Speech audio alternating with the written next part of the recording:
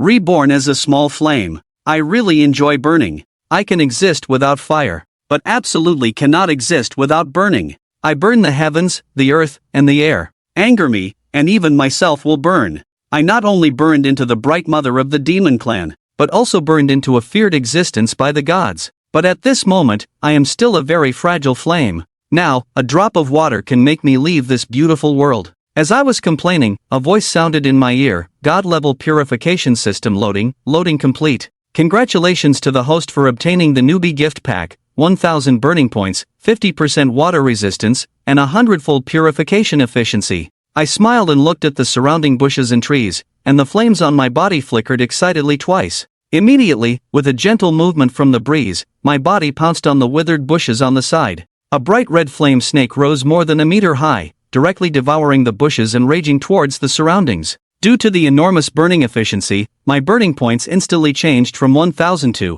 As the bushes continued to turn into fuel for the flames, my burning points quickly soared, soon exceeding 2000. Burned to death a poisonous beetle, gained 2 experience points. Burned to death a foul-smelling decay fly, gained 1 experience point. The flames continued to spread out from the center of the bushes, and I also received a message from the system, reminding me that burning creatures alive can earn experience. After receiving the reminder, I became even more motivated to evolve and level up quickly. I immediately poured the 2000 burning points I had just received into the fire, and as the wind rose with the flames, the fire moved with the wind. As the flames grew larger, they gradually fueled the wind, continuously devouring the bushes and gradually igniting the trees in the forest. As I was burning with enthusiasm, the sky suddenly echoed with an angry cawing. I looked up to see what was happening. I found 2 huge monster birds perched above me. They were covered in blue feathers, extremely ugly in appearance, and had no feathers on their wings. Instead, they had eyes like bats, and the most prominent feature was their extremely large bellies,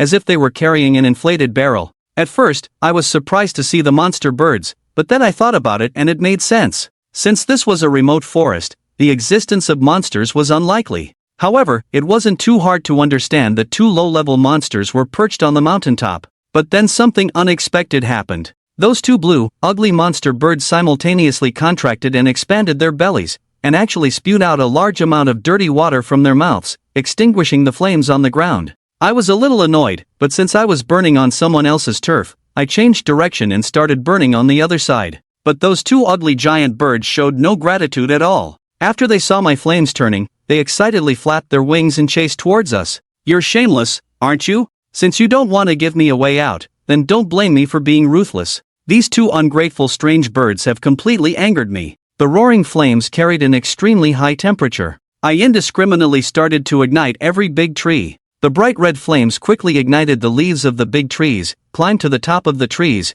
and reflected half of the sky in red. The 2 strange birds were forced to fly a few meters higher due to the high temperature, still cawing incessantly. Let's see how long you can hold on. I kept staring at them, secretly sneering in my heart. With their huge size and filthy stomachs, those strange birds naturally can't fly for long. But when they wanted to take a rest, they found that all the nearby big trees had been ignited. The 2 strange birds stopped spraying water and kept flapping their wings, trying to escape from the sea of fire. They flew over their entire territory, but they didn't find any safe place at all. The 2 strange birds were finally afraid. They wanted to give up their territory and leave this place, but they had no strength left. The strange birds' bodies were getting lower and lower, and they finally reached the top of the tree. I seized the opportunity, manipulating the flames to suddenly knock them down, and the flames quickly covered the entire bodies of the 2 strange birds. The flesh membrane on their wings was quickly burned through, making crackling and popping sounds. The 2 strange birds screamed in pain, desperately flapping their wings to extinguish the flames.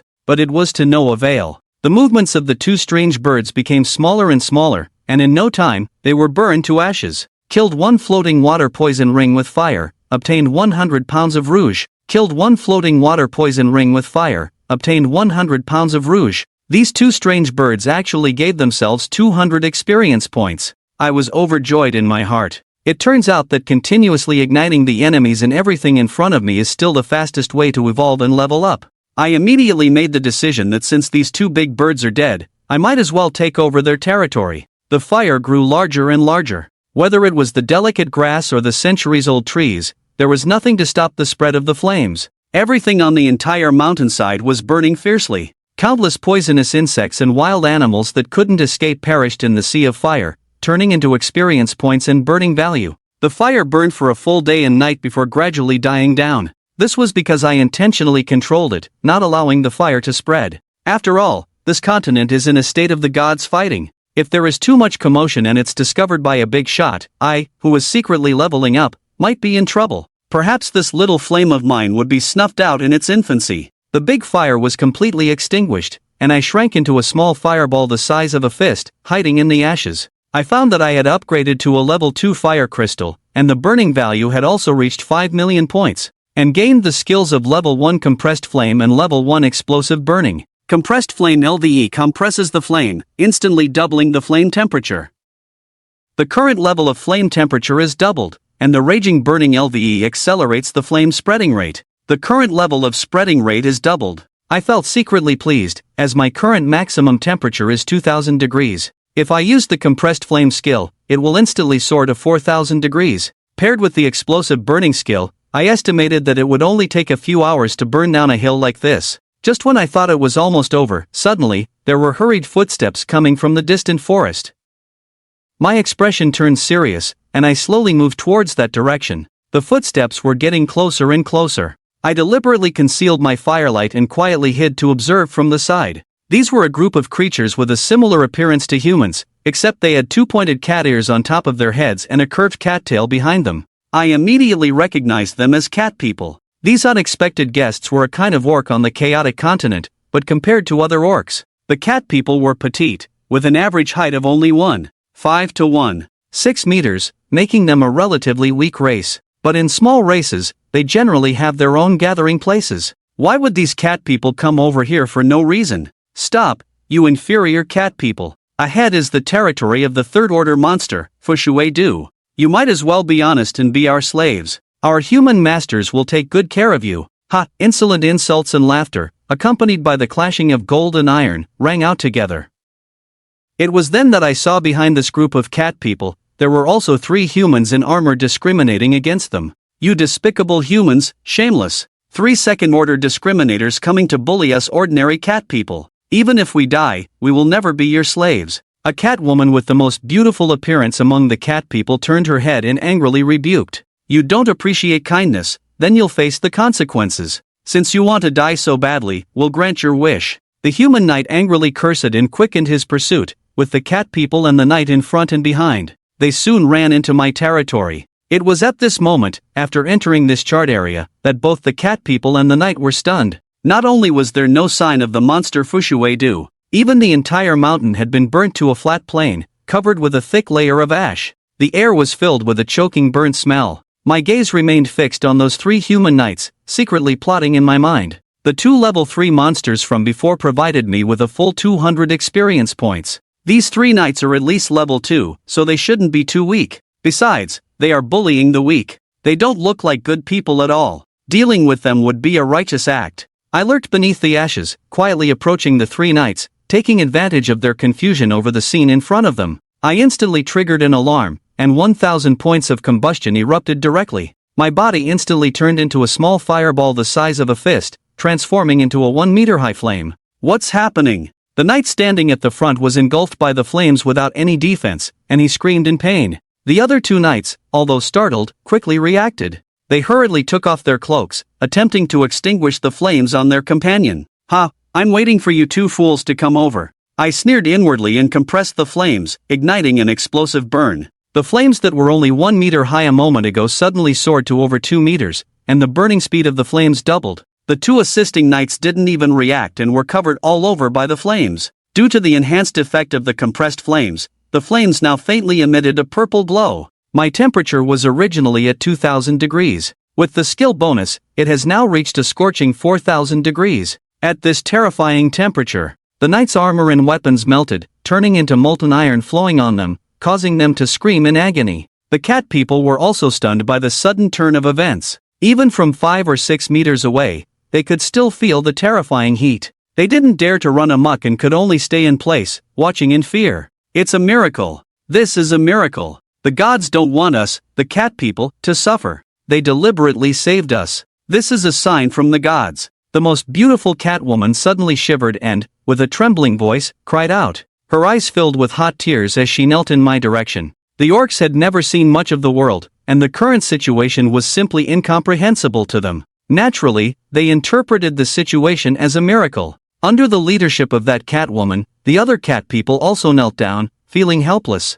As I busied myself adding a final burst of fire to those 3 dying knights, I looked with interest at the cat people, who were bowing to me. Ding! Burned to death a second-tier knight, gained experience points. 3 consecutive beeps sounded, and I satisfactorily retracted the flames. Although the experience points provided by these 3 second-order knights are not as high as the previous 2 third-order monsters, it's still better than burning those unique wild beasts and only getting a meager 1 or 2 points. Duoding detected whether the power of faith activated the divine nature. Just as I ignored this group of cat people preparing to slip away, the system's prompt tone suddenly sounded again. To be able to activate the divine nature, I was suddenly extremely excited in my heart. Originally, I thought I could only become stronger through constant burning, but I didn't expect that I could also activate the divine nature and become a god. You know, the gods are truly at the top of this chaotic continent. As long as I can join their ranks, I believe I can definitely make a name for myself on this continent. System, activate the divinity. Lin Chen immediately ordered without hesitation.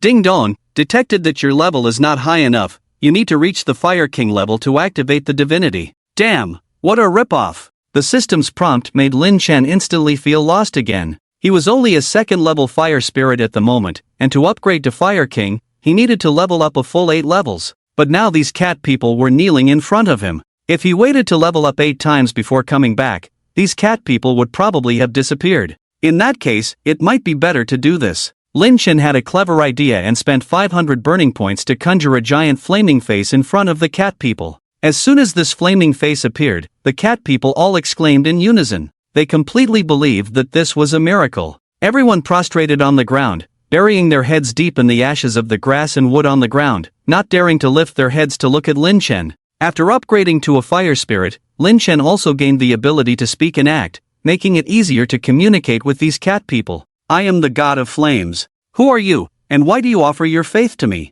Lin Chen deliberately spoke in a majestic voice. Great god of flames, I am Qing Yu, the young chieftain of the Spirit Cat Clan. I dare to speak to you. I am willing to swear with my life and soul that the Spirit Cat Clan will henceforth become the most devout followers of the God of Flames. I implore the God of Flames to bestow your glory and protect your people. The most beautiful Catwoman took a few steps forward and bowed deeply, speaking. Oh, this Catwoman turned out to be the young chieftain of their clan. No wonder the other cat people had been protecting her intentionally or unintentionally before. Oh, only a few dozen people are here. How can you talk about a clan? Could it be that this god is too kind, allowing you to have such leisurely thoughts? Lin Chen pretended to be angry. As soon as he spoke, the cat people below pressed their bodies even lower and began to tremble. Great god of flames, please calm your anger. My Spirit Cat Clan has hundreds of members who can build temples and totems to worship you. We dare not mock the gods. Upon hearing Lin Chen's words, Qing Yu hurriedly explained,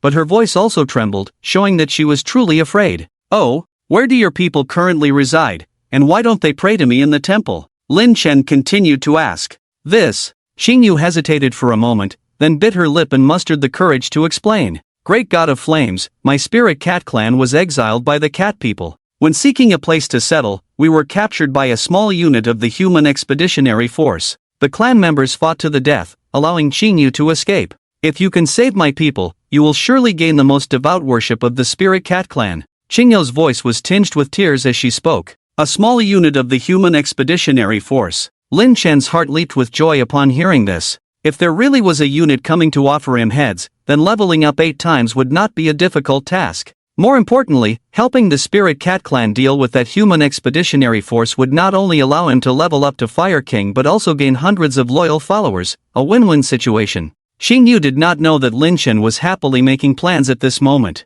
She thought he was angry and lowered her head even more. Yes, gods are not philanthropists. How could they voluntarily lend a hand to mortals like themselves? Qing Yu couldn't help but cry silently at the thought of her trapped clan members likely being enslaved by humans. I have felt your sincerity, so I will make an exception and send a clone to save your Spirit Cat Clan. Upon hearing Qing Yu cry, Lin Chen quickly spoke. Really? Thank you for the protection of the God of Flames. The Spirit Cat Clan swears to worship you to the death. Qing Yu expressed her gratitude with tears in her eyes. The Spirit Cat Clan swears to serve to the death. Other cat people shouted excitedly. Lin Chen did not respond anymore. He silently dispersed the giant flaming face and gathered it back into a small fireball, quietly staying in place. The cat people lay on the ground for half an hour, and when there was no movement, they finally got up. Xingyu walked over reverently on her knees and gently lifted Lin Chen. To her surprise, the fireball did not burn her hands at all. "Young clan leader, can we succeed with just a few of us?" a cat person asked. "Of course, we have the protection of the gods," Xingyu replied firmly. Lin Chen lay quietly in Xingyu's hands, filled with excitement. Soon, he would be able to fully activate his divinity and have a large number of loyal followers. In this colorful and exciting world, his journey was about to begin. Although the cat people's bodies were small, they were agile, and with Xingyu and the others caring for their people, they rushed forward. Before long, Lin Chen and Xingyu entered a valley. From a distance, Lin Chen saw the flags of a human expedition fluttering, with a group of humans cooking and resting in the valley. Xingyu and the others quietly approached and climbed up the trees to observe. Lin Chen counted carefully and found that this small team had 60 to 70 people. Apart from 20 to 30 ordinary people, the rest were all knights of first rank or higher, with even a fourth-rank mage leading them. Compared to the Spirit Cat clan, which didn't even have a second-rank warrior, this lineup was truly luxurious. A fourth-rank mage, the human empire was indeed generous, Lin Chen thought to himself. Due to the nature of their profession, a third-rank mage could dominate a battle of 100 people, let alone a fourth-rank mage. Moreover, mages had very high talent requirements and were costly to train. Most mages of fourth rank or higher were willing to join the royal families of empires or establish their own schools, with few joining the military. No wonder the Spirit Cat clan was captured. With a fourth-rank mage in charge, even if 2 more orc tribes came, it would be futile. "Mother! Our people!" Xingyu, hiding in the tree, looked down at the imprisoned female leader of the Spirit Cat clan and her people, her beautiful eyes full of anger, her knuckles turning pale from being squeezed. "Young clan leader, that fourth-rank mage is there, can we really defeat them?" The presence of the fourth-rank mage still intimidated the cat people, and someone asked softly. "Shut up! You have witnessed a miracle with your own eyes. How can you ask such a stupid question? The Spirit Cat clan has sworn to be loyal followers of the God of Flames. If you dare to question again, don't blame me for banishing you from the tribe." Xingyu's face turned cold upon hearing this, speaking without hesitation. I'm sorry. I won't dare to do it again." The cat person was sweating profusely, quickly apologizing. Seeing Xingyu's unwavering faith, Lin Chen was even more satisfied. In order to make the cat people completely trust him, Lin Chen decided to fully demonstrate his strength. As a gust of wind blew by, Lin Chen leaped from Xingyu's hands and floated down towards the human team below. "The God of Flames has felt my sincerity. Follow me down and, guided by the divine, we will rescue our people." Seeing Lin Chen in action, Xingyu shouted excitedly, and all the cat people in the trees followed her, jumping down to the ground. "Oh, aren't these the escaped cat people? You dare to come back? Well, let me punish you with the most severe ice magic. Let your souls tremble in pain and repent to me." The fourth-rank mage saw Xingyu and the others appear, a cold smile appearing on his face as he waved his blue staff arrogantly. "Xingyu, my child, how did you come back? Hurry, take the tribe and escape." The chief of the imprisoned Spirit Cat clan was also shocked and shouted urgently. "You damned human thieves, we have sought the protection of the spirits. Mother, tribe, do not be afraid, the spirits will guide the future of our Spirit Cat clan." Facing dozens of human knights and the fourth-order mage, Xingyu shouted fearlessly. "Hee, what kind of spirits would protect you lowly orcs? You must be desperate and insane, then I will pity you and give you release." The fourth-order mage sneered and raised his wand towards Xingyu. Boom! At that moment, a red mushroom cloud suddenly rose in the center of the human team, burning the knights to tears, while the ordinary human soldiers were incinerated into black ashes. "What's going on?" The fourth-order mage quickly conjured an ice crystal shield around himself, but still got burned on his arm. While Xingyu was speaking earlier, the fireball transformed by Lin Chen had silently moved to the best position. This unexpected explosion of flames, designed by Lin Chen, was the perfect way to make an entrance. Not only the human team, even the imprisoned cat people were stunned on the spot. While everyone was still in shock, Lin Chen formed a giant face in the center of the flames, overlooking the cat people and humans. "I, the God of Fire, promise to protect the Spirit Cat clan. Will you all be willing to believe in me and serve me for generations to come?" The flames, hot wind, and high temperature distorted the space, and in this environment, the cat people were moved to tears by Lin Chen's solemn voice. The cat people were a weak race, usually subservient to other orc races, providing faith to the gods of other races. Seeing a god willing to protect their own race, the cat people were overwhelmed with excitement. The Spirit Cat clan is willing to serve the god of fire for generations to come, to be the most devout followers of the fire. The chief of the Spirit Cat clan knelt in tears in the prison. Led by the chief, hundreds of Spirit Cat people knelt together, solemnly pledging their allegiance. Divine punishment. After all the Spirit Cat people had sworn, the flame giant face created by Lin Chen turned towards the human team, coldly uttering 2 words. Boom! With 500,000 burning values erupting simultaneously, Lin Chen also used compressed flames and explosive combustion, filling the entire valley with surging flames. To the surprise of the Spirit Cat people, the overwhelming flames seemed to have a spirit of their own, not harming them but passing by and even helping them burn through the cages. Divine grace! Divine grace! Under such a miracle, the Spirit Cat people were even more grateful to Lin Chen, collectively kneeling on the ground and bowing their heads with tears of gratitude. Ding, killed 1 second order knight, gained 60 experience points. Ding, killed 1 first order knight, gained 40 experience points. At this moment, Lin Chen had no time to enjoy the prayers of gratitude from the Spirit Cat people. He excitedly stared at his attribute panel, watching the experience points skyrocket. With the fast early leveling and Lin Chen's 100-fold leveling rate, he quickly reached level 9 Fire Spirit. Glancing around, the knights and soldiers had all perished in the flames, leaving only the 4th order mage clinging on with his ice crystal shield. The 4th order mage is quite strong. Even with both skills and such a large fire, he wasn't burned to death. Lin Chen glanced at the 4th order mage and said with a hint of playfulness.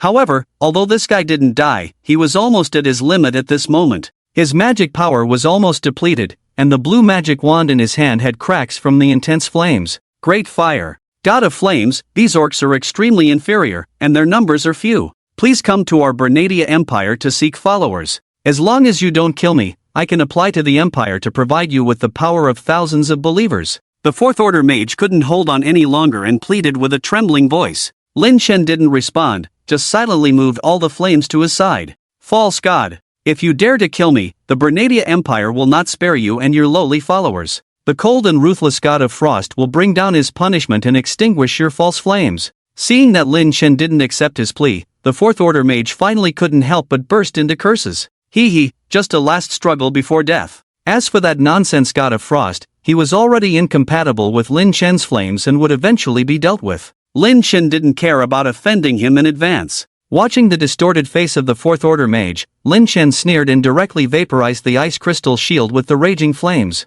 4th order mage, dead. Ding, 1 4th order mage burned to death, gaining 150 experience points. Ding, you have leveled up to Fire King. Ding, the conditions for activating the Godhead have been met. Do you want to activate the Godhead? Just as the 4th order mage died, Lin Chen immediately received 3 consecutive system prompts. Activate. Lin Chen immediately excitedly ordered. Ding, you have activated the Godhead, and also activated a 1000 cubic storage space. Please check the Godhead panel for details. A dedicated panel for the Godhead? Lin Chen quickly brought up the Godhead panel. Name, God of Flames, number of followers, 432, Holy Maiden, none, Holy Temple, none, Power of Faith, 432, storage space used, 0. Lin Chen carefully studied it and found that the Power of Faith could be exchanged for skill points. 1000 Power of Faith could be exchanged for 1 skill point. Skill points could be used to upgrade one's skills and learn new ones. No wonder he couldn't find a way to upgrade his skills. It turned out that he needed the Power of Faith. The system was forcing him to become a god. Lin Chen felt somewhat pleased. Fortunately, he was lucky to find followers right away. Otherwise, if he activated the Godhead later, he would waste a lot of time. Each follower could provide 1 point of faith per day. The obtained Power of Faith could not only be used to exchange for skill points but also to enhance one's attributes and even strengthen the attributes of his Holy Maiden. It's no wonder that the gods on this continent are frantically competing for followers. It seems that the number of followers is the guarantee of a god's strength. The most interesting thing is that the system can also use the Power of Faith for a lottery. However, it takes 10,000 Power of Faith for one draw, and it's unclear what can be drawn. Lin Chen temporarily didn't consider this option. As for the Holy Maiden, she is the spokesperson of the gods in the mortal world. The Holy Temple is where the Holy Maiden communicates with the gods. It's impossible for every god to personally appear to convey their will. With the Holy Maiden, on the one hand, the gods can cultivate their own influence, and on the other hand, they can have more time to go out and develop other followers. Lin Chen closed the attribute panel and then turned his gaze to the Spirit Cat people behind him. These Spirit Cat people were still kneeling on the ground and hadn't gotten up. Lin Shen didn't call them to stand up. After all, a god should have a godly demeanor. The top priority is to settle down your first group of believers. With their stable support of faith, you can gradually develop yourself. My people, do you have a place to stay? Lin Chen asked. We were exiled here by the god of flames, with nowhere else to go, Xingyu replied under the guidance of the female clan leader. Conversing with the spirits is a supreme matter, even the clan leader dare not speak casually. Xingyu, being of appropriate age and a pure virgin, had already communicated with the spirits before. The people of the spirit cat tribe had already chosen her as the first candidate for the saint, so the task of communicating with the spirits naturally fell to her. In that case, you shall move to the hill where I previously saved you. The land there is fertile and suitable for you to live, Lin Shen said. The hill had already been completely burned flat, covered thickly with ash, making it suitable for cultivation and survival. The land bestowed by the gods, my tribe will naturally follow the arrangement, Xingyu respectfully replied. Apart from your spirit cat tribe, are there other groups willing to worship me? Lin Chen asked again. There are 4 major cat tribes: spirit cats, gray cats, black cats, and raccoon cats. Gray cats and black cats both prefer stability, and if they can be protected by the Lord of Flames, they will naturally be happy. However, raccoon cats are combative by nature, voluntarily subjugating themselves under the wolf tribe. With the support of the wolf tribe, the raccoon cats rule over the cat people, enslaving the gray cats and black cats. Only we vowed to resist and were exiled, Xingyu explained. Lin Chen probably understood the situation. If he could resolve the issue of the raccoon cat tribe, then the gray cats and black cats would naturally be willing to become his followers. Helping the spirit cat tribe unify the cat people would be the first step in expanding his number of believers. With 2 tribes joining, he could gain at least 1,000 units of faith per day. Lin Chen made up his mind, realizing that unifying the cat people was urgent. Very well, you may settle down first, and I will send down divine guidance for you, Lin Chen instructed, dispersing the giant flame face he had formed and transforming into a small fireball to hide on the side. The spirit cat tribe knelt on the ground for a long time before cautiously getting up and following Xingyu towards the land bestowed by the gods. Lin Chen had already arranged the whereabouts of the spirit cat tribe, and the rest would depend on their own efforts. With the matter of the believers settled, the next step was to find ways to strengthen his own power. After some thought, Lin Chen decided to open his own panel and check his current attributes. Hostname, Lin Chen Identity, Level 1 Fire King Combustion Value, 4,290,000 points. Current combustion value consumption, 1 point per second. Special resistance, 50% water resistance. Maximum temperature, 2,500 degrees. Evolution efficiency, 10,000%. Skills, Compressed Flame Level 1, Ruthless Burning Level 1, Rock Meteor Descent Level 1. Oh? Lin Chen's eyes lit up. After upgrading to the realm of Fire King, he had indeed gained new skills. The previous Compressed Flame and Ruthless Burning were essentially supportive skills, but it seemed that this new skill was finally an offensive one. Rock Meteor Descent Level 1, Activate. Lin Chen's mind moved, immediately trying to activate this skill. Whoosh! A loud sound of breaking through the sky resounded, and a meteorite the size of a small house, engulfed in blazing flames, fell from the sky. With a loud rumble, the fiery meteorite crashed into the nearby forest, causing a massive explosion. The earth was smashed into a deep pit, and the high-temperature meteorite fragments scattered like bullets, igniting a raging fire. A piece of woodland the size of a football field instantly turned to nothing. Wow, this new skill is so powerful? Looking at his creation, Lin Chen was amazed. To know such a large area, even if it is allowed to burn on its own, it will take quite a while. But with just this one skill, it can instantly cause such massive destruction. Moreover, this is just the result of using it on the forest. If used in battle on humans or orcs, the damage caused is unimaginable. However, such a powerful skill also comes with a huge cost. Lin Chen's burning value was nearly 430W just now, and in the blink of an eye, it dropped to 350W. A skill that almost depletes 100W of burning value. Fortunately, he had saved quite a bit before, otherwise, using this skill, he would probably have extinguished himself directly. Lin Chen has now upgraded to the realm of the Fire King, and the power of the flames and skills have indeed become much stronger than before, but the problem that comes with it is that the consumption of burning value has also increased significantly. In order to ensure that he has the ability to deal with any trouble that may arise at any time, Lin Chen decided to first burn the forest to store burning value. Just as Lin Chen was storing the burning value, Xingyu had already brought her people to the God-given land. Wow! As soon as they stepped onto this mountaintop, the cat people couldn't help but exclaim in amazement. Everywhere here was covered with a thick layer of ash from grass and trees, which is the finest fertilizer. When the land completely absorbs this ash, it is estimated that any twig planted here could sprout. The land here is just too fertile. Thanks to the great god of fire. The chief of the spirit cat tribe clasped his hands together, excitedly saying,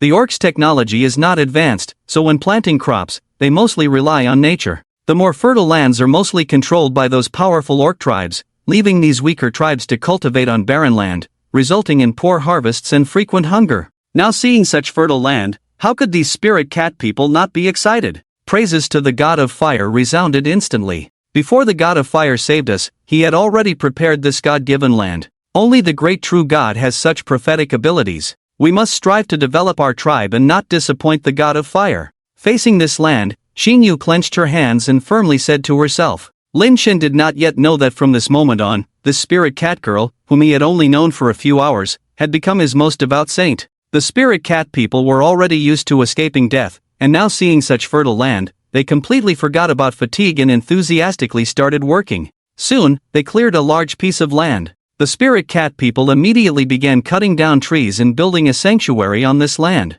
The gods cannot always appear by their side, and the only way to communicate with the gods and receive their blessings is to build a sanctuary. Having witnessed the miracle brought down by Lin Chen, each spirit cat person was devout in their hearts. Although lacking tools, they managed to build a decent sanctuary. As the sanctuary was being built, all the spirit cat people stopped their work and devoutly gathered outside the sanctuary. For spirit cat girls fetched water from a nearby stream for Xingyu to bathe and change. With everything prepared, Xingyu entered the sanctuary alone and knelt before the newly erected flame totem. Great god of fire, thank you for granting the spirit cat people hope and fertile land. Xingyu is willing to serve by your side for life, become your saint, and dedicate everything to you. Please bestow your divine protection upon me. Xingyu clasped her hands together and earnestly made her wish to the flame totem. After making a wish, the 4 spirit cat girls who bathed in the quiet and secluded place respectfully entered the sanctuary. They used a silver needle to pierce the quiet girl's forehead, extracting a drop of blood from between her eyebrows,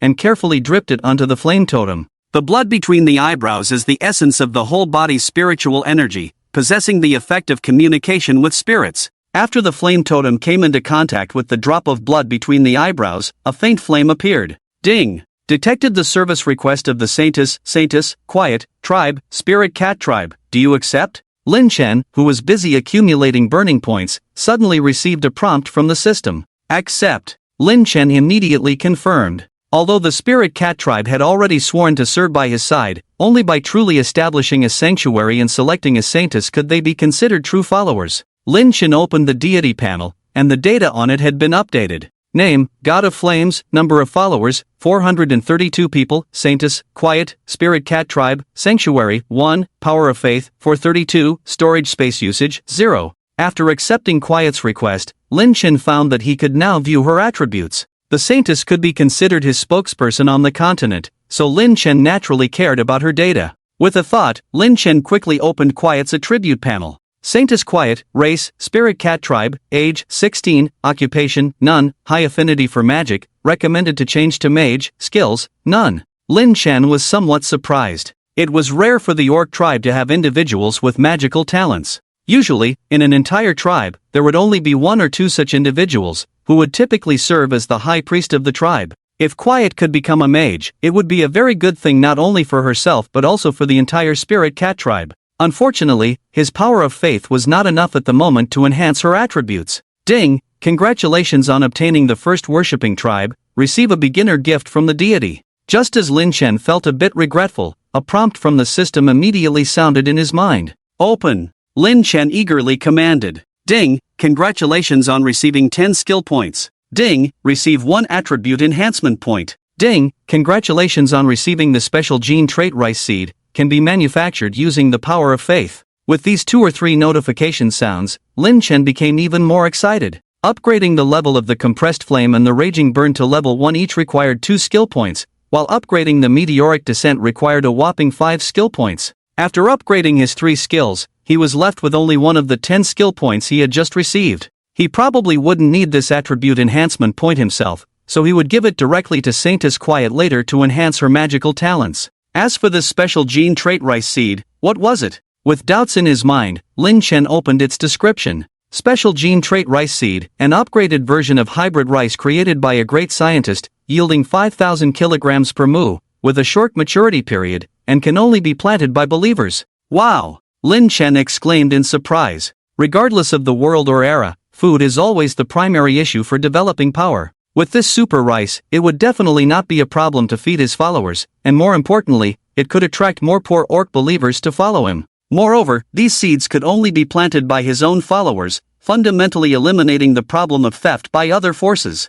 With such powerful seeds, Lin Chen could see a scene where a massive influx of power of faith continuously flowed towards him. Action speaks louder than words. Lin Chen immediately exchanged 32 super rice seeds with the power of faith and started communicating with quiet through her prayers. Inside the sanctuary, the flame totem suddenly burst into a blazing fire, the serene atmosphere of prayer on the ground, feeling a warm sensation all over, invisible waves accompanying the flickering flames, spreading outward continuously. Not only the serenity inside the sanctuary and the 4 spirit cat maidens felt this fluctuation, even the spirit cat people waiting outside also sensed it. Everyone knelt down simultaneously, their hearts tense and excited, waiting. I, the god of flames, accept the worship of the spirit cat tribe, and from now on, I will protect the spirit cat tribe. A ethereal and sullen voice resounded in the serene mind, and the serene body trembled, her eyes filled with excited tears. My holy maiden, I shall bestow blessings upon you here. Lin Chen said, using the attribute enhancement point on Serene.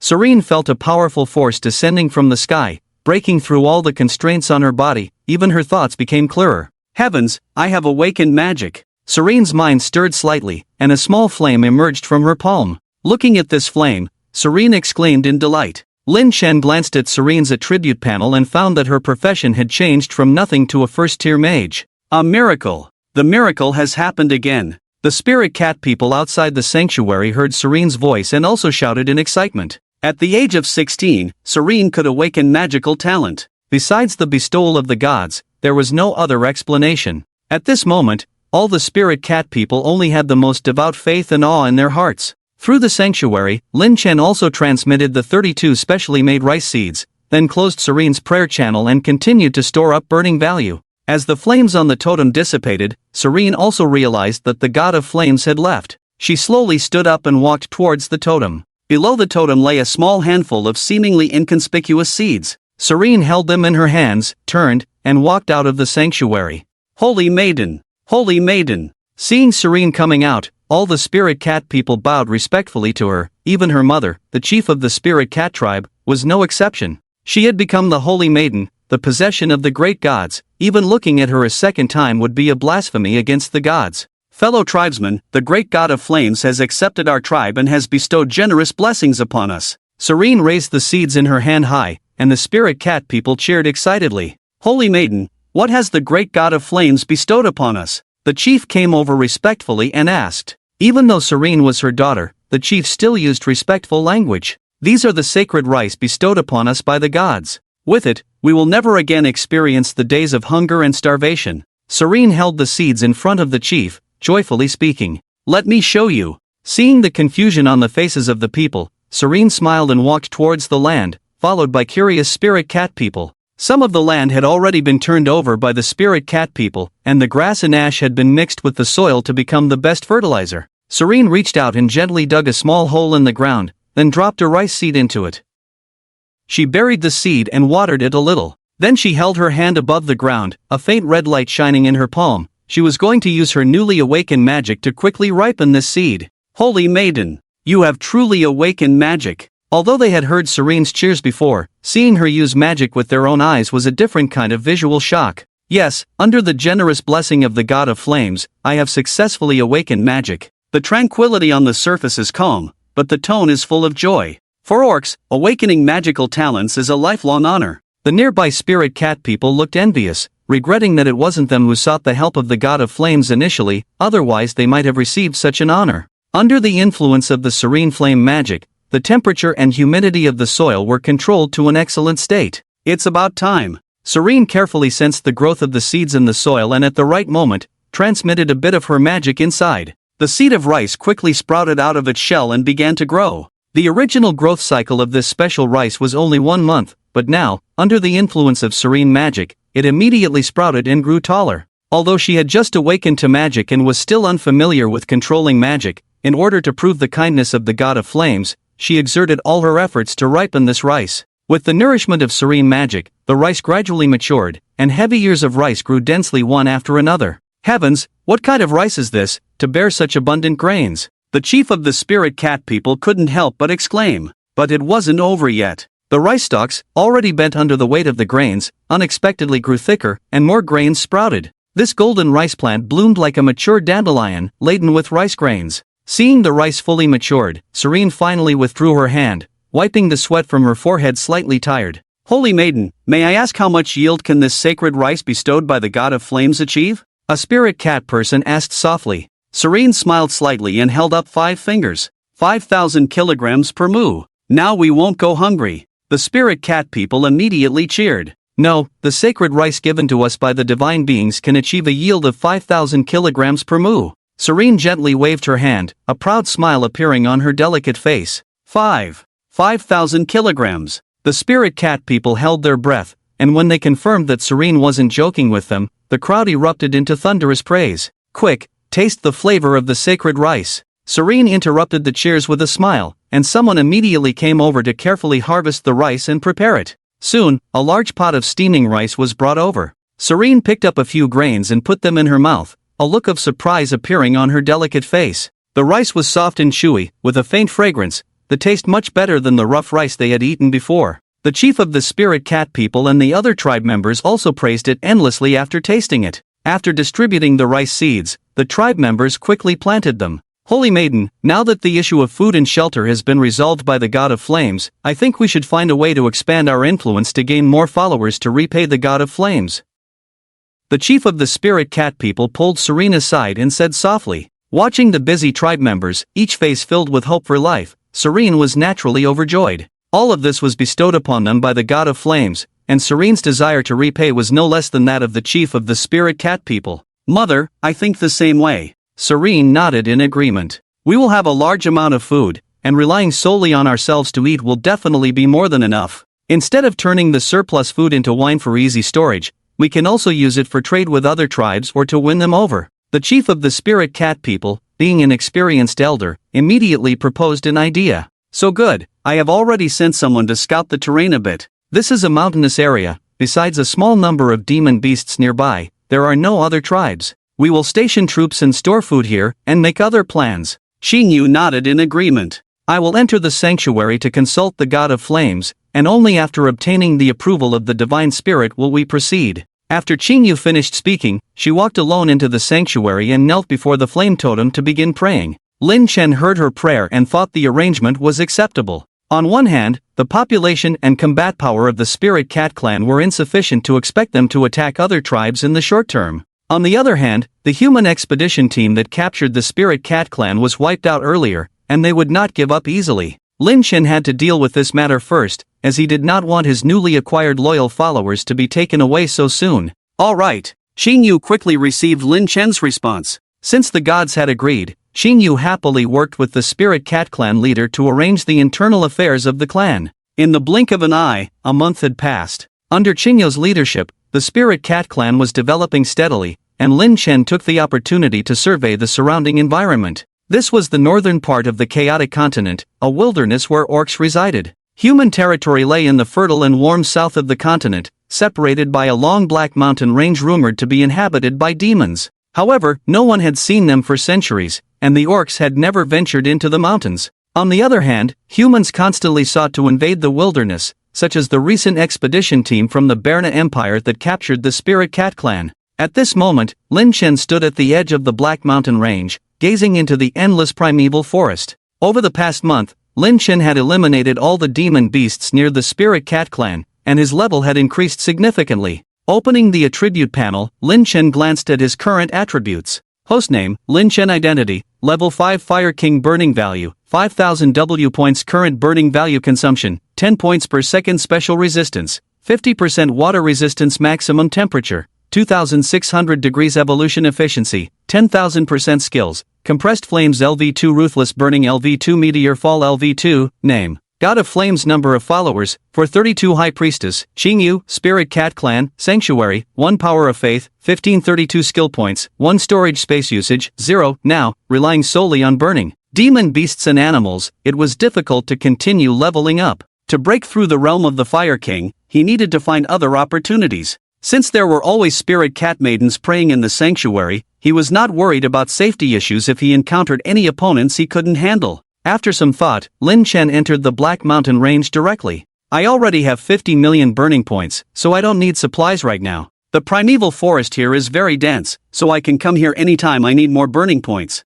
Lin Chen transformed into a flame and moved through the forest, observing the surroundings. I wonder if the creatures in this Black Mountain Range are stronger than those outside. Leveling up is getting harder now. Even with a 100-fold efficiency boost, the experience points provided by creatures below Tier 3 are almost negligible. Lin Chen sighed, feeling a bit troubled. Just as he was looking around in hopes of finding some powerful creatures, he suddenly heard the noisy flapping of wings above him. Lin Chen felt excited, as the loud flapping indicated large creatures, and it sounded like there was more than one. Perhaps he could earn a good amount of experience points. He immediately climbed up a 100-year-old tree next to him, all the way up quickly. Through the dense layers of leaves, he finally saw the source of the sound. It was a golden-haired girl with wings on her back, accompanied by a group of human knights wearing light armor riding griffins. Feathered people? Lin Chen identified the girl's identity as soon as he saw the golden-haired girl. The girl had flowing golden hair, azure blue eyes, flawless white wings on her back, as pure and beautiful as an angel. The feathered people are one of the few high-value groups among the orcs, and they have extremely high magical talents, making them the most special existence among the orcs. With magic-enhanced bodies and weapons in hand, feathered warriors descending rapidly from the sky were once nightmares for countless human soldiers. After the orcs were driven into the wilderness, the feathered people also separated from the orc major group and quietly retreated, and no one knew their exact location. But why would this feathered girl be surrounded by humans here? As Lin Chen wondered, the 3 griffin knights in the sky had already surrounded the feathered girl in the center. Little feathered one, you can't escape now, surrender obediently, we won't harm you. The leader of the griffin knights shouted loudly. I would rather die than be captured by you humans. If you want to fight, then fight, stop the nonsense. The feathered girl was quite strong-willed, pulling out a silver-glowing spear, exuding a heroic and valiant aura. Don't offer a toast to drink a forfeit. When we catch you, we will force you to reveal the whereabouts of your people and then capture all of you. The griffin knight waved his huge war hammer, shouting angrily, take this spear. The feathered girl snorted lightly, and the silver spear in her hand pierced towards the leading griffin knight with a whistling sound. Just as the opponent raised his war hammer to block, the feathered girl suddenly turned the silver spear sharply to the left, stabbing the nearest griffin knight to her. The griffin knight had never expected the feathered girl to make such a move, and was somewhat flustered, unable to block the girl's attack in time with his war hammer. The war hammer was deflected by the feathered girl, and the griffin beneath him was scratched by the sharp spear tip. Taking advantage of the griffin's pain and confusion, the feathered girl flapped her wings and quickly broke through the encirclement of the 3 men and escaped. Although this feathered girl looked young, her combat talent was not low, as she was able to break through in this way at such a time. Lin Chen couldn't help but admire her. However, the feathered girl was now at the end of her strength, with the 3 griffins having much more stamina than her. With such a disparity in strength, although the feathered girl tried very hard, it was still difficult for her to escape. Jumping through the forest, Lin Chen followed the direction of the feathered girl, ready to provide assistance at any time. Damn orcs! The leader of the Griffin Knights, seeing himself being played, suddenly became furious, raising his war hammer high. As a 4th-tier Griffin Knight, his war hammer was also enchanted by a mage, pulsating with the power of thunder. Charge! The Griffin Knight roared, his war hammer whistling as it smashed towards the back of the feathered girl. Hearing the whistling wind behind her, the feathered girl's pretty face turned pale. Her own strength was only at the 2nd tier, and this war hammer filled with thunderous power might take her life in an instant. In desperation, the feathered girl forcefully threw the silver spear in her hand towards the back. A loud clang. The Griffin Knight's war hammer directly hit the silver spear, the fierce force directly breaking the spearhead of the silver spear, then continuing towards the back of the feathered girl. Unable to dodge, the feathered girl was directly hit in the shoulder by the war hammer. Although a large part of the force of the war hammer had been removed by the silver spear, the young feathered girl still groaned as she was struck, her body instantly losing balance and falling towards the ground like a kite with a broken string.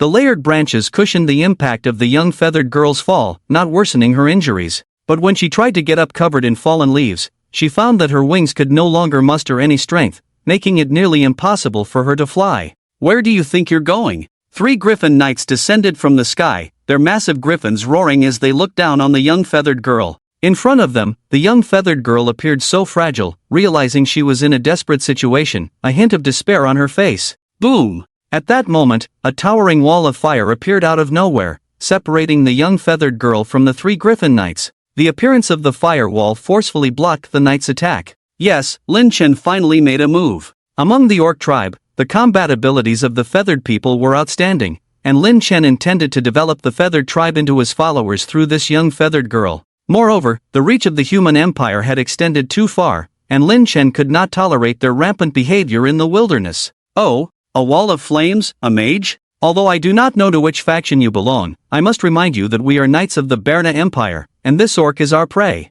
If you wish to seize it, please consider carefully. Seeing the wall of flames in front of them, the lead griffin knight naturally assumed it was the work of a mage. Relying on the empire's strength, he arrogantly spoke. If Lin Chen were truly a human mage, he might consider the knight's words. But obviously, the griffin knights had threatened the wrong person. Upon hearing the name of the Berna Empire, Lin Chen sneered inwardly. In his eyes, these 3 griffin knights were already dead men. What's going on? Was someone saving me? Seeing the sudden appearance of the wall of flames isolating her enemies, the young feathered girl was also stunned, looking around in confusion but not seeing a single figure. I, the god of flames, are you willing to become my follower? I can protect you and keep you safe. Just as she was puzzled, a solemn voice suddenly sounded in her mind. God of flames? The young feathered girl was taken aback, a bewildered expression on her pretty face. There were so many deities on the chaotic continent, but she had never heard of a god of flames. It was probably a novice deity, otherwise, it would not have intervened to save her.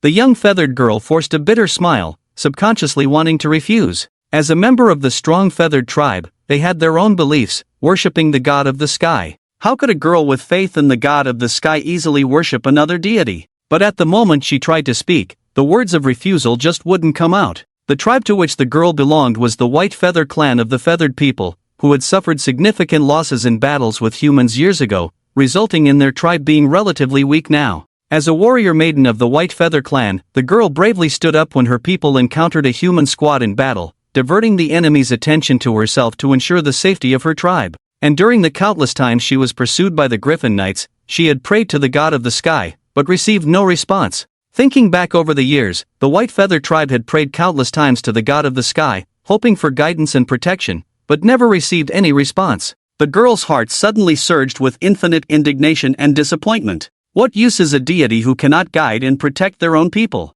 Even though he was an obscure deity, the god of flames was able to lend a helping hand when needed, which was enough to earn people's trust in him. Great god of flames, I, Lillian, the warrior of the White Feather tribe, am willing to become your loyal follower. Lillian, the feathered girl, declared firmly, swearing earnestly. Good. I will bring down divine punishment to punish these barbaric humans, Lin Chen responded. Hey, don't offer a toast and then drink a penalty toast. You've provoked our Bernard Empire, even if you are a magician, you won't get away with it, the Griffin Knight said angrily, watching the flame wall burning persistently. Heh, it's not that I can't get away with it, it's you. Lin Chen sneered, and the wide flame wall suddenly spread towards the 3 Griffin Knights, raising a large wave of fire with the momentum to engulf them. Oh no! The leading Griffin Knight shouted, quickly urging his griffin with his legs. The griffin flapped its wings urgently and took off, and the 3 Griffin Knights finally ascended into the air before being engulfed by the flames. However, the 3 griffins, due to their slow takeoff, still had their claws burned by Lin Chen's flames, causing them to cry out in pain.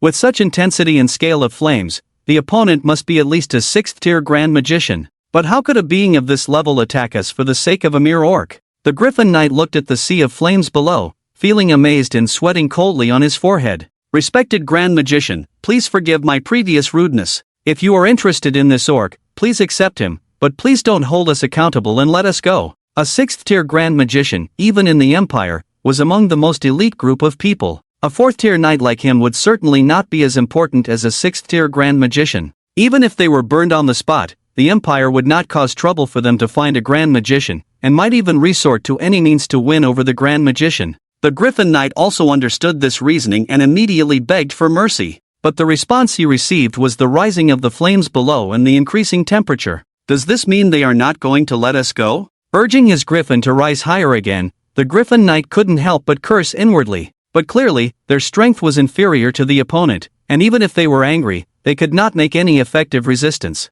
Since you are determined to target us, the Knights of the Bernard Empire will remember this humiliation, and one day we will come back to learn from you. The leading Griffin Knight's face flashed with a hint of cunning, half warning, and half threatening. Learn from me in the future? Are you trying to play the same old tricks of tit for tat? Lin Chen sneered inwardly. Don't think that just because you're in the sky, I can't do anything to you. Meteor Fall LV2, activate. Just as the Griffin Knight finished speaking, he suddenly felt the sky darken. He looked up and was almost scared off the griffin by a huge meteor enveloped in burning flames, aiming to strike them from above. This is a forbidden spell? Is he a Grand Archmage of 8th tier or higher? Quick, fly away. The 3 Griffin Knights were pale with fear, desperately urging their griffins to escape. Spells that could trigger celestial phenomena were basically forbidden spells, which only Grand Archmages of 8th tier or higher could use. Seeing such a scene, they had no thoughts of resistance left, only the idea of escaping for their lives in their minds. However, the speed at which the griffin flies cannot match the speed at which the meteorite falls, especially since the meteorite seems to have eyes and is chasing after them. Boom! This is a level 2 rock meteorite fall. Lin Chen deliberately reduced the size of the meteorite, but in return, the speed at which the meteorite flies increased significantly, making it impossible for them to dodge. In less than 10 breaths of time, the meteorite solidly smashed down on them. The 3 arrogant Griffin Knights and 3 griffins didn't even have a chance to scream before being crushed by the meteorite, their tendons broken and bones fractured, then burned to ashes by the high-temperature flames on the meteorite. Ding, killed 1 4th level Griffin Knight, gained 150 experience points. Ding, killed 1 3rd level Griffin Knight, gained 100 experience points. Ding, killed 1 3rd level Griffin Knight, gained 100 experience points. Ding, killed 1 griffin, gained 200 experience points. The system's prompt sounds kept ringing one after another. To Lin Chen's surprise, the experience points provided for killing griffins were even higher than for 4th level knights. This kill, combined with a 100-fold experience amplification efficiency, barely allowed Lin Chen to level up a bit. Hostname, Lin Chen Identity, Level 6 Fire King Combustion Value, 4864 W points Current Combustion Value Consumption, 10 points per second Special Resistance, 50% Water Resistance Maximum Temperature, 2600 degrees Evolution Efficiency, 10,000% Skills. Compressed Flames LV2 Ruthless Burning LV2 Rock Meteorite Fall LV2 Looking at the attribute panel, Lin Chen felt a slight sense of joy. The Bernard Empire is really a good helper for leveling up experience. It seems necessary for him to specifically search for their traces so that he can quickly advance to the next realm. Lilian, thank the God of Flames for your protection. I swear by my soul, I will always be your most faithful follower. Lilian looked at the scene of destruction before her, extremely excited, and immediately knelt down devoutly to swear. Lilian used to believe in the God of the sky only because the entire feathered race believed in it. But now, things were different. Lin Chen appeared at her most desperate moment and miraculously solved her enemies, naturally earning her utmost respect. A soul oath is the most serious and solemn vow. Once sworn, it will never be changed unless one dies. Lilian briefly explained the situation, and Lin Chen roughly understood. Now, humans from the Bernard Empire are infiltrating the Black Mountain Range, and it seems that their scale is not small. After Lilian led away the Griffin Knights, the remaining members of the White Feather clan should have already hidden. It would be risky to go find them now, as relocating the White Feather tribe is a significant project and would attract attention. Unlike himself, those feathered people do not have strong abilities. If they suffer casualties, it would be a loss of faith power. After careful consideration, Lin Chen decided to let Lilian go to the Lynx clan's tribe to rest and recuperate. Once the Lynx clan's strength increased, he would send someone to bring the White Feather clan members over. After guiding Lilian on the path, Lin Chen followed the prayers in the Lynx shrine and returned to the Flame Totem. In over a month, Lin Chen accumulated over 10,000 faith power. Without any surprises, he used all this faith power on Xing Yu. In just a month, Xing Yu transformed from a girl with undiscovered magical talent into a 3rd-level mage. This kind of progress, even on humans with extremely high talent, would be absolutely impossible. The Spirit Cat tribe marveled at the rapid progress of Xing Yu, but only Xing Yu herself knew that the Great Flame God often bestowed blessings upon her, which had led to her current strength. In Xing Yu's heart, the Flame God had become her everything, and serving the Flame God faithfully had become her greatest goal. At the age of 16, when a girl's heart is full of vigor, Xing Yu would often dream of the Flame God in her dreams, using her imagination to guess the appearance of the Flame God. Occasionally, Xing Yu would blame herself for disrespecting the gods, but this feeling was deeply buried in her heart and had taken root completely. Within a month, the holy rice had matured for a season, and the spirit cat people lived a worry-free life for the first time. The chieftain began to arrange matters related to brewing, and with Qingyu's flame magic, it was easier to control the temperature needed for brewing. Upon Lilian's arrival, Xingyu welcomed her and tried to arrange thoughtful care for her. Lilian was also amazed at the prosperity of the spirit cat tribe, as it was impossible for such a small race to live such a rich life. Thinking that all of this was thanks to the flame god, Lilian's admiration for Lin Chen deepened. With a worry-free life, the physical fitness of the spirit cat people also improved significantly. Although it was a tribe of over 400 people, they could already produce 200 warriors with combat power. Just at the beginning of the second month, Xingyu was already somewhat impatient. She wanted to quickly complete the plan to unify the cat people and increase the number of followers of the flame god. Through prayer, Xingyu conveyed her thoughts to Lin Chen. Lin Chen was also eager and directly gave 2 words: start the war. According to intelligence, the biggest enemy in unifying the cat people was the raccoon cat tribe. The raccoon cat tribe was the most powerful of the 4 tribes, with nearly 1,000 people and 400 strong warriors, equivalent to the entire population of the spirit cat tribe. The gray cat and black cat tribes had populations similar to the spirit cat tribe, each with about 400 people, so if a war broke out, these 2 tribes could also muster over 400 people. Therefore, once the battle started, the spirit cat tribe would face 800 people with just 200, a 4-fold difference in numbers. But Lin Chen was not worried at all because Xingyu had already become a 3rd-tier mage. A 3rd-tier mage, facing the physically small and fragile warriors of the cat people, could easily eliminate 400 to 500 people if they had enough magic power and were in a secure position. It could be said that Xingyu alone was equivalent to an army. Furthermore, with the help of the 2nd-tier Lilian, relying on her combat instincts, dealing with cat people warriors would be absolutely advantageous. And if things got tough, Lin Chen would be there to watch. Although he didn't want to provoke the gods worshipped by the raccoon cat tribe, he wouldn't just stand by if they were at a disadvantage. Since the great gods had already agreed, Xingyu was naturally excited and immediately began to arrange the news of the battle and the plan. Seeing the many miracles performed by the flame god, the spirit cat people believed firmly in any divine oracle. Since the gods said they could fight, they would definitely win. Regardless of the difference in numbers, the spirit cat people protected by the gods would not be afraid. Considering that the gray cat and black cat tribes were not willing to follow the raccoon cat tribe willingly, Xingyu had no intention of secretly leading her people to ambush. After all, the main purpose of unifying the cat people was to increase followers and expand influence. While a mage ambush was indeed powerful, if a large number of potential followers were killed by setting the gray cat and black cat tribes on fire, the losses would outweigh the gains. Therefore, Xingyu sent messengers early to deliver a challenge to the raccoon cat tribe, agreeing to battle on the nearby Great Plains. The victorious tribe would unify the entire cat people community. After receiving the challenge letter, the leader of the raccoon cat clan was ecstatic. Initially, the spirit cat clan was forced to exile them because of their unwavering determination, and now they had come to them in person. How could the leader of the raccoon cat clan not be happy? Soon, on the agreed day, both sides arrived early at the designated location. The raccoon cat legion, grand and imposing, formed 3 formations, with 200 gray and black cat warriors on each flank, and 400 raccoon cat warriors in the center. The leader of the raccoon cat clan, holding a curved blade, stood confidently at the forefront of the formation, his face full of assurance of victory.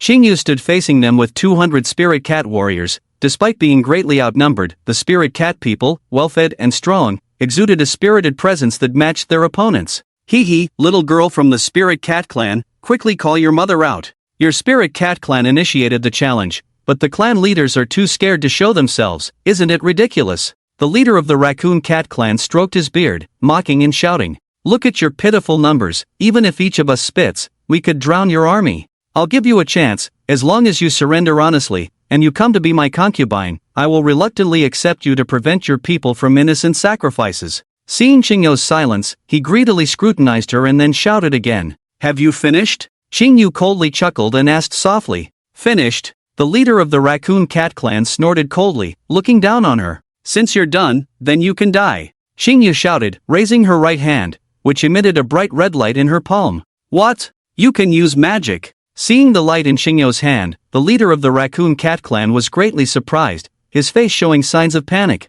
Blazing holy spear. Xingyu shouted, a compressed flame the size of an arm shot out from her palm, heading straight for the leader of the Raccoon Cat clan. This skill was one that Lin Chen had spent 3 skill points to teach Qing Yu, an attack skill with strong penetrating power, especially effective against enemies in such formations. The blazing holy spear pierced through the chest of the leader of the Raccoon Cat clan, leaving a bull-sized hole, the edges of which were already charred by the flames. The leader of the Raccoon Cat clan didn't even groan, falling dead on the spot. After piercing the leader of the Raccoon Cat clan, the residual force of the blazing holy spear continued through more than a dozen people before bursting, splattering countless sparks on the surrounding people, causing significant damage. After this spell, the entire opposing formation was thrown into chaos. Qing Yu, with a cold face, shot 3 more blazing holy spears swiftly with both hands.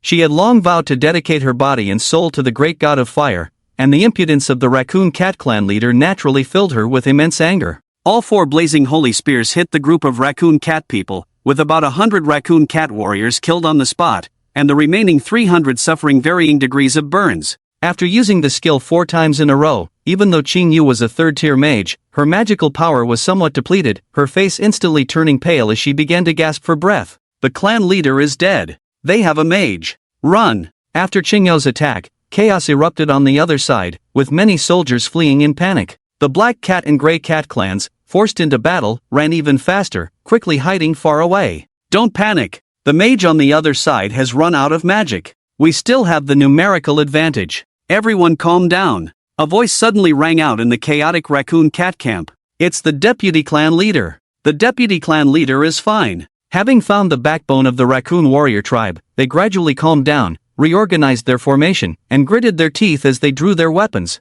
Brothers, kill! Kill the mages on the other side, avenge the chief, avenge our fallen brothers. The young Raccoon tribe leader raised his curved blade, shouting fiercely, but before he could finish his words, a black shadow suddenly swooped down from the sky. Before the young Raccoon tribe leader could react, he was thrown high into the air. Thud! 2 seconds later, the young Raccoon tribe leader's body fell heavily from the sky, with a large blood hole in his chest, gasping for breath and on the brink of death.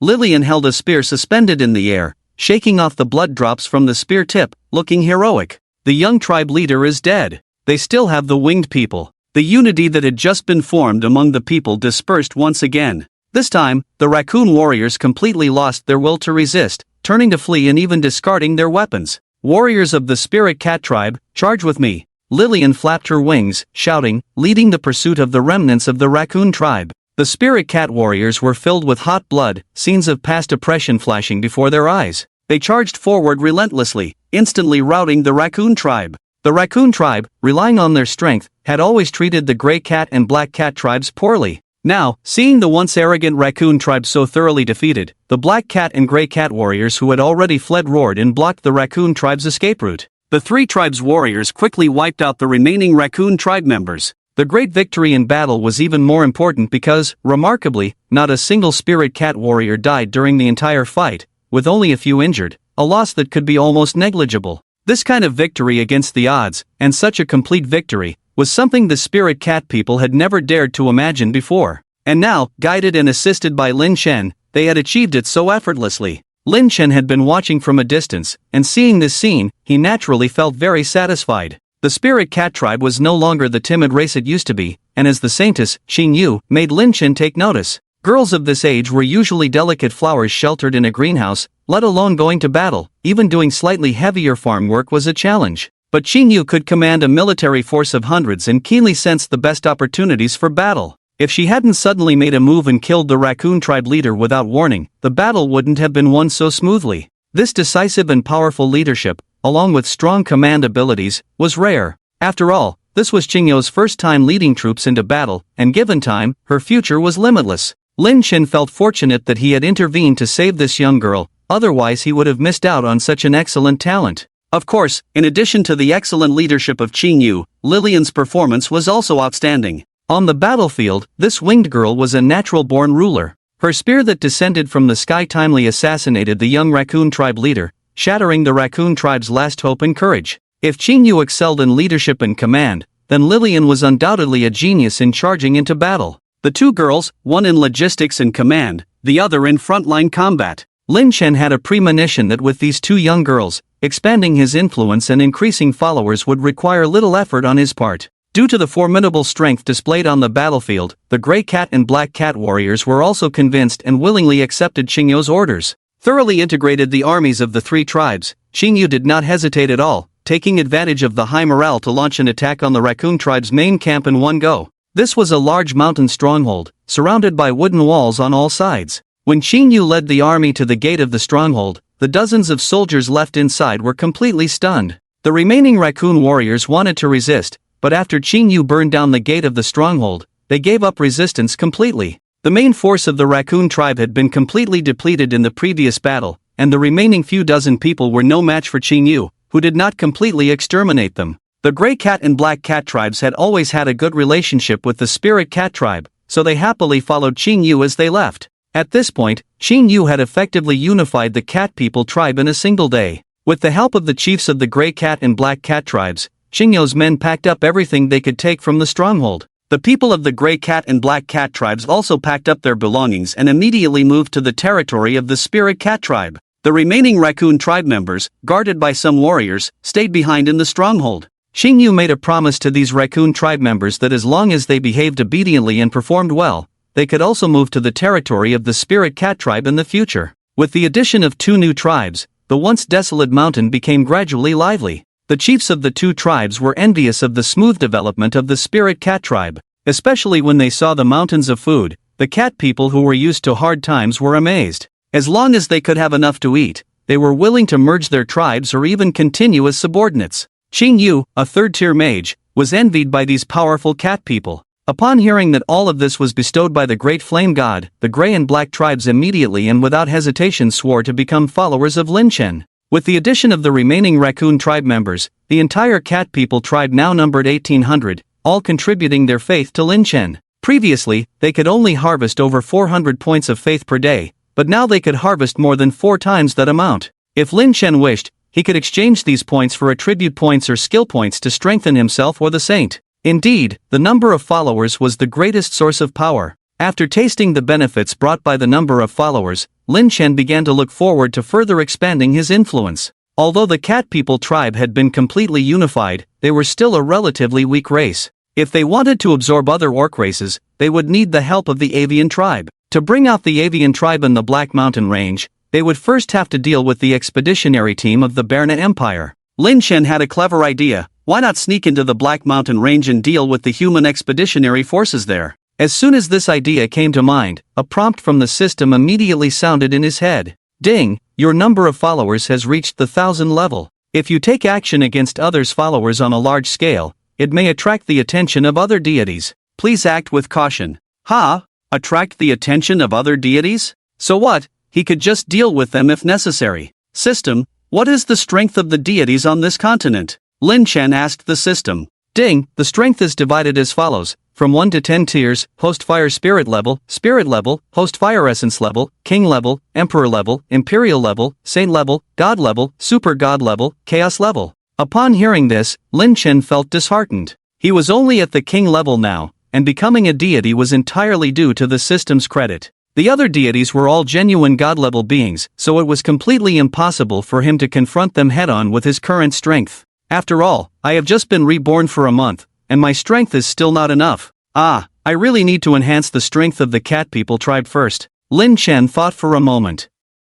Since he couldn't personally take action, he needed to find a way to strengthen the Cat People tribe and quickly cultivate a decent army. Everything would then fall into place. Moreover, now that the Cat People tribe is already unified and has enough numbers, it has all the necessary conditions. After some consideration, Lin Chen quickly conveyed a divine oracle to Qingyu. With Lin Chen's help and guidance, the Cat People tribe has completely turned towards the right path. The Spirit Cat Chief now serves as the chief of the entire Cat People tribe, while the former Grey Cat Chief and Black Cat Chief have been demoted to elders. The three tribes have merged completely, everyone works together, eats together, all barriers have disappeared, and except for the excluded Raccoon Cat tribe, the entire Cat People tribe has truly achieved unity. While the chief arranged internal matters, the Holy Maiden Qingyu also began selecting tribe members with magical talents and purposefully training them as mages. Mages, as powerful weapons on the battlefield, are always in demand. Out of a group of nearly 2,000 people, 20 promising individuals were eventually selected. Under Qingyu's careful guidance, these 20 tribe members successfully awakened their magical talents. Although Lin Chen could not use the attribute points exchanged for the power of faith on these individuals, fortunately, they were all determined enough and made rapid progress. Lillian also began training warriors for the cat people tribe. Although these cat people could not fly like her, she could still teach them the basic spear and javelin techniques. The training of warriors and mages had begun in an orderly manner, but the fragile bodies of the cat people remained a concern. Not to mention dealing with other strong orc races, even against humans, the small stature of the cat people warriors was insufficient. Since their physical qualities were lacking, they had to rely on equipment. The orcs did not possess the sophisticated scientific technology of humans, so they had few iron weapons, and many cat people warriors still used wooden spears, not to mention the issue of armor. If each cat person warrior could be equipped with a set of armor and weapons made of fine steel, the combat effectiveness of the army would increase exponentially. So, while Qingyu prayed, Lin Chen conveyed this idea to her through a divine oracle.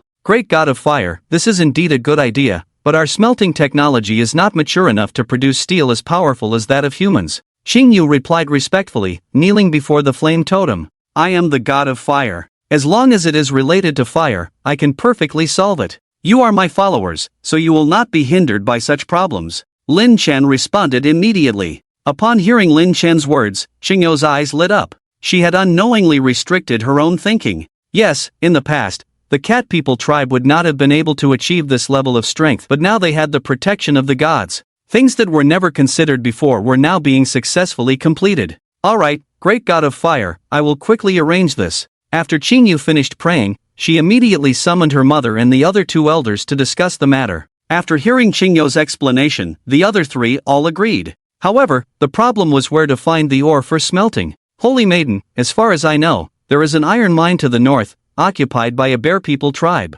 If we can obtain that iron mine, we can follow the guidance of the God of Fire and fully arm our warriors. The Grey Cat elders spoke up. Bear people tribe? Upon hearing the Grey Cat elders' words, everyone frowned.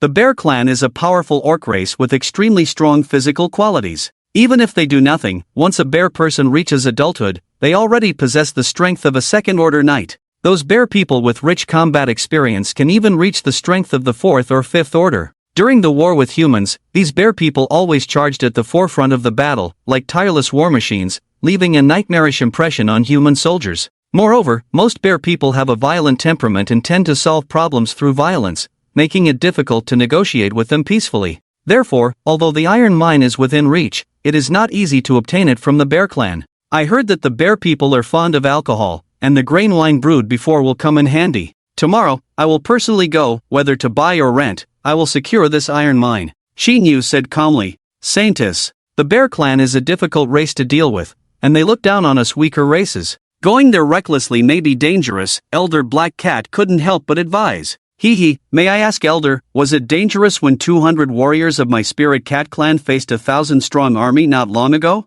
Xinyu asked with a smile. Well, Elder Black Cat was momentarily speechless, unsure how to respond. Please rest assured, Chief and Elders, Xinyu is the saintess of the Flame God, blessed by the gods. As long as it is a divine oracle from the Flame God, it will surely be fulfilled, Xinyu said, standing up slowly, her tone gentle but filled with an irresistible force. The saintess is the spokesperson of the gods, with a status just below the gods. What she decides is what the gods decide. Although the chief and elders were somewhat worried, they could only nod in agreement. That night, Xinyu sent clan members to scout the route. The next morning, Xinyu arranged 20 strong cat people warriors, loaded 2 carts of wine, and set off with an escort. Apart from these 20 warriors and Lillian, Xinyu did not bring any extra troops. She believed that the great flame god would protect her all the way, but she did not know that Lin Chen had already transformed into a small fire star, hiding in the crevices of the wine barrels. It was impossible not to worry about Qingyu's safety. As Lin Chen's saintess, Qingyu had already performed exceptionally well, and Lin Chen could not bear to let her have any accidents.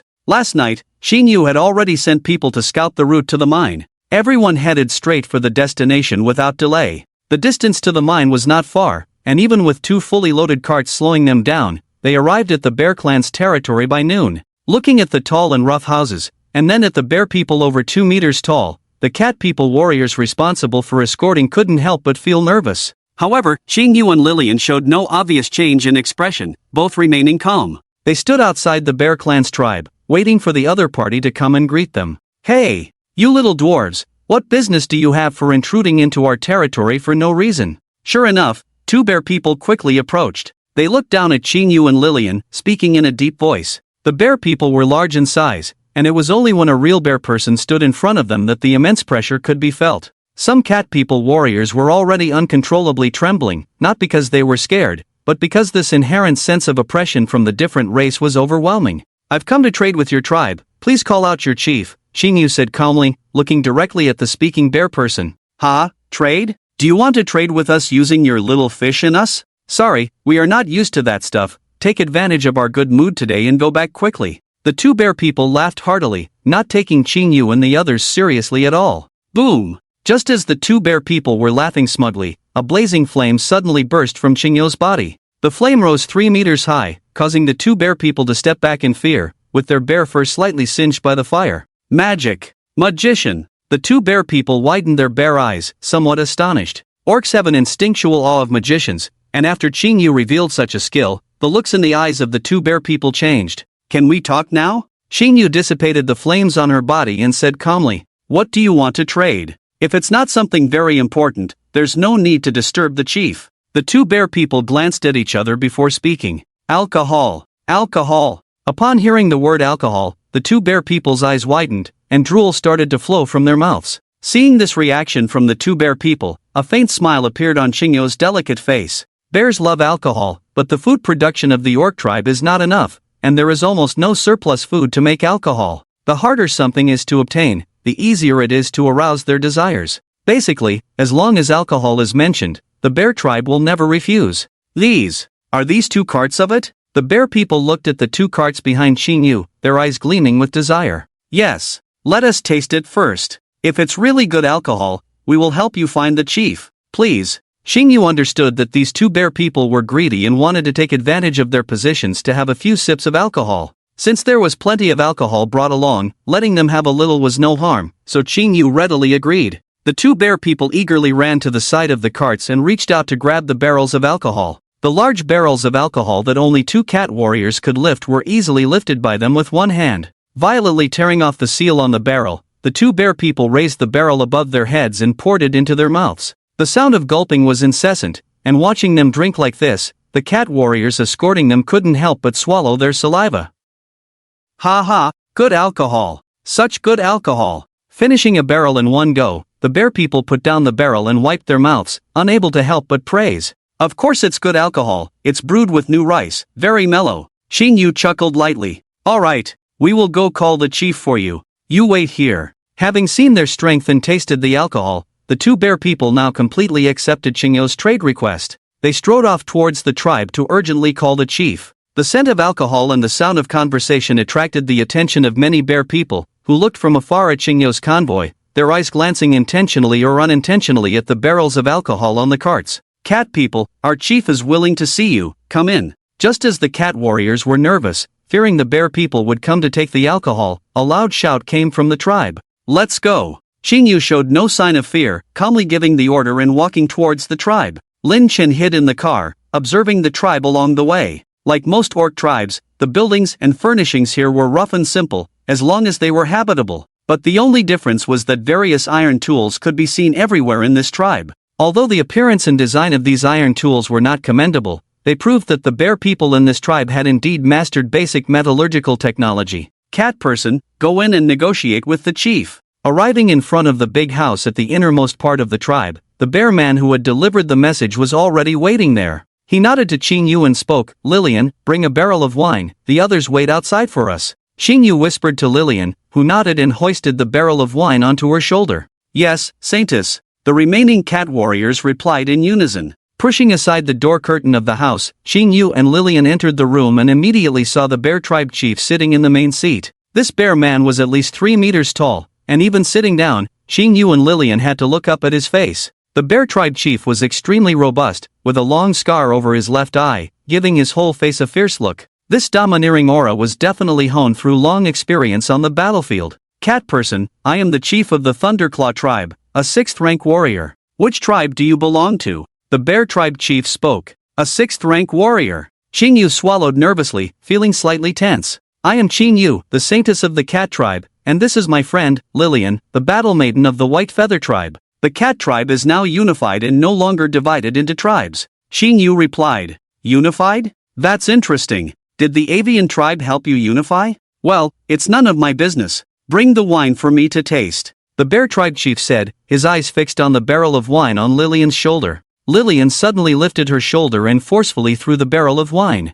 Bang! The bear tribe chief reached out with one hand and caught the barrel steadily. Not bad for a little avian girl. You have some strength. The bear tribe chief praised Lillian, then bit off the lid of the barrel and poured the wine into his mouth. This is good wine. I haven't had such good wine in a long time. I'll take both carts of wine you brought. So, little cat girl, what kind of trade do you want to make with me? The bear tribe chief said cheerfully. I hope to obtain the right to use the iron mine of the Thunderclaw tribe. In return, we will provide 2 carts of wine every month as an exchange. Xingyu looked seriously at the bear tribe chief and spoke. You want the iron mine? What does the cat tribe need that for? You know, smelting iron ore is not easy. With the strength of your cat tribe, it's hard to even break the iron ore. The bear tribe chief gradually stopped smiling and asked with a furrowed brow. You don't need to worry about that. We have our ways. Oh, that's interesting. If you cat people have a way, why not tell me? The bear tribe chief narrowed his eyes slightly, exuding a domineering aura. Although he appeared to be politely inquiring, it was actually a form of threat. The power of a 6th-rank warrior was still immense. Under the deliberate oppression of the bear tribe chief, Xingyu and Lillian felt as if their bodies were being crushed by a heavy burden, making it difficult for them to breathe.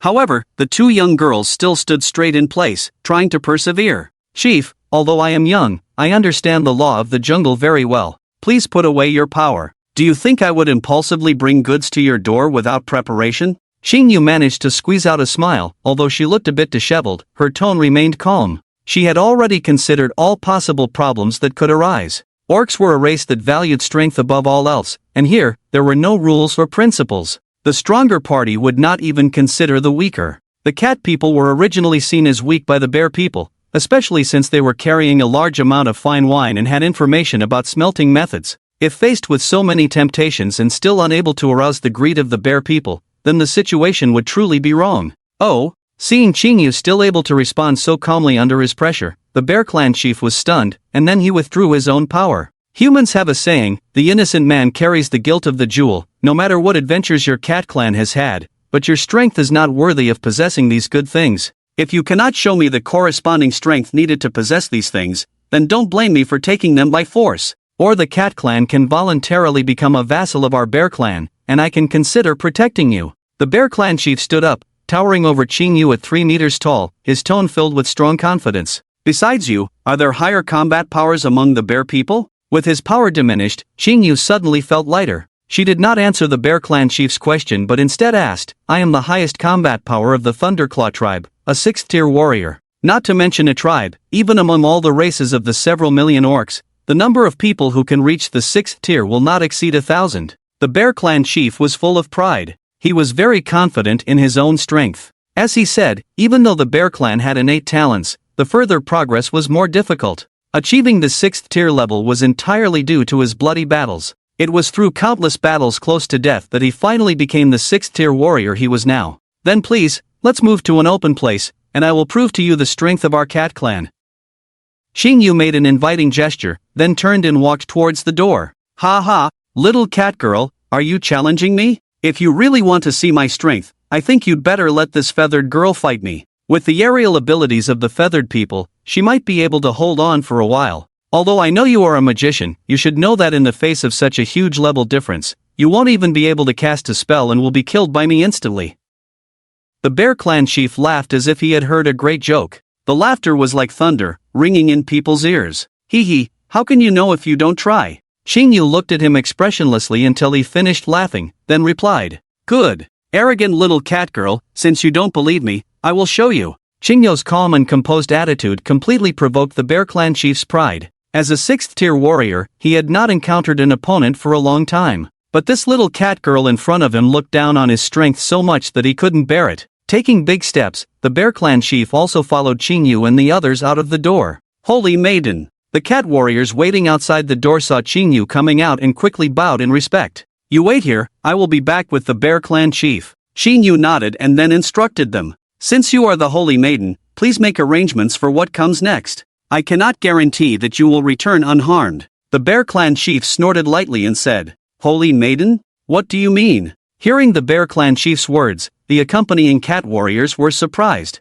What were they going to do? How could there be a possibility of getting hurt? Just a friendly match, nothing will happen, don't worry. Xingyu waved her hand and said softly, that little cat girl is going to spar with the chief? Is she crazy? The chief is a 6th-tier warrior. This girl will probably be turned into minced meat with just one slap. The little cat person dares to challenge the great bear warrior. Without the chief's intervention, I can handle her. The surrounding bear people who were watching the commotion couldn't help but get excited upon hearing this news. Since the birth of the orc race, there has never been a situation where cat people and bear people sparred. Looking at the two's physique, the bear tribe chief is over 3 meters tall, with muscles bulging like a mountain, while Qing Yu is less than half his height. The visual contrast between the two is very strong. It's like a grown muscle man sparring with a toddler, the difference is just too big. Holy Maiden! You must consider carefully. The cat warrior suddenly became nervous, the power gap in their eyes is simply insurmountable. It's a task that is impossible to accomplish.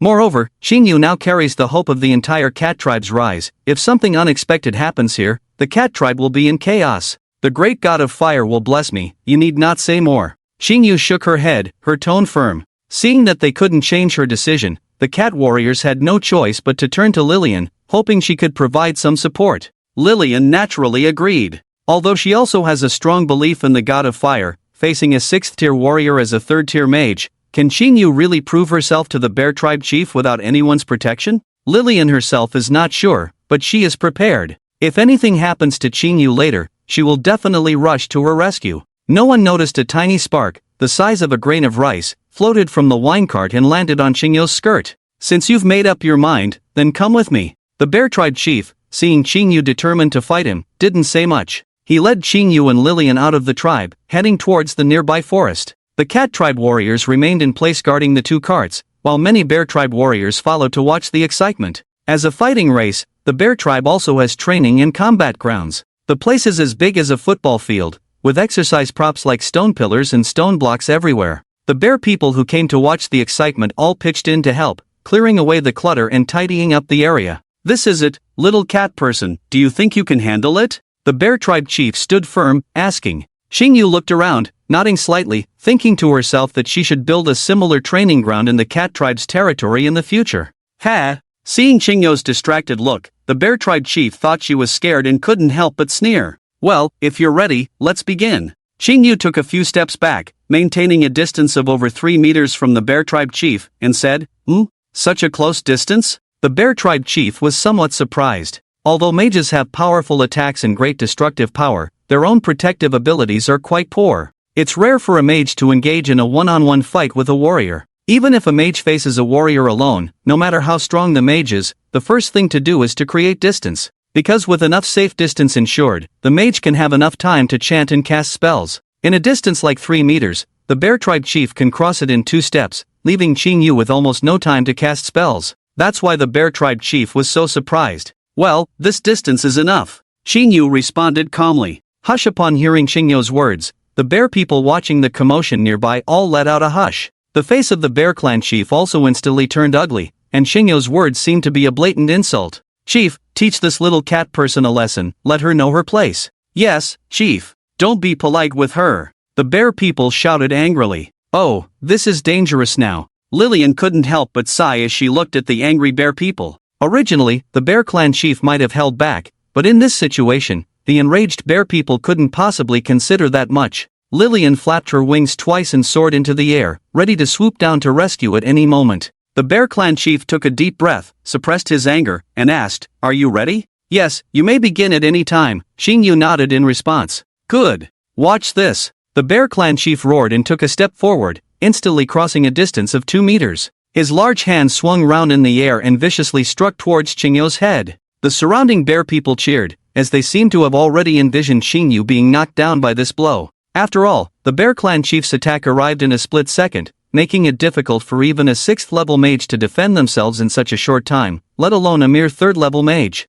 But no one noticed that Qing Yu's expression remained unchanged throughout, calm and composed. Just as the bear clan chief's hand was about to strike Qing Yu, a sudden burst of red light surrounded Qing Yu, and a fierce flame erupted from her body, reaching a height of 3 to 4 meters. This spell doesn't require an incantation? No, she must have pre-chanted it, I just didn't notice. Seeing the sudden appearance of the flames in front of him, the Bear Clan chief was momentarily stunned, but then he relaxed. Typically, flames with such ferocity did not have particularly high temperatures, only those with smaller volumes and less conspicuous appearances would compress the temperature to a terrifying degree. He would only endure a brief scorching, while this cat girl would not be able to withstand his slap. The Bear Clan chief did not stop his attack but intended to withstand the flames and continue his assault. Hiss! Just as the Bear Clan chief's arm touched the flames, a sharp pain suddenly struck, followed by a sizzling sound in his ears. Under the intense pain, the Bear Clan chief could only helplessly retract his arm and quickly step back a few paces to avoid further burning from the flames.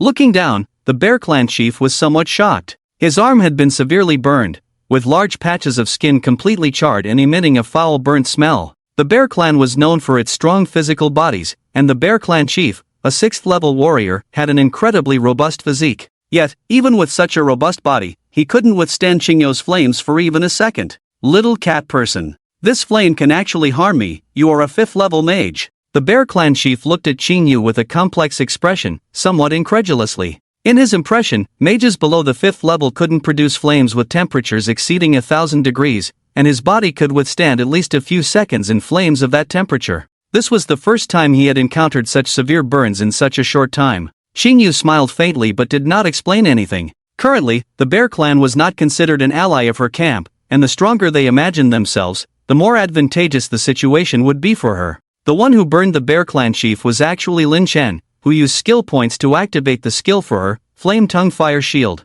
This is the most satisfying skill for Lin Chen so far, and it is the only self-defense skill that Qingyu currently possesses. This skill can be activated instantly, which is why Qingyu dares to stay so close to the Bear Clan leader. Moreover, Qingyu can control the temperature of the flames by herself, with the temperature reaching a maximum of 1500 degrees. For Qingyu at the moment, this skill is simply amazing. Magicians of the same level are still in the stage where they must chant to cast spells, while Qingyu already has such a sharp instant skill. It's no wonder the Bear Clan leader suffered such a big loss. I take back my previous underestimation of you, the Saintess of the Cat Clan, you indeed have great strength. The Bear Clan leader shook his arm, adjusting his position while waiting for the opportunity to attack. His combat intuition is indeed quite sharp, knowing that Qingyu cannot maintain the Flame Tongue Fire Shield open all the time. Although this skill is powerful, it consumes a lot of magic power. With Qingyu's current magic reserves, she can only maintain it for a maximum of 1 minute. Otherwise, this skill would be too overpowered.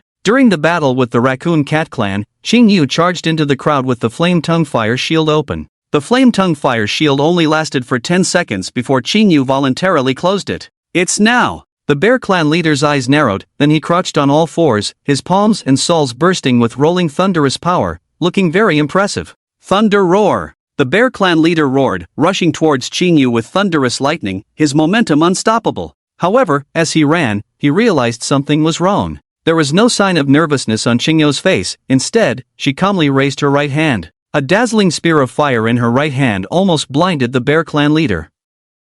Blazing Holy Spear! Qingyu smiled and raised the spear in her hand, then threw it fiercely at the Bear Clan leader. The seemingly inconspicuous flames from before, with such high temperatures, wouldn't this powerful blazing holy spear be even more potent? The Bear Clan leader immediately slowed his pace, then rolled to the side, narrowly avoiding the blazing holy spear. But it wasn't over yet. Qingyu raised her left hand, and another blazing holy spear was launched, which the Bear Clan leader barely dodged. Then Qingyu raised her right hand again. Although Qingyu is busy every day, she has not neglected her practice due to tribal matters. No matter how late she is busy, prayer and practice are essential tasks for her. With her own hard work and the help of Lin Chen, Qingyu's progress is rapid. During the battle with the Raccoon Cat Clan, Qingyu could only throw 4 or 5 blazing holy spears in a row at most. But now, she can throw a dozen in a row without breaking a sweat. The Bear Clan members watching on the sidelines were completely dumbfounded. They had hoped that the clan leader could easily knock down this arrogant girl with a slap, but in the blink of an eye, the clan leader was rolling on the ground from the attacks. The Bear Clan leader was also speechless. Thunder Roar was his powerful skill. With thunderous power in all 4 limbs, his speed would increase significantly. Coupled with his weight advantage, his massive body would carry tremendous inertia, enough to crush rocks with a single blow. This was indeed the Bear Clan leader's signature skill. However, Xingyu never gave him a chance to get close. With one blazing holy spear after another, the bear clan leader could only move sideways to dodge. The vertical acceleration of Thunder Roar was useless at this moment and only caused more trouble. Does this girl not need to chant to cast spells? After rolling on the ground for a long time, the bear clan leader finally couldn't take it anymore, released the Thunder Roar state, and stood up again. Although she couldn't get close to the Tranquility, at least it was convenient to avoid the blazing holy spear of Tranquility. As she dodged, the bear clan chief suddenly realized that the holy spear of fire was no longer continuously shooting at her. Is she out of magic? The bear clan chief felt a sense of joy in her heart, then looked up. Tranquility was still smiling in place, pointing her hand towards the sky. The bear clan chief looked up at the sky and was stunned to see countless flames floating in the sky, rapidly descending. Area of effect damage skill, Rain of Fire. This was the third skill that Lin Chen had brushed for Tranquility, summoning a large flame rain to cover and attack targets. Although not as powerful as Lin Chen's meteor shower, it was still a very powerful area of effect killing skill. However, releasing this skill required a long preparation time and also consumed half of Tranquility's magic power. Since Tranquility used this move, it meant she wanted to end the battle.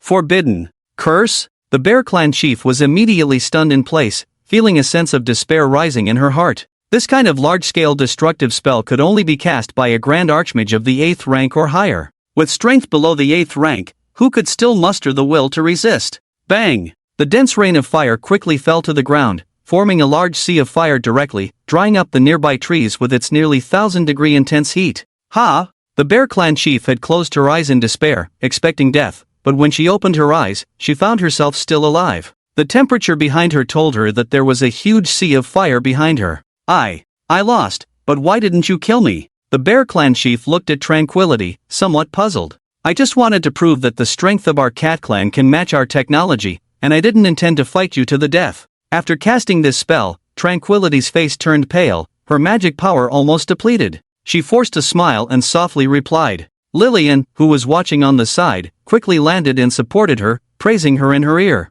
Lin Chen, hanging on Tranquility's skirt, also breathed a sigh of relief. It had to be said that this little girl was really bold and meticulous. Although he had only brushed 3 skills for her, she had used them perfectly. First, she used Flame Tongue Shield to catch the arrogant bear clan chief off guard, then used the Holy Spear of Fire to disrupt his movements, buying enough time to prepare for the Rain of Fire. In fact, the temperature of the Holy Spear of Fire was only a few hundred degrees, unable to cause any harm to the thick-skinned bear clan chief. However, Tranquility's calm and composure deceived the bear clan chief, scaring him into not daring to try to take the Holy Spear of Fire. And the final Rain of Fire did not hit him hard, as Tranquility deliberately held back, proving her strength on one hand and not completely tearing her face with the bear clan, setting a good start for cooperation on Iron Ore or possible future alliances. Although only 16 years old, Tranquility was truly mature and stable in all aspects, which Lin Chen greatly admired. Ah, has the cat clan become so powerful? The bear clan chief looked up at the sky, a hint of loneliness on her face. The cat clan, once bullied by the bear clan, could now ride on the bear clan's head. The bear clan chief smiled bitterly, but suddenly thought of something. If the cat clan was really so powerful, there was no need to negotiate with her, they could just lead a large army to attack and plunder. The only explanation was that the cat clan's strength was not all that formidable, with the only formidable one being this cat clan saintess. No! The small cat tribe cannot ride on the head of the bear people. The honor of the bear people cannot be lost here. The more the bear tribe leader thought about it, the more terrifying his expression became. Yes, the holy woman of the cat tribe has no more magic now, and the bird people are not of much use. As long as he charges forward and kills that holy woman, the cat tribe will never have a chance to defeat the bear tribe again. Then, he can take the bear warriors to slaughter the entire cat tribe, forcing them to reveal the secrets of brewing and forging, so that the bear tribe can greatly improve its strength and have endless wine to drink. The more the bear tribe leader thought about it, the more excited he became, and his eyes gradually turned red. Thunder Roar! The bear tribe leader suddenly roared, his body crackling with electricity, charging towards Qingyu. Oh no! The sudden turn of events surprised everyone. Qingyu's already pale face became even more grim. She never expected that the bear tribe leader, a 6th-tier warrior, would do something so shameful. But her magic had been depleted by the previous Rain of Fire, and she didn't even have the power to open a flame-tongue shield for self-defense. With the momentum of thunder roaring, the bear tribe leader believed he would succeed, but he did not expect a huge meteorite to come hurtling towards him at a faster speed. Bang! The flaming meteorite hit the bear tribe leader directly, the immense force causing his tendons to break, blood spraying out, and his internal organs crushed to pieces. The huge impact of the meteorite destroyed half of the training ground, melting the rocks and sand into magma, a vivid red sight. The poor bear tribe leader couldn't even struggle under Lin Chen's blow, and died on the spot, his body melted by the lava. A giant face made of flames appeared on the burning meteorite, looking coldly at the surrounding bear people. The gods are angry. This is a divine punishment. The bear people were well aware of how despicable their leader's actions were. Under Lin Chen's oppressive might, they all cowered on the ground, not daring to even breathe, fearing the wrath of the gods would be directed at them. Xingyu looked excitedly at the flaming giant face, tears welling up in her eyes. It turned out that the divine being had been watching over her all along. Being able to bring down a miracle to save her life at a critical moment, the divine being was truly a gentle god. Xingyu suddenly felt that all her efforts and sacrifices were so worthwhile, and her faith in Lin Chen became even more devout. Lillian was also surprised. She thought that Xingyu and herself were really doomed this time, but unexpectedly, divine help appeared at a critical moment. Lillian looked at the flaming giant face with emotion, feeling a sense of trust and reliance welling up in her heart. The deity who can bring peace and protection to her followers at critical moments is the deity Lillian wants to serve for a lifetime. Lin Chen did not realize that his seemingly natural actions made the two girls even more devoted to following him. Lin Chen intended to wipe out the entire Thunderclaw tribe, but after some thought, he decided to let Xingyu make the decision. The giant face of flames silently watched the bear people for a long time before slowly dissipating. During this time, Xingyu had also regained some strength. She broke free from Lillian's support and walked up to the bear people. Warriors of the Thunderclaw tribe, you all saw everything just now. This is the deity of flames we worship, a great, wise, and compassionate deity to the followers. Xingyu exclaimed with open arms. The bear people, frightened by Lin Chen, nodded like chickens pecking at feed, not daring to say a word of dissent.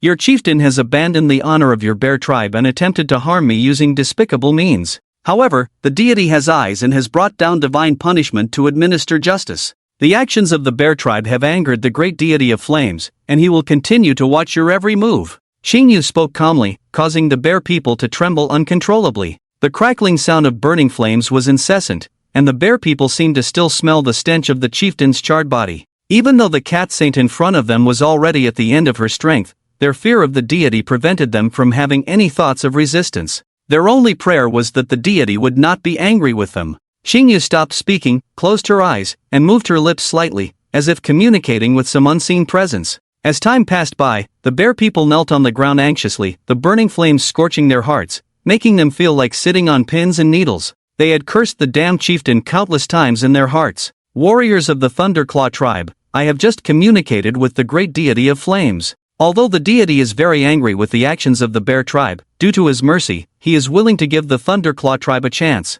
As long as you are willing to serve the deity of flames, you can make amends and earn the forgiveness of the deity of flames. Otherwise, the deity will continue to bring down divine punishment. Xingyu gestured towards the still burning meteorite nearby. The bear people looked at the huge meteorite and then thought of the chieftain's body underneath it. They couldn't help but shiver and all prostrated themselves, expressing their willingness to worship the deity of flames. Lin Chen secretly smiled in his heart. This little girl was quite good at playing tricks. He hadn't heard her pray to him at all, but these bear people were completely fooled. Very well. Since your chieftain has been punished by the deity, you should quickly select a new spokesperson to handle the internal affairs of the tribe. Xingyu suppressed her inner joy and calmly said. Just as she finished speaking, an elderly bear person stepped forward from the bear people. He seemed quite old and respectfully bowed to Xingyu. Respected saint, I am the priest of the bear tribe. As long as the saint does not despise my dullness, I am willing to assist the saint and help manage the bear tribe.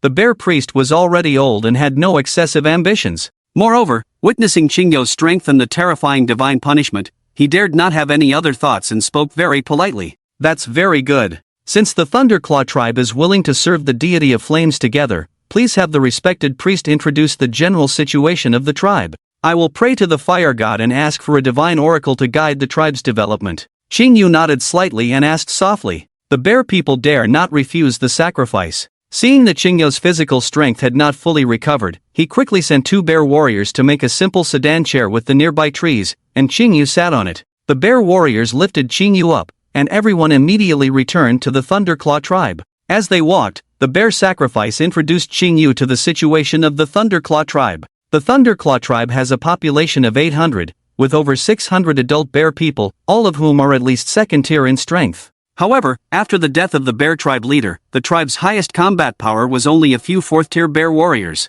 The Thunderclaw tribe has controlled the iron mine for decades, but due to their immature technology, they have only mined a small amount of mineral resources. The quality of their iron products is also rough, and the quantity is not large. Xingyu listened quietly and silently noted down this relevant information. Are there any other bear tribes nearby? After roughly understanding the situation of the Thunderclaw tribe, Xingyu asked. There are 2 other bear tribes nearby, the Thundertooth and Thunderfoot tribes, each with over 1,000 people, but they do not have 6th-tier warriors, so they have not tried to seize the iron mine from us. If they find out that we no longer have 6th-tier warriors, they are likely to come and try to take the iron mine. The bear sacrifice answered honestly. Alright, I understand. Go back and arrange the internal affairs of the tribe, then select 400 warriors to bring all your ores and come with me later. With that said, the group had already returned to the Thunderclaw tribe. After giving orders, the bear sacrifice immediately went to make arrangements. Xingyu and Lily entered the chieftain's large room and took the opportunity to rest. Great God of Fire, thank you for saving my life.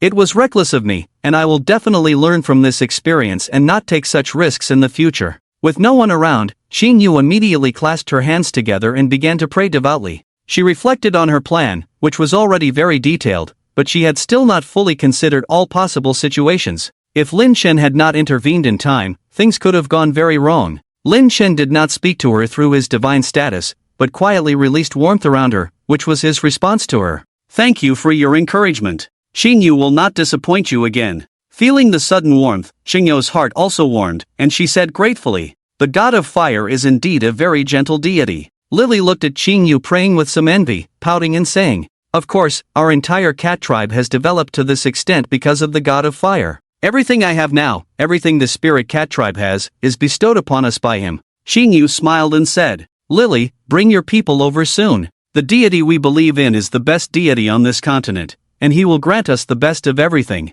Xingyu held Lily's hand and said softly, but my people also have their own beliefs. Will they be willing to follow me in believing in the God of Fire? Lily said uneasily. Believe in the God of Fire, believe in yourself. Your people will surely feel the greatness of the God of Fire in your determination to revitalize the tribe. Okay. Lily firmly agreed, and the 2 girls held each other's hands and smiled. Respected Saintess, I have made the arrangements, and we can depart at any time. The voice of the bear sacrifice came from outside the door. Let's go. Xingyu agreed and left with Lily. 2 carts of wine were left behind as a subsidy for the warriors who remained in the tribe. 400 bear warriors were neatly arranged outside the tribe, with a dozen or so carts behind them, loaded with iron ore. Unlike the petite stature of the cat people, when these hundreds of bear people stood together in formation, the scene was truly inspiring. With the addition of the Thunderclaw tribe, their faces flushed with excitement, they now had the first powerful army, a crucial and difficult step. Although subduing the entire Thunderclaw tribe was a pleasant surprise,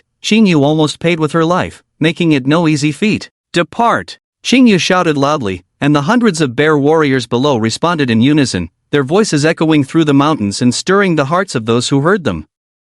The return journey was much faster than the way there, as the bear people were tall and had long legs, making it easier to transport the heavy iron ore. After a busy day, at dusk, Xingyu finally led the bear warriors back to their territory. 400 tall and strong bear warriors appeared, a large dark mass that startled the cat people. The cat people thought the trade negotiations with the bear people had broken down, suspecting that the other side coveted the cat people's food production and was preparing to launch a war to seize it. Many cat warriors even took up weapons, ready to defend their homeland to the death, prepared for sacrifice. But when the bear people approached, the cat people realized they were actually transporting a large amount of iron ore, with their priestess Xingyu sitting comfortably on a sedan chair carried by 4 bear people, leisurely commanding the bear people. What was going on? The cat people were all dumbfounded, even the cat tribe leader who came out to inquire was stunned. Wasn't Xingyu supposed to go and trade with the bear people for ore? How did she manage to bring back the entire bear tribe? And how did she exceed the mission requirements?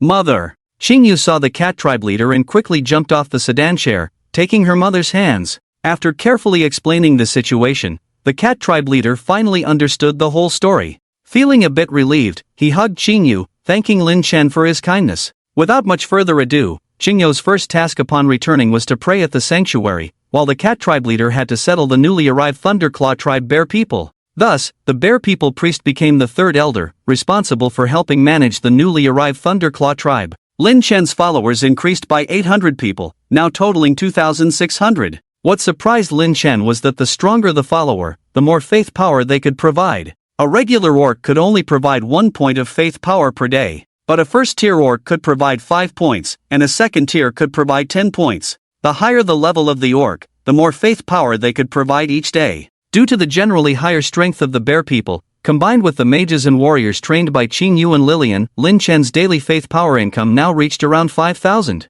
Although the skill level upgrades required more and more skill points, the surge in faith power income also gave Lin Chen a new use for it. That is, lottery. Apart from spending over 10,000 faith power last time to enhance Qingyu's attributes and acquire 3 skills, Lin Chen had been cherishing these faith powers. Now, seeing that the faith power had once again exceeded 10,000, Lin Chen couldn't wait to summon the system. Ding! It costs 10,000 faith power to draw a lottery, are you sure? The system's mechanical prompt sounded in Lin Chen's mind. Confirmed. Ding! The turntable is starting, congratulations on obtaining the construction talent, the lottery prize pool has been refreshed, and the next lottery will require 50,000 units of faith. Grass! Lin Chen couldn't help but curse on the spot. What kind of thing refreshes the prize pool and directly increases the lottery cost 5-fold? And what's the deal with this construction talent? He's a god after all, why would he need this talent? With a hint of egg pain, Lin Chen opened the skill description of the construction talent. Construction talent, as a deity, how can you mistreat your followers?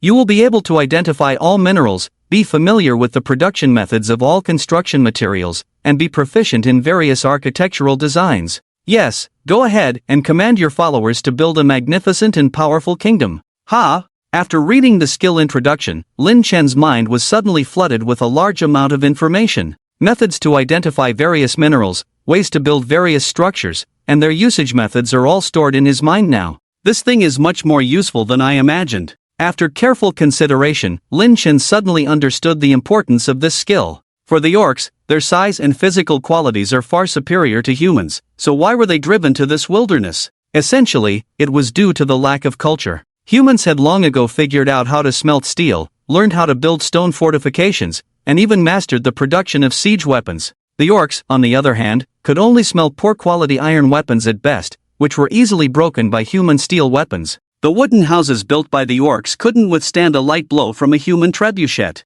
Under such unequal conditions, even if the orcs were brave, they could never be a match for humans. But once the orcs had equal technological capabilities, their strength would increase exponentially. Although this construction skill may sound useless, it can play an unexpectedly important role in the early development of power. Excited, Lin Chen, after drawing this skill, used the discernment information in his mind to search for various mineral deposits overnight. Fortunately, this wilderness did not disappoint Lin Chen. After searching nearby and in the Black Mountain Range, Lin Chen successfully found all the needed mineral resources. Xing Yu, the little girl, was tired all day, and Lin Chen couldn't bear to wake her up in the middle of the night. The next morning, Lin Chen gave her a divine oracle and pointed out the locations of these mineral deposits. Within a day, nearly 1,000 cat warriors and 400 bear warriors set out to find these mineral sources and conducted large-scale collections. The orcs didn't understand the significance of their actions, but since the gods had commanded it, they obediently followed. After 2 days of hard work,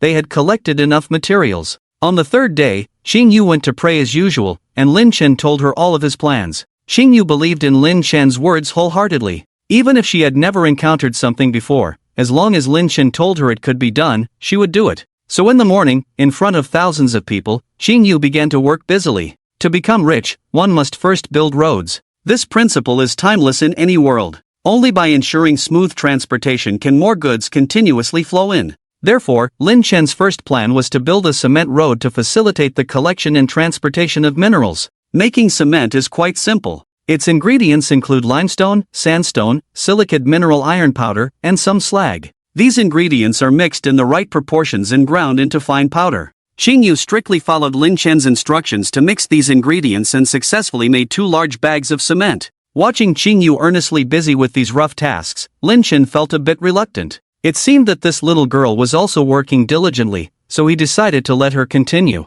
Xing Yu added water to the cement, then mixed in sand and stones. With a command, several strong bear warriors came over and began to mix vigorously. When the mixture was almost ready, Xing Yu instructed the bear warriors to spread it flat on the previous road surface.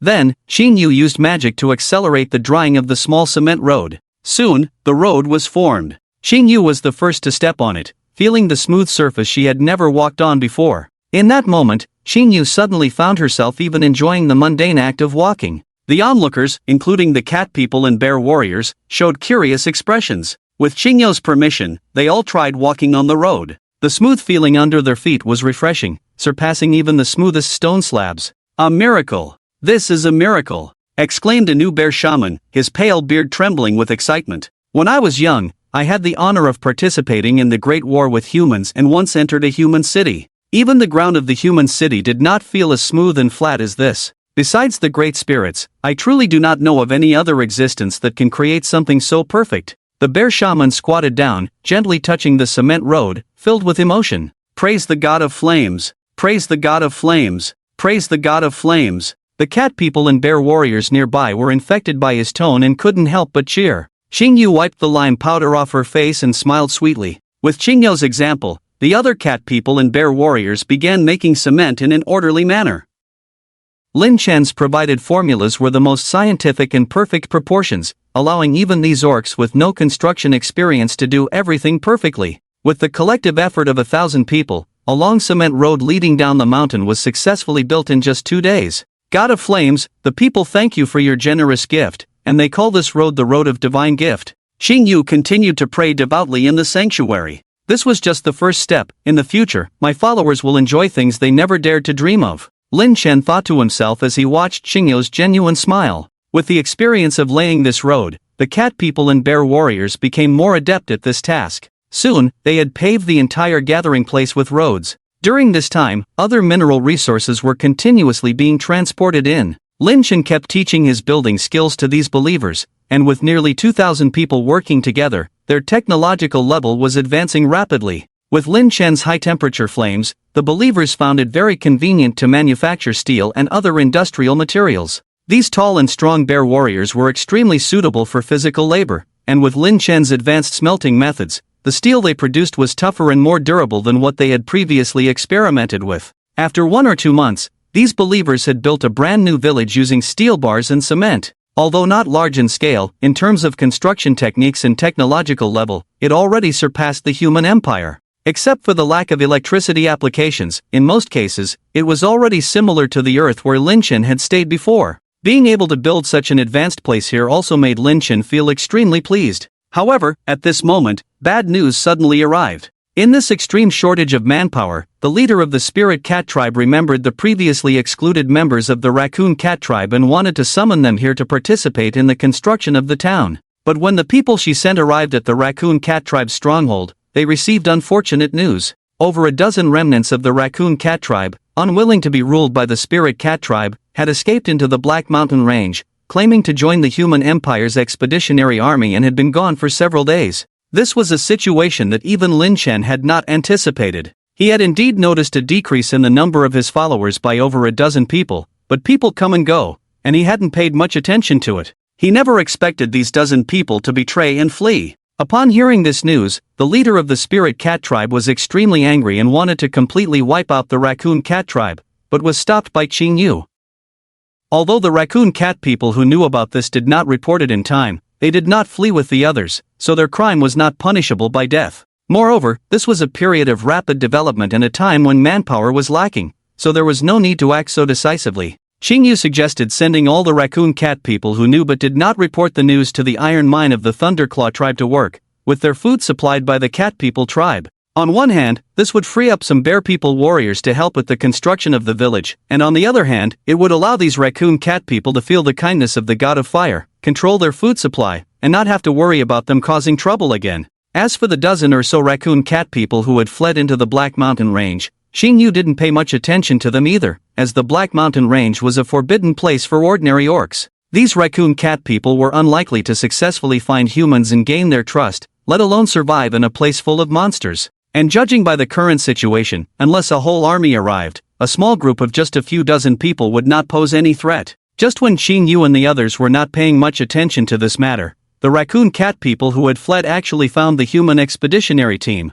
In the temporary camp of the Human Expeditionary Army in the Black Mountain Range, Colonel Rudolph of the Berna Empire sat high in his seat, looking down at the 3 raccoon cat people kneeling below, still trembling. According to what you're saying, your cat people have been unified now, and your tribe has even produced a Tier 3 mage? And you also saw a young feathered girl? Colonel Rudolph stroked his beard lazily and asked. Why yes. The 3 raccoon cat people huddled together, nodding incessantly. If the situation is really as you say, then it could explain why our 2 teams disappeared earlier. Rudolph yawned and lightly bit his fingernail. Major, I think these cat people are just talking nonsense. How could a Tier 3 mage possibly wipe out our 100-man squad, especially when there was a Tier 4 mage in that team? An old man in a mage robe spoke up. He sat to Rudolph's left, with 7 shiny stars embroidered on his robe, representing his power as a Tier 7 mage. I also find it unlikely. Even if a Tier 4 mage were to be killed in an unexpected situation, my Griffin squad would not have fallen to a Tier 3 mage.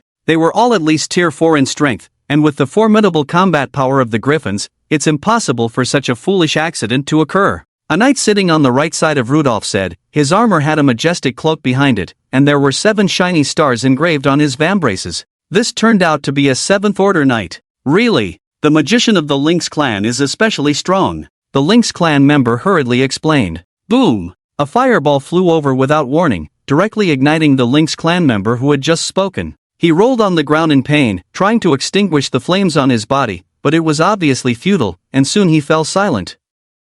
I hate being questioned, especially by lowly orcs. The 7th Order magician snorted coldly, putting away his staff. The remaining 2 Lynx clan members quickly buried their heads low on the ground, not daring to even look up. They began to regret intensely. Originally, there were over a dozen of them who entered the Black Mountain Range together, with 7 or 8 of them eaten by monsters along the way. Finally finding humans, they were mistakenly killed by them, leaving only 3 of them. They thought that upon meeting the human commander and informing him of the Lynx clan's news, they would be taken seriously. They never expected that the humans would not believe them at all, and would casually kill their companions. Ah, Bel Magister, if you must act, please don't do it in the room. It would trouble me if you dirted the floor, Colonel Rudolph said with a bitter smile. Upon hearing this, the 2 Lynx clan members felt even colder in their hearts. These humans didn't see orcs as people at all. They exchanged a glance, both seeing the determination to escape in each other's eyes. Suddenly, the 2 leaped up and ran towards the door. But as soon as they stepped out, a sandy yellow sword aura struck from behind, instantly cleaving them in half. It was only in death that the 2 Lynx clan members realized how foolish it was to betray their own kind and trust humans. Ah, Knight Duva, you've dirted my door curtain. General Rudolph looked at the blood of the 2 Lynx clan members staining the door curtain, unable to help but complain. You said not to act in the room. I had already calculated that these 2 orcs had run out, and I did act according to your request, Duva said, raising his sword and speaking matter-of-factly. All right. Since this tent is already dirty, I'll leave. I'll go out now and have someone set up a new one for me, General Rudolph said, standing up and walking towards the door on his own. Stupid royal heir, being so particular in a place like this. If His Majesty hadn't entrusted him to us, I wouldn't bother bringing such a guy on an expedition. Magister Bell looked at him coldly as he walked out, then said with a disgusted expression, It doesn't matter. I actually prefer having this idiot who doesn't care about anything. He doesn't interfere, so it's like the 2 of us leading this army, with no one else meddling, and we can wield power. Isn't that good? Knight Duva waved his hand indifferently, showing a slight smile. I don't care about all that. I just hope that His Majesty will grant me what I want on the way back. I'm just 1 step away from becoming an 8th Order Grand Magus. That's my only dream. I don't care about anything else. Magister Bell said somewhat irritably. What do you make of the information those cat people just mentioned? Duva asked. I find it unlikely. The scouts have already investigated the 2 incident sites. Although the results were indeed caused by fire, there was no trace of magical fluctuations, so it couldn't have been the work of a magician.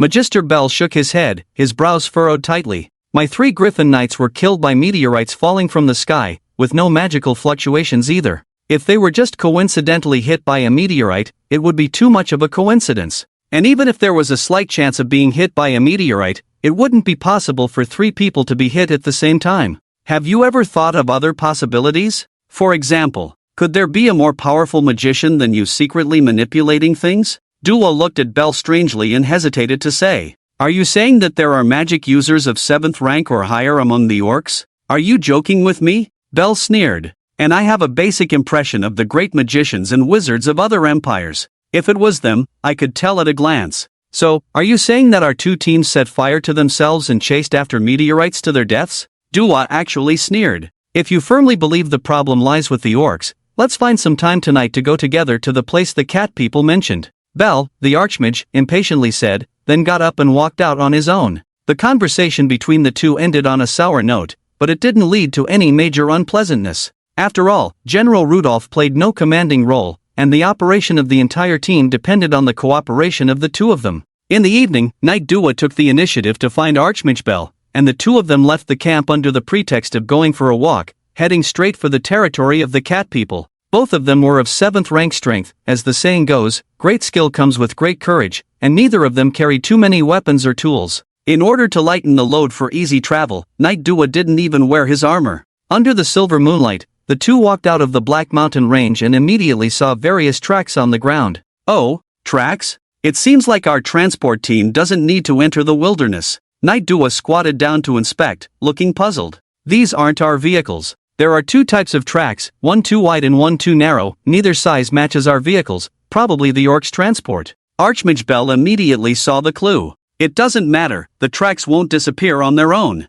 When we come back, we'll follow the tracks to see what the orcs are up to. The two didn't linger for long and soon continued on their way. However, as they went further, they found that the tracks matched the direction they were heading. While the two were puzzled, the road beneath their feet suddenly became smooth and hard. What is this? Archmage Bell immediately crouched down with interest to inspect. This kind of road was something he had never seen before. Even the roads in the Imperial City couldn't compare in smoothness and solidity to 1,000th of this road. Is this a road built by the orcs? Knight Dua was also amazed. Compared to Archmage Bell, who practiced magic, he fought with his body and paid attention to his footsteps, so he could better understand the excellence of this road. Not to mention fighting on this kind of road, just stepping on it, he felt it was a very happy thing. There's no trace of magic fluctuations, this road wasn't built with magic, but the material is indeed unheard of. Could it be that the orcs have discovered some new material? If my Belna Empire could possess this, it would be a groundbreaking advancement. Archmage Bell became more excited the more he studied, his face turning red.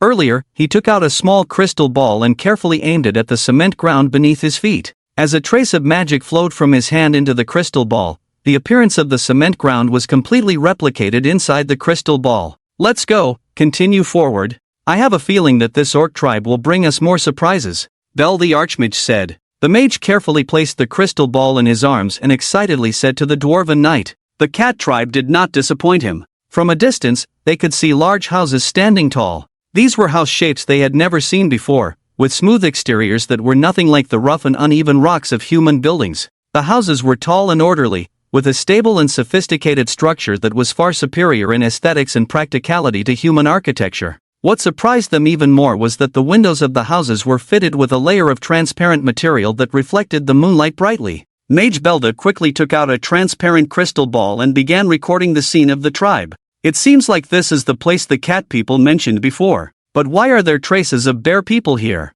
The Dwarven Knight observed the houses and the tribe and frowned as he examined the footprints on the ground. Perhaps this cat tribe is subordinate to the bear tribe below. Let's move closer. I want to observe up close what the transparent material on their windows is. With what we record today, His Majesty will surely reward us. Mage Belda exclaimed excitedly. Getting too close might expose our whereabouts, the Dwarven Knight said with a furrowed brow. What are you afraid of? We are both 7th level in strength. As long as we want, we can destroy this tribe. What is there to worry about? Mage Belda, caught up in his excitement of observing, had no excessive concerns. Alright then, the Dwarven Knight, seeing his excitement, knew he couldn't stop him and could only compromise. Under the cover of night, the two entered the tribe directly. Mage Belda approached a relatively small house and reached out to touch the glass on the wall. The object was cold and smooth to the touch, but Mage Belda couldn't find a place to start removing it. After fumbling for a while, Mage Belda couldn't hold back any longer. He raised his staff and, to the astonishment of the Dwarven Knight, smashed the glass.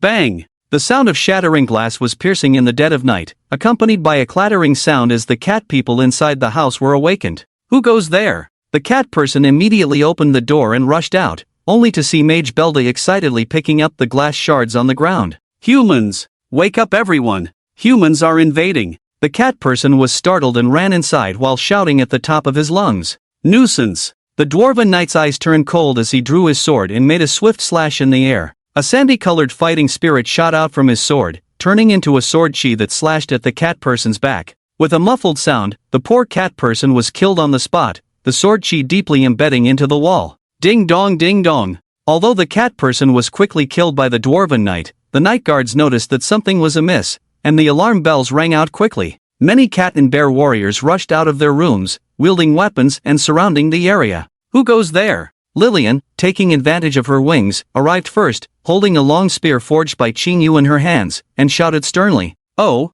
besides cat and bear people, there are even avians here? This is truly interesting," the dwarven knight said with a playful smile. "You inferior orcs, quickly bring out the overseer, tell me about the materials and techniques you have obtained, and then surrender obediently to become slaves of my Belnadian empire." Master Bell tucked the glass into his arms, stood up straight, and said, "The Bernat Empire? It's the Bernat Empire again." The Spirit Cat clan and Lillian have both been hunted by the Bernat Empire, naturally harboring deep hatred. Some cat warriors heard that they were also from the Bernat Empire, their eyes turning red with anger. "Shameless humans, invading our territory in every way, now spouting nonsense here. Today, this lady will make sure you have no way out." Lillian's anger surged, raising the silver spear in her hand and diving down towards Master Bell. "Duo!" Master Bell whispered, quickly stepping back. The two had fought together before, their tacit understanding extraordinary. Almost as soon as Master Bell spoke, Dua had already moved. Dua stepped forward to block in front of him, lightly raising the sword in his hand to block Lillian's silver spear.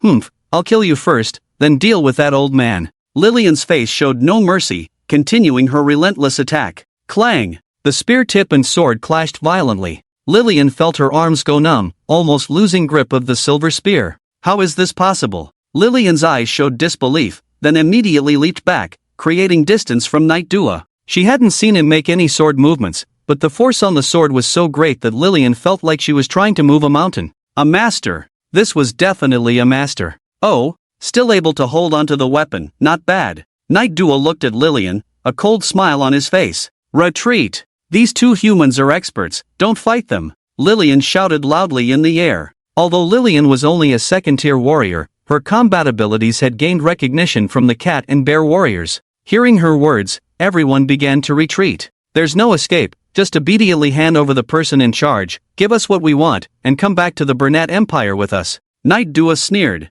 As he spoke, a fire dragon burst out of Master Bell's staff, heading straight for Lillian in the sky. In a panic, Lillian quickly lowered her body to dodge the fire dragon, but it adjusted its position in mid-air, chasing after her. In a desperate situation, Lillian, relying on her genius-like combat instincts, managed to twist her body to avoid the fire dragon. However, the high temperature from the fire dragon still burned her wings, causing Lillian to fall. "We'll hold off the enemy, Miss Lillian, go find the High Priestess and the Chief, and have them leave this place." Seeing Lillian defeated, the remaining cat and bear warriors were not afraid, but instead actively went forward to buy her time to escape. Xingyu and the chief had also heard the news and, with devout faith in Lin Chen, they did not flee but instead rushed towards the scene. Master Bell and Knight Dua, both 7th tier in strength, were unstoppable, with no one able to stop their advance. They chased after Lillian, leaving behind hundreds of injured or dead warriors in their wake. "Stop!" Seeing her fellow tribesmen being brutally killed, Xingyu's heart ached, and she shouted, "Oh,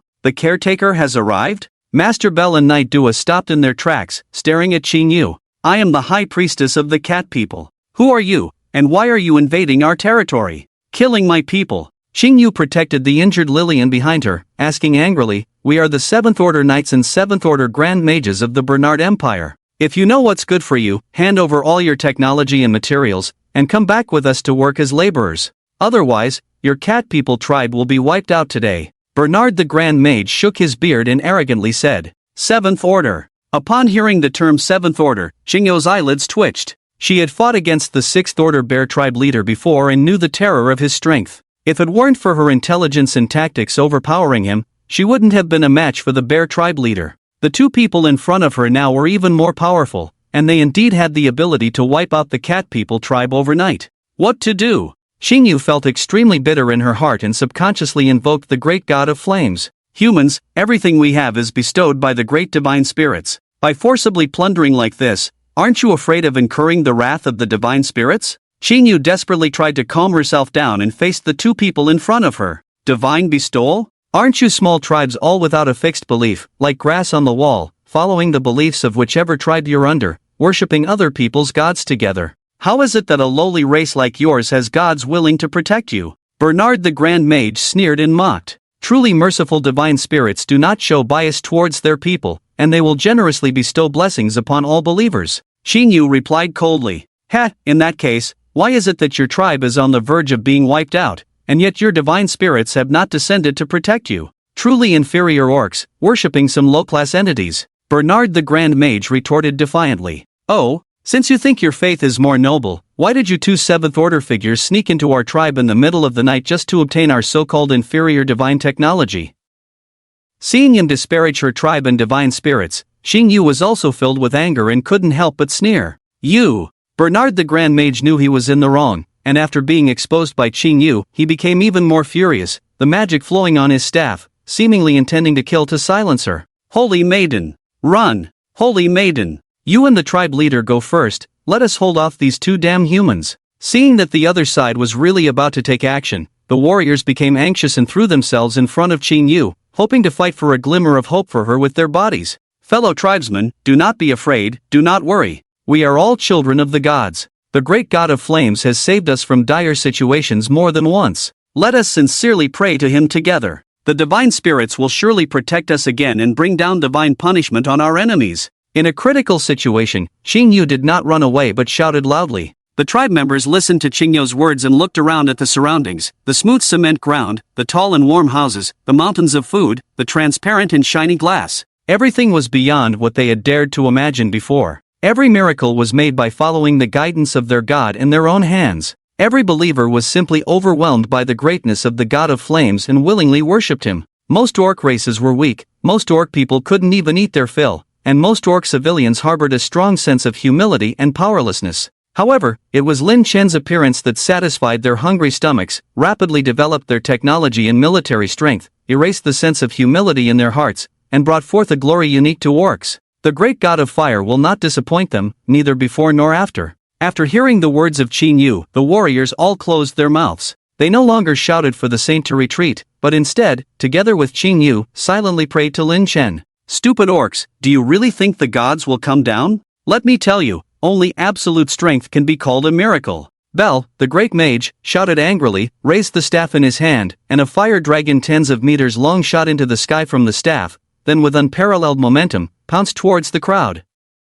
Bel, the great mage, is a 7th level mage. This fire dragon is the most powerful area attack skill within his ability. Although the coverage area is not as wide as Xing Yu's fire rain, the temperature of the flames is even more superior. It is no exaggeration to say that if hit by this fire dragon, no one present would be spared. The full force of a 7th level archmage is comparable to a forbidden curse, but facing such a terrifyingly huge fire dragon, not a single person present showed any sign of fear. Their expressions were calm, as if the fire dragon was not coming towards them at all. Seeing this scene, Bel, the great mage, became even more angry. He had hoped to see these orcs flee in panic, but the orcs in front of him were so disrespectful, which made him furious. He waved his staff rapidly, consuming magic power to accelerate the speed of the fire dragon's flight. And the Duval Knight stood guard in front of him, looking somewhat puzzled at the calm expressions of the orcs opposite. This devout faith was something he had never seen before, indicating how much these orcs trusted their deities. It was this immense trust that made the Duval Knight begin to feel a strong sense of unease.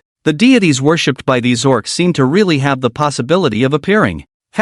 This thought made even the Duval Knight himself want to laugh. Although the deities do exist, they reside in the divine realm, only periodically collecting the power of faith, and never interfering in the affairs of these ants in the mortal realm. Not to mention just a small tribe of 2,000 people, even during times of war when tens of thousands of people died, these deities never made a move.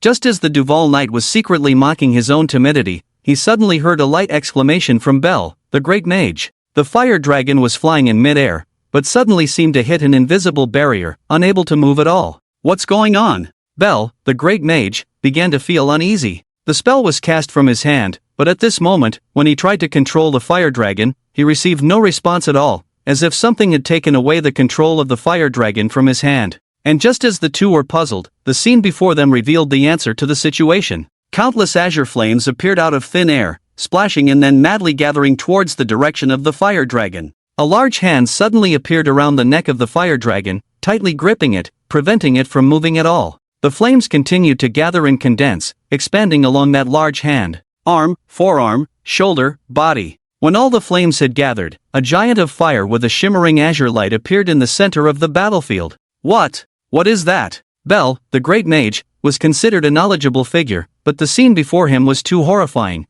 causing him to stutter in his speech. I am the god of fire. Who dares to invade my sacred land and slaughter my people? The fire giant held the fire dragon tightly in his right hand and spoke angrily in human language. As soon as the words fell, the giant suddenly tightened his palm, and a flame dragon comparable to a forbidden curse spell was crushed into a sky full of flames by him, and then absorbed into his body. Is this a god? Mage Bell stared blankly at the flame giant and said foolishly, yes, this flame giant is Lin Chen. As a spiritual being born from flames, he doesn't need any rest at all. While all the believers were resting at night, Lin Chen once again entered the mountains of the Black Mountain to explore more mineral deposits. However, at this time, he received countless prayers. Such a large-scale simultaneous prayer had never happened before, except during some festivals and celebrations. Lin Chen immediately realized that something was wrong. So he opened the God panel and descended following the serene voice of prayer. Sure enough, as soon as he appeared, he saw a flame dragon comparable to a forbidden curse flying towards him. To protect the orc behind him, he immediately transformed into a flame giant. Looking at the two nervous humans and the bodies of hundreds of cat and bear warriors, Lin Chen immediately understood what had happened. He crushed the fire dragon, absorbed the magic power contained in it as fuel, and angrily looked at the two humans, itching with anger. He had finally accumulated a bit of wealth, but before he could expand it, these two idiots had killed hundreds of people in an instant. Lin Chen truly felt sorry for the loss of manpower. Bell, get ready to run. Knight Dua stared at the huge flame giant in front of him, beads of sweat starting to appear on his forehead. The sword in his hand swung rapidly, and the earth-yellow fighting spirit quickly surged towards the sword, drawing 7 sharp sword energies in the air towards the giant's joints. Puff puff puff puff. Lin Chen didn't even dodge, letting these sword energies hit his body. However, before these sword energies could touch him, they were instantly evaporated by the flames on his body, emitting a series of muffled sounds. Escape! My attacks can't even harm it, the power level difference is too great, Dua said without hesitation. Bell's fire dragon had no effect, so he didn't hesitate to turn around with Dua. Both of them had rich combat experience, and although they were proud, in this situation, they had to admit that they were not worthy opponents of the flame giant. Damn, aren't all the gods in the heavenly realm? What the hell is this thing? Mage Bell cursed as he ran. Dua Knight had no time to pay attention to his complaints. He raised the sword in his hand and observed the situation behind him through the reflection on the sword. Run? Seeing the two of them turning around to run, Lin Chen couldn't help but show a cold smile. Damn, killing hundreds of believers, destroying half of the tribe, if he could let you two escape today, there would be no need for this god. Lin Chen instantly shrank his body and turned into a ball of flame, swiftly chasing after the two. What's going on? Through the sword, Dua Knight saw the tall flame giant behind him disappear in an instant, and his heart almost skipped a beat. He grabbed Mage Bell by the collar, and the earth-yellow fighting spirit manifested on his legs, increasing his speed once again. Mage Bell also felt the situation was bad from his reaction, so he closed his mouth and tried to relax his body to reduce the burden on Dua Knight. Under the full sprint of the 7th-rank knight, their speed was very fast, and within a few seconds, they ran out of the territory of the cat people and headed straight for the Black Mountain Range. When the Dua Knight could see the thick forests of the Black Mountain Range, he finally breathed a sigh of relief. But at that moment, he suddenly saw a ball of flame hovering at the entrance of the mountains, as if waiting for him. The Dua Knight immediately hit the brakes and kept a safe distance from the ball of flame. What are you? The Dua Knight's forehead was covered in cold sweat as he angrily shouted, trying to bolster his courage. Haven't my followers already told you who I am? Lin Chen floated forward a few steps, his cold voice emanating from the flame. How is this possible? Aren't gods supposed to reside in the divine realm? How can there be a god in the mortal realm, let alone one involved in mortal affairs? Bell the mage exclaimed in disbelief. Oh, the divine realm? This term piqued Lin Chen's curiosity, as the system had bound him with divinity but had not provided any information about other deities on this continent. Human, tell me what you know, and if it satisfies me, I will consider sparing you. Lin Chen addressed the two individuals. Although the figure in front of them appeared to be just a small ball of flame, Bell the mage had no intention of resisting. He exchanged a glance with the Dua Knight, who stepped forward to explain. It is said that the gods were once mortals in the mortal realm, but this land could not bear their power and pressure, so the gods created a divine realm above the mortal realm to reside in. The gods reached a consensus not to interfere easily in mortal affairs, instead developing their own followers in the mortal realm to enhance themselves. The power of the believer's faith is stored in totems or shrines, and the gods periodically open channels to the mortal realm to receive this power and listen to the prayers of their mortal followers. But for thousands of years, there has been no mention of a god active in the mortal realm. Unless it is a new god who has just entered the divine realm and has not ascended to the divine realm yet. The Dua Knight hesitated as he glanced at Lin Chen, quietly expressing his speculation. It turned out that the deities of the Chaos Continent communicated with the mortal realm in this way. No wonder when they first learned they were deities, they all showed an incredulous expression, as the issue lay with this deity who appeared out of the ordinary. Strictly speaking, he had not yet reached the level of a deity in terms of power, but he possessed divinity from the system, at most being considered a pseudo-deity. In such a vast continent, there were likely many extraordinary beings who had not become deities. If they were targeted by them, it would probably not end well. Lin Han once again keenly felt the importance of power. According to the power levels previously informed by the system, he needed to surpass the levels of emperor, king, and saint to upgrade to the level of a deity. The road to becoming stronger was still long.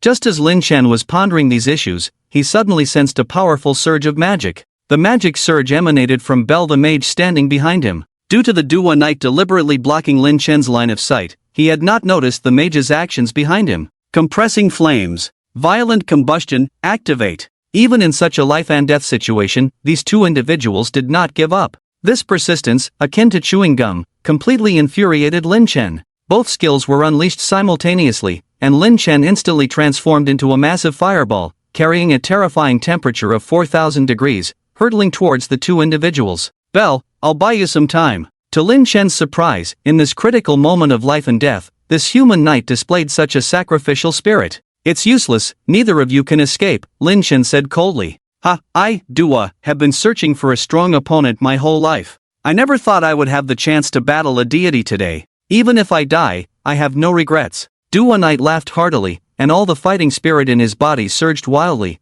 causing the ground beneath his feet to tremble slightly. The earth-yellow fighting spirit covered his entire body, making him look like a bronze figure. With every move he made, the sound of metal clashing echoed from Dua Knight's body. Dua Knight's fighting spirit attribute is Earth, the strongest defensive attribute. Even though he is a 7th-rank knight, if he goes all out in defense, even 8th-rank mages would find it difficult to cause him serious harm. However, he was facing Lin Chen, who had already reached the king level. Under the scorching heat of 4,000 degrees of flames, Dua Knight's defense was broken in less than a second. The earth-yellow fighting spirit even began to evaporate continuously, looking particularly tragic. In the intense pain of the burning flames, Dua Knight couldn't help but scream in agony. But even so, he did not retreat. Instead, he opened his arms and rushed forward, trying to embrace Lin Chen. Hiss! A tongue of flame rose gently, and before Dua Knight could get close to Lin Chen, he turned into a sky full of flying ashes, scattered all over the ground. Still not giving up the struggle? Do you still want to fight back in this situation?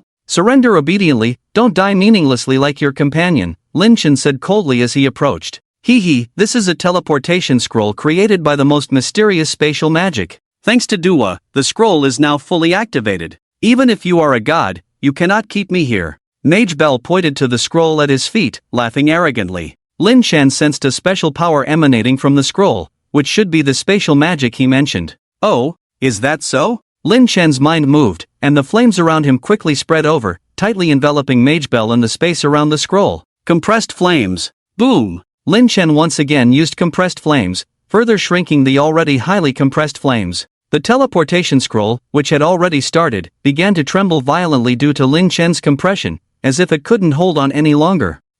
Just as I expected, Lin Chen sneered inwardly. This teleportation scroll used spatial magic. By completely enveloping the surrounding space with flames and then compressing it, the space near the scroll would definitely change due to his interference. Under such drastic changes, the teleportation scroll naturally could not function successfully. What have you done? Seeing the problem with the teleportation scroll, Mage Bell, who was once extremely confident, finally showed a look of fear and shouted desperately at Lin Chen. Looking at his ugly face and recalling his arrogance and ruthlessness when he wantonly killed his followers earlier, Lin Chen suddenly felt a sense of satisfaction. Evil deeds will lead to self-destruction. It's about people like him, selfish, greedy, and arrogant. I do feel a bit sorry for the knight who helped him by time earlier, Lin Chen said to himself as he watched him being engulfed by the flames. Ha! After burning Mage Bell to death, while the flames had not yet dissipated, Lin Chen suddenly felt a wave of magical fluctuations. A black light flashed on the ground, followed by a distortion in space that not only sucked in the remains of Mage Bell but also absorbed a small part of Lin Chen's flames.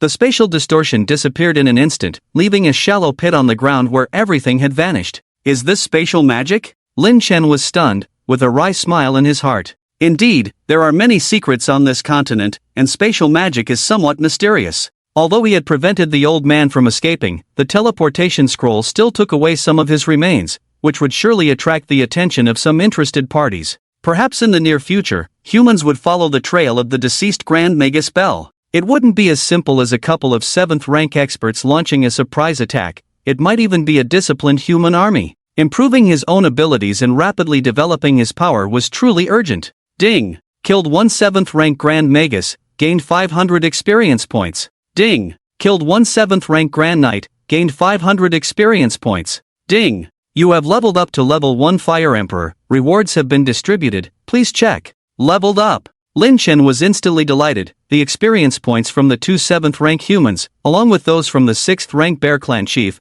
had completely filled the gap needed for Lin Chen's advancement. Each time he advanced a realm, there would be a significant improvement. Lin Chen was excited and quickly opened his attribute panel.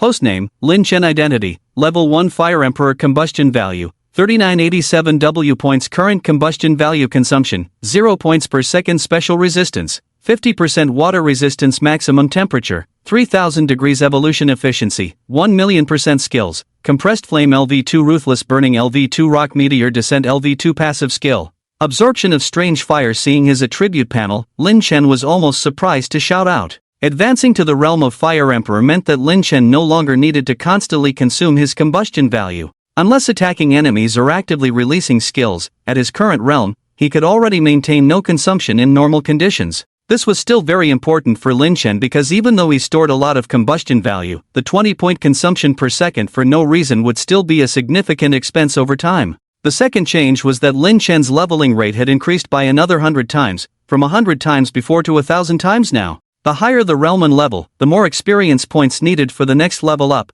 especially now that Lin Chen had reached the realm of Fire Emperor. The required experience points for leveling up were astronomical. If the leveling rate also increased, it would undoubtedly reduce the experience needed for his advancement, which was crucial for Lin Chen who wanted to become stronger quickly. As for this additional passive skill, Absorption of Strange Fire, what kind of skill was it exactly? Curious, Lin Chen opened the skill description. Absorption of Strange Fire, is there only one type of fire in this world? If you think so, you're wrong. Flames are the end of destruction and the source of creation. Go find various strange fires, they will make you a more perfect you. Ha! After reading this explanation, Lin Chen's brain was still a mess. Although he could roughly understand that strange fires existed and could enhance his strength, how to obtain them and where to find them was completely confusing. Forget it, when the time is right, I will naturally encounter them. Lin Chen was not one to dwell on things, and after studying for a while and finding no clues, he simply skipped this issue. It's been a while since I last checked the divine panel, let's see if there have been any changes.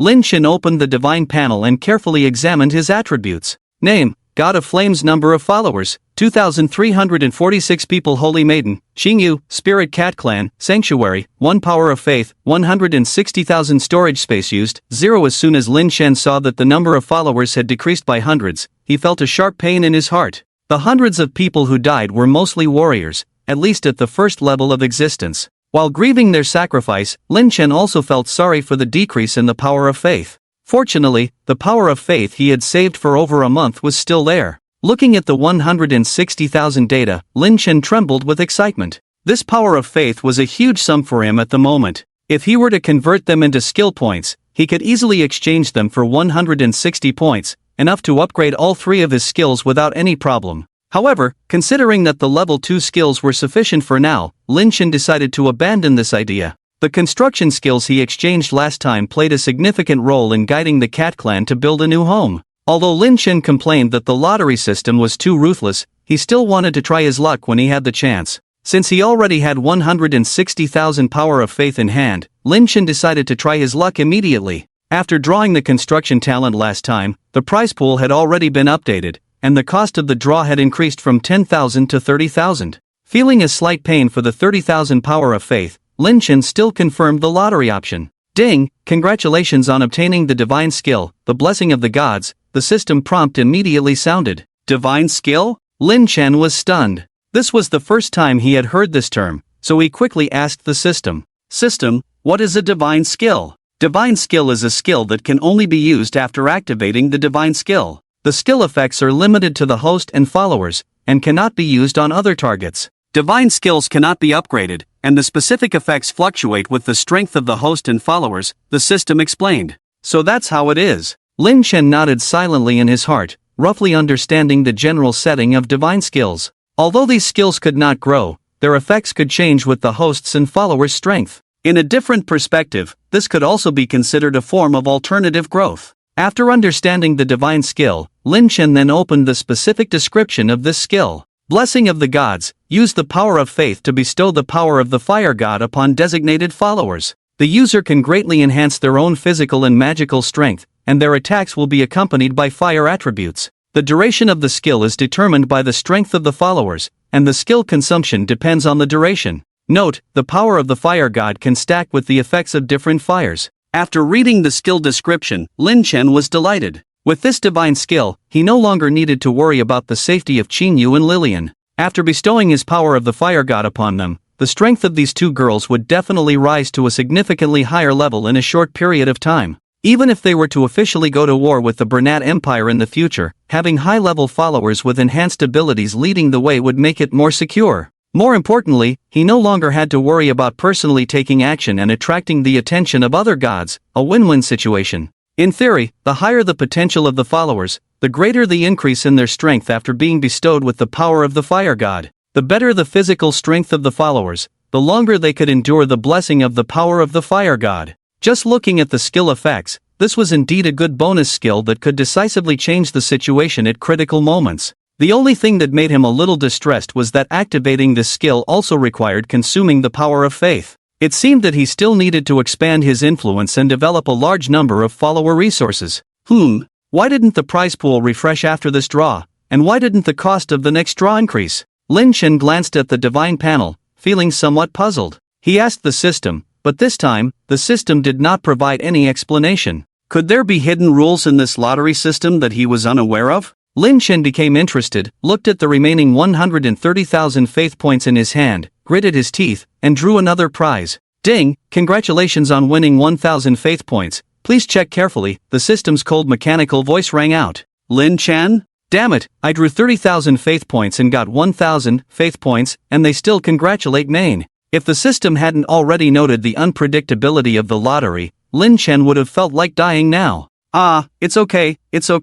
I got good skills in the previous two draws, it's impossible to win every time. Don't be angry, Lin Chen comforted himself as he closed the deity panel. It's still a profit to get back 1,000 faith points, not a total loss. After thinking about it, Lin Chen still felt somewhat unwilling. Logically, the prize pool has fixed good and bad items, and since he just drew a disappointing 1,000 faith points, the probability of drawing something good next time would be higher. Take a risk, turn a bicycle into a motorcycle. Lin Chen, with a gambler's mentality, opened the deity panel again. Ding, you didn't win anything, try harder next time. Ding, the system prize pool has been refreshed, and the next lottery will require 60,000 faith points. Snap! Lin Chen closed the deity panel and looked at his remaining balance of 71,000, feeling a wave of sadness. Truly, small draws bring joy, but big draws harm the body. He ended the lottery happily after getting a deity skill the first time. Isn't that great? Lin Chen felt like crying inside, silently swearing to himself that he would stop when ahead in front of this disappointing lottery system. And after this draw, the prize pool refreshed again, and the cost of the next draw increased accordingly. Can you only draw 3 times in one round of the prize pool? Then why did it automatically refresh after the first draw? But with limited funds, Lin Chen couldn't afford to research the answer with more faith points. Quickly bring down the oracle for the little girl, let the tribe turn grief into strength, quickly develop technology to expand our influence, on one hand to provide me with more faith points, on the other hand to prepare for the invasion of the human empire. Lin Chen glanced at the remnants of the 2 human masters on the ground and walked away. The entire village suffered some losses that night, but hundreds of people did not harm the vitality of the village. The orcs are a resilient race, whether it's the wanton slaughter by humans hundreds of years ago or the barrenness and hardship of the wilderness, they have not been defeated. Therefore, under the peaceful estimate, the cat people and bear people quickly regained their composure. The two tribes who witnessed Lin Chen's descent as a god became even more devout in their worship of him. The funeral and the reconstruction of the destroyed houses were proceeding smoothly under the arrangements of the cat tribe leader, while Qing Yu began planning to take over the White Feather tribe. The primary goal of taking over the White Feather tribe is to deal with the expeditionary army of the Berna Empire in the Black Mountain Range. Due to concerns that there are 7th-tier monster-level opponents in the expeditionary army, Lin Chen personally investigated their territory and inquired about the configuration of the expeditionary army from an unlucky loner. The Berna Empire is a medium-strength empire in the human empire. Due to the gap in strength, the Berna Empire's territory is close to the border of the human territory, making it close to the wilderness. In order to seek better development, the Berna Empire is unable to compete with other major empires, so they can only invade the wilderness to develop their own strength by invading the orcs. This expeditionary force is just the first step in the expansion plan of the Bernard Empire, so the configuration and scale are not as terrifying as Lin Chen imagined for a human army. The entire expeditionary force totals 8,000 people, but after accounting for those who died in battle invading the orc tribe, those who died in the mouths of monsters, and those who died from other accidents during the march, there are still around 7,000 people left in the expeditionary force. Compared to the 2,000 or so members of the Cat People and Thunderclaw tribe, the human expeditionary force is 3 times larger and more affluent. Moreover, the lowest rank among these humans is a first-tier knight, not to mention elite squads like the Griffin Knights, and many 3rd and 4th-tier magicians. If this battle were to be fought head-on, it would be a difficult one to win. While Qing Yu was worrying about how to fight this battle, chaos was also brewing within the Bernard Expeditionary Force. Without the presence of the Dua Knights and the Great Mage Bell to command, Rudolph alone could not play any significant role. With the mysterious disappearance of the Dua Knights and Bell the Mage, unrest began to spread within the expeditionary force. Without these two commanding figures, Colonel Rudolph completely indulged himself, enjoying himself in the army every day, only symbolically sending people out to search for Dua and Bell, causing disorder in the army. With him leading the way, many knights and magicians also became lazy, and the daily training routines were gradually replaced by laziness. Seeing the performance of the Bernard Empire's expeditionary force, Qing Yu, who personally inspected the situation daily, knew the time had come. Starting from the second day, the daily routine of sending out teams to search for the Dua Knights and the Great Mage Bell suddenly disappeared. The expeditionary force thought they had encountered unexpected circumstances and did not pay much attention, sending out a new team the next day. However, for 3 consecutive days, the 3 teams sent out did not return. Rumors began to spread within the army, saying that the ghosts of the missing Dua Knights and the Great Mage Bell had returned for revenge. The expeditionary forces were far from their homeland, alone in the Black Mountain Range full of monsters, making them more sensitive and vulnerable. It was only because Dua Knights and the Great Mage Bell usually oversaw everything that the army's morale could be stabilized. But now that they were both missing, rumors were spreading, and the entire expeditionary force was gradually descending into chaos. Colonel, the rumors in the army are increasing. I suggest we quickly send a message to the Imperial City to have other great knights and mages sent to take command. There were some clear-minded junior officers in the army who, seeing the situation getting out of control, quickly advised Colonel Rudolph. Nonsense! Dua and Bell just went out for a short time, nothing will happen to them. They are both 7th-tier experts, do you think I'm a fool? And how do I send a message to the Imperial City, saying that I mismanaged and lost 2 7th-tier experts? If such news gets back, I see you all want to harm me. Rudolph flew into a rage and even took the junior officers who advised him out to beat them with a cane. After this behavior, the entire army became even more resentful, but no one dared to speak out, and the atmosphere in the army became increasingly tense. While the human expeditionary force was in turmoil, Qing Yu was not idle. She sent the Bear Clan elder to persuade the Thunderfang and Thunderfoot tribes. Although these 2 tribes did not have warriors above the 6th tier, their overall strength was not much different from the Thunderclaw tribe. Upon hearing that the chief of the Thunderclaw tribe had already died in battle, these 2 tribes also began to consider merging. With the miracles displayed by Qing Yu, these 2 tribes also realized that the submission of the Thunderclaw tribe was not without reason. The orcs worshipped strength. After realizing that they were no match for the cat people, the chiefs of the 2 tribes chose to join forces. Lin Chen's followers quickly grew to over 4,000 people, with more than half of them being bear people. The addition of these 2 tribes doubled the power of the alliance. Knowing that the newly joined tribes might not be fully convinced, Qing Yu did not rush to take over their affairs, but instead entrusted them to the Bear People elders. The bears were of the same race, and the Thunderclaw tribe was previously the strongest among the 3 tribes, so letting them handle internal matters was better than directly taking control like with the Cat People. This decision even earned praise from Lin Chen, showcasing Qingyu's genius handling abilities. Despite having almost enough manpower after the addition of the 2 bear tribes, Qingyu did not rush into battle. She knew that this battle was not just about reclaiming glory from the humans, but also about stabilizing the people and gaining the full acceptance of the 2 newly joined bear tribes. If possible, Qingyu even wanted to achieve a zero-death victory like last time in this battle. Even though preparations were almost complete on all fronts, Qingyu patiently waited for the perfect opportunity to strike. Finally, on a moonless night, Qingyu looked at the sky and smiled with satisfaction. Behind her, 2,000 bear warriors and 1,000 cat warriors were ready to go. Excluding the elderly and weak, Qingyu had put all her resources into this battle. Therefore, in this battle, only victory was allowed, not defeat. And it couldn't be a narrow or Pyrrhic victory, only a complete and overwhelming one. With a command, all the fires were extinguished simultaneously. Qingyu's eyes shone with a bright green light in the thick darkness, like 2 lanterns piercing through the black. Great God of Fire, please bless your people. Warriors, march! After Qingyu's devout prayer, she gave a soft cry, and 3,000 warriors silently set off towards the Black Mountain range, their green eyes flickering and disturbing the tranquility of the night. I don't know when this damn day will end. I want to go back to the Berna Empire. In the Berna expedition camp, several soldiers on night duty were sitting together, boredly drinking spirits.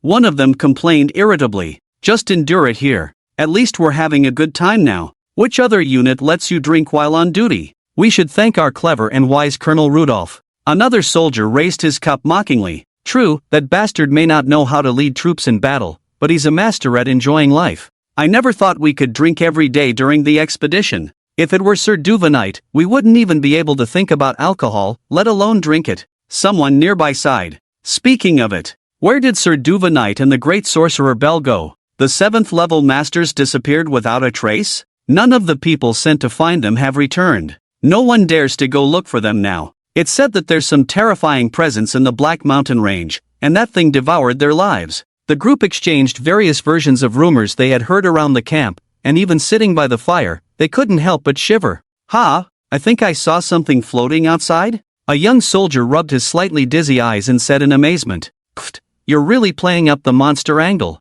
The other soldiers immediately laughed and teased. "Don't doubt it, I really saw it. Are you afraid? Those with courage, come with me to see what's going on," the young soldier said defiantly. "Let's go, what are you afraid of?" The others naturally couldn't back down, so they stood up, teasing each other and holding torches as they walked outside the camp. "There's barely any light tonight, I couldn't have been mistaken. There was definitely something flashing with a green light just now," the young soldier said as they walked. But despite his chatter, no one answered him. When he turned around, he realized that everyone behind him had disappeared. "Hey, don't scare me." The people around him vanished simultaneously, and even the brave young man couldn't help but start trembling. Rustling. Suddenly, he heard the faint sound of grass and trees shaking. The young soldier gathered his courage and went to investigate. As he turned past the bushes, his eyes widened in shock. Hanging from a large tree were over a dozen soldiers who had turned into dried corpses, looking extremely terrifying. These people were the ones who had gone out a few days ago to search for the Duwa Knight and the Great Wizard Bell.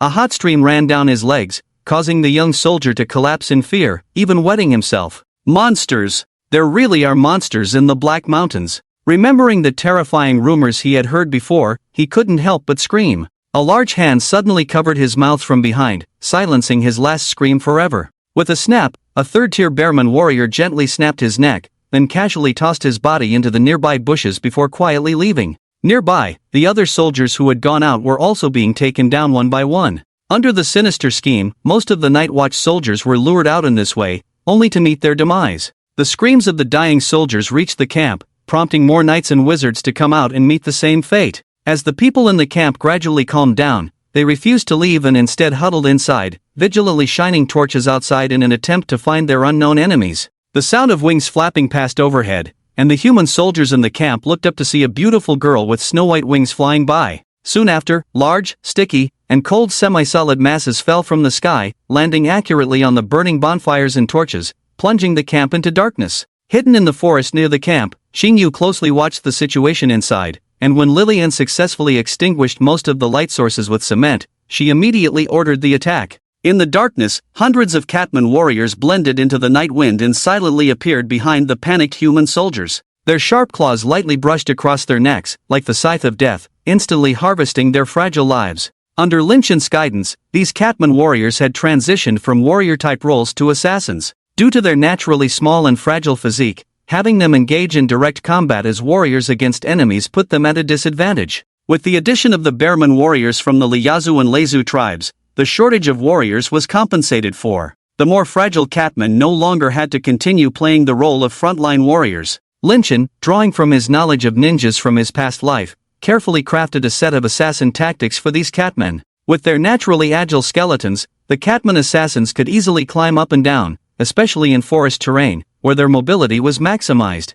Coupled with the padded soles of their feet, these Catman assassins truly achieved silent and stealthy assassinations. In addition to the natural night vision ability of the orcs, it's almost like cheating in this pitch-black night. Large groups of human soldiers were just awakened, and their necks were slashed by cat assassins, leaving them with the last scene of their lives, with the cat people's eyes shining with emerald light. The cat people specifically targeted the physically weak mages, and many 3rd and 4th tier mages couldn't even pick up their staffs before being killed by the cat assassins. The power gap between tiers was almost erased in this massacre of the night. Whether you are a mage or a griffin knight, as long as you lie in bed, there is basically no chance of getting up again. A few who were quick on their feet wanted to counterattack, but they were no match for the cat assassins throwing knives. Watching their people harvest the lives of these humans wave after wave like cutting grass, tears filled the eyes of the cat people. Weakness has always been synonymous with the cat people, not just Qingyu. Even those cat assassins who have killed many people never thought that the cat people would one day be able to dominate the battlefield.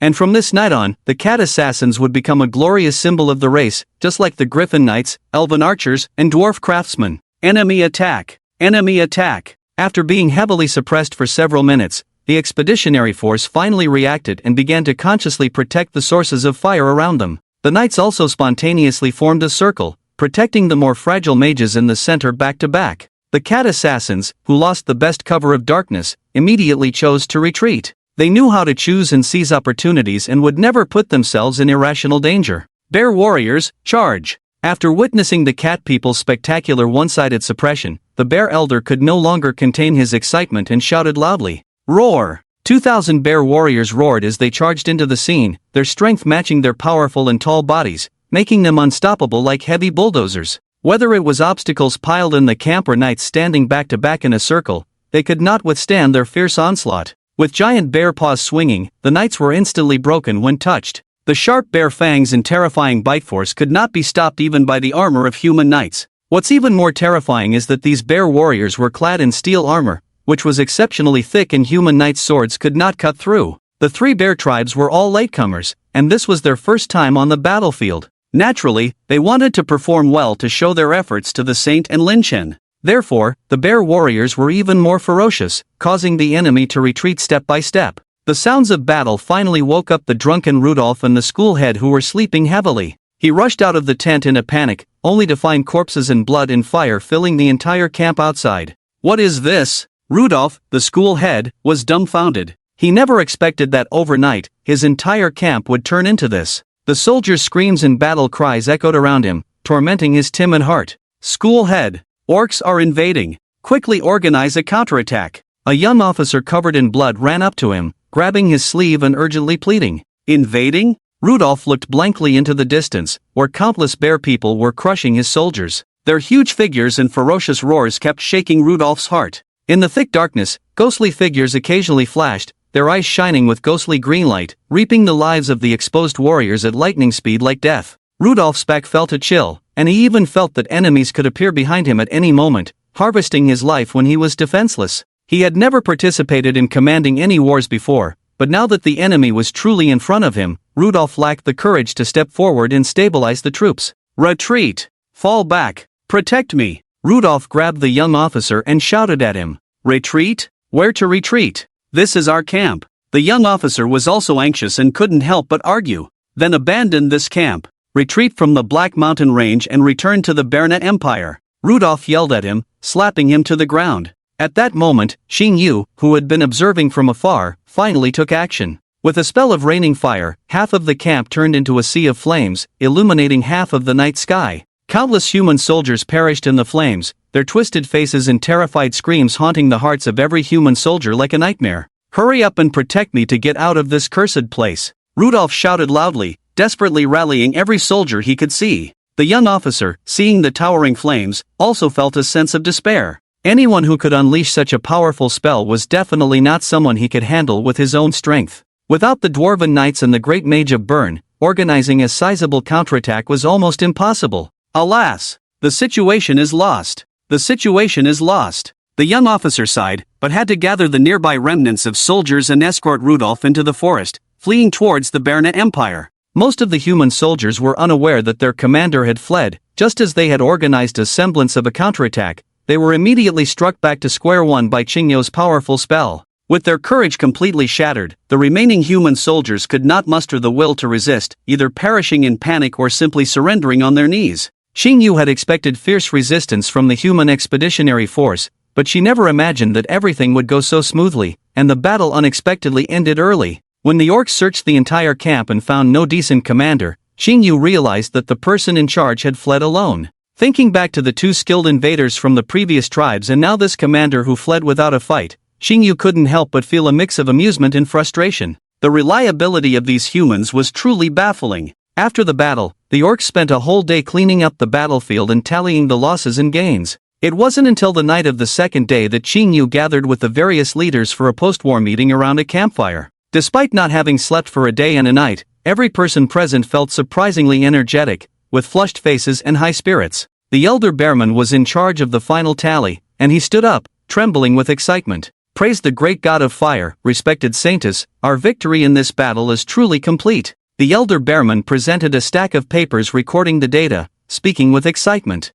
"Let's start with the results and spoils of war." Qingyu smiled and instructed. "Yes, reporting to the Saintus, in this battle, our army annihilated a total of 6,365 enemies, including over 400 mages, with over 100 being 3rd and 4th tier mages. We killed over 3,000 knights, including 3 5th tier or higher and over 500 3rd and 4th tier mages. The rest were ordinary human soldiers. This battle captured thousands of human food, hundreds of barrels of wine, and rescued more than 400 orc prisoners, including goblins, foxpeople, and dwarves. They also seized several swords, armor, and bows and arrows." The bear elder said in one breath, his face turning red. Everyone's faces were filled with joy. Humans have oppressed the orc tribe for hundreds of years, driving them into this wilderness and constantly invading and harassing them. The powerful orc races live deep in the wilderness, far away from humans, while only some weaker tribes live near the Black Mountain Range. These small tribes are not strong enough to resist human harassment and aggression, always passively enduring attacks from the human empire. It can be said that a victory as great as this has never been imagined by the orcs. This is truly a milestone victory. Praise the great god of fire. The warriors were very brave in this battle. I believe the god of fire will be pleased with us. Qingyu also smiled, unable to hide her joy on her pretty face. What about the casualties? The cat tribe leader pondered for a moment before asking. Returning to the tribe leader, the casualties have been counted. Our warriors had 23 deaths, including 7 cat tribe warriors and 16 bear tribe warriors. The number of injured reached over 100, but there were no serious injuries. After the bear elder finished speaking, the chiefs of the Thunderfang and Thunderfoot tribes gasped in shock. This was a terrifying result. They had no idea the enemy outnumbered them by more than twice. Compared to the over 6,000 killed, the sacrifice of these 23 warriors was considered minimal, almost negligible. Even the bear elder of the Thunderclaw tribe did not expect such a brilliant outcome from this battle. However, looking at the reactions of the priestess and the chiefs, they seemed indifferent, as if they were accustomed to such surprising victories. As the first group to serve the god of fire, they had become accustomed to these victories. Upon careful consideration, this outcome was not unexpected. Before the battle began, the priestess had professionally trained and prepared the cat warriors through divine methods. The agile and mysterious cat assassins made even the bear warriors reluctant to face them in the darkness. Prior to the official battle, the priestess instilled fear in the human soldiers through a perfect plan, combined with methods to create a visual advantage, quickly establishing an advantageous position. When the actual battle began, the armor bestowed by the god of fire played a crucial role, protecting the bear warriors from harm and laying the foundation for victory. Although it seemed that the opponent was caught off guard by thunderous means in this battle, it could not be denied that the generous gifts of the god of fire and the wisdom of the priestess Qing Yu were indispensable. While the three bear people admired inwardly, their admiration and reverence for the god of fire grew even stronger. At this point, the bear tribe had truly returned wholeheartedly. Give the fallen warriors a glorious burial and compensate their families. As for the rescued orc prisoners, provide them with enough food and let them return to their tribes. They will spread the news of this great victory among the orcs themselves. Also, tell the warriors that they have worked hard, use the captured wine to hold a grand celebration, let us revel in it. While the orc tribes were joyfully celebrating their victory, the top officials of the Berna Empire were in turmoil. Several days ago, the Royal Magic Research Society of the Berna Empire had suffered an unexpected attack. A massive temperature and its terrifying blaze inexplicably appeared on the teleportation array of the Magic Research Society, instantly incinerating several unlucky individuals with its 4,000-degree high-temperature flames. The remaining water magic users exhausted all their abilities to extinguish this terrifying blaze. This sudden and unprepared attack left the president of the Magic Research Society both furious and puzzled. The teleportation array in the Magic Research Society is specifically positioned, requiring the use of specialized teleportation scrolls to transport items back. Those qualified to hold teleportation scrolls are all high-ranking magicians of the Bernat Empire, known for their loyalty and strength, making it highly unlikely for them to intentionally launch such a malicious attack on their colleagues. After investigating all the items that were teleported back, aside from the flames, the teleportation array also contained burnt black ashes and 3 nearly incinerated crystal balls. Witnessing this scene, the president of the Magic Research Society couldn't help but feel a tingling sensation on his scalp. These crystal balls used for recording images are all magically reinforced, making them almost impervious to any damage from flames. Yet, these fire-resistant objects were still incinerated. Judging from the situation, the burnt black ashes were likely from the magician who used the teleportation scroll. What terrifying encounter did he face to end up in such a state? Members of the Magic Research Society, along with the Empire's high-ranking officials, conducted a joint investigation. After eliminating most personnel, they finally confirmed that the unfortunate deceased individual was the only one unable to be contacted, the great magician of Bernat. But didn't this guy go on an expedition to the Orcish Kingdom and the Black Mountain Range with Rudolph and Dua? Orcs mostly rely on physical strength in combat, with very few using magic. Moreover, Bernat is a 7th-tier Grand Magician, just a step away from being an 8th-tier Grand Mage, with extensive combat experience and Dua Knight by his side for mutual support. What did he discover in the wilderness to encounter such a terrifying opponent? With heavy doubts, the Bernat Magic Research Society began an intensive plan to restore the crystal balls. Since Bell teleported the crystal balls back, they must have recorded something useful, and his sacrifice cannot be in vain. After a week of sleepless efforts, the Magic Research Society finally managed to partially restore the images within the crystal balls. The scene depicted a tall and exquisite town, with buildings and roads that even with Bernat Empire's current technology, could not be replicated. Reluctantly, the magicians at the Research Institute had to acknowledge that the town in the image seemed to possess a scientific civilization far superior to the current human empire. Their materials and construction methods were unheard of, and the aesthetics and comfort levels seemed impressive. This appeared to be an entirely new advanced civilization never seen before, but why would such an existence exist in the wilderness? The image in the crystal ball could not be fully restored, and based solely on a picture of the village, the researchers could only speculate that a more advanced civilization than humans had emerged in the wilderness. Faced with such a high-level civilization, even a 7th-tier Grand Magician being reduced to ashes could be an acceptable outcome. The president of the Magic Research Society urgently reported this information to the Bernat Empire's High Command, hoping they would quickly withdraw the expeditionary force from the wilderness. However, when they saw the disheveled Rudolph and dozens of nearly lifeless knights by his side, everyone understood that it was too late. The upper echelons of the Bernat Empire were shaken to the core. Those were 6,000 to 7,000 soldiers, knights, and mages. Not to mention the existence of several griffin squads. Although the expeditionary force is not as luxurious as the regular army, it still requires a large amount of resources and finances to cultivate so many magicians and knights. And most importantly, the deaths of the Dwarven Knights and the Great Mage Bell. After the incident with the teleportation scroll, no one held out hope for these two to return alive. Masters above the 7th rank are few and far between in the entire Berna Empire. Originally, they were sent to Rudolph to protect him and help him manage military affairs.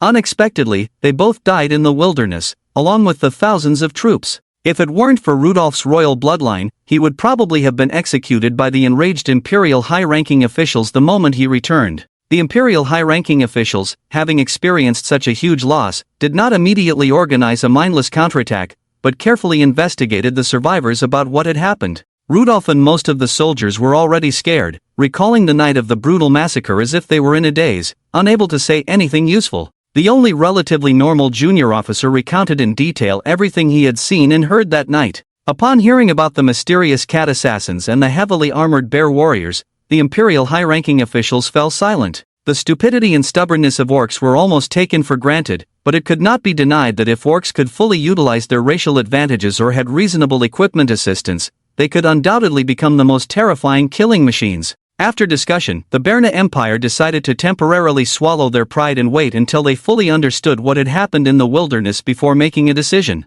Therefore, all the Berna Empire's troops stationed in the Black Mountain Range and the wilderness were withdrawn back to the Empire. The expansion plan to invade the wilderness was officially halted, and even the border towns near the Black Mountain Range were forced to relocate inland. For a while, everyone on the border felt insecure, as if the orcs, who had been oppressed for hundreds of years, were finally about to launch a counterattack. However, those like Qing Yu in the wilderness had no idea about what was happening in the Berna Empire. Under Qing Yu's arrangement, the orcs continued to cultivate and expand their territory, doubling it from before. After all preparations were made, Qing Yu decided to set off with Lillian to the depths of the Black Mountain Range to recruit the feathered tribe. After this period of training, Qing Yu had successfully advanced to a 4th-rank magician, while Lillian, although not benefiting from the attributes of a saint, had successfully advanced to a 3rd-rank warrior with her own talent. There was nothing left in the tribe for Qing Yu to worry about, and all remaining matters were left to the spirit cat chief and the bear elder to handle. Qing Yu chose a clear day and brought along 30 elite cat assassins and 70 strong bear warriors, escorting himself and Lillian into the Black Mountain Range.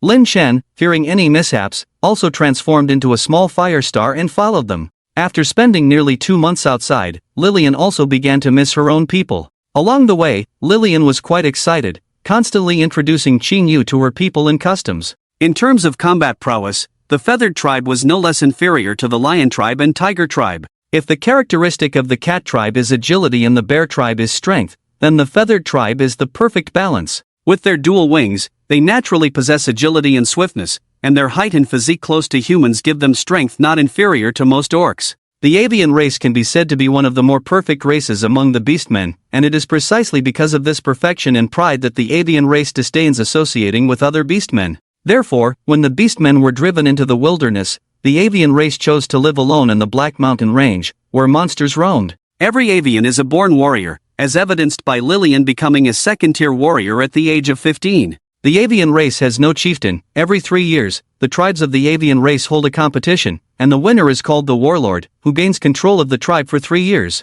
Lillian's father was the previous warlord, which is why Lillian refers to herself as the War Maiden. Respect for the strong is paramount, and despite their appearance being the least like beastmen, the avian race's system is most in line with beastmen's ideals. Lin Chen chuckled bitterly. My father was a 7th-tier warrior, which is why he became the warlord. But, now that my father is gone, I wonder if the tribe will listen to me. Mentioning her father, Lillian's face was filled with pride, followed by an unmistakable sadness. The avian tribes are divided into 4, white feather, red feather, gray feather, and black feather. A year ago, Lillian's father wanted to unify the 4 tribes into one large tribe. He challenged the warlords of the other 3 tribes one after another. Lillian's father was indeed powerful. He defeated the warlords of the gray feather and black feather tribes consecutively. However, when he dueled the warlord of the red feather tribe, his strength finally failed him, and he died in the duel. With Lillian's father's death, the idea of unifying the tribes was abandoned, and the 4 tribes returned to their respective territories. The White Feather tribe respected Lillian's father and kept their promise, not seizing the warlord position opportunistically but instead honoring Lillian, who was only a 2nd-tier warrior, as the War Maiden. This is why Lillian risked everything to protect her people from the Griffin Knights. I hope my people can understand my intentions and follow me in worshipping the God of Flames, Lillian said with some concern, rubbing her small face before putting on a smile. So, Qing Yu, welcome to my tribe. Lillian led Qing Yu to a crowded path surrounded by lush vegetation. After a difficult journey of about 100 steps, the scenery suddenly opened up before them. They found themselves in a gathering place of ancient trees, each tree immense and at least several hundred years old. The tree trunks were as thick as the foundation of a house, and the treetops had been flattened, with many small wooden houses built on top. Looking up, the onlookers couldn't help but exclaim in admiration. This architectural concept was novel and practical, and for the avians, building houses as high as they wanted posed no problem. These treehouses not only protected against ground moisture but also defended against attacks from monsters on the ground. It's no wonder the avian race dared to live alone in the Black Mountain Range. For them, their wings could invisibly help them avoid many potential dangers. Look, that's the sacred tree of the White Feather Tribe. In the entire Black Mountain Range, there is no tree larger than it. Every warlord of the White Feather Tribe has been chosen through competition on it. Lillian flapped her wings twice, flew into the air, and excitedly pointed to a spot not far away. Among the numerous trees stood a towering ancient tree, its canopy naturally flat, with dense branches and leaves forming a natural dueling platform. Even Lin Chen couldn't help but marvel at the sight of this giant ancient tree. The War Maiden has returned. War Maiden, it's great to see you're safe. Why would beastmen from other tribes come here? Lillian appeared with Qingyu not long ago and was immediately discovered by the people of the White Feather Tribe. The feathered people flew over flapping their wings, greeting Lillian with surprise. However, when they saw the cat assassin and bear warrior accompanying Qingyu, they all showed a cautious expression, pulling out long spears from behind and aiming them at the group.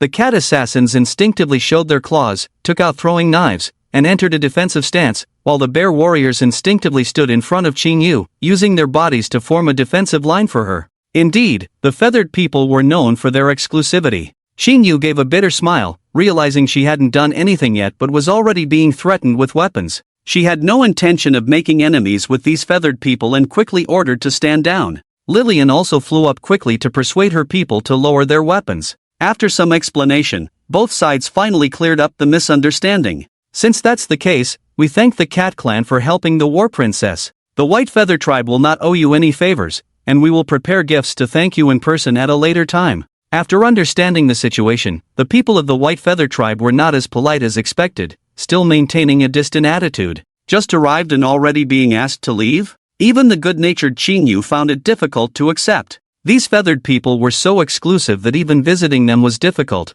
let alone trying to incorporate them into their own power. Essentially, it was because these feathered people valued strength too much. Although they appeared polite on the surface, when they looked at herself and the other cat assassins, their eyes still showed disdain as if they were superior. The Cat Clan was considered weak, almost a fixed mindset among all the orc tribes. Since the feathered people valued martial prowess, in order to earn their respect and recognition, one had to demonstrate corresponding strength. No need to be so polite. We have long heard that the feathered people are exceptionally strong, ranking among the top in all orc tribes, but it seems that's all there is to it. Helping the weak is our instinct, no need for thanks. I have already returned your war princess, so we will take our leave. Qingyu signaled to Lillian and calmly spoke. After that, Qingyu turned and left, with the cat assassins and bear warriors by her side, each giving a cold snort and following her back. Stop! Just a few steps away, the voices of the feathered people immediately sounded behind Qingyu. A smile appeared on Qingyu's delicate face, as she had successfully provoked these feathered people.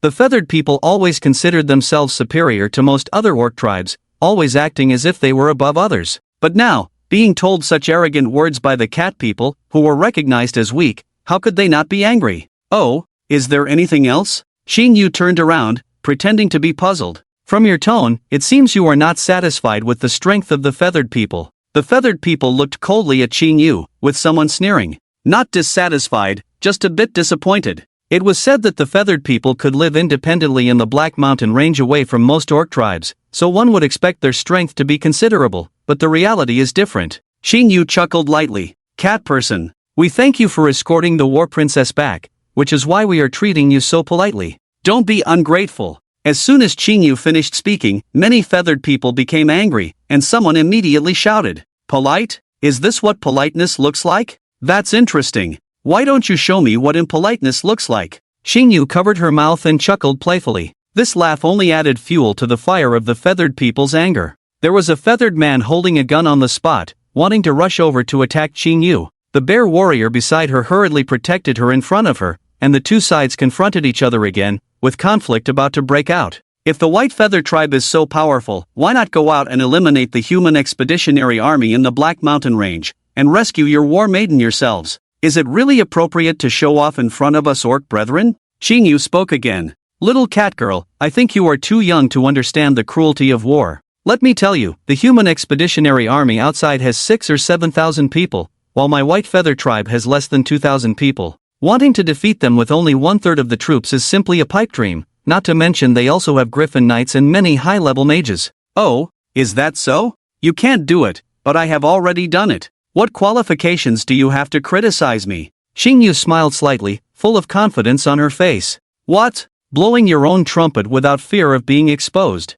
I don't believe it. Hearing Xingyu say such words, the feathered people immediately began to clamor, indicating that they simply did not believe her. It's true. Lillian timely stepped forward to help confirm Xingyu's words. Feathered people never lie, let alone Lillian, this war maiden. Upon hearing Lillian's words, many feathered people were stunned on the spot, but there were still some who were unwilling to believe and decided to fly to the human expeditionary army's camp to investigate. Xingyu had no objections and calmly let them go. The flying speed of the feathered people was very fast, and the few who went to investigate quickly returned. The human expeditionary army has been completely wiped out, with blood everywhere. There are no signs of intense fighting on the battlefield. It looks like a one-sided massacre. The returning feathered person glanced at Xingyu, saying with a complex expression, "How is that possible?" Some feathered people who had just heard Lillian's words did not believe it, but now the feathered people who went to check the battlefield traces also said the same, indicating that it was indeed true.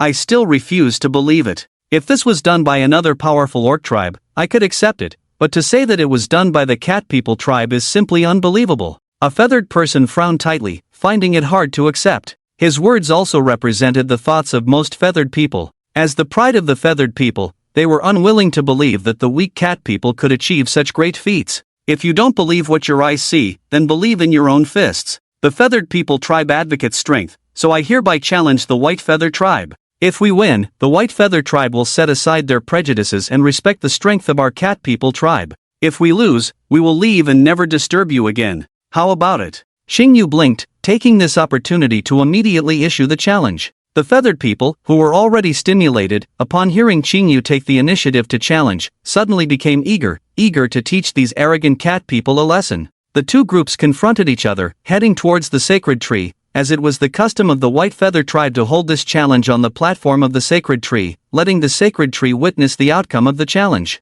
Xingyu, can this really work? Lillian secretly approached Xingyu and asked softly. Don't worry, you are also aware of the strength of these cat assassin. Although there is no terrain advantage on the platform, I am still confident in facing them at the same level. As long as we can earn the respect of your people, everything will proceed smoothly from here. Xingyu smiled slightly, reassuring her. Below the sacred tree, the feathered people snorted, relying on their innate advantage of wings. They swiftly flew towards the platform at the top of the sacred tree. The cat assassins showed no weakness, their claws tightly gripping the bark of the divine tree as they ran towards the arena at an impressive speed. The bear warriors, due to their large size, were not allowed to participate by Xingyu, who instructed them to wait below. Xingyu and Lillian flew up to the arena, with Xingyu knowing that it was impossible for all 30 cat assassins to fight at once. After reaching an agreement, each side selected 10 fighters to compete, with the winner determined by the number of victories. Most of the cat assassins were at the 3rd level, with a few at the 4th level. After revealing their strengths, the white feather tribe also chose 10 feather warriors to duel with the cat assassins. Xingyu and Lillian watched from the sidelines as the battles began. Xingyu's plan was clear, to earn the respect of the proud feather tribe through strength. The challenge was a way to prove that the cat tribe's combat abilities had improved. The duels unfolded as expected, with the cat assassins using their speed advantage to outmaneuver the skilled feather warriors. Despite the feather warriors' expertise, the cat assassins' agility and tactics proved superior. The cat assassins' consecutive victories left the feather tribe in a difficult position, with one more loss meaning defeat in the duel. The people of the white feather tribe discussed and sent a 4th-tier warrior. This 4th-tier warrior was considered to have excellent talent among the new generation of warriors. Although not as good as Lillian, he was indeed outstanding compared to his peers. This was the most crucial battle. Once lost, the white feather tribe would have no chance of turning the tables. Entrusting him with the heavy responsibility of saving the situation showed the trust others had in him. The 4th-tier cat assassin was about to step forward to meet the challenge when Xingyu stopped him. I am a 4th-tier mage, let me handle this, okay? Xingyu smiled and addressed the people of the white feather tribe. A 4th-tier mage? Upon hearing Xingyu's introduction, the people of the white feather tribe were surprised. When did a high-level mage appear in the cat camp? Wasn't it difficult for the orc race to awaken magical talent? At this moment, the people of the white feather tribe did not think much, instead finding the other party somewhat arrogant. Under equal conditions, a mage's attacks were indeed more powerful, but without protection, it was difficult to find an opportunity for a reasonable attack. A mage taking the initiative to challenge a warrior of the same level was basically asking to be killed in one blow. Such behavior could be considered extremely arrogant. Okay. Although the warriors of the White Feather tribe had their own pride, it did not mean they were foolish. Since the other party insisted on giving them a chance to turn the tables, the White Feather warriors had no reason to refuse. No one noticed that as Qingyu stepped onto the stage, the cat assassins all looked at him with extreme sympathy. But the people of the White Feather tribe were secretly glad that they could soon turn the tables, paying no attention to this detail. The fourth-tier White Feather warrior looked at Qingyu on the opposite side, a smile of undisguised amusement on his face. A warrior fighting a mage was practically asking to be defeated. With a sudden flap of his wings and a step forward, the White Feather warrior swiftly thrust his spear towards Qingyu. Just as he was about to make a winning move, he found the harmless cat tribe beauty suddenly smiling, followed by a burst of intense flames erupting from her body. His weapon, upon contact with the flames, quickly turned red and began to melt. The White Feather warrior was shocked. What kind of high-temperature flames could melt the steel tip of a spear in such a short time? He quickly retreated to avoid rushing into the flames. Looking at Qingyu enveloped in flames, the White Feather warrior felt a headache coming on. Dealing with such a tightly wrapped opponent in flames, he had no idea where to start. But Qingyu didn't make it difficult for him for long, unleashing a rain of fire that covered the entire Godwood arena. The White Feather warrior was dumbfounded. Where the hell do I hide from this? Helplessly, he had to flap his wings and fly out of the arena in a sorry state. Not only him, but the watching White Feather tribe members also had to fly out, and the cat assassins hung under the tree canopy, waiting for the flames to die down. Qingyu stood silently in the center of the sea of fire, like a fire goddess, as the flames slowly gathered around her and then quickly disappeared, as if they had never appeared. The White Feather people floated in mid-air, staring blankly at the scene on the arena. If they had some doubts about their previous battles with the cat assassins, Qingyu's display had completely stunned them. At this moment, they fully believed that the cat tribe did have the strength to wipe out the human expeditionary army of 6,000 or 7,000, and now the White Feather tribe could freely travel outside as before, thanks to them eliminating the threat in the Black Mountain Range. The Bayou tribe slowly descended from the Tian Shan Mountains, facing the tranquility, tightly folding their wings behind them, and bowing their heads slowly towards the tranquility. Lily's heart was filled with joy, as the feathered people acknowledged the other party's way of expression, and finally, Qingyu gained the recognition of the Bayou tribe through her own strength. While everyone was feeling emotional, Lin Chen noticed something unusual. The flames released by Qingyu had a temperature of at least 2,000 degrees, but the arena made up of branches and leaves gathered from the divine tree under his feet showed no signs of damage. Could this thing be fireproof? Lin Chen looked at the large tree under his feet called the divine tree, feeling a hint of curiosity. With their strength recognized, the attitude of the Bayou tribe towards Qingyu and her companions became more polite, and Qingyu, in turn, abandoned her arrogant demeanor from before and treated each feathered person with courtesy. After Lily's disappearance, the Bayou tribe did not choose a new leader but stayed here obediently as Lily had requested before. Lily timely proposed the hope that the Bayou tribe would change their faith and merge with the cat people, and many Bayou tribe members fell silent upon hearing this. Qingyu took Lily to the side, allowing the other feathered people to discuss and deliberate on their own. Finally, an elderly Bayou tribe member approached Lily and Qingyu, expressing the thoughts of the tribe. The Bayou tribe worships the strong, and Qingyu's displayed strength, as well as the various miracles of the God of Flames, indeed gained the recognition of the Bayou tribe members. However, Lily is not the war emperor of the tribe. The tribe members call her the war princess, only out of respect for her valiant father. The Bayou tribe has its own honor, whether it is worshipping the strong or believing in the God of the sky. These are the things that this tribe and this race have always adhered to. To make them give up this honor, it would require an even greater honor in return. In other words, unless Lily can complete the task her father failed to accomplish, unifying the entire feathered people, then the feathered people will willingly follow her to give up the territory and beliefs they have guarded for hundreds of years. There is still a month left before the once every 3 years selection of the war emperor on the arena, not to mention the 3 powerful war emperors from other tribes. Even within the Bayou tribe, there are 6-tier warriors. But Lily is currently only a 3rd-tier warrior, making it almost a fantasy to complete this task. The Orc tribe are all pursuers and supporters of ancient order and honor, including Lin Chen. Everyone can understand the request made by the Bayou tribe, but how easy is it to complete this task? Qingyu and Lily discussed and decided to stay within the Bayou tribe for a while to think of ways to quickly improve their strength. That night, the stars twinkled in the sky. By a pond near the Bayou tribe, Lily and Xinyu were happily playing in the water. Lin Chen was nearby, watching over them, not worried about anyone spying on them. I remember when I was young, my father would often bring me here to play in the water. While I played, my father would sit in the water adjusting his breath. My father said the source of this pond is connected to the divine tree, so the water here also carries divine power. Now thinking back, my father, who was so obsessed with strength, was still very gentle with me. Tired from playing, Lily lay on a pebble in the water, resting her head on the land by the pond, smiling as she recalled memories related to her father. Xinyu nodded gently and lay down beside her, listening to her stories. Unintentionally, Lin Chen suddenly remembered something. The combat talent of Lily and her father is indeed very high, and if it's because of the water in this pond, then it's quite interesting. The unburnable divine tree, the talent-enhancing pool water, and the source of the divine tree and pool water are still connected. So, could there be something surprising where they connect? Lin Chen's curiosity surged in his heart. He gently drifted into the water with the wind, starting to move towards the center of the pool. Lin Chen, who had reached the realm of the Fire Emperor, naturally could not be extinguished by a little water.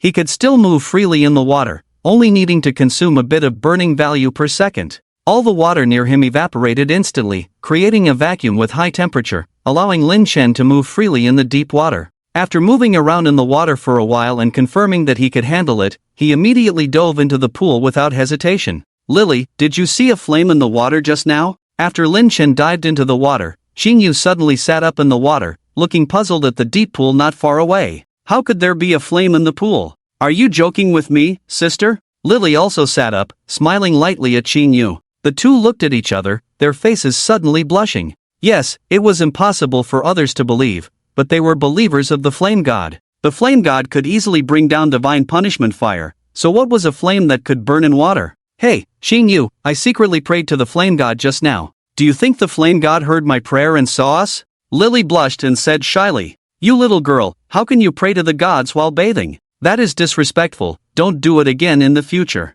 Xinyu lightly tapped her on the head, feeling shy herself. As a saint, Xinyu had long ago vowed to dedicate her body and soul to Lin Chen, and Lily would also become a saint of the feathered people in the near future, ultimately dedicating herself to Lin Chen. And both girls had infinite admiration and fantasies about Lin Chen in their hearts, so besides being shy, they also felt a little joy. Lin Chen was unaware of the complex emotions of the two girls above. As he moved in the water, he found that the pool was much deeper than he had imagined as he dived deeper. Although the pool was calm and quiet, after diving to a certain depth, he found a hidden turbulent water flow below. Normally, such deep pools were stagnant, and there should be no active water flow except at the source above. Curious, Lin Chen followed this water flow further down. The underwater passage was intricate, and after diving to a certain depth, the passage unexpectedly extended horizontally and even surged upwards. The more he followed this water flow, the more interesting Lin Chen found it, and he became more convinced that there must be something interesting at the end of this water flow.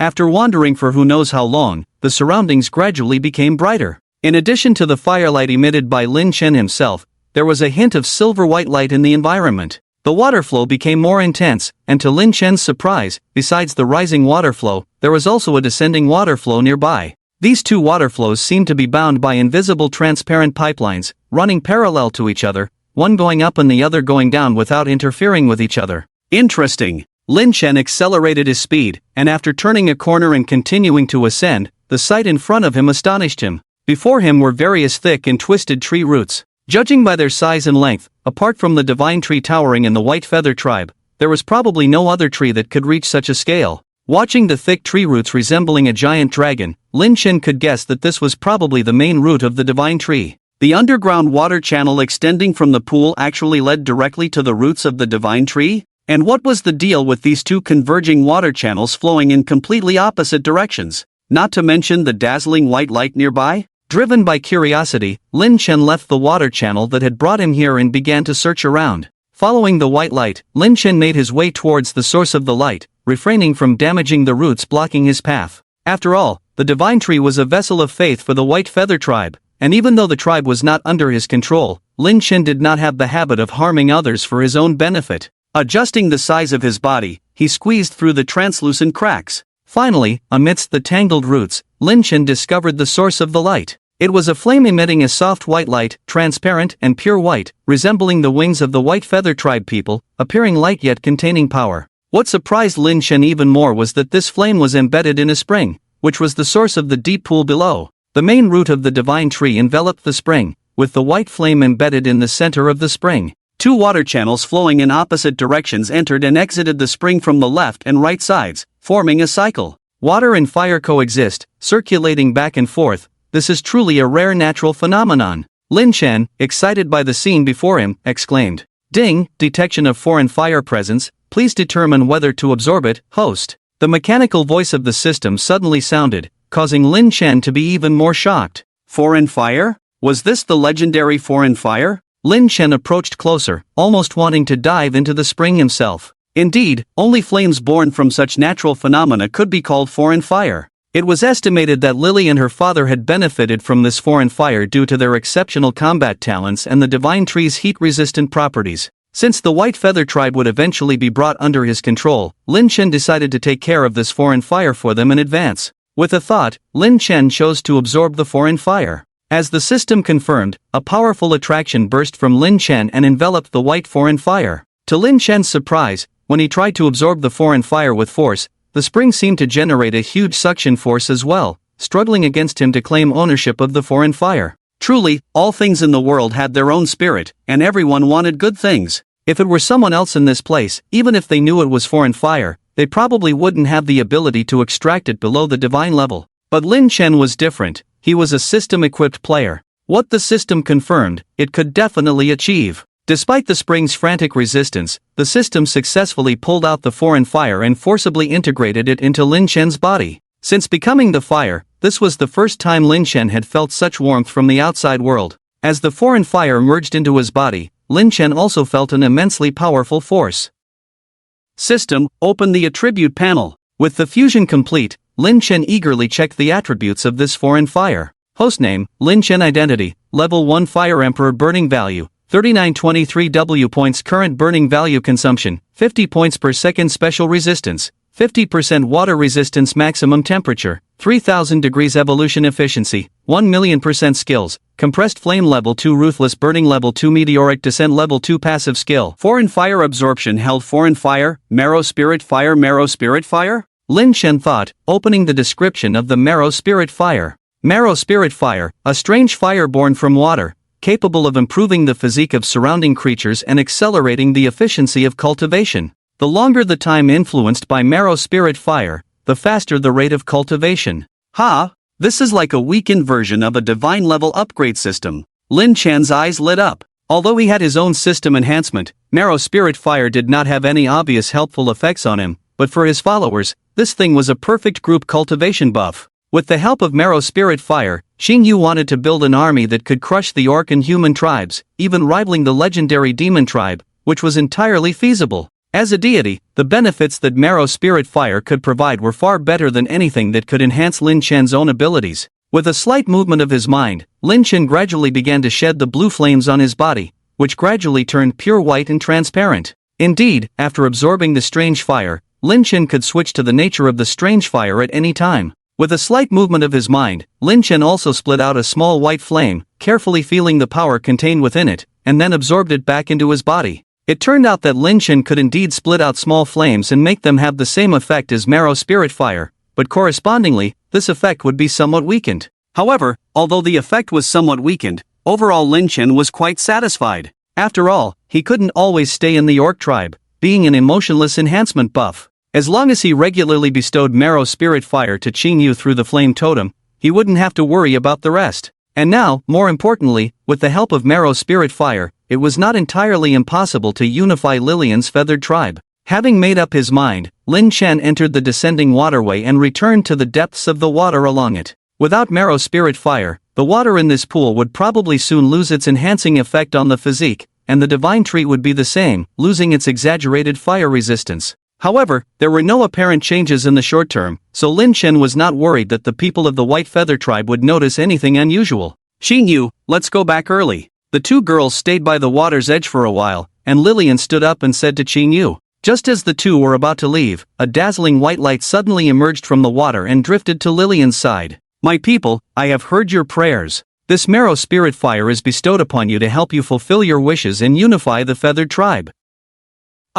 Lillian let out a surprised scream, then excitedly picked up the white flame. To her surprise, the white flame in her hand did not feel hot at all, but rather like a soft jade, quietly nourishing her body. "Thank you, great fire god. Lillian will not let you down." Lillian responded devoutly with her eyes closed. She knew, the fire god really heard my prayers. Now our plan might have a chance to succeed, Lillian said excitedly, holding the marrow spirit fire in her hand. She knew was naturally overjoyed as well. She was deeply loyal to Lin Chen and would not be jealous of Lillian receiving divine gifts. Soon, Xingyu seemed to remember something, and her pretty face blushed again. "Lillian, I told you not to pray to the gods while bathing, how could you?" Xingyu gently pinched the flesh around Lillian's waist, pretending to be angry. "Ah, good sister, I was wrong. I really won't do it next time." Lillian, feeling both pain and itchiness, quickly begged for forgiveness. Two girls once again made a fuss, but they did not know that Lin Chen, whom they were determined not to disrespect, was right beside them. With the encouragement Lin Chen brought, Lillian worked even harder. She compressed all her eating and sleeping time to the extreme, like a mechanical toy wound up, practicing diligently. Lin Chen was moved by her determination, as the young feathered girl could have easily given up on the almost impossible task. Even if she did, neither Lillian nor herself had any reason to blame her, as it was truly difficult for a third-tier warrior to unify a tribe. However, Lillian displayed extraordinary resilience and courage, showing the depth of her admiration for Lin Chen. In response to Lillian's sincerity, Lin Chen kept his promise and stayed by her side in his soul fire state, never leaving her for a moment. The soul fire indeed had remarkable effects, almost comparable to the enhancement Lin Chen tried with faith for Qing Yu. Moreover, the soul fire could continuously and progressively assist Lillian, something faith alone could not achieve. The affairs within the tribe were perfectly arranged by the spirit cat tribe leader, freeing up a lot of time for Qing Yu. Throughout the month, Qing Yu quietly accompanied Lillian, cheering her on and progressing together. As the month passed, Lin Chen could clearly feel the changes in the talents and realms of the two girls. When the time for selecting the battle emperor arrived, within that month, Lillian had forcefully elevated herself from a third-tier warrior to a fifth-tier warrior. Qing Yu also benefited from Lillian's progress, advancing from a fourth-tier mage to a fifth-tier mage. Progressing 2 tiers in a month was beyond rapid, it was almost terrifying. The White Feather tribe, once glorious under Lillian's father, now only had a maximum of a 6th-tier warrior. If Lillian could defeat him, the plan to unify the entire feathered tribe would take its first step. The triennial battle emperor selection was about to begin. All the White Feather tribe members who believed in their strength and confidence had signed up. Even the lowest ranked had the strength of a 4th tier, indicating that without Lin Chen's help with the soul fire during Lillian's training that month, she wouldn't even have qualified to participate with her 3rd tier strength. This was Lillian's first time participating in the battle emperor selection, feeling excited and nervous, and even more grateful for the generosity and kindness of the flame god. "Lillian, be very careful. The 3-year deadline has passed, your father's battle emperor title has disappeared, and you are no longer the tribe's battle princess. Your people will not treat you as politely as before. On the arena, protect yourself as the top priority." Before going on stage, Xing Yu expressed her worries. "Okay, Xing Yu sister, I will be careful." Lillian had witnessed her father become the battle emperor all the way, so she was well aware of the dangers ahead. But Xing Yu's sisterly concern made Lillian feel warm inside. For her, the orc tribe guided by the flame god had become her second home, and she truly wanted to lead her tribe under the protection of the flame god. "Not only to make up for my father's regrets but also to repay the flame god's blessings, I must unify the feathered tribe and lead our people to serve by the side of the flame god." Lillian tightened her grip on the silver spear, affirming to herself with determination. Lin Chen was still quite confident in Lillian, although he wasn't sure if she could successfully unify the entire feathered tribe. But when Lillian was at the second order, she could fight against 3 or 4 fifth-order Griffin Knights and make them suffer a bit, showing her talent as a genius girl. With the assistance of the marrow spirit fire, Lillian had already reached the 5th order, and her strength and physical qualities were no longer those of the weak feathered girl she used to be. Although she might not be able to defeat 6th and 7th order warriors, Lin Chen was no longer worried about her ability to protect herself. The White Feather tribe had nearly 2,000 people, with only about 400 warriors above the 4th order. These 400 warriors competed in elimination matches, and in just 3 days, the final combatants were determined. Lillian lived up to expectations and secured one of the spots, facing the last opponent, a 6th order warrior who was the tribe's strongest fighter. The battle between the genius girl carrying on her father's legacy and the tribe's strongest warrior attracted the attention of the entire tribe. The Grand Divine Wood Arena was already filled with White Feather tribe members, with many having no place to land and hovering in the air. With wings covering the sky, everyone's attention was focused on the two figures on the arena. Lillian held a silver spear, her hair fluttering in the wind, looking heroic. The Sixth Order warrior was tall and mighty,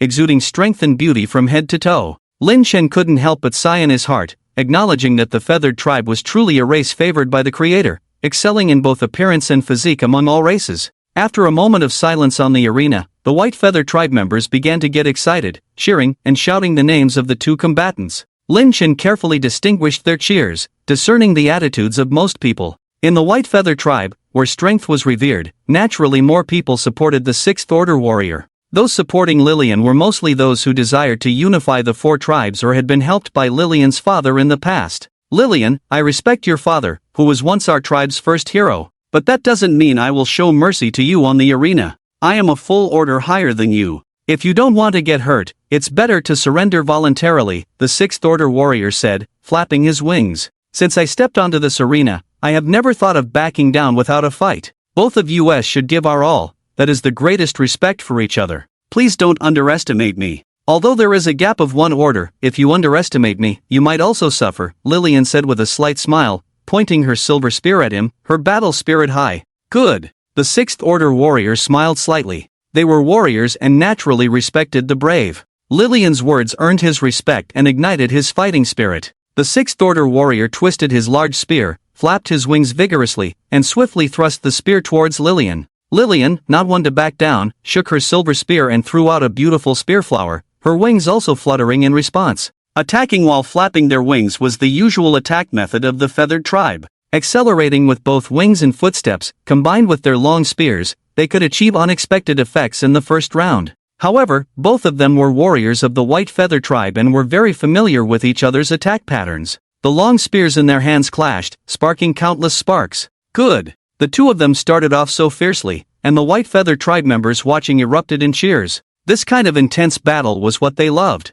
But Qing Yu and Lin Chen could see the problem at a glance. So this first strike was just a probe, but from the expressions and body movements of the two, it was clear that Lillian was at a disadvantage. The power of a fifth-tier warrior is still not as great as that of a sixth-tier warrior, and in terms of height and weight, the sixth-tier warrior also has the advantage. Not to mention that the opponent's spear in hand is heavier than Lillian's. Although the avian tribe has its own set of exquisite spear techniques, fundamentally, they still rely more on strength. If Lillian continues to confront the opponent head-on like this, she will definitely not be a match for the sixth-tier warrior. Anxious was written all over her delicate face, hands tightly clasped together, watching Lillian on the platform with worry. Unfortunately, at this moment, no one can help her. On this platform, Lillian can only rely on herself. Lillian's fighting talent and instincts far surpass those of her own people. The moment she started fighting the sixth-tier warrior, she understood her situation.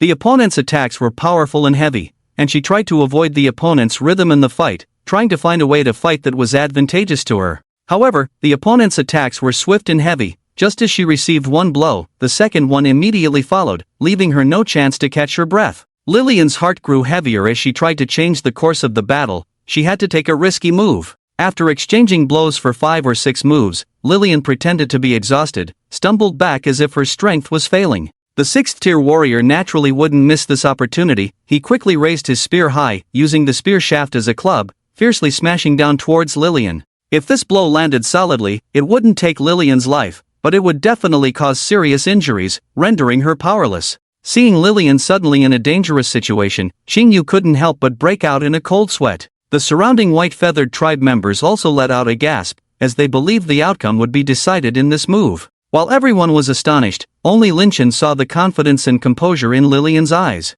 This girl was even bolder and more meticulous than he had imagined. Lin Chen recognized this expression. It was the look of strong self-confidence and readiness to sacrifice everything for victory. It's over, Lin Chen sighed softly in his heart, lazily saying. Although this sixth-tier warrior's strength was indeed good, under Lillian's deception, he still wasn't cautious enough. On the platform, Lillian, who had fallen backwards, surprisingly did not try to protect her body's balance. She just let her body fall back, but her hands firmly gripped her silver spear. The weight of the silver spear was lighter than the sixth-tier warrior's large spear, but in return, its speed was much faster. Like a thundering spear, its momentum was fierce. Just as the sixth-tier warrior raised his long spear high, Lillian had already pressed her silver spear against his chest like lightning. As long as his body dared to move down a bit, Lillian's silver spear would pierce his chest without hesitation. The sharp spear tip pierced the sixth-tier warrior's flesh, the cold touch bringing a sense of deathly pressure. Although he could easily knock Lillian down with his large spear, the sixth-tier warrior dared not move his body at all. He stood frozen in place like a still painting. In a battle between masters, victory often hangs by a thread. From the beginning of the fight, Lillian calmly analyzed the situation on the battlefield. Her moves, her mindset, and even the direction of her attacks during her counterattacks were all clearly guessed by this girl. Even if there was only a slight deviation from what she expected during the entire process, she would not have been pushed to this extent. It must be said that although her strength is only at the 5th rank, Lillian's combat talent and intuition have reached a terrifying level. Unless she continued to attack at the risk of her heart being pierced, there was simply no way to reverse the current situation. However, this was just a competition on the arena, not a real battle to the death, so there was no need for either of them to truly attack each other with all their might. The avian people respected the strong, and even in defeat, a 6th-rank warrior would accept it with grace. He took a step back and then handed the large spear in his hand to Lillian lying on the ground. Lillian glanced at him, then smiled as she grasped the spear. The 6th-rank warrior exerted force with his right arm, using the spear to pull Lillian up from the ground. He then set down the large spear, folded his wings, knelt on one knee in front of Lillian, and gently lowered his head. War Emperor! War Emperor! War Emperor! As the 6th-rank warrior knelt in submission, the members of the White Feather tribe followed suit and knelt one after another. The turn of events in the battle was too rapid, but it did not affect the thinking and appreciation of the White Feather tribe members. Under the circumstances where their strength and power were both suppressed, being able to reverse the outcome in such a short time based on their understanding of combat and analysis of the opponent was in itself a powerful combat ability. Even the avian people suspended in the sky knelt down in the air, bowing to Lillian. The thunderous cheers of 2,000 people shook the heavens and the earth. Lillian's face flushed with excitement as she raised the silver spear in her hand high. Xingyu was also excited, tears welling up in her eyes as she excitedly waved her small hand towards Lillian. This battle was thrilling but not dangerous, and Lillian had relied on her own abilities to stand in the position that once belonged to her father. Now, she was no longer respected as a war princess just because of her father's reputation. She had truly become a respected war emperor. Congratulations to the new war emperor of our White Feather tribe. War Emperor, please fulfill the old war emperor's unfulfilled wish. Defeat the other 3 tribes, reunite the avian people, and restore the glory of our tribe. The members of the White Feather tribe shouted excitedly. For some reason, even though Lillian was only at the 5th rank in strength, the members of the White Feather tribe saw unlimited hope in her. Every 3 years at this time, the 4 avian tribes would simultaneously select their war emperors. Now that Lillian had become the new war emperor of the White Feather tribe, the new war emperors of the other 3 tribes had also been chosen. Lillian chose to rest for 3 days, fully preparing herself to calm her inner self before the upcoming major battle. 3 days later, the White Feather tribe once again issued a challenge to the other 3 tribes. The avian people valued martial prowess and despised those who were too weak to engage in battle. Moreover, the new war emperors of the other 3 tribes had just been selected, creating a strong momentum, making it impossible for them to refuse the challenge at this time. Therefore, without any surprises, all 3 tribes readily accepted the challenge of strength. On the second day, members of the Red Feather, Black Feather, and Gray Feather tribes gathered at the White Feather tribe, their wings of different colors covering the sky, creating a lively scene. Lillian floated in the air above the sacred tree, looking down at the arena below. Now standing in the position of War Emperor, her feelings were completely different from 3 years ago. 3 years ago, it was also in this place, on this arena, that her father had fought against the war emperors of the other 3 tribes. In the end, he was defeated and fell just one step short of fulfilling his final wish. She had thought about helping her father fulfill his wish, but she knew deep down how difficult it would be to reunite the avian people who had been divided for hundreds of years.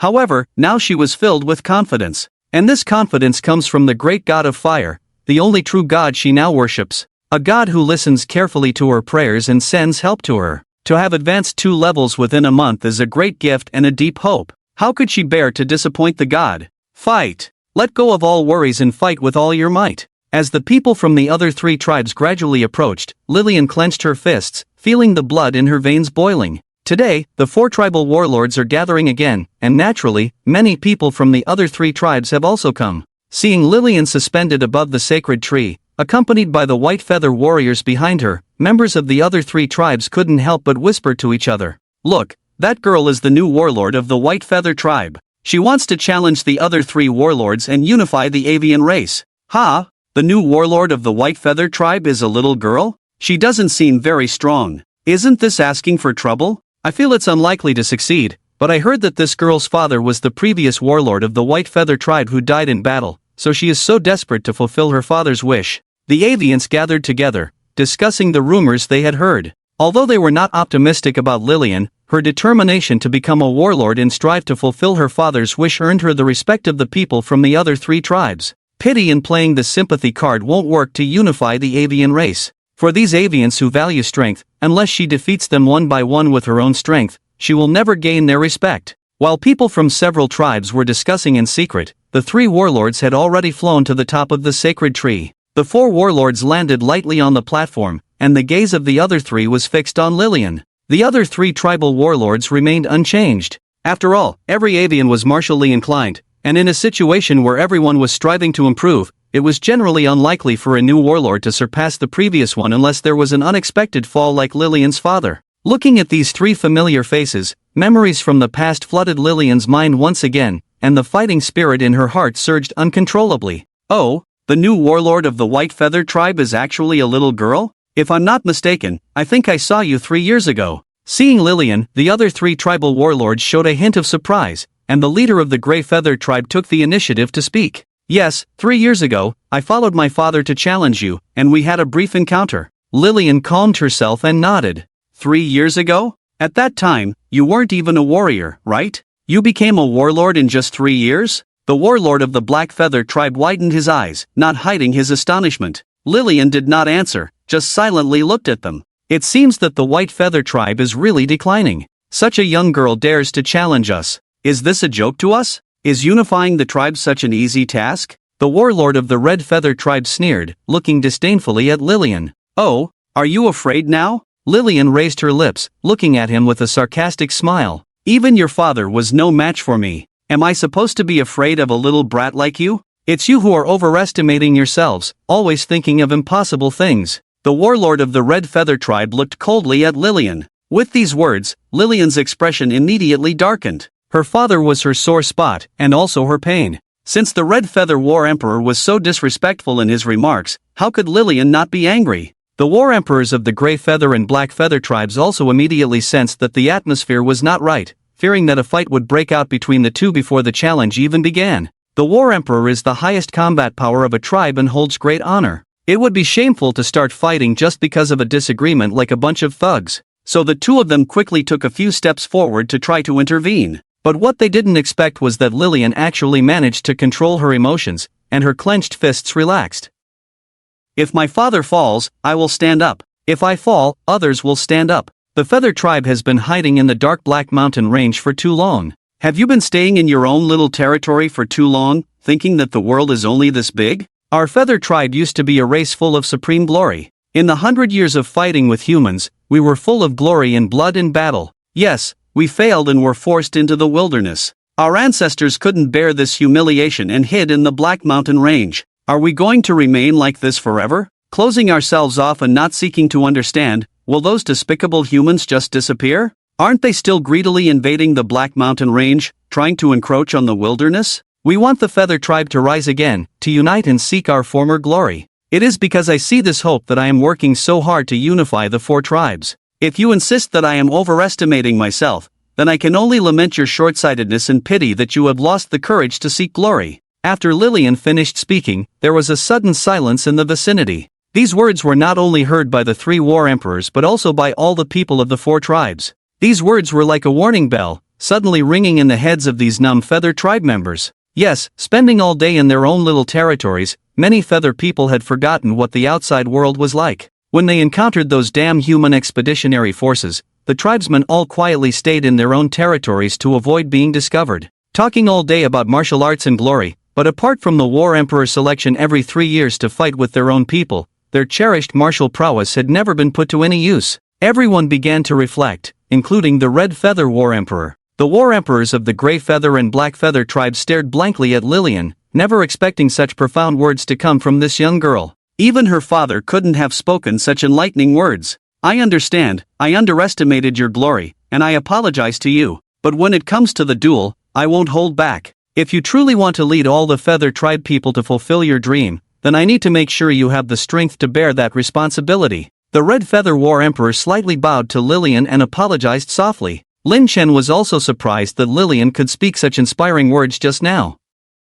Looking at the divine skills on his attribute panel, he felt a sense of determination, and he smiled at Lillian's profile. "Silly girl, since you trust me so much, how could I bear to let you lose?" Chapter 81, First Battle. Grey Feather War Emperor Lillian's words also unconsciously influenced Lin Chen. Since he was reborn as the god of fire, whether it was becoming a god or developing his power, Lin Chen always approached it with a playful or even game-like attitude. Now, after hearing Lillian's words, Lin Chen slowly realized that his followers were not just pawns in a game but living, breathing individuals. They are betting on the future, betting on their own destiny to trust themselves. Indeed, the greater the ability, the greater the responsibility. Lin Chen smiled bitterly, realizing that he could no longer treat his followers so casually in the future. He had to truly take responsibility for them. In that case, it couldn't be better. Seeing that the Crimson Feather War Emperor could also understand his own wishes, Lillian nodded, her expression softened. Understanding is one thing, but this is still a challenge. To make the Feather people convinced, ultimately it still depends on strength. Now that the words have been clarified, the challenge should officially begin. The War Emperor of the Ashen Feather Tribe will go first. Both he and the War Emperor of the Black Feather Tribe are slightly inferior in strength. Both are only 6th-tier warriors. As for the Crimson Feather War Emperor, he is a genuine 7th-tier warrior, just like Lillian's father. As the strongest in strength, he is still the final boss to appear last, just like 3 years ago. It is difficult for a mere 5th-tier warrior to defeat 2 6th-tier and 1 7th-tier warrior consecutively. The difficulty can be imagined. But Lillian, relying on her inner devout faith and firm belief in herself, stepped onto the stage. Fortunately, having experienced defeating a 6th-tier warrior before, Lillian did not feel particularly nervous facing the War Emperor of the Ashen Feather Tribe. The 4 tribal people have different characteristics. The Ashen Feather Tribe people have light wings and bodies, excelling in speed, but their strength is not as powerful. Therefore, their tribe's spear skills are based on finesse, and the Ashen Feather War Emperor's long spear is also relatively soft. Although Lillian was not at a disadvantage in strength confrontation, the Ashen Feather War Emperor's snake-like twisting spear made her unable to defend against it. As soon as their spears collided, the spearhead would attack unexpectedly from the side or behind like a snake. Before long, Lillian's small face and arms had several bloody marks. Although the wounds were not deep, each hit made her anxious. If this continued to be consumed without stopping, Lillian would soon be in a losing situation. Having experienced turning defeat into victory before, the White Feather Tribe people were not too worried. They held their breath and waited for Lillian to turn the tables. Lillian knew she could not continue to endlessly consume her energy against the Ashen Feather War Emperor. Since she couldn't outsmart the Feather people with their long spears, she decided to abandon that strategy. Thud! Lillian raised the silver spear in her hand, pointed the spearhead at the arena beneath her feet, and forcefully stabbed it into the arena, then pulled out a thin-bladed dagger from her waist. Lin Chen recognized it as the close-range dagger he designed based on the cat people's physique, wondering which cat person Lillian borrowed this weapon from. With the blade in hand, Lillian also folded her wings behind her, tightly against her back. Xingyu felt a sense of familiarity with her posture, and upon closer inspection, wasn't this the fighting posture of a cat people assassin? Oh, little girl, are you planning to abandon the spear and use a knife? Using a short weapon to deal with a long weapon is not a very wise choice. The Ashen Feather War Emperor, seeing Lillian abandon the silver spear, chuckled softly. An inch of length is indeed an inch of strength, an inch of shortness is indeed an inch of danger, but precisely because of the danger, often unexpected rewards can be obtained, isn't that so? Lillian chuckled softly, performing a beautiful knife flower with the dagger in her hand. Alright, then please let me broaden my horizons. The Ashen Feather War Emperor laughed heartily and lunged towards Lillian with his spear. But he gradually realized that she was like a slippery eel, and he couldn't touch her at all. The Ashen Feather people, known for their speed, were unable to catch up with a young girl from the White Feather Tribe. The scene suddenly became very funny, and the feathered people from various tribes who were watching couldn't help but laugh. However, despite the laughter, no one could figure out how Lillian had managed to reach this point. Only Lin Chen quickly identified the problem. The spear of the Grey Feather Warlord was flexible, and when it collided with Lillian's silver spear, the Grey Feather Warlord would use his superb spear skills to twist the spearhead along the inertia generated by the collision, attacking from unexpected angles. But if Lillian avoided clashing with his weapon, the Grey Feather Warlord's combat skills would be useless. Moreover, Lillian's innate combat talent, coupled with the agile body techniques she learned from the cat assassin, was impeccable. Even though the Grey Feather Warlord was fast, she could always dodge the spear attacks in time. And if the Grey Feather Warlord moved too quickly, he would put himself within Lillian's attack range. Lillian is indeed a natural combat expert, Lin Chen thought as he watched the Grey Feather Warlord sweating profusely on the stage, realizing that Lillian had unsurprisingly won the first battle. As expected, after chasing Lillian for half a day without catching her, the Grey Feather Warlord became anxious and placed himself directly within Lillian's attack range. Lillian naturally seized this opportunity, dodged the opponent's spear, and placed her short knife at the opponent's neck. "I surrender," the Grey Feather Warlord said, putting down his spear and surrendering promptly. "Great!" Seeing the Grey Feather Warlord surrender, the onlookers cheered enthusiastically. Even the defeated Grey Feather tribe did not hesitate to applaud. After all, the battle was very exciting, and Lillian provided a method to deal with the Grey Feather tribe's spear skills from an unexpected angle. Of course, the Grey Feather people gained experience and lessons from this and would improve their spear skills. After resting and tending to her wounds, Lillian returned to the stage spiritedly, ready for the second round. This time, she faced the warlord of the Black Feather tribe. The Black Feather tribe was known for its immense strength. Although they might be slower in speed, their strength was much greater than warriors of the same level from other tribes. Lillian pulled out her silver spear again, holding it in her hand, her gaze towards the opponent showing a hint of caution. "Little girl, here I come," the Black Feather Warlord whispered, then took a sudden step forward and thrust his spear fiercely.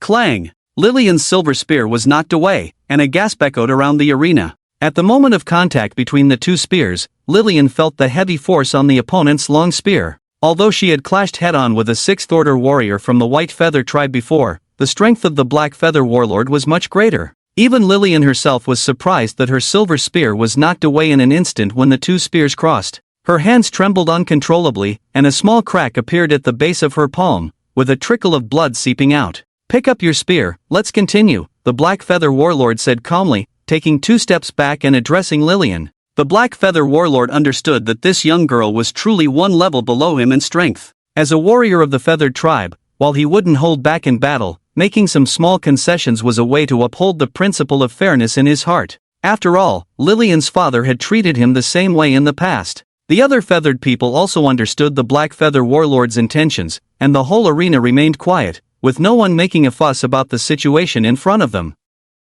Lillian picked up the silver gun from the ground with a calm face, readjusted her fighting stance. Just from the first encounter earlier, she could tell that it was completely impossible to confront the Black Feather War Emperor head-on. In the face of absolute power, no matter how exquisite her marksmanship was, it was completely useless. Lillian could only rely on her agile body movements to avoid being attacked by the Black Feather War Emperor while finding a way to counterattack. However, the Black Feather War Emperor also gained experience from the battle between Lillian and the Grey Feather War Emperor just now. He knew that Lillian's agility was very sensitive, so in the battle, he changed his attacking style to be more refined. Anticipating that he would not be able to effectively hit Lillian, he would promptly retract his long gun, unlike the Grey Feather War Emperor before, who anxiously put himself in front of Lillian. Seeing the cautious and steady way the Black Feather War Emperor fought, Lillian also became anxious. His strength was greater than hers, and she couldn't confront him head-on, so she needed to maintain a long period of mental focus in the battle.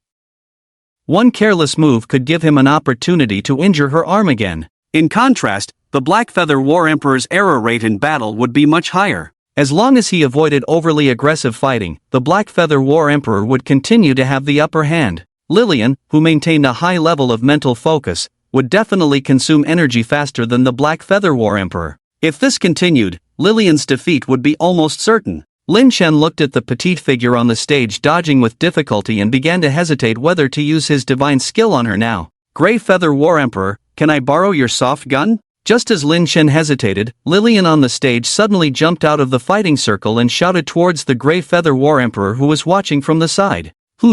Sure. The Grey Feather War Emperor was surprised that Lillian would ask to borrow his weapon. The battle with Lillian just now had left a deep impression on him, and he admired this young girl. Without much hesitation, he threw his soft gun towards Lillian. Snap! Lillian caught the gun, turned around to face the Black Feather War Emperor again, lightly shook the soft gun in her hand, a high fighting spirit appearing on her face. "Oh, just from one battle with him earlier, you are confident in controlling his weapon?" The Black Feather War Emperor was also surprised, then showed a slight smile. "How would you know if you don't try?" Lillian also chuckled, shook the soft gun in her hand, and thrust it towards the Black Feather War Emperor like a snake spitting venom. The Black Feather War Emperor immediately stepped forward and thrust out his long spear. As the two guns collided, Lillian violently shook her wrist, causing the gun body to twist continuously, completely dissipating the huge force coming from the Black Feather War Emperor's long spear. The soft gun kept twisting, coiling around the Black Feather War Emperor's long spear like a snake. Then the tip of the gun pierced the Black Feather War Emperor's right hand holding the spear,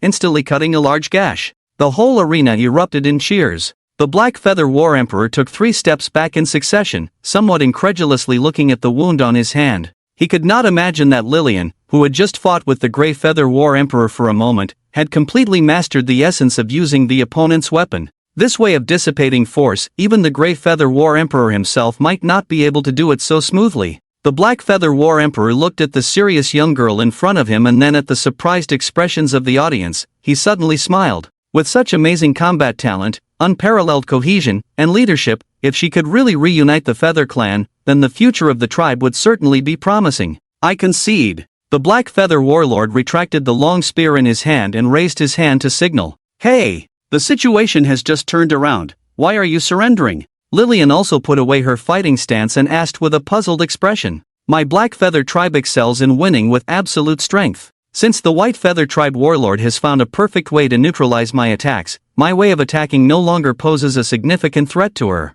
Even if we drag it out, with no other way to change the outcome, I am basically destined to lose. It's better to end this battle now, saving everyone's time and conserving some of our energy, the Black Feather Warlord explained to all the spectators as he circled the arena. People from various tribes expressed their understanding, marveling at Lillian's talent and strength while also sincerely admiring the Black Feather Warlord's magnanimity and grace. Thank you. As the Black Feather Warlord stepped down from the arena, Lillian quietly thanked him. There's no need to thank me. Skilled fighters know when to stop. Since I already feel that I am destined to lose, there is no need to continue the match. He smiled at her and gracefully stepped down from the arena. Here's your weapon, thanks. Lillian also handed the soft spear to the Grey Feather Warlord, thanking him with a bright smile. Then, she lightly hooked her toe on the ground, lifted her silver spear, held it in her hand, and looked confidently at her final opponent, the Warlord of the Red Feather Tribe.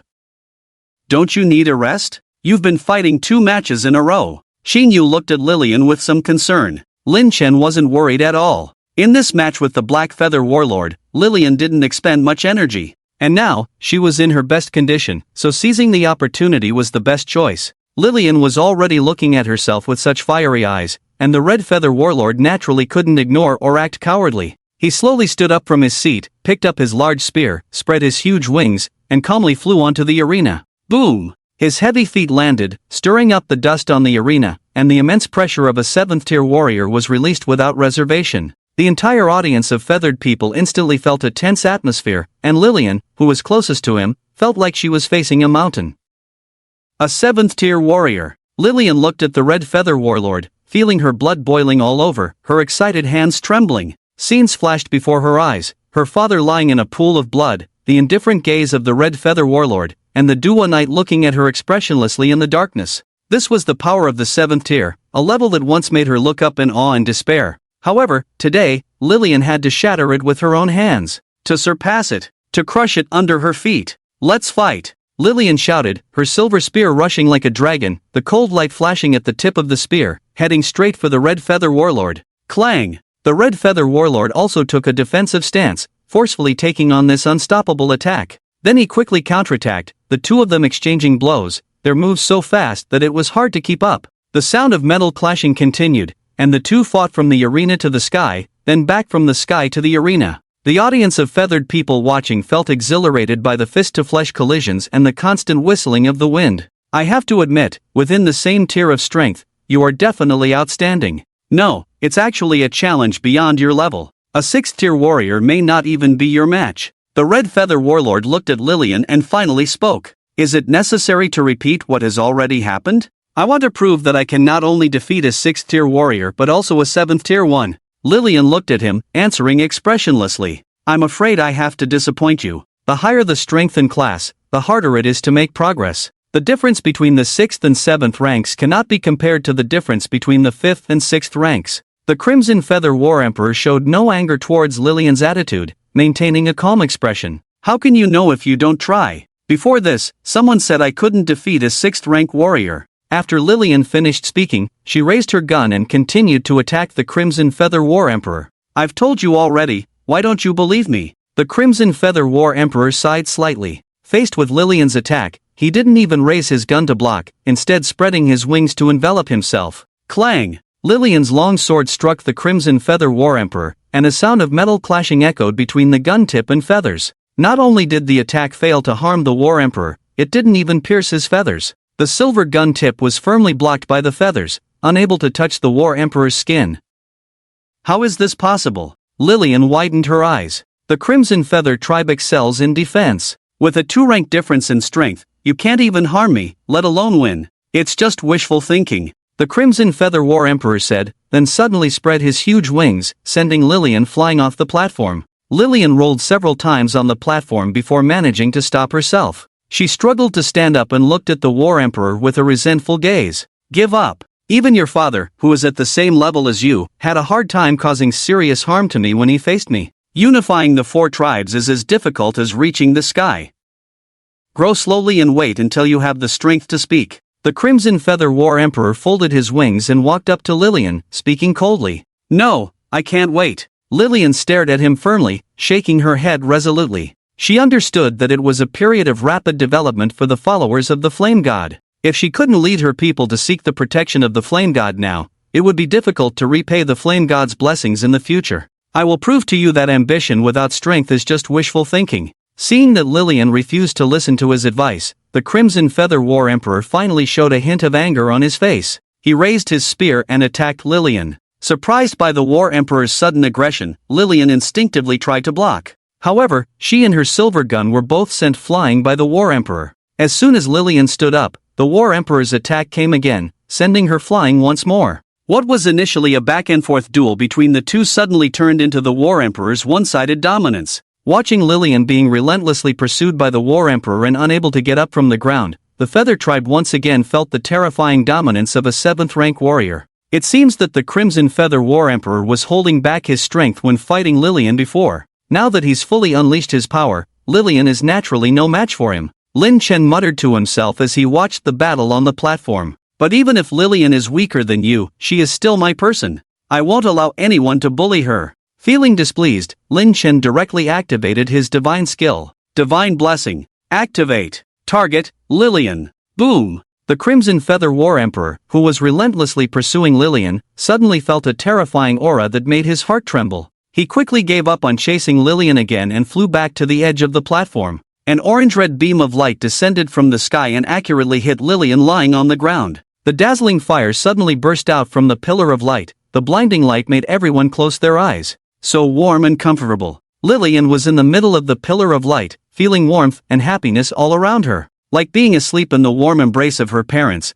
this happy warmth made Lillian almost want to cry. Power surged once again from her limbs and bones. The intensity of this power made Lillian secretly shocked. She slowly sat up from the ground, opened her hands, and hot flames burst from her palms, exuding a destructive and catastrophic frenzy, but also containing a heartening warmth. Is this the power of the God of Flames? Looking at the flames leaping in her palms, Lillian's eyes suddenly became moist. The God of Flames finally felt the determination she had been hiding all along. The kindness of the divine had always been by her side. Scarlet Feather Warlord, come and fight me again. The fire on the arena gradually dissipated, and everyone's eyes gradually regained their vision. People were astonished to see, in the center of the arena, a girl bathed in fire, with flames burning on her wings and all over her armor, like a spirit in flames. All the feathered people were stunned. This unheard of change stimulated their brains, making them unable to understand the situation before them. The God of Flames. This is what the warlord mentioned, the power of the merciful God of Flames. In the end, the people of the White Feather Tribe were the first to react. They exclaimed, then looked at Xing Yu, who was accompanying Lillian. Xing Yu was the saint of the cat people, and also the most loyal follower of the God of Flames. At this moment, Xing Yu had already silently knelt down. Seeing her actions, how could the people of the White Feather Tribe not believe in the miracle before them? Many of them knelt down. Although the people of the other 3 tribes did not understand what was happening before them, seeing the people of the White Feather Tribe devoutly kneeling, they also felt respect and all slightly lowered their heads. White Feather Warlord, what have you done? How could you become like this now? The Scarlet Feather Warlord also panicked, looking at Lily, and he asked loudly, "Feathered people, this is why I was in a hurry to unify the various tribes. We have been abandoned by the gods for too long. Scattered in the Black Mountain Range, we have almost forgotten the look of the sky outside. We have almost forgotten our glory. This is clearly a continent protected by the gods, but only we cannot seek the protection of the gods. The god of the sky has abandoned us, but I have found a new god to protect us. He has brought down countless miracles, just like the miracles you see now. As long as he protects us, the feathered people can regain their former glory." Lillian floated in the air, passionately saying, "A month ago, I was only a third-tier warrior, but with the protection of the gods, I have now reached the fifth tier. You said our strength differs too much, but I want to prove to you, as long as we have the protection of the gods, we can create countless miracles." Lillian reached out her right hand into the void, and the silver spear that had fallen to the ground flew into her hand as if it were alive. The flames quickly spread over the entire spear, making it look like a divine weapon. "Let's fight!" Lillian pointed the spear at the Scarlet Feather Warlord, shouting, "Good!" The Scarlet Feather Warlord was also stimulated by her fighting spirit, raising his spear to attack. Lillian's wings trembled, and she flew up a great distance, then descended from the sky with a dazzling red streak, like a burning meteor. The Scarlet Feather Warlord stood in the center of the arena, looking up at Lillian, his back soaked with cold sweat. The closer Lillian got to him, the more he could feel that terrifying oppressive force, as if he were just a weak child about to face the full force of an adult's blow. A sense of powerlessness surged from deep within him, and if it weren't for the support of honor and status, he felt he might collapse right there. Boom! The feathered people outside the arena could not feel the pressure facing the Crimson Feather Warlord. They only saw a dazzling red streak of light descending from the sky. Then the huge divine tree, along with the platform on its crown, was cleanly split in half. The whole place fell silent, everyone silently watching the divine tree split in two. This huge divine tree, impervious to cutting or burning, was once the spiritual pillar of all the feathered people, believed to be a gift from the god of the sky. However, the god of the sky had long forgotten these feathered people who were barely surviving in the Black Mountain Range. From the split in the divine tree, Lillian emerged with a dazzling fire, resembling a rising sun. Now, the once thought indestructible divine tree was pierced in half by Lillian's spear, and with its end, so too ended the faith in the long-lost Sky City. The Crimson Feather Warlord knelt on the collapsed platform wreckage, trembling as he looked at Lillian. He had seen clearly just now, at the last moment before their spear tips were about to touch, Lillian changed the direction of her attack. The blazing silver spear did not pierce him, but instead struck the platform in front of him. This divine tree, known as indestructible, was split in half by Lillian's spear. If that spear had struck him, the Crimson Feather Warlord didn't even dare to think about the consequences. Thankfully, he had boasted about his defense capabilities before, but now, thinking about everything he had done, it all seemed like a joke. The Crimson Feather Warlord lowered his head, lacking even the courage to look at Lillian. "Warlord! Warlord!" After such a earth-shattering blow, no one doubted Lillian's strength anymore, nor dared to doubt the greatness and power of the God of Flames. After all, they themselves knew they couldn't do what Lillian did, breaking the indestructible divine tree with one spear. Even the Ashen Feather Warlord and the Black Feather Warlord, at this moment, completely acknowledged and knelt down to pay their respects to Lillian. "I, the Warlord of the Ashen Tribe, am willing to dedicate my title as Warlord and henceforth obey the commands of the White Feather Warlord. I, the Warlord of the Black Tribe, am willing to dedicate my title as Warlord and henceforth obey the commands of the White Feather Warlord." The two warlords faced Lillian and made their oaths. Then, all eyes turned to the Crimson Feather Warlord. By now, the Crimson Feather Warlord had been completely convinced, not daring to say a word. "I, the Warlord of the Crimson Tribe, am also willing to dedicate my title as Warlord and henceforth obey the commands of the White Feather Warlord." The Crimson Feather Warlord, his body already weakened by fear, knelt down on one knee towards Lillian and made his oath. "With all four warlords unified under me, from this day on, I declare that the feathered people shall reunite as one family, serving under the great God of Flames, regaining our glory without distinction or division." Lillian's eyes were filled with tears of excitement as she raised the silver spear in her hand and loudly announced to the people of the four tribes, "Yes, Warlord." The people of the four tribes responded in unison, their voices deafening. Watching this heartwarming scene, Xingyu couldn't help but wipe away tears of joy. Lin Chen, satisfied, withdrew his presence and once again transformed into a small spark hidden on Xingyu's body. He never expected that by removing the marrow spirit fire, he could cause such a significant butterfly effect. Although Lillian's talent is high, the blessings of the gods only allowed her to reach the level of a 7th-tier warrior at most. If it weren't for the nourishment of the marrow spirit fire that she lost, the divine tree would not have been so easily broken in half by Lillian. The people of the three tribes would not have been so easily subdued. Ha, it's the arrangement of fate, Lin Chun chuckled inwardly. Saintess. Just then, a cat-person assassin suddenly approached Qingyu's side and whispered, "What's the matter?" Qingyu wiped away her tears and asked. "The chief sent a message saying that dwarf craftsmen have joined us." Dwarves. Upon hearing this news, a smile appeared on Qingyu's face. The reputation of dwarf craftsmen is renowned throughout the chaotic continent. Although the combat and production capabilities of the dwarves are low, once they pick up a forging hammer, they become the most skilled craftsmen on the entire chaotic continent. The weapons forged by dwarves are incredibly powerful, of high quality, and extremely durable. The armor they forge is lightweight and resistant, not only able to withstand physical attacks but also engraved with magical runes on the inner surface to resist magical attacks.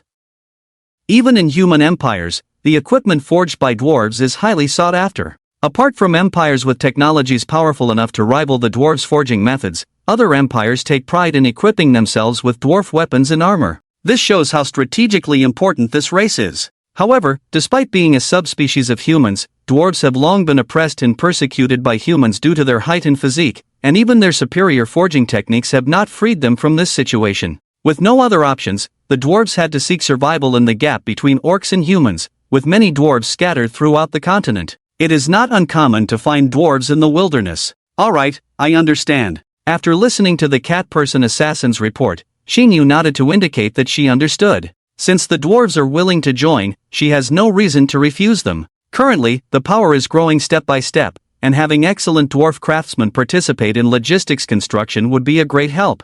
After accepting the bear tribe, the population of the village has already increased significantly. Now that Lillian has successfully unified the entire feathered tribe and absorbed a group of 8,000 people, the number of followers of the flame god is approaching 20,000. A small village can no longer accommodate such a large population. Qingyu has been secretly planning to expand the territory, with the divinely gifted land as the center, to build a huge city of divine gifts. When Lillian's excitement subsided, Qingyu greeted her and asked her to gather the people of the four tribes together to celebrate the joy of the tribe's reunification. Qingyu returned first, and when Lillian had organized the internal affairs of the feathered tribe, she would lead the people to move and jointly build the city of divine gifts. Under Qingyu's influence, Lillian has also developed the determination to be a warlord, showing the demeanor and behavior of a leader. Qingyu was relieved to leave her alone to handle things. After the two girls agreed, they reluctantly went their separate ways. The divine tree had been split in half, the marrow spirit fire under the divine tree had been taken away, and there was nothing of value left in the gathering place of the white feather tribe. After Lillian made arrangements, she could leave directly with her people. Seeing that everything was in order here, Lin Chen had no intention of staying longer and simply hid beside Qingyu, returning to the tribe with her. Upon returning to the tribe, Lin Chen saw several short and stocky individuals kneeling on the cement ground outside the village, eagerly discussing something. Seeing Qingyu return, the dwarves quickly jumped up from the ground and ran over to bow to Qingyu. However, before they could reach her, they were intercepted by a cat-person assassin. Sorry, we were too excited and disrespectful. The lead dwarf quickly knelt down on one knee and bowed his head. The other dwarves behind him also knelt down to bow, sweat already forming on their foreheads. Just now, they were so eager to know the method of making the cement ground that they became so excited and nervous, to the point of losing their composure. Upon careful consideration, they realized that Qingyu, whom they were facing, was a holy woman of the tribe, an existence even higher than the tribal chief. She was the closest person to the gods. In other words, the holy woman belonged to the gods. As mere mortals, they dared to touch something belonging to the gods. If they angered the gods, not only their lives but even their tribe might suffer. Qingyu was unsure whether to forgive these dwarves, so she stood coldly in place without saying a word. Lin Chen found it quite amusing to watch these comical dwarves bowing incessantly. Amused, he communicated with Qingyu through the divine panel, informing her that he was not angry and urging the dwarves to get to the point. Qingyu received Lin Chen's oracle and breathed a sigh of relief. Otherwise, how to deal with these troublemaking dwarves was a headache for her. Thanks to the great flame god's grace, and thanks for the respected holy woman's forgiveness. Upon hearing Qingyu's forgiveness, the dwarves quickly bowed again. However, when they stood up this time, they all took 2 steps back, distancing themselves from Qingyu. Since they had come voluntarily seeking refuge, they were treated as guests. Qingyu led them into the tribe and offered them wine. Lin Chen frowned slightly at the wine on the table. As a Han Chinese, he was not accustomed to such occasions without tea. Since the Black Mountain Range was so vast, there might be some good tea trees hidden inside. When he had free time, he would explore the Black Mountain Range again. The dwarves were unaware of Lin Chen's dissatisfaction with being served wine. They were amazed to see the cat people using wine to entertain them. In terms of alcohol consumption, the rough and hardy dwarves were no less than the bear people. In the dwarven tribe where food was scarce, there was hardly a chance to smell alcohol except before celebrations. Now, seeing the cat people being extravagant with wine, they were naturally overjoyed. Under the temptation of fine wine, the dwarves did not hold back and each raised their wine cups to drink. Feeling the fragrant wine flowing down their throats, the dwarves were so moved they almost cried. However, they did not want to let alcohol cloud their judgment. After politely declining another drink, the lead dwarf began to introduce themselves. They came from a dwarven tribe called Steelhammer, which resided underground in a dead volcano to the west. There, sulfur and other mineral deposits were abundant, meeting their smelting needs.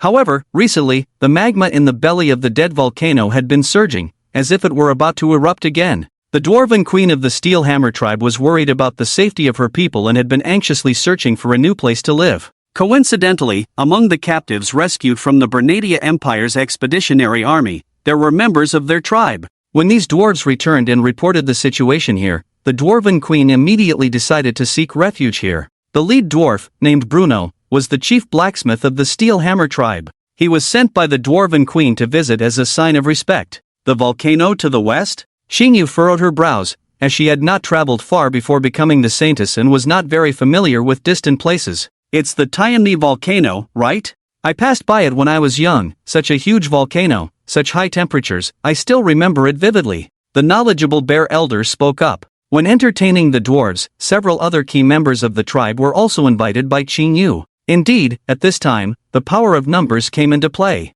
Yes, it's the Tianli volcano. Bruno nodded. It is said that the Tianli volcano hides the heavenly fire, and when it erupts, even the sky will be burned and shattered by the scorching flames. However, since the orcs entered the wilderness, the volcano has never erupted. It is impossible to verify the truth of the legend. The bear elder continued. Now, with the activity of the Tianli volcano, is it because of the influence of the god of flames that such a phenomenon has occurred? The cat tribe leader interjected at the right moment. This statement immediately gained unanimous agreement from everyone, even Bruno and the other dwarves nodded along like chicks pecking at grains. Indeed, these devout orcs would attribute anything to themselves. While Lin Chen found it somewhat amusing, he also became very interested in the legend of the Tianli volcano mentioned by the bear elder. Legends are not always groundless rumors, and perhaps there is truly a remarkable secret hidden within that volcano. Moreover, now that he is the god of flames and the dwarves of the Steelhammer tribe want to join him, it is even more necessary for him to personally go and see the Tianli volcano.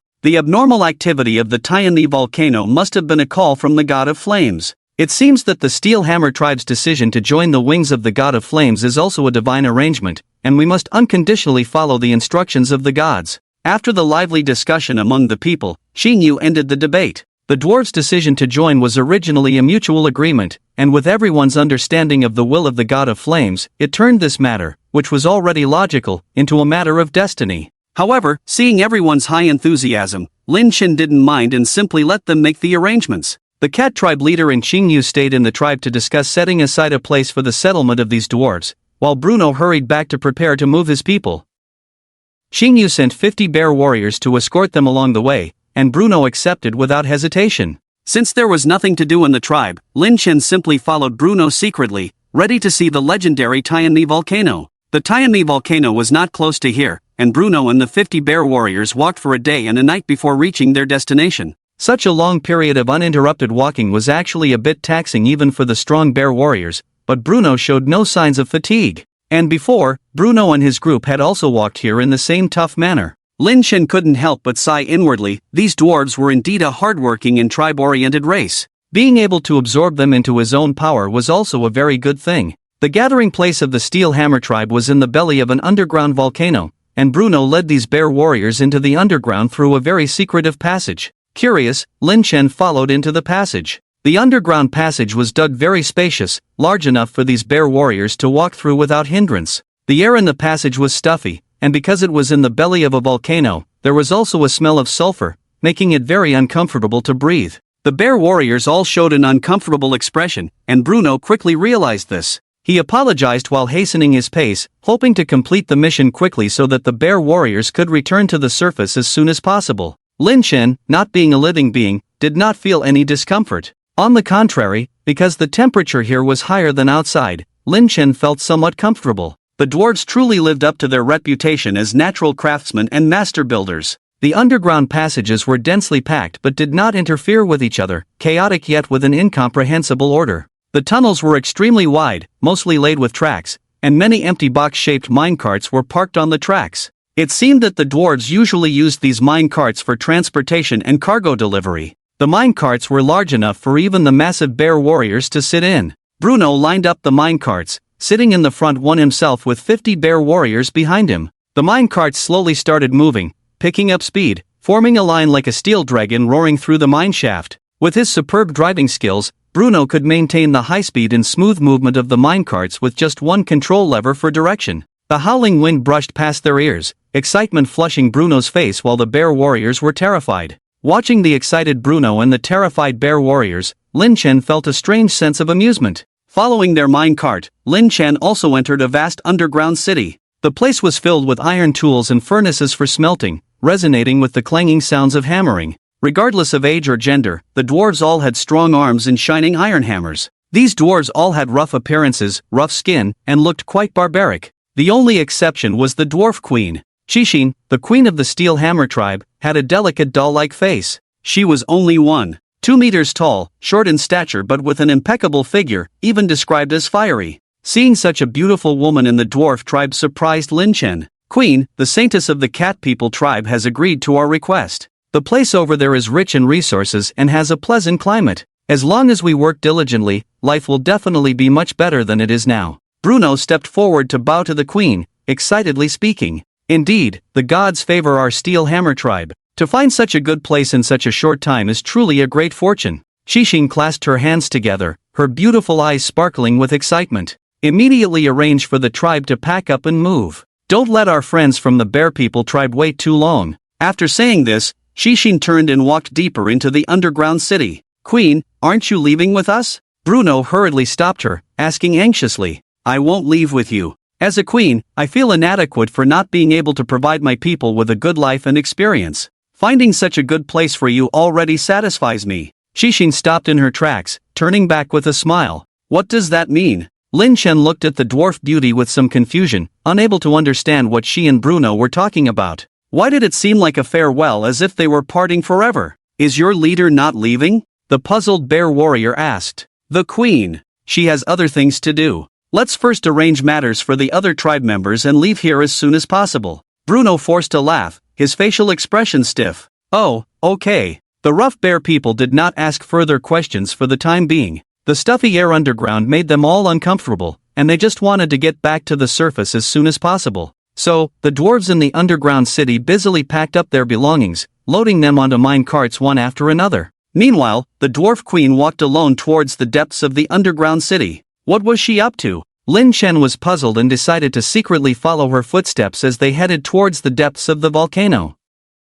The dwarf queen seemed to be burdened with worries, her doll-like face filled with sorrow, as if she was concerned about something. Who? The dwarf queen suddenly startled, turning her head to look around. Lin Chen, now just a small spark, went unnoticed, so she slowly turned back around. I must be too nervous. The dwarf queen patted her chest, sighing softly. Was it really just nerves that led to this coincidence? Lin Chen's doubts grew, as he should have been almost imperceptible in his current form, like a small spark. Not to mention any temperature or sound he might emit. But in that instant when the dwarf queen turned back earlier, Lin Chen indeed felt like he had been discovered. She must be hiding some secret. Lin Chen had already tentatively confirmed this idea in his mind, strengthening his resolve to uncover the truth. The further they went, the farther they were from the bustling sounds of the underground city outside, leaving only the uneasy heartbeat of the dwarf queen. The Steel Hammer tribe's underground city was hidden within the belly of the volcano, but closer to the outer layers. As the dwarf queen ventured further inside, it meant getting closer to the center of the volcano. The temperature rose steadily, although there were no torches or other lighting around. The intense fire elements and the hot reddish walls illuminated the passage brightly. Although Lin Chen found this temperature comfortable, the dwarf queen, being mortal, found the scorching heat unbearable, unable to help but quietly groan in pain. They were now very close to the central core of the volcano, and if the volcano was in a period of impending eruption, going further would likely lead to the gathering place of magma. The queen was truly fearless, daring to venture into such a place with her mortal body. While Lin Chen felt some pity for her, he wasn't about to help her alleviate the pain. Enduring the burning heat around them, the dwarf queen persisted in moving deeper. Finally, after passing through a small door, the dwarf queen stopped in her tracks. Lin Chen floated closely behind her. The spot where the dwarf queen stood was a small platform extending from the rock, enough for one person to stand on. Below this platform was a rolling lava lake, with the boiling magma constantly bubbling, looking quite intimidating. This is probably the core of the volcano. Lin Chen observed the scene below, speaking to himself. Whether in this life or the previous one, this was his first time seeing the interior of a volcano up close, naturally filled with curiosity.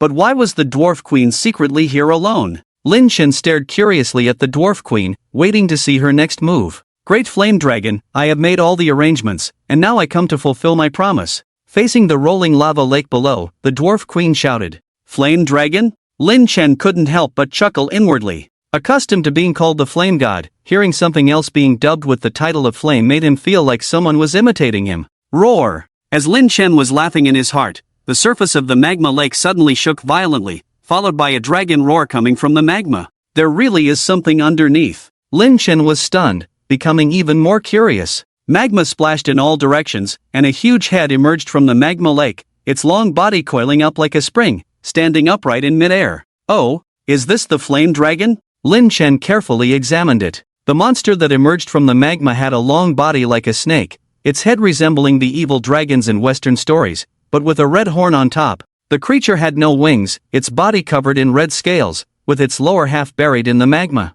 Lin Chen couldn't see its entire body, but conservatively estimated that the monster was at least 20 meters long. No wonder the dwarf queen called it the flame dragon. This thing does look somewhat like a dragon, Lin Chen thought to himself. Dwarf, you alone as a sacrifice is not enough. Didn't you have your people join a powerful tribe? Deceive the people from that tribe to come here, and I will spare your people. The fire dragon's two huge eyes stared at Qixin, speaking in human language. What? Didn't you promise me that as long as I was willing to sacrifice myself to you, you would forgive me? Qixin was shocked and angry, looking at the fire dragon with resentment. The past is the past, now is now. What right do you have to negotiate with me? If I hadn't been suppressing the spring of the magma lake for you, you dwarves would have perished in the volcano long ago. The fire dragon roared angrily, causing the surrounding rock walls to shake violently, making Qixin's head spin and almost fall off the platform. Suppressing the spring of the magma lake? Lin Chen sneered at the ugly fire dragon, unable to help but despise it.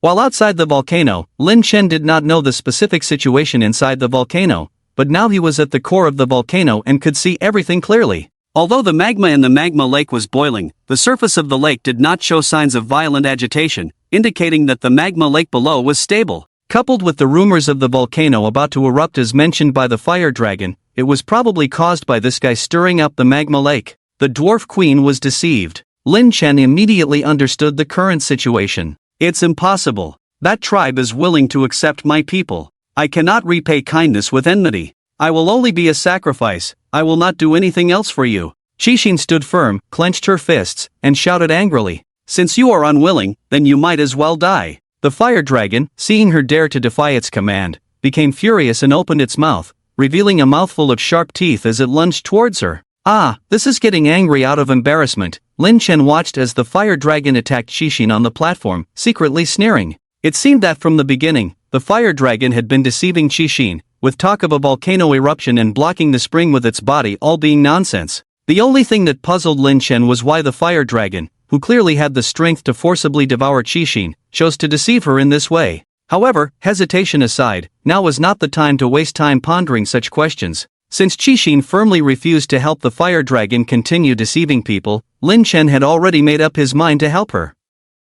Lin Chen flashed out from behind Qixin, his body swelling in the wind, transforming from a small spark into a huge fireball. Seeing the sudden change in front of him, the fire dragon instinctively gave up its attack and made an evasive move. But when it saw the small fireball in front of it, it showed a look of disdain. The foolish dwarf, I am a dragon born of magma and flame. Attacking me with such small fireballs is simply absurd. Even if I stand still and let you burn me, you cannot harm a single scale of mine. The dragon looked down at the dwarf, speaking proudly. After speaking, it stopped its movements, squinted its eyes, and made a gesture as if inviting the attack. Oh! Seeing this, Lin Chen couldn't help but sneer. Standing still and letting himself burn was the first time he had heard such a strange request. Since you asked, I will fulfill your wish. Lin Chen quickly propelled himself towards the dragon's head, drawing an orange arc in the air. Hiss! To the dragon's surprise, the seemingly inconspicuous fireball, upon contact, erupted with such high temperature that the scales on its forehead couldn't withstand it and emitted white smoke.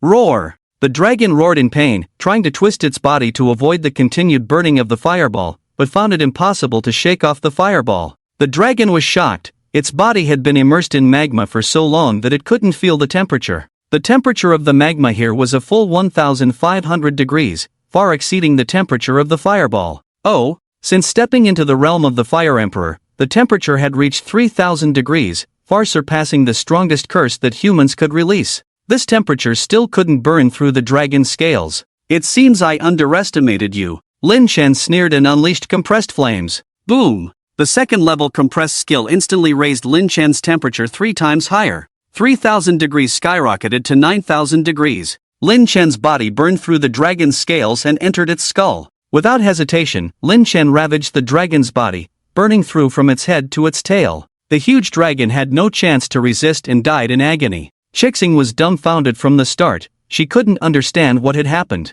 She witnessed the dragon, which she thought was unbeatable, being burned through the head by an unknown flame. Oh my god! The dwarf queen Chixing's legs went weak, almost kneeling on the scorching ground. The scene before her was too difficult to accept. That was a dragon born from magma, a being marked with flames since birth. Moreover, this was the magma lake of a volcano, the dragon's familiar battlefield. Yet, a dragon skilled in flames and born of magma was burned alive. This shocked the dwarf queen. The dragon was afraid of fire. If the dragon had been killed by water magic, the queen wouldn't be so shocked. Even if it had been slain by physical attacks, it would have been more acceptable. But to be killed by the very flames it excelled in was too much to bear. What kind of terrifying flames could achieve such astonishing results? Perhaps only a deity could do so. God of flames, Chixing murmured, tears welling up in her eyes. Even though I have not formally become your follower, even with such impure intentions to seek your protection for the sake of my people, are you still willing to treat me so kindly?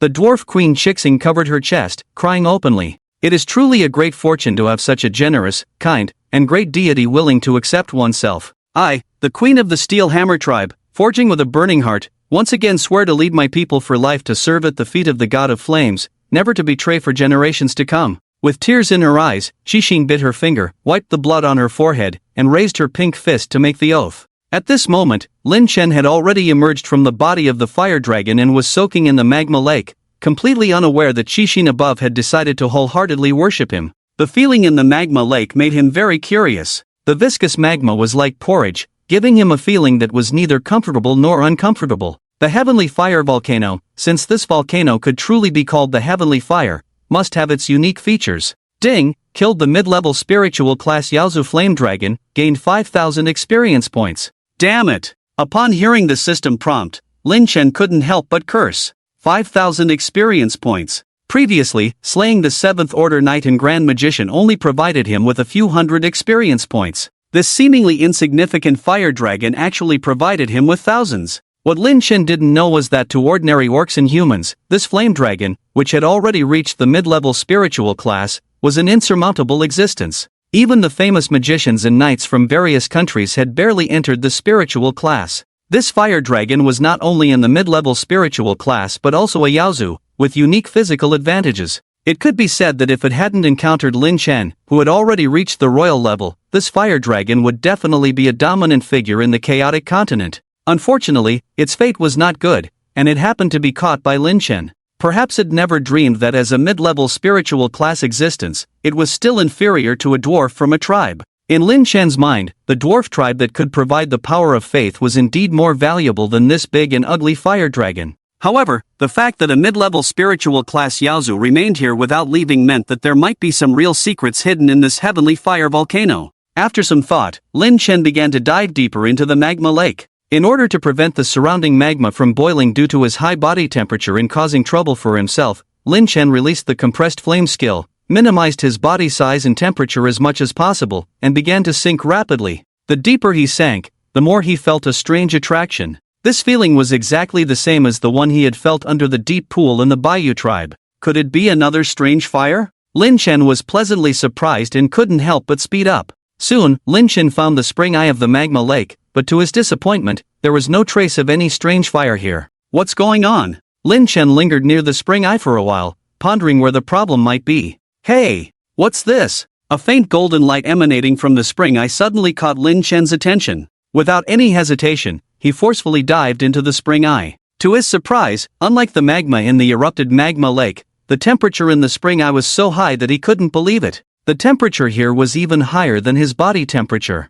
In other words, the temperature below exceeded 3,000 degrees. Fortunately, he was not a living organism, otherwise, encountering a place with a temperature higher than his own, if he didn't use compressed flames to raise his temperature, he would probably really get hurt. This abnormal environment also proved that there was indeed something extraordinary down there. Braving the magma flow erupting from the spring eye, Lin Chen stubbornly continued to dive deeper. The feeling is like going against the current, although with Lin Chen's strength he doesn't feel tired, but this feeling is not very comfortable. After some time, Lin Chen felt the upward force finally disappeared. He looked around and was secretly surprised. Below this spring passage, there was actually a huge magma lake. However, the magma here was very stable, clear, and did not seem much like magma, more like liquid fire. It's truly a spectacle. Lin Chen explored around, constantly amazed. If the things below also erupted from the volcano during an eruption, it could cause such a devastating power, it wouldn't be surprising. Presumably, the name Tianli volcano came from this. As he reached the lake below, the attraction feeling became stronger, and Lin Chen followed that direction to search. He discovered a golden flame lotus at the bottom of the lake. No, it should be said a lotus-shaped flame. Ding, incomplete foreign fire detected, may the host absorb it? Ha! Incomplete foreign fire? Lin Chen was puzzled. Foreign fire is foreign fire. Why the heck is there incomplete foreign fire? Whatever, just absorb it. Lin Chen immediately chose to absorb it. Watching the lotus-shaped flame disappear, Lin Chen finally breathed a sigh of relief. Foreign fire is a good thing. As long as it can be absorbed, it has benefits. Even if it's not complete, he can find a way to make it complete in the future. Opening his attribute panel, Lin Chen eagerly checked it. Hostname, Lin Chen Identity, Level 1 Fire Emperor Burning Value, 3713 W points current burning value consumption, 0 points per second special resistance, 50% water resistance maximum temperature, 3000 degrees evolution efficiency, 1,000,000% skills, compressed flame LV2 tyrannical burning LV2 rock meteor descends LV2 passive skill, foreign fire absorption held foreign fire, marrow spirit fire twin lotus fire, incomplete, twin lotus fire? Seeing this name, Lin Chen immediately understood why the system had just prompted that this thing was incomplete. Twin lotus, there should be two flowers, but in front of him, there was only one. It seemed he needed to find the other one to make it complete. Twin lotus fire, a flame born in the depths of a volcano with extremely high temperature, twin-born, one with substance, named body fire, the other without substance, named spirit fire. Body fire can burn the body, or create a body. Spirit fire can harm the spirit, or heal the spirit. After reading the description of twin lotus fire, Lin Chen's pupils suddenly contracted. No wonder the fire dragon had been lurking in the depths of the volcano and refused to leave. It was hiding such a powerful force. This twin lotus fire indeed had two flowers. One should be like a lotus flower made of flames, and the other was the one Lin Chen had just absorbed, a lotus-shaped flame. Body fire could burn others' bodies but also create bodies. Spirit fire was even more incredible. It could be used to harm souls or heal souls. Although this twin lotus fire was not a completely offensive foreign fire, in a certain sense, it had a power that offensive flames could not replace. Can this foreign fire intervene in the body and soul?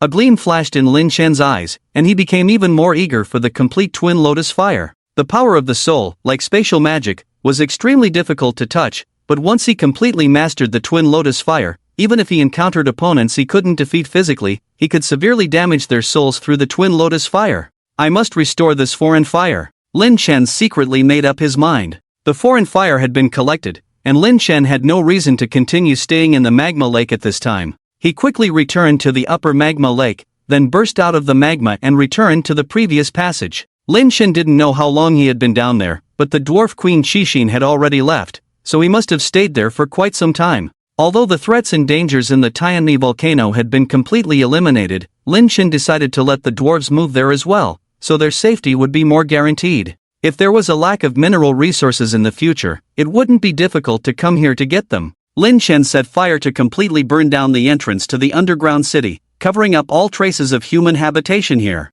After completing all the finishing work, Lin Chen also returned to the tribe through the prayers of the Catman Sanctuary. In the following days, Xing Yu initiated the construction plan for the City of Divine Gifts. With the arrival of the dwarves from the Steel Hammer tribe, all work plans became simpler and more efficient. During these months of development, the populations of the Catman and Bearman tribes had reached over 4,000 people. Lillian also brought the 4 tribes of the Feather Clan to converge, with over 8,000 people from the 4 tribes all contributing their faith to Lin Chen. In addition to the 3,000 people brought by Qixin from the Steel Hammer tribe, Lin Chen's followers had expanded to 15,000. With a population of over tens of thousands, Lin Chen's followers had become a major force in this wilderness. The sanctuaries of the Feather Clan and the Dwarf Clan were quickly established, with the Feather Warlord Lillian and the Dwarf Queen Qixin both serving as priestesses. And above all this, Xing Yu was overseeing everything. Just as she had sworn at the beginning, she worked wholeheartedly to build a powerful kingdom for Lin Chen. Compared to the scheming human cities, the various orc tribes living together with unified beliefs were more united and cooperative.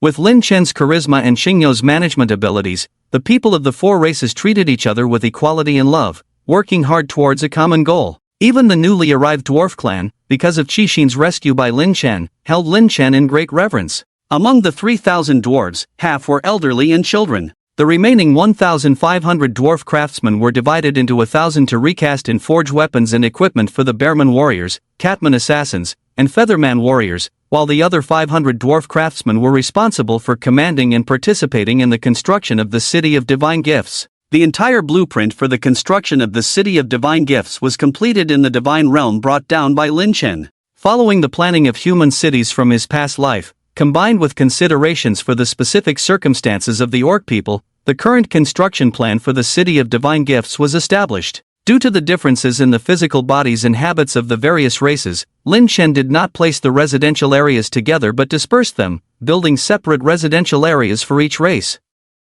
Each race's residential area was strictly constructed according to their habits and body types, ensuring scientific rationality while also providing the best living experience for these orc people. Commercial areas, work areas, and regular combat training areas were also planned out reasonably. The streets of the entire City of Divine Gifts were no longer concrete roads. Under Lin Chen's guidance, the dwarves successfully developed asphalt. Asphalt roads were much better than concrete roads, reducing wear on the orcs' claws and preventing rainwater accumulation. The city's sewage and drainage systems were also arranged perfectly, and the orcs had basically bid farewell to their previous barbaric habits of eating raw meat and drinking blood, beginning to enjoy a clean and healthy life. The city even had scientific greening arrangements, with lush greenery everywhere, giving it a very aesthetic appearance. Considering the dwarves' inability to see in the dark, street lights were also installed in the City of Divine Gifts. With the help of magic, Lin Chen did not need to expend a lot of manpower and resources to generate electricity, but instead set up simple fire attribute arrays in each street lamp.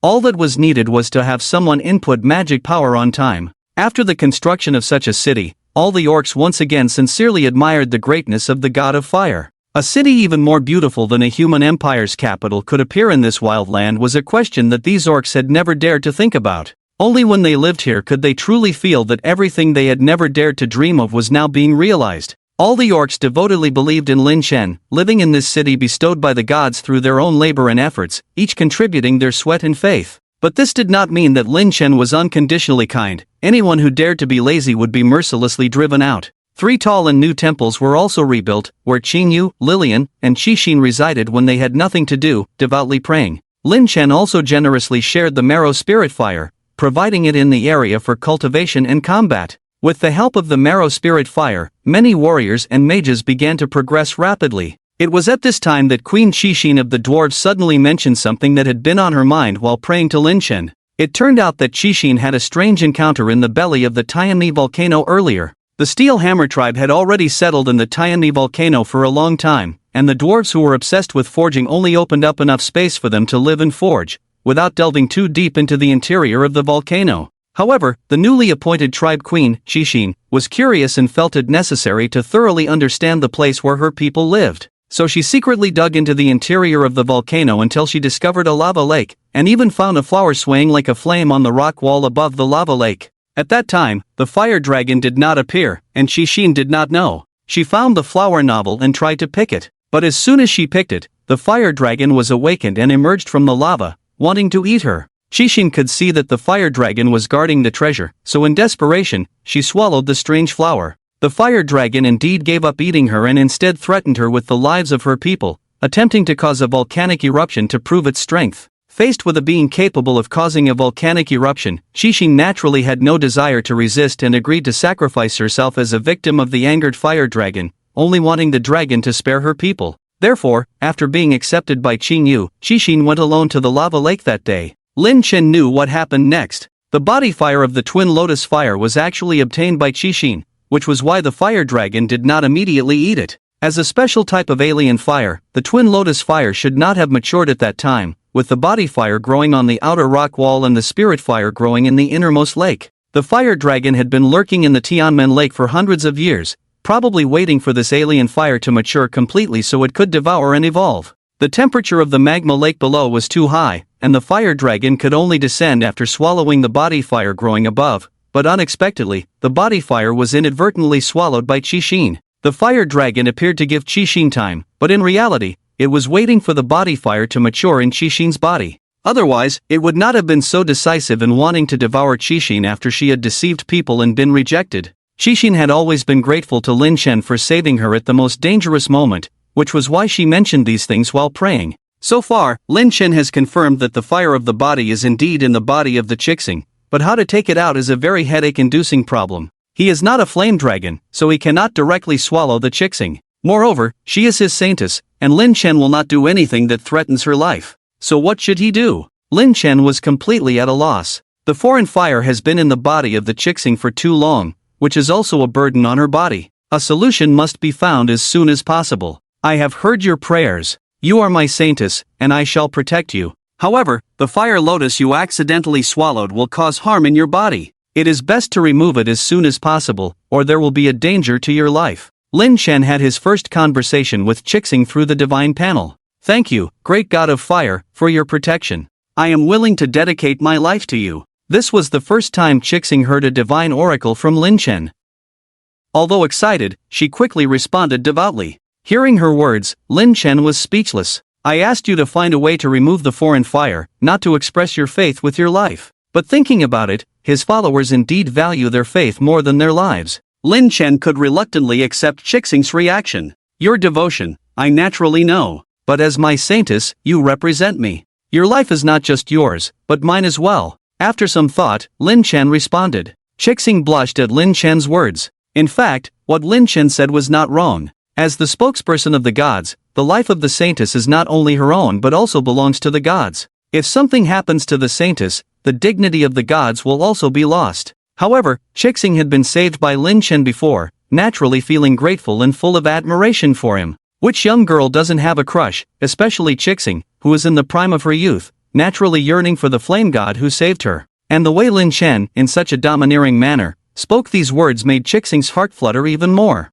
Yes, great god of fire, Qixing will find a way to remove what she accidentally swallowed. In the future, she will always serve by your side and not let your divine power be diminished. It was a great honor to have a god concerned about her life. While Qixing's heart was fluttering, she was also deeply moved. She knelt down sincerely, making a true promise. Seeing her dispel the idea of using her life to show loyalty, Lin Chen naturally felt relieved. Regardless of whether a feasible solution could be found quickly, as long as Qixing had this intention, it was better than waiting for death. Qixing had received the instructions, and Lin Chen disconnected from her and stared blankly at the divine panel. Name, God of Fire. Number of followers, 15,328 saintesses. Qingyu, Spirit Cat Tribe, Lilian, Feathered Human Tribe, Qixing, Dwarf Tribe, Temples, 3 Power of Faith, 1. 3 million storage space used, 0 after the number of followers reached 15,000. The daily harvest of the Power of Faith had reached a terrifying level. Since there were already many high-ranking warriors among the followers,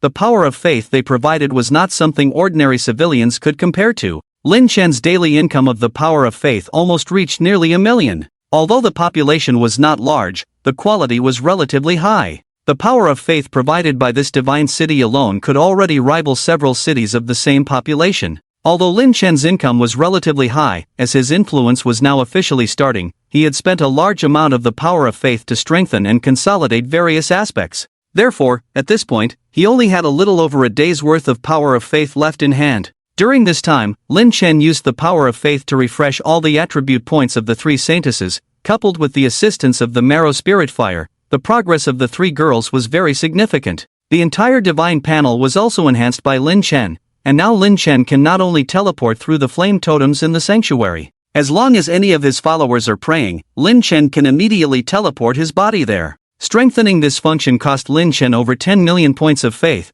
but Lin Chen felt it was completely worth it. As his influence continues to expand, this function will become more and more powerful. When his followers are spread all over the Chaos Continent, Lin Chen is almost invincible. Opening his attribute panel, Lin Chen glanced at his data again. Hostname, Lin Chen Identity, Level 3 Fire Emperor Burning Value, 3325 W points Current burning value consumption, 0 points per second Special resistance, 50% water resistance Maximum temperature, 3500 degrees Evolution efficiency, 1,000,000% skills, Compressed flame Level 3, compresses the flame, can instantly double the flame temperature, current level flame temperature is tripled.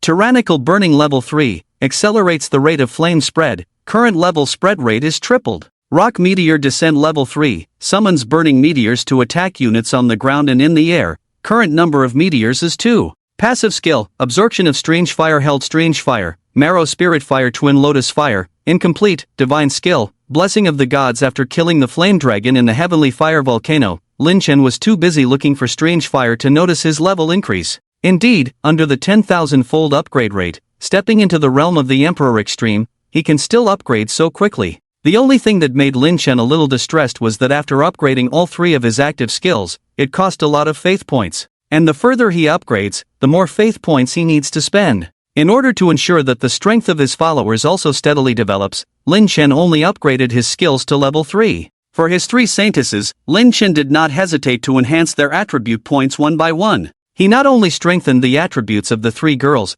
but also upgraded their skills, and even tailored suitable skills for Lily and Qixin. Lin Chen opened the divine panel and called up the personal information of the 3 girls one by one. Saintess Qingyu race, Spirit Cat age, 16 occupation, 6th rank mage skills, Blazing Holy Spear level 2 Flame Tongue Fire Shield level 2 Fire Rain Descent level 2 Saintess Lily race, Feathered Human age, 15 occupation, 7th rank warrior skills, Swift Fire Thrust level 2, compresses airflow enveloped in flames, generating unparalleled speed for thrusting. Fire Dance Gun Rain level 2, swiftly performs continuous stabs in the air, creating a rain-like flame attack on enemies through intense friction between the gun tip and the air. Proud World Gun Lotus Level 2 Saintess Qixin race, Dwarf age, 18 occupation, 4th rank forger skills, Flame Affinity Level 2, has a high affinity for flames, can grasp the subtlest heat when forging. Magic Affinity Level 2, has a high affinity for magic, can enchant weapons. Array Comprehension Level 2, has a high comprehension of arrays, can engrave arrays on equipment and weapons, and can be activated by inputting magic power.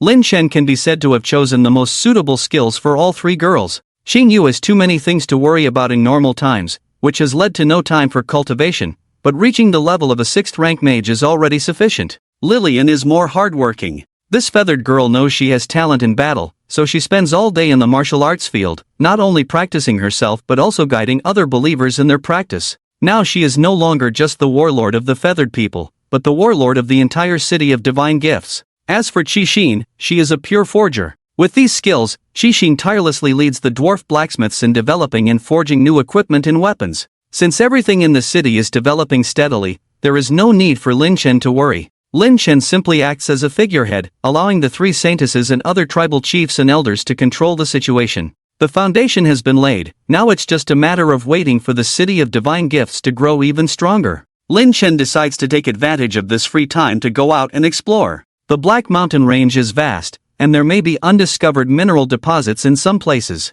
Lin Chen also remembers how Qingyu used wine to entertain guests before, so he decides to see if he can find some tea leaves suitable for cultivation to improve the lives of the believers. Just do it! Through the prayer of a raccoon miner in the Black Mountain Range, Lin Chen once again enters this vast and boundless primeval forest. Lin Chen has long since reached the emperor level and no longer needs to consume burning value, so he is no longer constrained by time. He leisurely wanders around, feeling relaxed for the first time on this alien continent. From the initial confusion after rebirth, to the anxious desire to expand his influence, to everything gradually taking shape and stabilizing, Lin Chen's state of mind has been changing all along. and now he is no longer as eager for quick success as he was at the beginning. As the psychological pillar of over 10,000 people, Lin Chen has gradually found a sense of satisfaction in being relied upon by others, and he feels a greater sense of responsibility. Who dares to cause trouble here? Just as Lin Chen passed by an iron mine, he suddenly heard a shout coming from near the mine entrance. Lin Chen recognized this place as an iron mine he had explored before,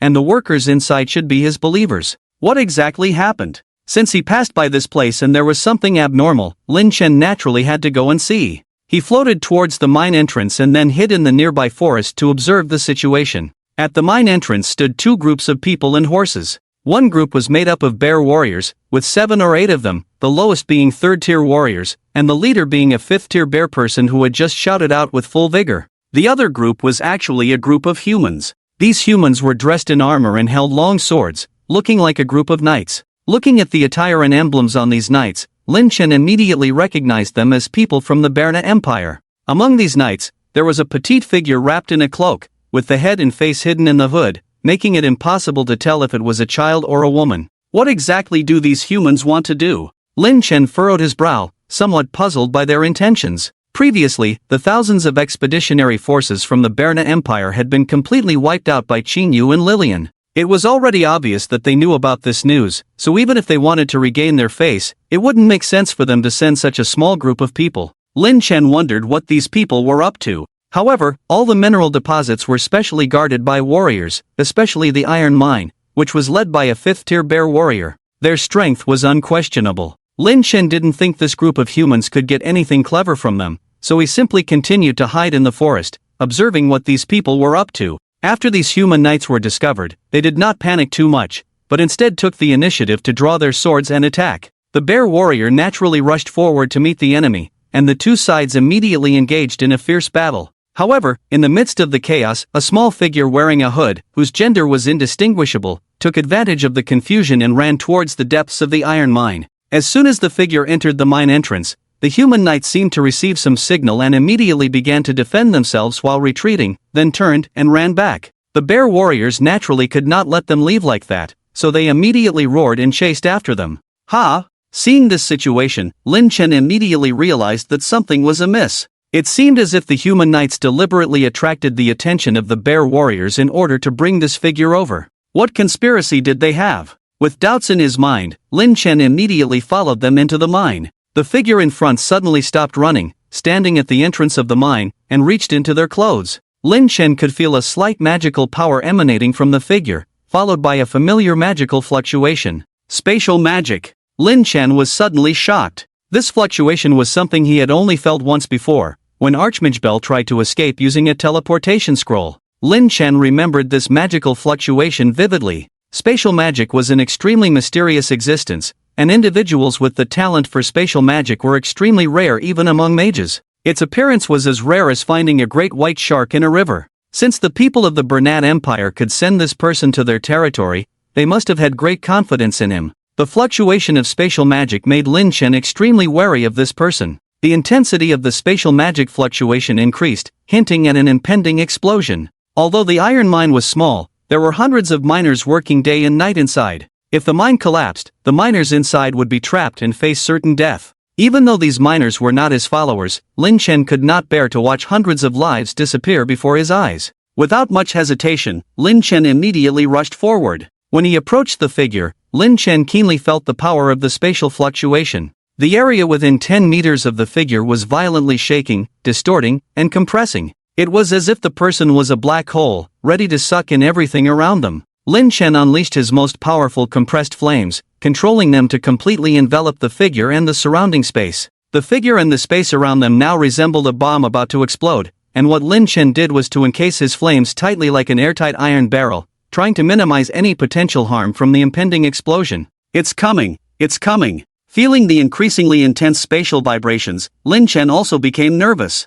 Even at his imperial level, he was starting to feel anxious. The destructive power of spatial magic was truly formidable. As he anxiously waited, Lin Chen continued to reinforce his flame layer. Soon, he felt the critical point approaching. The flames underwent a silent but extremely intense vibration from within, almost dispersing Lin Chen's flame layer. Lin Chen was amazed and secretly worried. Even trying to stop the violent outbreak of this spatial magic was so difficult and challenging for oneself. If it were placed on those ordinary believers, the resulting destruction would be unimaginable. I don't know if the Bernat Empire has mastered this spatial magic technology to perfection. If that's the case, we really need to seriously consider how to deal with them. Feeling the gradual disappearance of the spatial vibrations inside the flame layer, Lin Chen also breathed a sigh of relief and slowly removed his compressed flame.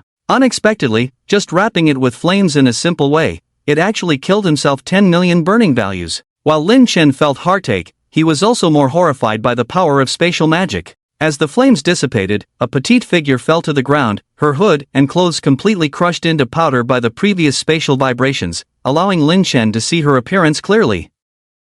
It turned out to be a petite and lovely human girl. The girl had short deep blue hair and looked young, probably no more than 15 years old. Her delicate face, curved willow eyebrows exuded a sweet breath, and her small nose and mouth were as exquisite as a work of art. Compared to those burly human knights, this little girl was so beautiful that she didn't seem to belong to the same species. What caught Lin Chen's attention even more was the complex and chaotic magic circle engraved on the girl's abdomen. The previous spatial vibrations clearly emanated from her, and it was unknown if there was any special connection with this magic circle. The girl was still breathing, and it seemed that the previous spatial vibrations were mutually cancelled out by Lin Chen's flames, not causing fatal harm to the girl, which saved her life. The bearish warriors outside were also returning soon. If this human girl stayed here, she would definitely be harmed by the human orc warriors. After some thought, Lin Chen directly stored her in the storage space provided on his divine panel. Lin Chen had tested before that living beings could exist in this storage space. However, the living beings stored in it would temporarily lose all activity,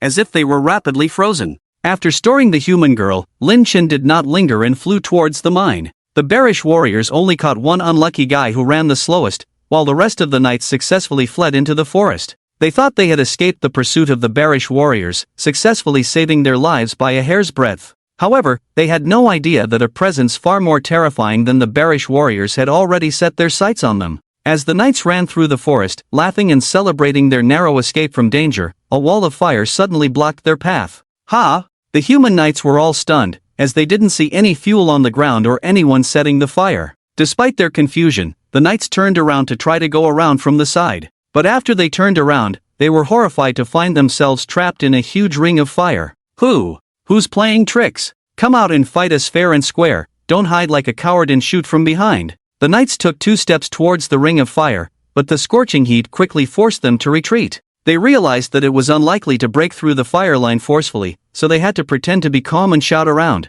Coward? A real coward would let a poor girl be a human bomb while running away without any knightly spirit. An emotionless voice sounded from behind the knights. They turned around in horror and saw a 3-meter-tall flame giant walking out of the flames, looking down on them. This flame giant was Lin Chen. He could manipulate the flames around him to take various shapes he desired. Even if it was a flame transformer, as long as Lin Chen wished, he could create it. You are that cat person magician, right? Stop playing these tricks behind our backs. If you have the guts, come out and let us see your despicable face. The knights kept retreating, cursing continuously. Magician? Lin Chen was taken aback, then smiled to himself. All the human knights and magicians who had seen him were dead. The expeditionary forces from the Bernat Empire that had escaped had only seen a solitary figure casting fire spells. They must have mistaken themselves for that figure. It didn't matter who they mistook him for, these human knights were doomed today. Lin Chen remained silent, not pursuing the human knights but quietly searching the surrounding ring of fire.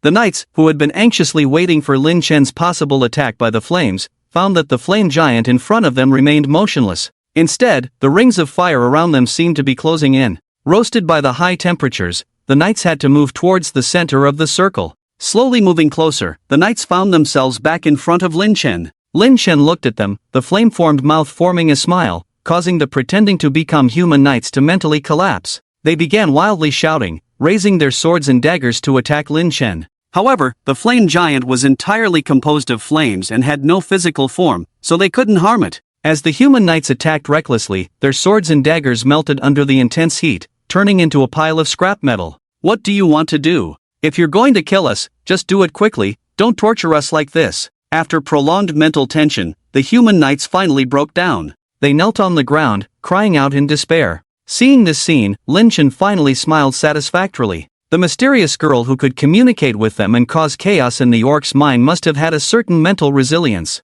If he had used force to make them reveal the truth immediately, they would have stubbornly refused. But by slowly breaking down their psychological defenses in this way, it would be much easier to get the information he wanted. Lin Chen manipulated the flame giant to squat down, getting close to the knights' faces, preparing to ask questions. "Tell me, what conspiracy is the Bernat Empire brewing?" Lin Chen stared at the lead knight and asked. "There is no conspiracy, we were just passing through here, saw the orc's iron mine, and wanted to cause trouble." The lead knight, still somewhat courageous, stubbornly refused to reveal any information even at this point. Lin Chen wasn't angry, he controlled the flame giant to grab the lead knight's leg with a large hand. The lead knight screamed, then smelled the scent of roasting meat. "I won't repeat the question, you have 2 arms and 1 leg left to provide you with 3 chances to lie." The flame giant grinned and said softly. The honest-looking flame giant had now become a terrifying devil in the eyes of these human knights. "We are the troops under the command of the 3rd prince of the Bernard Empire, only loyal to the 3rd prince. The mission this time is to lead a girl who has been placed under a spell, to come and destroy any gathering place of orcs in the Black Mountain Range." The leading knight finally couldn't bear the dual torture of psychological and physical feelings and answered. "Oh?" Lin Chen's heart moved slightly. "Just finished dealing with an expeditionary army, how come another 3rd prince popped up? Tell me about this 3rd prince of yours." Lin Chen continued to ask. "The 3rd prince is the only prince in the royal family who personally leads troops into battle. He cares for his subordinates, loves the people like his own children. And the 3rd prince is also a genius in warfare. The idea of contracting the southern defense line and expanding the western wilderness first was proposed by him." When the knight mentioned the 3rd prince, there was a respectful expression on his face. "What exactly does your Bernard Empire want to do now? Are you plotting a major invasion of the wilderness again?" Lin Chen, seeing them endlessly praising the 3rd prince, immediately interrupted impatiently. "Our rank is not high enough, we do not know the plans of the Empire's upper echelons. But it is said that the high-level officials and the Magic Research Society have learned what secrets are hidden in the wilderness. Until it is clear, all troops must remain idle." The leading knight shook his head. Lin Chen looked into his eyes and did not see any expression that looked like a lie. Upon careful consideration, what he said should indeed be the case. After defeating the Bernard Empire's expeditionary army, Xing Yu did not feel that it was all over. She sent out many cat assassins to act as scouts, guarding the border. But there had been no sign of any action by the Bernard Empire. On the contrary, the troops stationed on the border and even the civilians had started to move away. This phenomenon instantly matched the knight's statement. Presumably, the upper echelons of the Bernard Empire had indeed decided to temporarily set aside the idea of continuing the invasion. It was just that this 3rd prince was not convinced, so he mobilized his own troops to come and conduct harassing terror attacks. "How many other teams have accepted similar tasks like yours?" Lin Chen asked. "We are the first team, there should be 19 more behind us." The leading knight glanced at Lin Chen and answered cautiously. 19? A total of 20 teams? The Divine City had at most a dozen mines in the Black Mountain Range, and Lin Chen did not expect that this 3rd prince would send 20 suicide squads on the first probe. Lin Chen was suddenly filled with anger at this way of attacking his logistics. "Respected mage, I have told you everything I know, can we leave now?" the knights asked nervously. "Of course you can leave, and I will be very polite to see you off." The fire giant grinned again, revealing a terrifying smile. "Leah, leave us where?" The knights huddled together, stuttering. "I will send you to meet your beloved 3rd prince." Lin Chen sneered, and the fire giant waved his hand gently, and the flames instantly engulfed the group of knights. "You can go down and wait, not long from now, I will send your most beloved 3rd prince down to meet you." Looking at the burnt black ashes left on the ground, Lin Chen showed a cold smile and then turned and left. According to the Knights of the Bernard Empire, in addition to their team, there were 19 other teams that would enter the Black Mountain Range one after another. Lin Chen could not split into a dozen parts and go to each mine area to guard. He simply opened the divine panel and sent down an oracle to all miners and mine guards, instructing them to stop working, quickly leave the mine, and be on high alert. He also informed Xing Yu, telling her the purpose and whereabouts of these human squads. Xing Yu immediately took action, led by Lillian and several 6th and 7th tier warriors, dispersed into the Black Mountain Range to surround and intercept the human squads. The miners were deeply moved after receiving Lin Chen's oracle, and they all immediately put down their work and withdrew from the mine, hiding with the guards of those mines. When they saw the human squad sneaking around the mining area, they couldn't help but feel even more grateful for the kindness and greatness of the God of Flames. Today's events were passed back to the City of Divine Blessings by the miners, and then spread by their families. While the residents of the City of Divine Blessings were moved by Lin Chen's kindness, their faith in Lin Chen became even more devout. The strength of the warriors in the City of Divine Blessings is already very strong, and with Lillian and the other 7th-tier experts leading the way, the human squads have no chance of resistance. Only one squad managed to detonate the living bomb they were carrying in time, but as Lin Chen had warned in advance, the squad members were able to evade in time, and there were no casualties. After detaining all the members of these human squads in the City of Divine Blessings, Xing Yu quickly began her investigation. The information obtained from the mouths of these human knights was not much different from what Lin Chen had previously asked. However, many clues were found from the captured living bombs. These people included both men and women, mostly young boys and girls. With her understanding of magic arrays, Xixin also analyzed the function of the magic arrays engraved on their abdomens. These people were indeed turned into living bombs, and the magic within their bodies was used to explode. The magic arrays engraved on them served to disrupt the balance of magic within them and amplify the destructive effects of their magic. The magic array was like the detonator of an explosion, and these young boys and girls themselves were natural bombs. Such a vicious magic array, using the lives of these children as weapons. Xixin put down her research tools, filled with indignation. I never expected that humans could go to such extremes. They always say we orcs are cruel and heartless, but they are so indifferent to the lives of their own kind. Xing Yu said with a cold face. If I hadn't seen it with my own eyes, I would never have imagined such horrifying things could happen. Lillian slammed the barrel of her gun on the ground, her face full of anger. I just found out that these human boys and girls are from poor families or orphan children of criminals sentenced to death. They were forced into the army to serve as weapons. Xing Yu sighed and said, Xing Yu, how should we deal with them? Lillian asked. These children have nowhere else to go. After consulting with them, if they are willing, let's keep them here for training. After all, they all have the potential to become mages, and maybe they can become the most loyal followers of the God of Flames in the future. Xing Yu thought for a moment and made a decision. That's the best way. I will find a way to erase the magic arrays on them. As for the human knights who escorted them here, Xixin said, looking at Xing Yu, just execute them directly, they are enemies anyway. Lillian, you take care of this, and as for the magic arrays, I'll leave it to Xixin.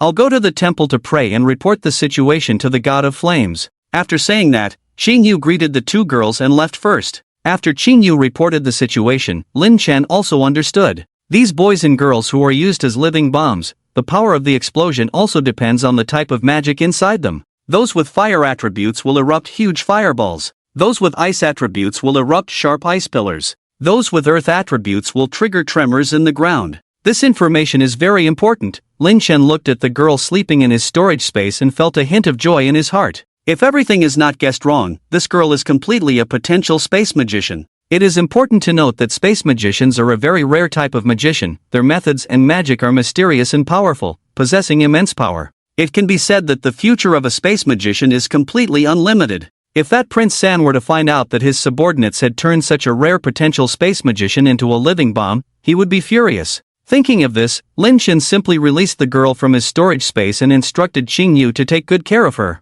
Xing Yu was surprised to see a girl appear out of thin air, and at the same time, she admired the power of the flame god even more. After learning that this girl had the potential for space magic, Xing Yu also understood why Lin Chen valued her so much. On the side of the Bernati Empire, Prince San has already begun such attacks and probes. If he convinces the Empire's high-level officials, then a large-scale war may begin. Lin Chen had a premonition that he didn't have much time to develop his power so leisurely. Next, he should unify all the orc forces that can be unified as soon as possible and prepare to officially confront the Bernati Empire. After telling Xing Yu about this idea, the little cat girl also started to think about it. The entire wilderness is quite large, with countless different orc races. The location of the City of Divine Blessings is at the border between the wilderness and the Bernati Empire. If the power is not expanded quickly, it will not be a good thing, whether it is the invasion of the Bernati Empire or attracting the attention of the major tribes in the wilderness. Of course, one cannot afford to make enemies on both sides.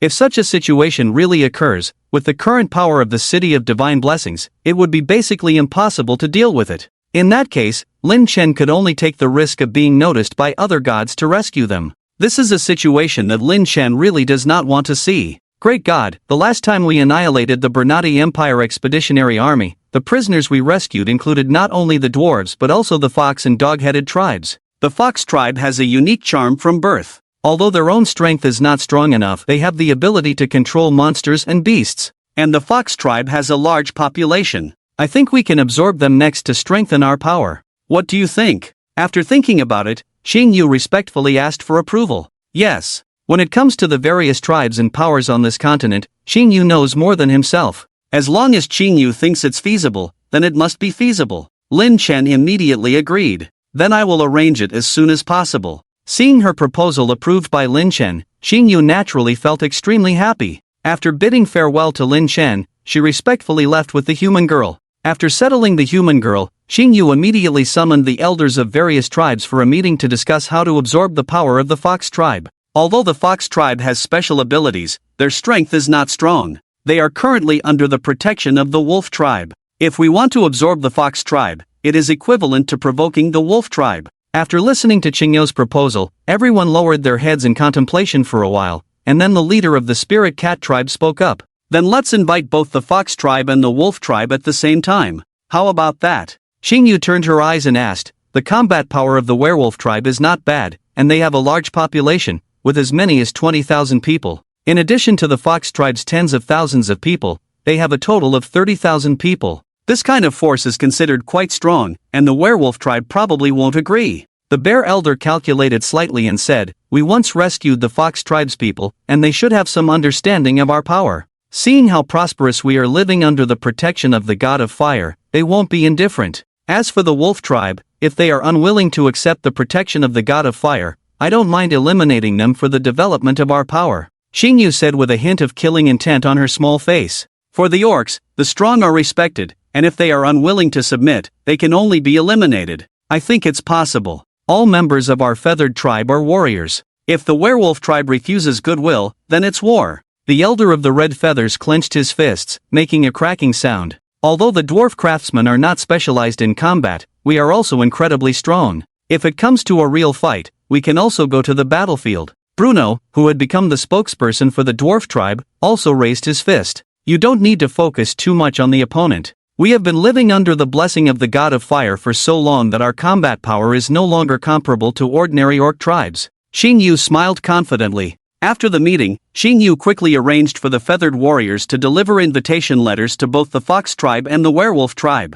As expected, the werewolf tribe angrily rejected the invitation and even wanted to attack the feathered warriors delivering the letters. Fortunately, the feathered warriors had wings, or they might have been attacked by those furious werewolves. As for the feathered warriors who went to the fox tribe, they successfully delivered the invitation. However, constrained by the werewolf tribe, the fox tribe did not dare to openly accept the invitation in the face of such strong resistance from the werewolf tribe. They asked the feathered warriors delivering the letters to return first, saying that they would arrange for a visit in a few days. Since they said so, let's wait. Xing Yu received the message with a very calm reaction, as if everything was within her expectations. 3 days later, outside the city of divine blessings, two small figures wrapped in cloaks and hoods walked towards this side. Wow, young chieftain, is this really the territory of the cat people? Aren't they supposed to be worse off than our tribe? What are these houses made of, and what are these roads paved with? They are so sturdy and comfortable. One of the figures kept looking around curiously, constantly exclaiming with excitement. I don't know, but this is different from what the rescued tribesmen described last time. It seems that the cat people have developed faster. The other petite figure said softly. A gust of wind blew, lifting their hoods, and as they were almost at their destination, the two also took off their cloaks. They were two fox girls, one the young chieftain of the fox tribe and the other her maid. Like the cat people, the fox people also had ears on their heads and tails behind them, with a cute appearance. However, compared to the cute cat girls, the fox girls were more charming, exuding a special charm in their every move. Faced with such a majestic city, the two fox girls looked surprised. Not to mention other orc tribes, even human cities did not have such advanced construction techniques. No wonder the chieftain would rather risk being discovered by the werewolf tribe to let us visit. If we can really live in such a grand city, it would be such a happy and fulfilling thing. The fox person maid clasped her hands tightly together, her eyes twinkling with excitement. Young chieftain, look over there in the fields. What kind of crops are growing that can bear so much fruit? Her gaze shifted to the cat people working in the fields, and she exclaimed in surprise. Keep your voice down, don't shout and cause trouble, the fox chieftain gently scolded her. She also turned her gaze to the fields, where the rice plants were indeed astonishing. Each rice plant looked like a large bouquet, filled with rice grains. The yield was terrifyingly high. Thinking about some of her tribe members who still couldn't get enough to eat, the fox chieftain suddenly felt a sense of inferiority. At the same time, a strong desire for this city surged in her heart. Are you visitors sent by the fox tribe? Approaching the city gate, a group of bear warriors and a group of bird warriors stood guard on either side of the gate, with the lead bird warrior coming forward to ask. Yes, please announce that the fox tribe's return visit is delayed, and ask for the lynx tribe leader's forgiveness, the fox chieftain said politely. Please follow me, we have already received the message, I will take you to the sanctuary to see the saintess. The bird warrior chuckled and led the two girls down the road. To maintain her dignity and the honor of the fox tribe, the fox chieftain remained reserved throughout the journey, while the fox maid couldn't stop looking around and occasionally gasping in amazement. Chieftain, I heard before that it was a bird person who delivered the message to the cat tribe. I was a bit skeptical, but I didn't expect that there are even bear people here. What's going on here? The little maid whispered in astonishment by the fox chieftain's side. Different races of beastmen rarely live together, even in the powerful beastman empires formed by various strong beastman races. Each race lived separately and wouldn't gather together unless under special circumstances. But the current scene was too unbelievable. People of different races walked on the same street, shopped at the same stores, and even greeted each other. They even saw a dwarf blacksmith shop. Although dwarves had many tribes, most of them were scattered in human territories to make a living. This city could even attract dwarves to settle here. Even in her dreams, the fox chieftain couldn't have imagined such a surprising sight. Yet here it was, happening right before her eyes. What amazed her wasn't just the people of different races, but the entire city itself. The roads in the city were well maintained, with many tall poles, street lamps, engraved with magical runes, giving them a mysterious and aesthetic look. The sides of the roads were lined with neatly trimmed trees and flower beds, making the fox chieftain, who had always lived in the forest, realize for the first time that ordinary plants could also grow so beautifully. The buildings on both sides of the road were exceptionally beautiful. The beastman's buildings were made of stacked stones and mud, lacking in aesthetics and stability. But under Professor Lin Chen's guidance, the dwarves not only learned to make bricks but even developed plaster, leaving no trace of construction visible. In the eyes of the fox chieftain, these houses seemed to have naturally appeared here, perfectly and neatly. Despite trying her best to maintain her composure and dignity, the strong impact of this city made the fox chieftain unable to help but open her mouth. Compared to such a city, the territories of the fox tribe and even the wolf tribe were simply like a stinking ditch. Although born as the young chieftain of the fox people, she felt that she was not even comparable to the most ordinary resident living in this city. Alright, we're almost there. The first saintess of our city of divine bestowal will personally receive you. Thank the great god of flames. The feathered warrior led them to the sanctuary, bowed slightly, and then left. The two fox girls looked at the tall and sacred sanctuary in front of them, unsure of what to do for a moment. Welcome, welcome, you two have traveled a long way. Just as they hesitated, a sweet voice came from the sanctuary. Looking towards the source of the voice, the two fox girls were stunned in place. They had never seen such a beautiful girl before. Clad in a fiery red sacrificial robe, adorned with intricate flame patterns, her fair skin looked even more delicate and white. Due to her long-standing position of leadership and being the saintess, she exuded a sense of sacredness and inviolability. Behind her stood her attendants in neat rows. There were 2 cat mage, 2 feathered female warriors, and 2 cat assassins. Of course, these 6 attendants were all pure girls, dressed uniformly in fiery red, with slight variations in style due to their professions. Greetings, First Saintess. The young fox chieftain was very clever and immediately sensed that she was the legendary First Saintess. As Clear Serene stepped forward and stood still, the young fox chieftain did not hesitate to bow deeply with her attendants. No need to be so polite. Clear Serene smiled slightly, raised her hand gently, indicating that they need not be too formal. Although Clear Serene did not come forward to assist them, the young fox chieftain did not feel any displeasure. Although they had only met briefly, in her subconscious, she had already endowed Clear Serene with a sacred aura.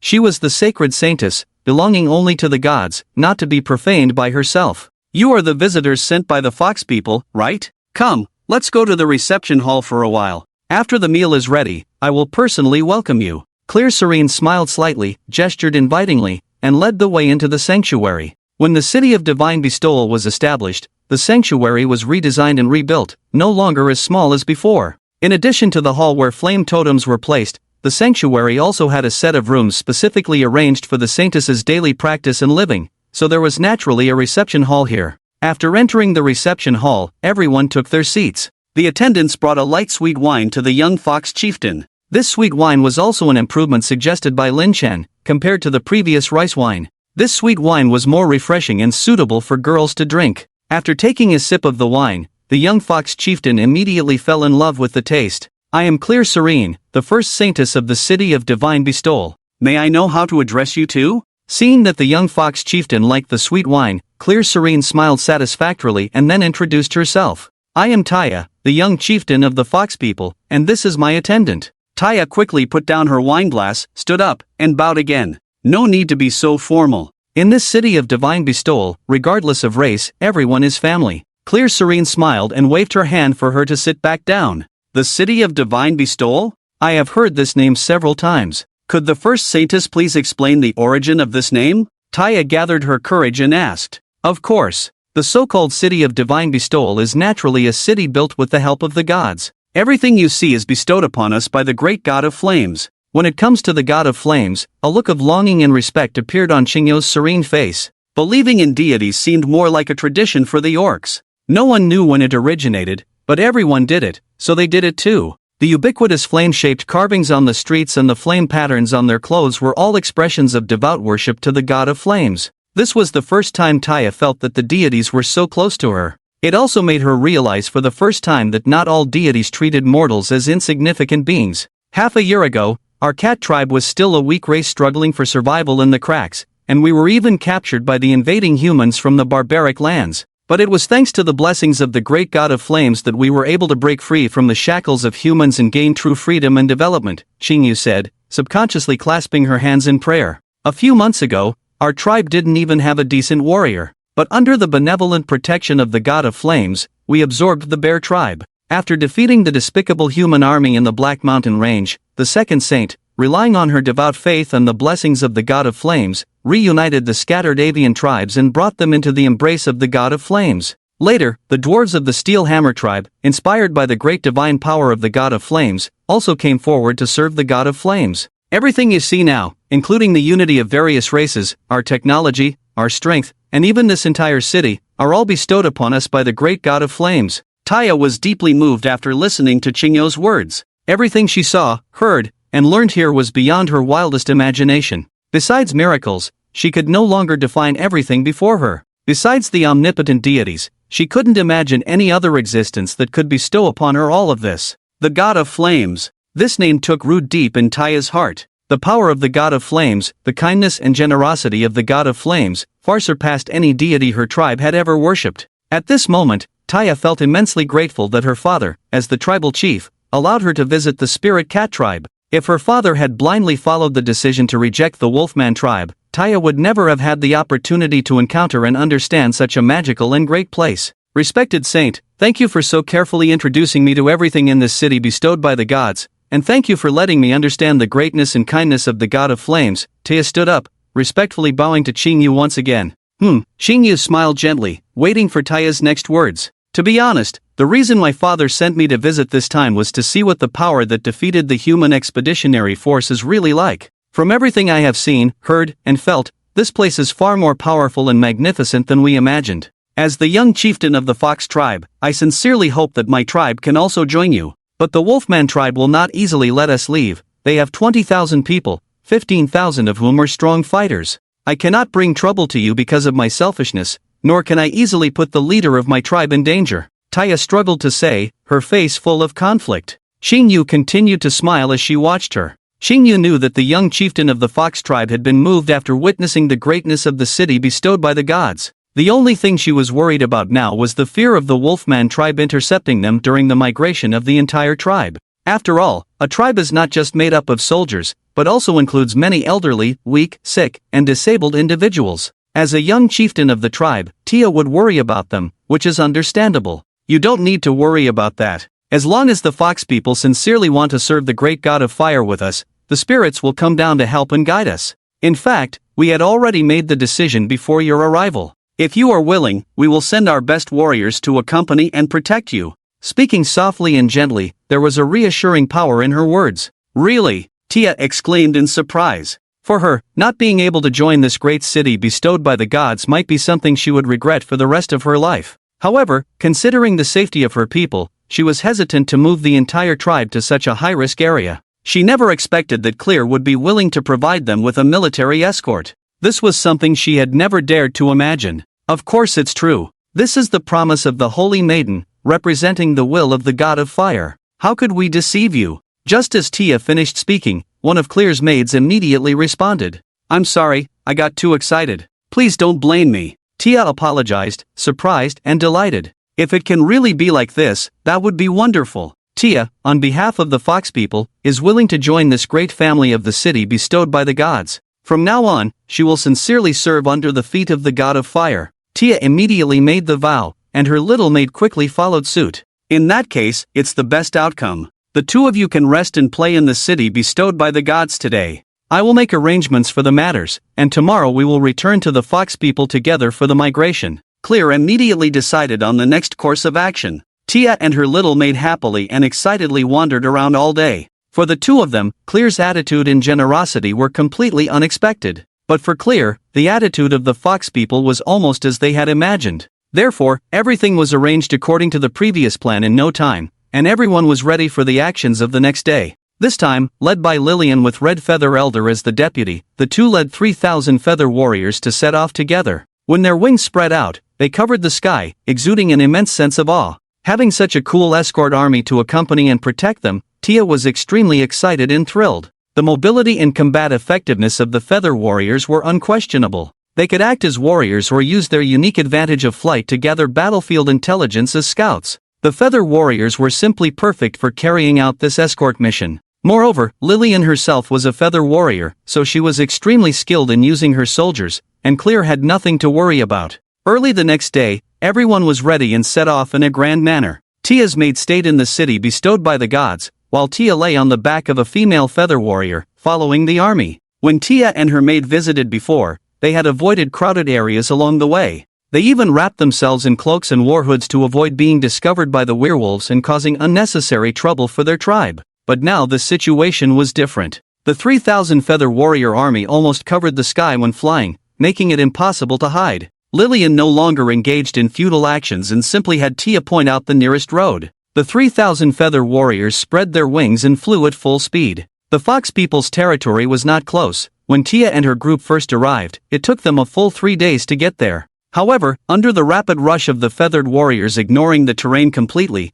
the group arrived at the territory of the Fox people that same night. Under the cover of night, 3,000 feathered warriors descended upon the Fox people's land like divine soldiers, nearly scaring the Fox people to death. Especially with the feathered warriors clad in light armor and carrying shiny steel spears, the Fox people were even more terrified. Throughout the entire wilderness, only the city of divine blessings under Lin Chen's protection could equip such a large number of steel weapons. Not to mention the issue of the quantity of iron ore, just the process of smelting and forging alone would be enough to stump the majority of orc tribes. Nowadays, many orc tribes go to war even using long spears carved from hardwood and soft armor woven from vines. Feeling the envious gazes of the Fox people, the feathered warriors were also immensely proud. Being led by Lillian into the embrace of the God of Flames was the most fortunate thing for the feathered people. Don't be afraid, it's me. With Tia's explanation, the Fox people regained their composure and curiously gathered around to observe the feathered warriors. After hearing Tia's introduction to the city of divine blessings,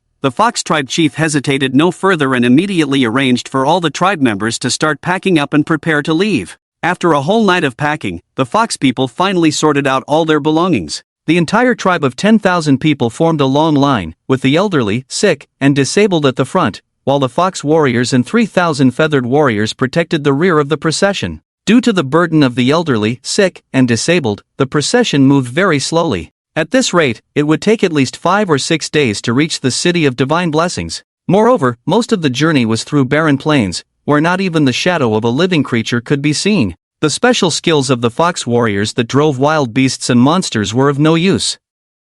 Unable to utilize their special skills, the Fox warriors, when faced with direct combat, were no different from the weak cat warriors of the past. After some consideration, Lillian decided to arrange all the Fox warriors to the front of the procession to help alleviate the burden of the elderly, sick, and disabled. With this arrangement, the procession's speed increased slightly. Saintus, there are no traces of werewolves within 2 kilometers behind the procession. Red Feather Elder flew over from the rear of the troops and reported to Lillian. Alright, I understand. Check again in 5 minutes. Understood, but it's so boring like this. Can I wander around alone in the rear for a while, see if there are any werewolf scouts, to relieve my boredom? The Red Feather Elder said somewhat impatiently, looking at Lillian with pleading eyes. Fine. Lillian looked at the Red Feather Elder somewhat helplessly and reluctantly agreed. Although Lillian's father died at the hands of the Red Feather Elder, it was due to overexertion in battle. For the still warring feathered people, no one, from the perspective of the Red Feather Elder, would have held back in that battle.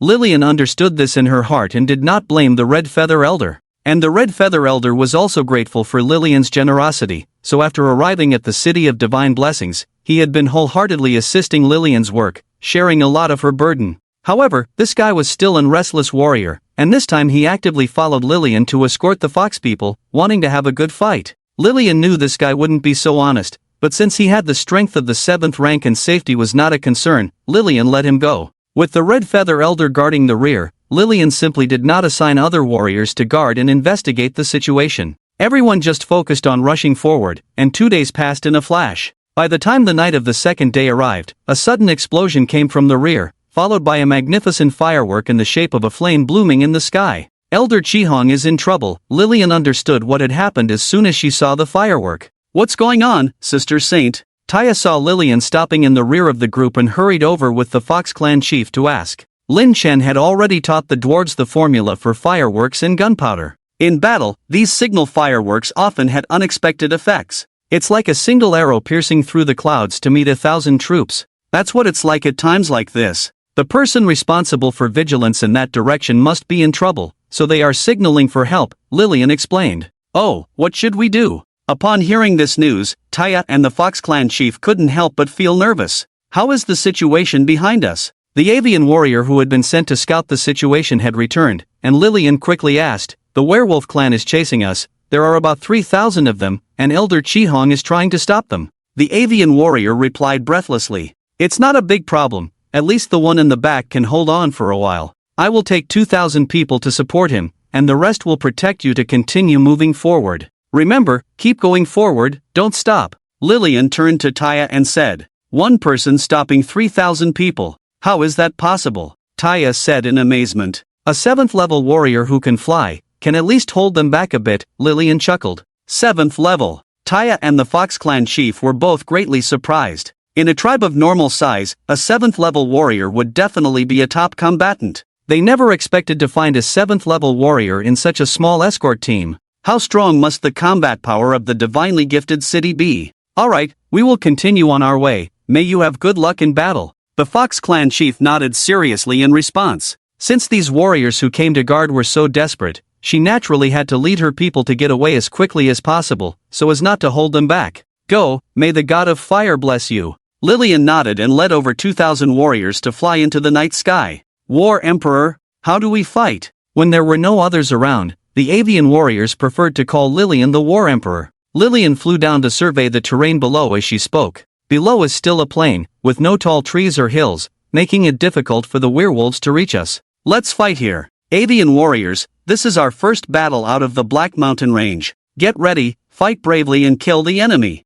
Lillian gripped her steel spear, her beautiful eyes full of fighting spirit. Yes, War Emperor. Over 2,000 avian warriors roared excitedly, their voices echoing through the night sky. On the plain below, 3,000 werewolf warriors were advancing, with the red-winged Elder Chihong occasionally swooping down from the sky, his long spear picking off an unlucky werewolf warrior. And Elder Chihong's tough skin was so thick that being scratched by the werewolf warriors was nothing to him. The werewolf warriors were afraid that the next unlucky one to be stabbed to death would be themselves, so they all stared anxiously at the sky, hindering their progress. The werewolves were usually invincible on the plain, but this time they encountered avian warriors who had not appeared for a long time, making them face a tough opponent. Why did those Fox Clan people dare to slip away without a word? It turns out there are avian warriors backing them up. In the team of werewolf warriors, a huge werewolf howled to the sky, then roared in anger. This is a werewolf warrior whose strength has also reached the 7th rank. He is the captain of the 3,000 werewolf army, named Bloodfawn.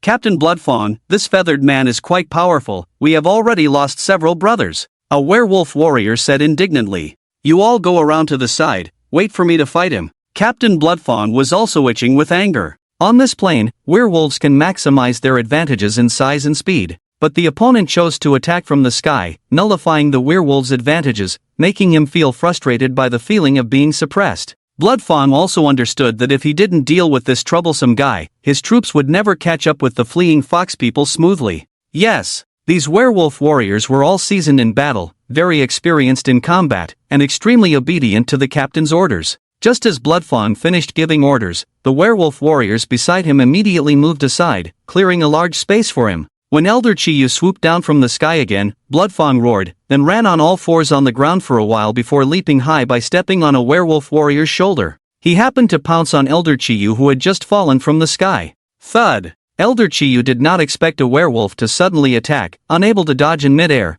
and was directly pounced on by Bloodfang. In the emergency, Elder Chiyu quickly wrapped himself with his wings, and the two rolled on the ground for several rounds before stopping. Although they did not suffer any serious injuries, the spear in Elder Chiyu's hand fell when he stumbled just now, while Bloodfang's hands were covered with iron claws. After exchanging a few punches with the opponent, Elder Chiyu also realized that the situation was not good. He tried to fly into the air, but Bloodfang firmly grabbed his wings. The situation suddenly became critical. It must be said that under equal conditions, werewolves have a stronger body, naturally having the advantage. After being entangled by Bloodfang at close range, Elder Chiyu found it difficult to break free. Feathered man, why don't you stay quietly hidden in the Black Mountain Range? Why come out and cause trouble? Bloodfang, relying on his strength, pressed Elder Chiyu to the ground, snarling at him. Elder Chiyu ignored him, gritting his teeth and trying hard to break free. Although the armor on his body was soft, it was specially crafted with a defensive array designed by Qixin himself,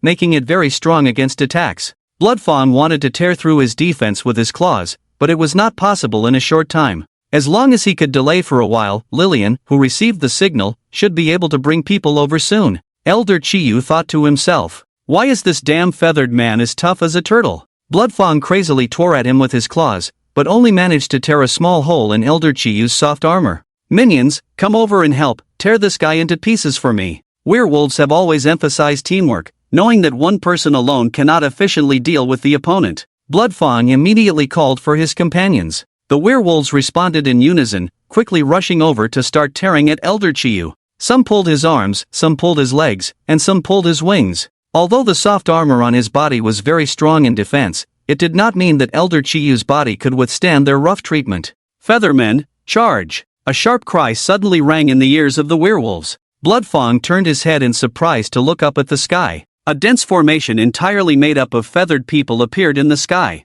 Even in the late night, their sharp gunpoints still emitted a chilling and intimidating light. With Lillian's command, the entire Featherman formation charged down from midair. Bloodfang couldn't help but feel fear in his heart. If hit by this high-speed charge of the Featherman spear formation, even he would be turned into a hornet's nest in an instant. Soldiers, quickly evade. As a captain, Bloodfang's battlefield instincts were sharp. Although it might mean letting go of a 7th-rank warrior almost within reach, he chose to order his soldiers to evade immediately instead of continuing to deal with the Elder Redfeather. The entire plain instantly turned chaotic, with werewolf warriors scrambling to escape the Featherman spear charge. Even those who reacted promptly were still a step behind due to the chaotic scene. Puff, puff, puff. A series of sounds of gunpoints piercing through flesh rang out, accompanied by the werewolves' cries of agony. The werewolves also wore armor, but it was made of leather and couldn't compare to the armor tailored by the dwarves for the Featherman warriors. In front of the sharp gunpoints, the leather armor was as fragile as paper, offering no protection at all. The range of the Featherman spear formation was wide, instantly claiming the lives of hundreds of werewolves. Bloodfang's pupils contracted sharply. Leading a force of 3,000 werewolves, they had always been a formidable presence. But today, in their first encounter with the Featherman warriors, they suffered such a huge loss. During the contact between the two armies, many werewolf warriors managed to sneak attacks on the Featherman spear formation. However, the effect was minimal, with many Featherman warriors not even feeling the attacks. Bloodfang's heart grew heavier. Despite outnumbering the enemy significantly, if they continued to suffer losses like this, they were not far from being wiped out. Soldiers, quickly disperse. Put away your melee weapons and switch to bows for a volley. Bloodfang immediately changed the battle strategy and shouted loudly. The werewolf warriors quickly strapped their weapons to their waists and took out bows and arrows from their backs, aiming at the Feathermen in the sky. Yes, werewolf warriors carried bows with them. Although their archery skills were not comparable to the elves, the successive volleys were still powerful. While they prepared, Lillian commanded the Featherman warriors to return to the sky, ready for the next charge. Elder Redfeather also picked up his long spear and returned to the Featherman formation amidst the chaos. Feathermen, charge! Lillian did not blame Elder Redfeather but issued the charge command again. Soldiers, aim and strike hard. Bloodfawn also took out a large bow from his back, pulled the string taut, and aimed the sharp arrowhead at Lillian in the formation. He had identified the girl giving orders as the enemy commander. Both sides acted simultaneously. Arrows flew like a swarm of locusts towards the Featherman warriors, who showed no fear and broke through the arrow rain with their bodies, crushing the werewolves on the ground. Puff puff puff. Another muffled sound rang out as the Feathermen claimed another batch of werewolf lives. The arrows shot at them fell from the sky with a rustling sound. After the two clashes, a hint of despair surged in Bloodfang's heart. Their non-flying race had a natural disadvantage against the Feathermen, relying only on long-range weapons for effective attacks. But their armor was ridiculously strong, almost to a monstrous extent. It was like playing a game and encountering a cheater. There is absolutely no room for any action. After 2 waves of clashes, Bloodfawn surveyed the battlefield. The huge army of over 3,000 people now only had about 1,000 left. Looking around, all that could be seen were the bodies of werewolf warriors lying on the ground, and the Avians wished there wasn't even one injured. This situation was a disgrace beyond imagination. Whether on the plains or in the forests, the united and numerically superior werewolf warriors had never suffered such a miserable defeat. Even in battles against orc kings, lion tribes, or tiger tribes, they had never failed so miserably. However, this unimaginable situation had truly appeared before Bloodfang. At this moment, a sense of confusion arose in Bloodfang's heart. Did the Avian tribe retreat to the mountains because they were too invincible? Otherwise, with their strength, they would have long dominated the wilderness. The other werewolves were also stunned, holding their bows and arrows, looking at the bodies of their brothers on the ground, feeling somewhat at a loss. Retreat, everyone! Bloodfang knew that he was bound to lose this battle, so he simply ordered a retreat. The werewolves were already confused, and now they heard their captain order a retreat. The werewolves immediately abandoned their armor, not to mention the bows and arrows in their hands. They even threw away the close-range weapons hanging at their waists. Werewolves fought on 2 legs, but when they ran at full speed, they could also accelerate on all 4s. For a moment, the werewolf warriors ran like dogs with their tails between their legs, swiftly heading in the direction of retreat. Avian warriors, pursue freely. Seeing such a glorious victory, Lillian naturally became excited. Seizing the opportunity, the Avian warriors quickly dispersed their formation and swiftly chased after the werewolves. Elder Redfeather had almost suffered a loss earlier, and now he was even more furious. Holding a large spear, he dived down like a fighter jet. The werewolves were indeed running fast, but could they outrun flying speed? In just a few seconds, the Avian warriors caught up with the retreating werewolves. The most taboo thing on the battlefield is to expose one's back to others, and in his panic, Bloodfang made such a fatal mistake. With his back wide open, the werewolf warriors didn't even know where the attacks were coming from. They became sitting ducks, allowing the Avian warriors to assassinate them. The 1,000 werewolf warriors were not even enough for the 2,000 Avians. Bloodfawn was the largest in size and the fastest in speed. As he ran, he suddenly couldn't hear the screams of the soldiers behind him anymore. Inadvertently turning his head, Bloodfang's heart turned cold. In less than 5 minutes of battle, his 3,000 soldiers had been completely wiped out. And above his head, there were large numbers of Avian warriors, like a net in the sky, cutting off his escape route. Bloodfang could become a captain because he naturally had extraordinary courage and insight. Estimating that he was doomed today, Bloodfang simply stopped running. After a long howl, Bloodfang stared at the Avian warriors in the sky, his eyes filled with bloodshot red veins. Thinking you can fly with your wings? What's so great about that? If you Avians also have the honor of being warriors, then come down and fight me one-on-one. Bloodfang was furious and shouted loudly.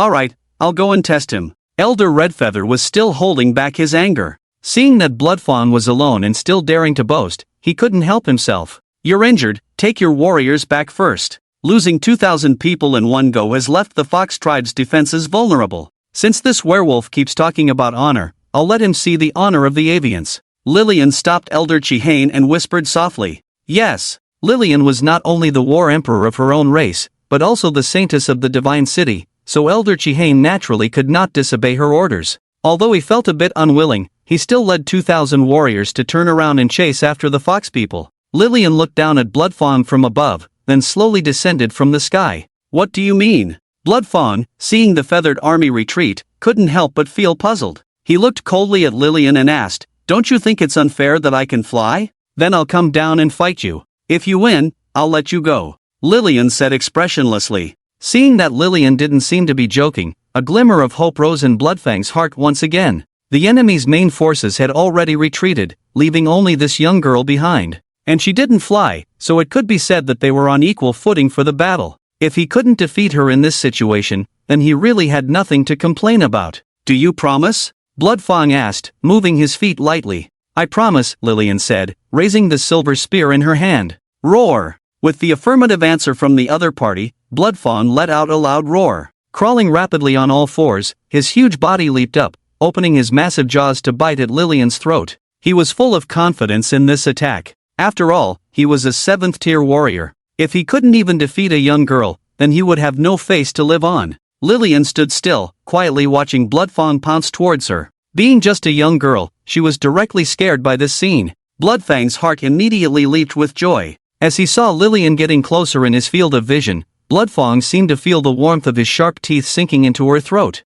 However, at that moment, he suddenly saw a disdainful smile on Lillian's face. Then, the Lillian in his sight suddenly disappeared, replaced by a blazing flame lotus. Bang! Bloodfang's body had already leaped into the air, unable to avoid the collision, and crashed directly into the fiery lotus. With just that touch, Bloodfang immediately felt an unparalleled pain, and also smelled the scent of burning. After being knocked down from mid-air, he quickly retreated, looking down at his body in fear. In that split second of contact, his chest, hands, and arms were all cut by the sharp spear tip, looking extremely gruesome. The blood that flowed out was also roasted into scabs by the flames, causing excruciating pain when touched. Boom! The fiery lotus exploded. Amidst the fireworks, Lillian stood proudly with her spear, looking incredibly beautiful. Proud World Spear Lotus LV2, the experience effect was not bad. Lillian looked at the bloodied and battered Bloodfang in front of her, showing a satisfied smile. Even a 7th-tier warrior who collided head-on with her Proud World Spear Lotus suffered such heavy injuries.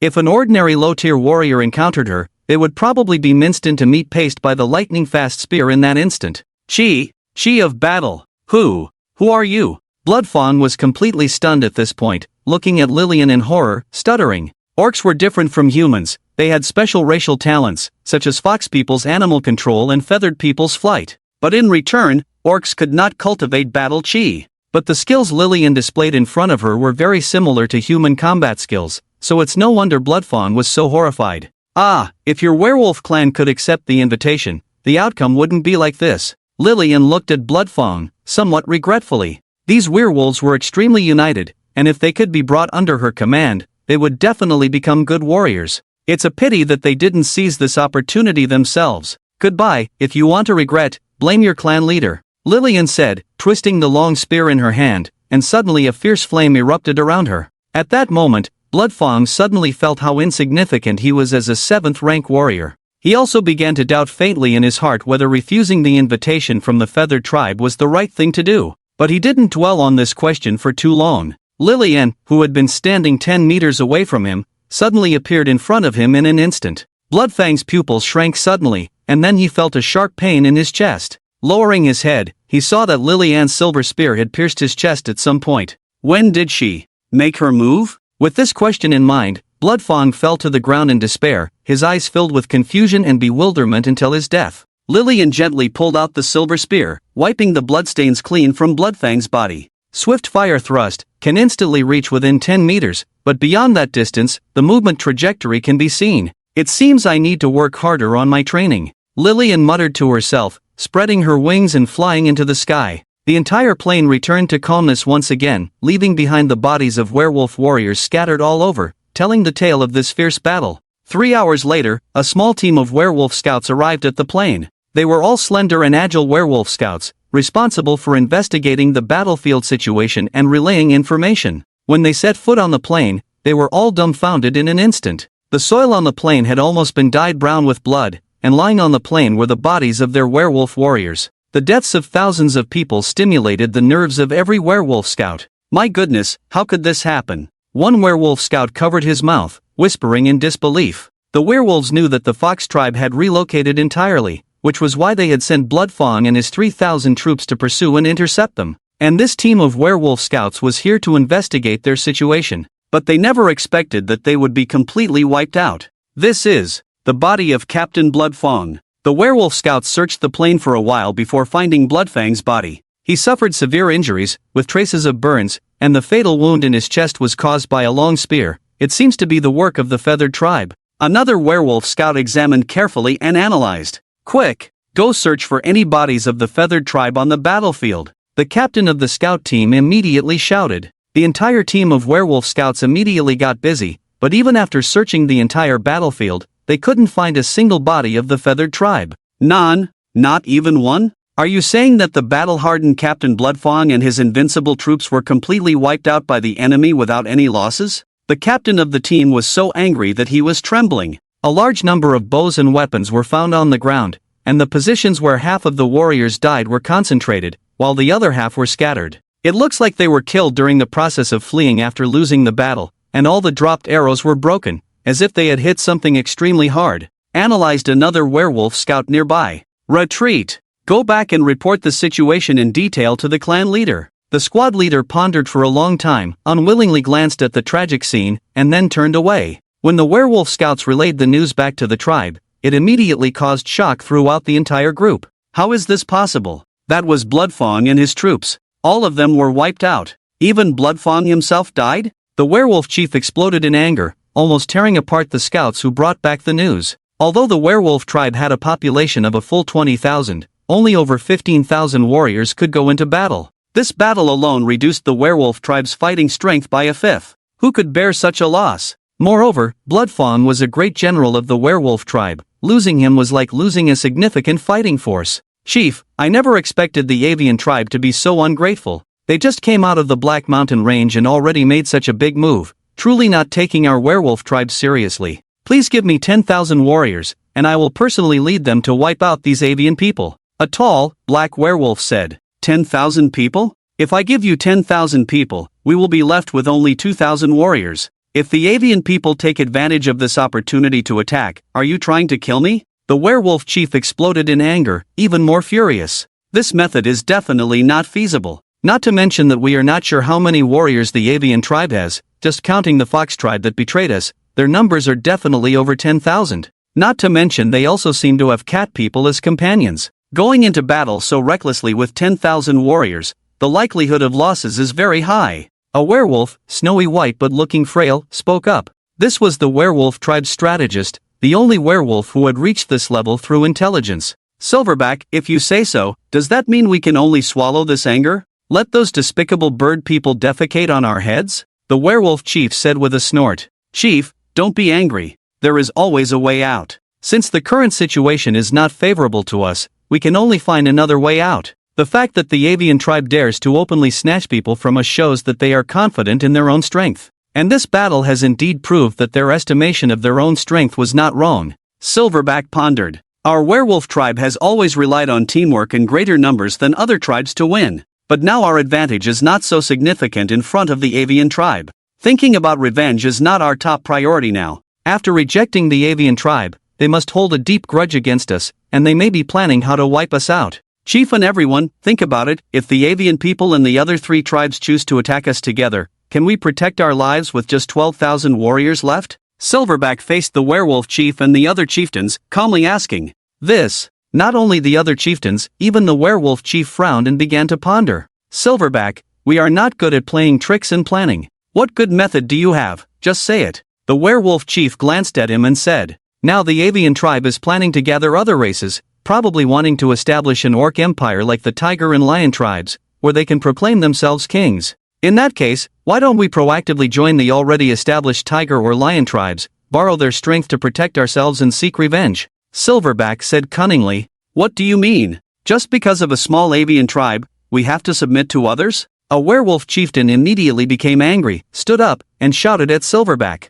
Hey, don't say that. That's exactly what I mean. Silverback glanced at him and said coldly. If that's the case, we should have just agreed when the avian tribe invited us in the first place, sneered the wolf centurion. If it weren't for you fools clamoring about not wanting to be inferior to humans, I would have persuaded the chief to do so earlier, so Bloodfang and the 3,000 wolf warriors wouldn't have sacrificed in vain. The Silverback showed no signs of weakness and immediately retorted, You. The wolf centurion was instantly furious. baring his teeth as he walked towards the silverback. Enough! Stop arguing, the wolf chief shouted loudly, looking at them impatiently. Although he was very unwilling in his heart, as an upper leader, his intuition made him understand that the current situation was indeed completely different from before. If they continued to insist on their previous foolish arrogance, the wolf tribe might really be erased from orc history. As Silverback said, facing a strong enemy, the best choice for the wolves was to seek refuge under more powerful allies. Alright, I also think what Silverback said makes sense, said the wolf chief. But chief, we are honorable wolf warriors, how can we become someone else's subordinates? Several wolf centurions were getting anxious, surrounding the wolf chief. Do you have a better solution then? The avian tribe's strength has already exceeded our expectations, and with the help of other tribes, who among you has the ability to defeat them? The wolf chief roared. The previously loud wolf centurion suddenly deflated like a balloon. Silverback, who do you think we should seek refuge with next? The wolf chief didn't bother looking at the centurions and turned to ask Silverback. The tiger tribe and the lion tribe undoubtedly have strong power. On the surface, the individual combat ability of the tiger warriors may be stronger than that of the lions, but war is not a one-man show. The lion tribe excels in teamwork, numbers, and the arrangement of their army, and we wolves are also better at team combat. Therefore, I think seeking refuge with the lion tribe is a better choice, analyzed Silverback carefully. Alright, then I leave this matter to you, the wolf chief nodded tiredly and lay back in his chair. Falling from the proud leader of a tribe to being a pawn for others was a significant blow to the wolf chief. The disparity between heaven and earth seemed to have occurred in just 2 or 3 days, making the wolf chief seem to have aged 20 years overnight. Alright chief, for the future of our wolf tribe, I will complete the task well. Silverback bowed slightly and quickly left. Don't just stand around, the avian tribe might attack when we least expect it. To be safe, arrange for the people to move, the wolf chief ordered with a weary tone, looking at the centurions. Yes. Seeing the chief's determination, the centurions could only accept the reality and went to make arrangements. At this time, neither Lillian nor Qingyu had expected that the future of the entire wolf tribe would undergo such a dramatic change because of their actions. When Lillian returned with 2,000 avian warriors to the main force, Taya and the fox chief were stunned. These avian warriors were covered in blood, but there were no traces of injury on them. This meant that the blood on them was all from the enemies. 3,000 wolf warriors. The fox chief couldn't help but shudder. This force alone could wipe out their fox tribe. Respected Saintus, are there any injured warriors? Our people carry medicine with them. Taya walked over and asked Lillian affectionately, thank you for your kindness, but we don't need it for now. None of our warriors were injured. Lillian replied with a smile. Hearing Lillian's response, the Fox clan chief couldn't help but gasp in shock. Facing 3,000 people with only 2,000, not only did they wipe out the enemy, but they didn't suffer any damage at all. Even the strongest tiger and lion clans couldn't achieve such astonishing results with equal numbers. The Fox clan chief felt even more fortunate. Fortunately, he had listened to the advice of those who had been rescued before. Otherwise, if he had continued to oppose the Wolf clan and the City of Divine Blessings, he might not have survived. Due to the shocking outcome of the previous battle, there were no more Wolf clan forces to obstruct their retreat. After a 4-day journey, the Fox clan finally arrived at the City of Divine Blessings. Oh my goodness, is this our new home? It's so beautiful. I never thought such a beautiful city would exist in the wilderness. Even the Tiger and Lion clans, their capital cities are nothing compared to this. No, even the Tiger and Lion clans, their capital cities could never reach such a magnificent level. Seeing the majestic City of Divine Blessings from afar, the Fox people couldn't help but exclaim in amazement. They were just as astonished by everything they saw as Taya had been before. The Feather Clan warriors responsible for guarding them also felt proud as they patiently introduced the City of Divine Blessings to the Fox people. Living in such a beautiful city was something the Fox people had never even dreamed of. They were all filled with gratitude and prepared to give everything for this city. At the city gate, Xing Yu and others were already prepared to welcome them. This made the Fox clan chief and Taya even more surprised, with the Fox clan chief almost moved to tears. Once inside the city, the Fox people's surprises continued to come one after another. Various facilities and buildings they had never imagined, a variety of beautiful goods and clothes, all filled them with hope for the future. With the arrival of the Fox clan, the population of the entire City of Divine Blessings had reached 25,000.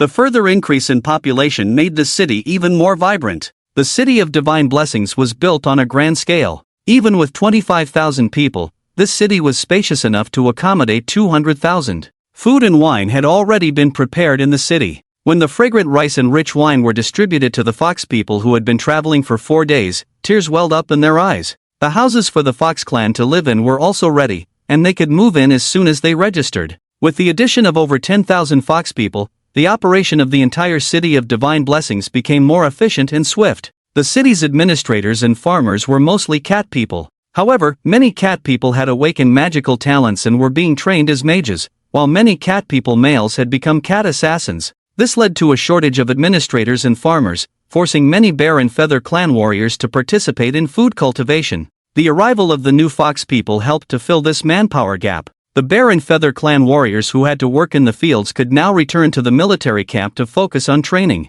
In addition, these fox people had the ability to control wild beasts and monsters. Xingyu selected 3,000 talented fox people to join the military camp, specifically to raise and train combat monsters. The feather and bear clan warriors would assist them in capturing the required monsters in the Black Mountain range. The remaining ordinary fox people, Xingyu did not waste their talents. In addition to growing crops, Xingyu specifically opened a ranch. Managed by these fox people, it was used to raise animals for meat or agricultural purposes. In this way, the entire city of Divine Blessings had a stable source of meat in addition to daily food and vegetables. In addition, the fox people's living area also established a sanctuary. Taiyan naturally became the 4th saint of Linchen. After a few days, the arrangements of the fox people had been quickly implemented, and seeing these new members actively involved in the operation of the city, Xingyu also breathed a sigh of relief. Xingyu, my scout report, the werewolf tribe has collectively migrated, and we don't know where they went. After finishing the arrangements in the military camp,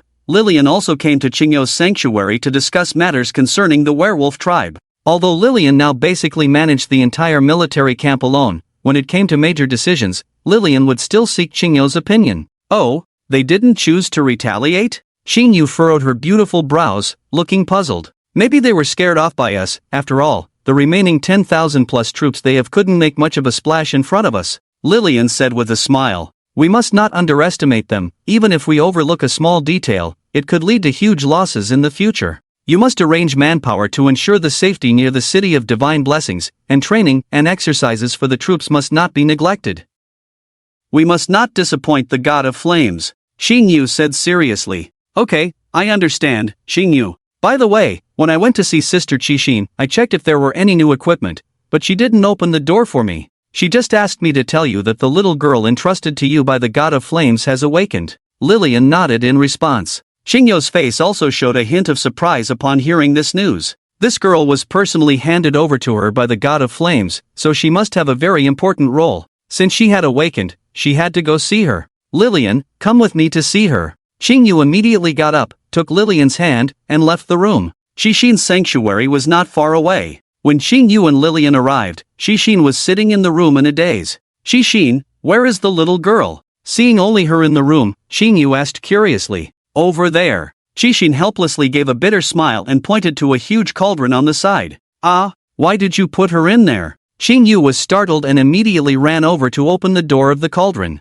A petite figure flashed past, and then the cauldron became empty. Where is she? Xingyu was stunned, looking puzzled. Xingyu, she's here. Lillian pointed to the side, where a huge armor made for bear warriors was placed. A pair of big eyes were peeking out through the seams of the armor. You see, it's no use. This little girl has special abilities, I can't even touch her. I had to set up a spell in this room, allowing things to enter but not leave, so I could barely trap her here. Qixin said with a wry smile. Xingyu then noticed that Qixin had very obvious dark circles under her eyes and looked exhausted. It seemed that this little girl had probably awakened long ago, but Qixin had been unable to control her, so she had to stay in the room with her. It wasn't until Lillian came to visit that she passed on this message through the door. Qixin, since you can't find a solution, why not seek help from the God of Flames? Xingyu smiled. Oh, it's all my fault for being so busy every day that I didn't even think of this. Qixin suddenly slapped her forehead and laughed. Then she quickly closed her eyes, clasped her hands together, and prayed to Lin Chen.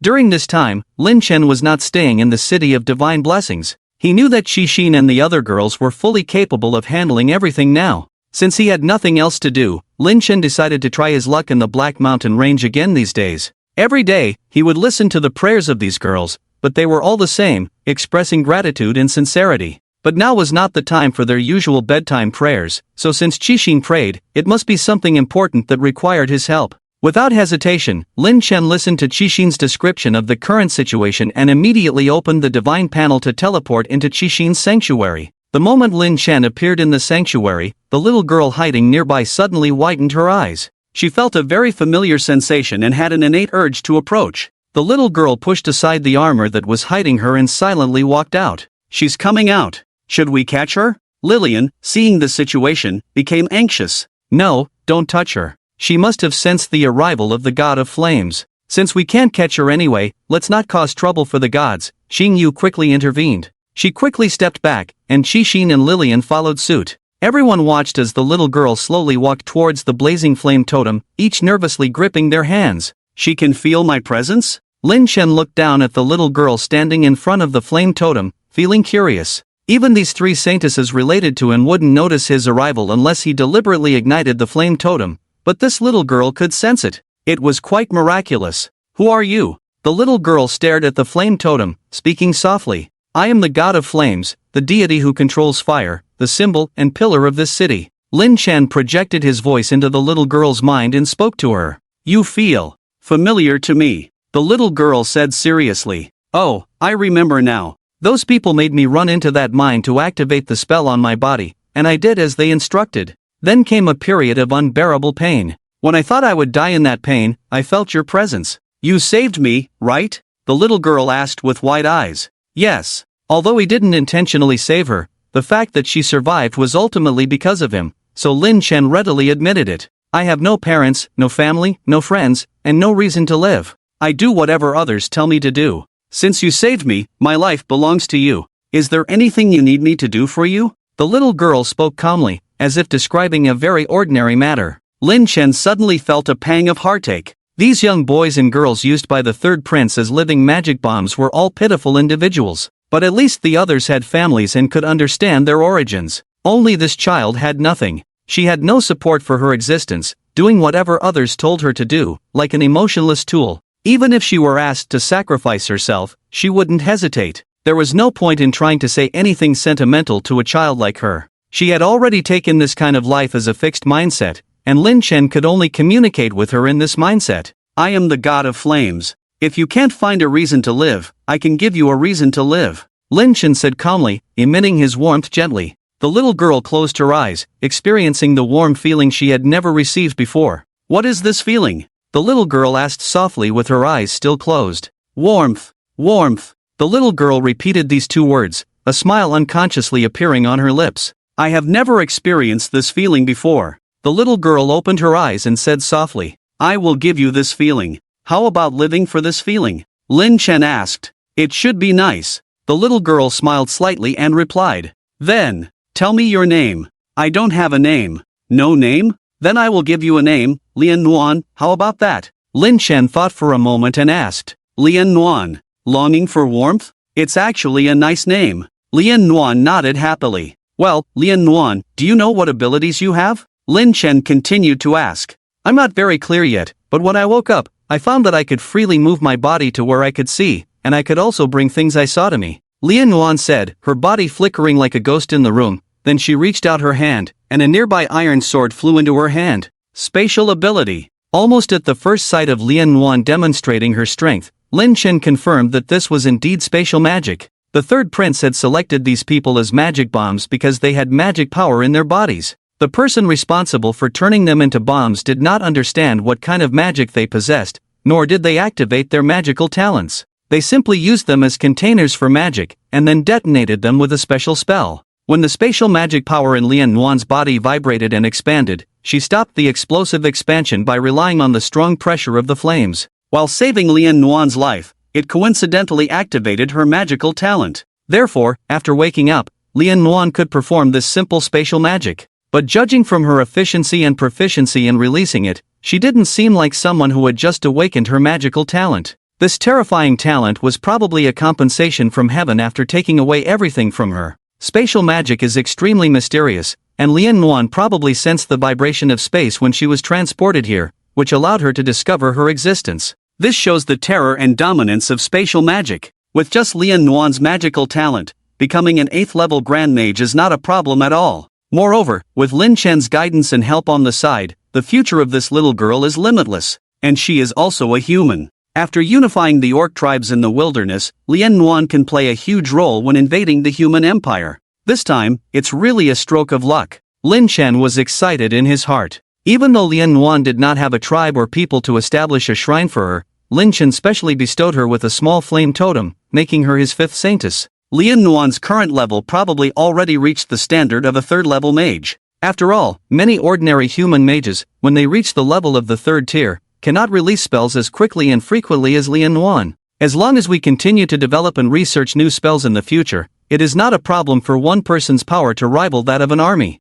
Wait, space magic? A thought suddenly flashed in Lin Chen's mind, making him extremely excited. Since Lien Nuan can take things out, why not use her space magic to extract the other half of the Twin Lotus Fire hidden inside the Chi Xian's body? If the Twin Lotus Fire is restored to a complete entity, it will definitely have a great impact. It is important to note that the Twin Lotus Fire is not something to be taken lightly. After restoring the Twin Lotus Fire, not only will his own strength greatly increase, but his followers will also likely benefit greatly. Originally, Lin Chen could only wait because he couldn't find any solution. Now that the solution to the problem is right in front of him, how could Lin Chen not be tempted? But the only problem is safety. Although it is important to extract the Twin Lotus Fire, Chi Xian's safety is even more important. Lin Chen cannot disregard the safety of his saint just for a bundle of foreign fire. Lien Nuan, what would happen if I asked you to move something you have never seen before? Lin Chen asked. Using my ability to take things is like directly picking them up with my hands. If I can see it, I can accurately pick it up. If it's something I can't see, then I don't know what I will end up taking out. Lien Nuan replied. Lin Chen quickly understood what she meant. Lien Nuan used space magic on a curtain, and then a steel gauntlet appeared in her hand. Lien Nuan walked over and lifted the curtain, revealing a suit of armor crafted by Chi Xian behind it, with the gauntlet now in Lien Nuan's hand.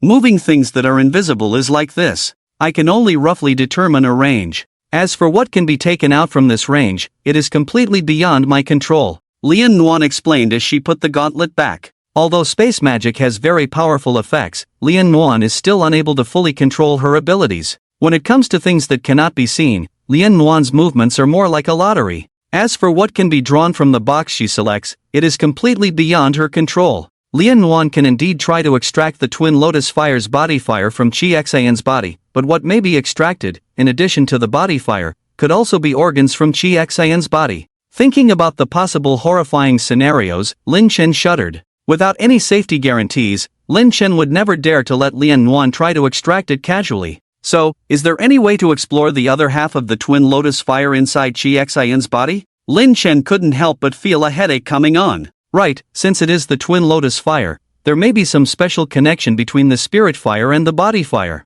Thinking of this, Lin Chen quickly released the Spirit Fire. Under the light of the Spirit Fire, Lin Chen could indeed see a lotus-shaped red shadow on Chi Xian's chest. Presumably, that is where the Body Fire is located. Since he could see it himself, his saint probably could see it too. Guided by Lin Chen, a small piece of Spirit Fire flew in front of Lien Nuan. And following Lin Chen's instructions, Chi Xian walked to the side of the flame totem. Can you see it? Lin Chen asked. Lien Nuan nodded. Indeed, through that small piece of Spirit Fire, she could also see the flame shadow inside Chi Xian's body. If I ask you to extract it, are you confident? Seeing Lien Nuan nod, Lin Chen continued to ask. Lien Nuan did not rush to answer but instead circled around Chi Xian. Lin Chen's mind stirred slightly, and that small piece of spiritual fire also moved with the warmth of love, always in front of the warmth of love, so that she could see the Twin Lotus Fire inside his heart. Confident. Love warmth circled around, roughly understanding the position of the Twin Lotus Fire in Lin Chen's body. She nodded, and answered seriously.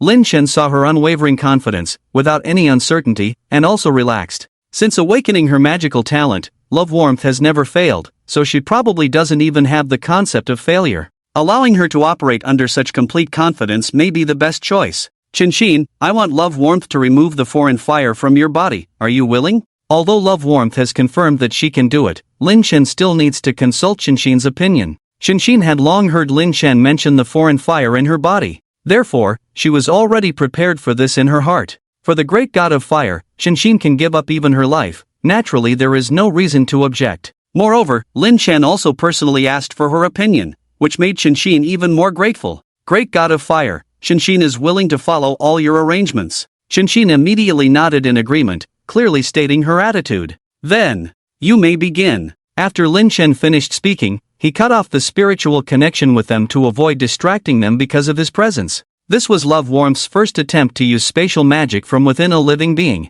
Although she had carefully and seriously observed the position of the twin lotus fire inside Qinshin's body from various angles, she was still somewhat nervous when it came to actually performing the operation. The human body itself is an extremely precise instrument, and even a slight deviation could cause irreversible harm to Qinshin. Although Lin Chen said to start, Love Warmth hesitated and did not act. She circled around Qinshin, repeatedly visualizing the position of the twin lotus fire in her mind. Qinshin remained silent, trying her best to stay still in place. Afraid of disturbing Love Warmth's observation, Qinshin even dared not to breathe too heavily. Finally, Love Warmth stopped her body, slowly extended her right hand towards Qinshin. Seeing this, Qinshin tried even harder to keep her body stable. For a moment, everyone in the room held their breath, including the puzzled Qingyu and Lilian, who also clenched their hands, nervously watching the situation here. The principle of spatial magic, though not complicated in theory, is not something everyone can do easily. Take what Love Warmth is doing now, for example. First, Love Warmth had to carefully observe the position of the twin lotus fire, calculate it in her mind, and establish a one-to-one spatial model. Then, Love Warmth had to try to envelop the twin lotus fire with her own magic, ensuring that her spatial magic had no deviation at all during the entire process, or else she would hurt Qinshin's internal organs. In this seemingly simple process, every step required extremely precise control. Most of the principles of spatial magic are so difficult to operate, which is one of the reasons why spatial mages are so rare. At this moment, Love Warmth was simulating the process of extracting the twin lotus fire step by step in her mind, her mental power rapidly depleting. Large drops of sweat dripped from her forehead, indicating that Love Warmth was also working very hard at the moment. Xingyu wanted to go over and wipe her sweat, but was afraid of disturbing her, so she could only stand anxiously and watch. As time passed by, everyone in the room, including Lin Chen, felt a deep sense of anguish from the bottom of their hearts. It's done! After simulating hundreds of times in her heart, Lian Nuan finally confirmed that she could proficiently operate this process. In addition to her extraordinary talent and mental calculation ability, Lian Nuan also possessed the decisiveness and determination that a girl of her age should not have. Once she was sure she could do it, Lian Nuan acted without hesitation. The speed was so fast that even Shi Xian didn't react in time. In the blink of an eye, Shi Xian suddenly felt her body lighten, and a flame-shaped lotus flower appeared abruptly in Lian Nuan's hand. Lin Chen was surprised that Lian Nuan was so decisive in taking out the fire from her body, and he was startled on the spot. It should be noted that the alien fire is something born from the essence of heaven and earth. Without absolute strength, not to mention controlling and touching it, it's even impossible to encounter it. Yet, Lian Nuan was holding this alien fire in her hand at this moment. Lin Chen was taken aback and immediately wanted to release his own flame to protect Lian Nuan. However, when he looked closely, he found that the fire was lying quietly in Lian Nuan's palm, without any signs of burning her. My God, is this the thing you want me to take out? Lian Nuan lifted the fire in her hand and asked calmly while facing the flame totem. She didn't feel any sense of self-importance, as if everything she did was just normal. Exactly. Lin Chen replied, excitedly collecting the fire onto himself. Ding, detected alien fire, absorb it. Ding, you have obtained twin lotus fire, incomplete. Ding, detected that you have collected enough incomplete alien fires, can proceed with synthesis. Do you want to proceed? With the successful collection of the fire by Lin Chen, a series of system prompts immediately sounded. Synthesize. Lin Chen promptly confirmed the system's option. Ding, congratulations on obtaining the alien fire, twin lotus fire. Lin Chen eagerly opened his attribute panel and found that the description of twin lotus fire had changed. Twin lotus fire, flames born in the depths of a volcano with extremely high temperature, twin-born, one with substance called body fire, the other without substance called spirit fire. Body fire can extinguish the body or solidify it, while spirit fire can extinguish the spirit or heal it. When the two are combined, all their powers can be unleashed, and with the help of body fire, a pure spiritual body can be condensed. No wonder he couldn't use the power of spirit fire before. It turned out that the two twin lotus fires were not gathered. Now that he possessed the complete twin lotus fire, he could fully unleash the power of the alien fire. What's more, Lin Chen noticed that he could now condense a pure spiritual body. The concept of a spiritual body had been implanted in Lin Chen's mind by the system when he was reborn in this continent. The so-called spiritual body is a body bestowed by the heavens. It is an extremely rare physique, where both magical and martial talents are top-notch. In other words, those with a spiritual body, whether practicing magic or martial arts, will achieve great success. Spiritual bodies are extremely rare throughout the chaotic continent, and although they exist, those who possess such a physique are all rare geniuses. Although it was convenient to do many things as a ball of fire, Lin Chen was after all a human before, and without a human body, he felt very uncomfortable. Having a human body was already very satisfying for Lin Chen,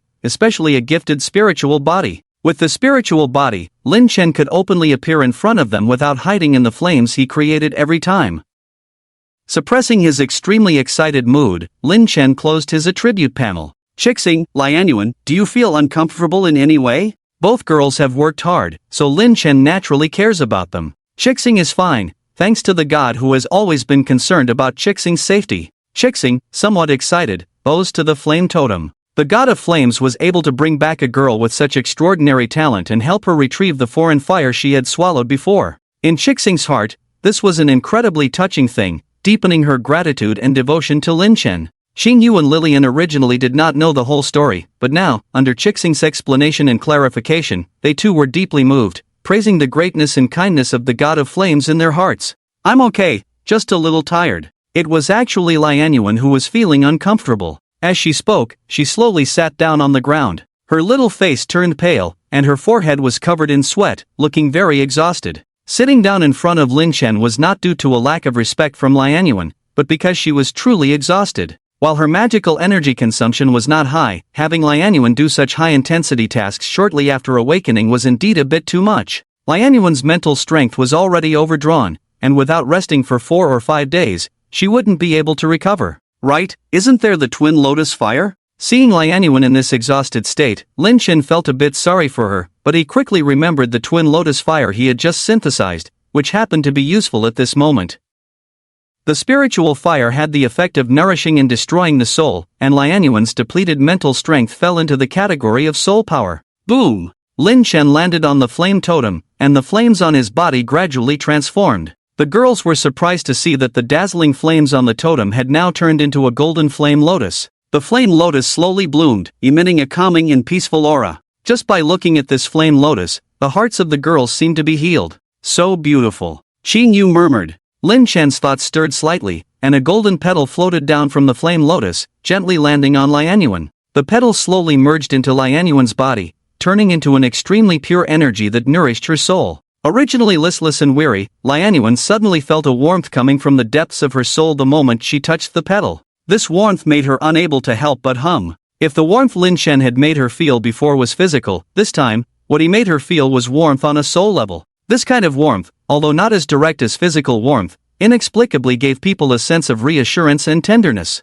This is my God, this is the meaning and purpose of my existence. Lianyuan looked somewhat foolishly at the golden lotus flower on the flame totem, her eyes full of attachment. After absorbing all the energy contained in the petal, she felt as if she had been reborn. The previous exhaustion in her soul had completely disappeared, and Lianyuan even felt that her soul had become stronger after the fatigue and healing just now. Seeing Lianyuan muster up her strength and stand up from the ground again, her face no longer showing signs of fatigue, Lin Chen also felt relieved. Seeing Lianyuan miraculously dispel her previous fatigue, Xingyu and the others couldn't help but cover their mouths in amazement. Xingyu had a premonition that, guided by the great god of flames, the foreign fire extracted from Chixing's body would definitely bring endless benefits to the believers. In the following days, Lin Chen handed Lianyuan over to Xingyu. After all, within the entire city of divine bestowal, Xingyu was considered the highest level mage, so it was no problem for her to guide Lianyuan, who had just awakened her talent. Xingyu witnessed firsthand how terrifying the magical talent of this little girl was, so in teaching and guiding her,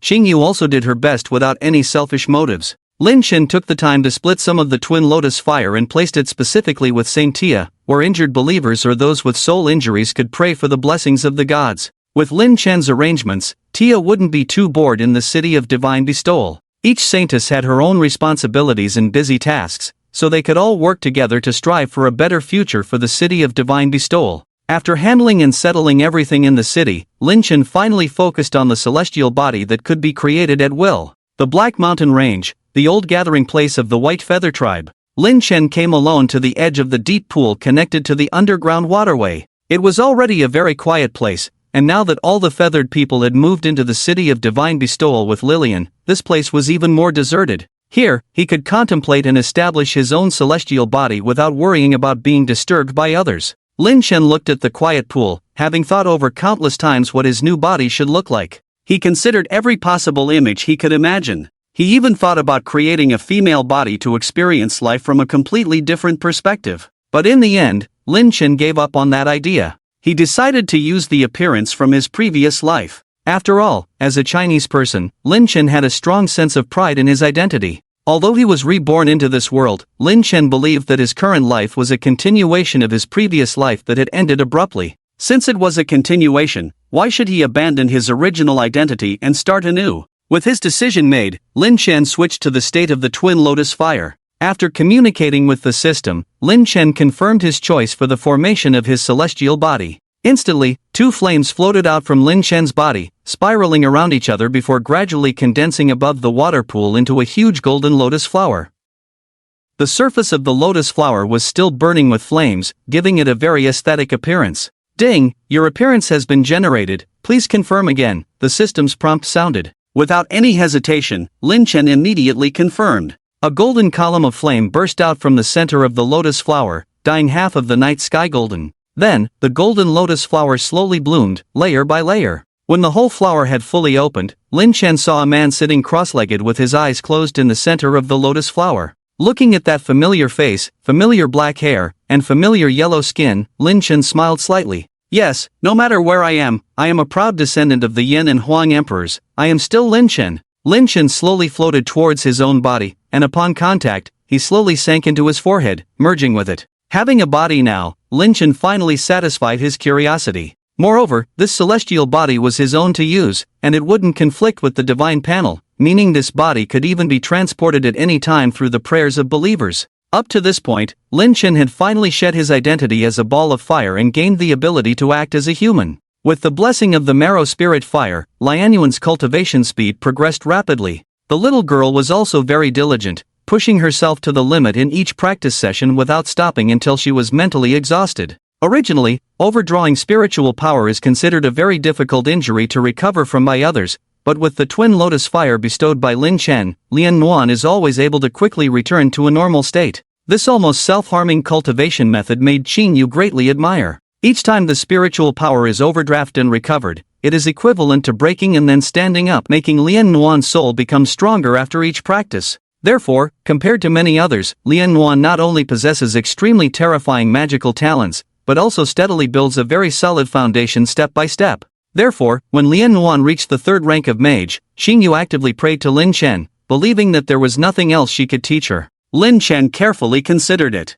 Due to the special nature of Lian Nuan's magic, keeping her in the city of divine bestowal was not a beneficial choice for her growth. Strong as Lian Nuan was, even at the third rank, she already had the ability to protect herself completely. If she really wanted to escape, with her high-frequency spatial movement, unless space was confined, it would be impossible to stop her from fleeing. And except for the 8th rank warriors and magicians, those below had no strength at all. Moreover, as her saint, Lin Chen could always come to her side through prayer at any time, so Lian Nuan's safety was not a problem at all. And Lian Nuan was the only human in the entire city of divine bestowal, which made her somewhat incompatible with others. After comprehensive consideration, Lin Chen decided to let Lian Nuan leave the wilderness and freely develop in the human empire. If Lian Nuan could successfully organize her own forces, then in the future when Lin Chen reached out to the human empire, Lian Nuan could be of great help. Lian Nuan was very obedient, she would do whatever Lin Chen asked her to do. And now that her strength had greatly improved, returning to human society, she would no longer be bullied by others.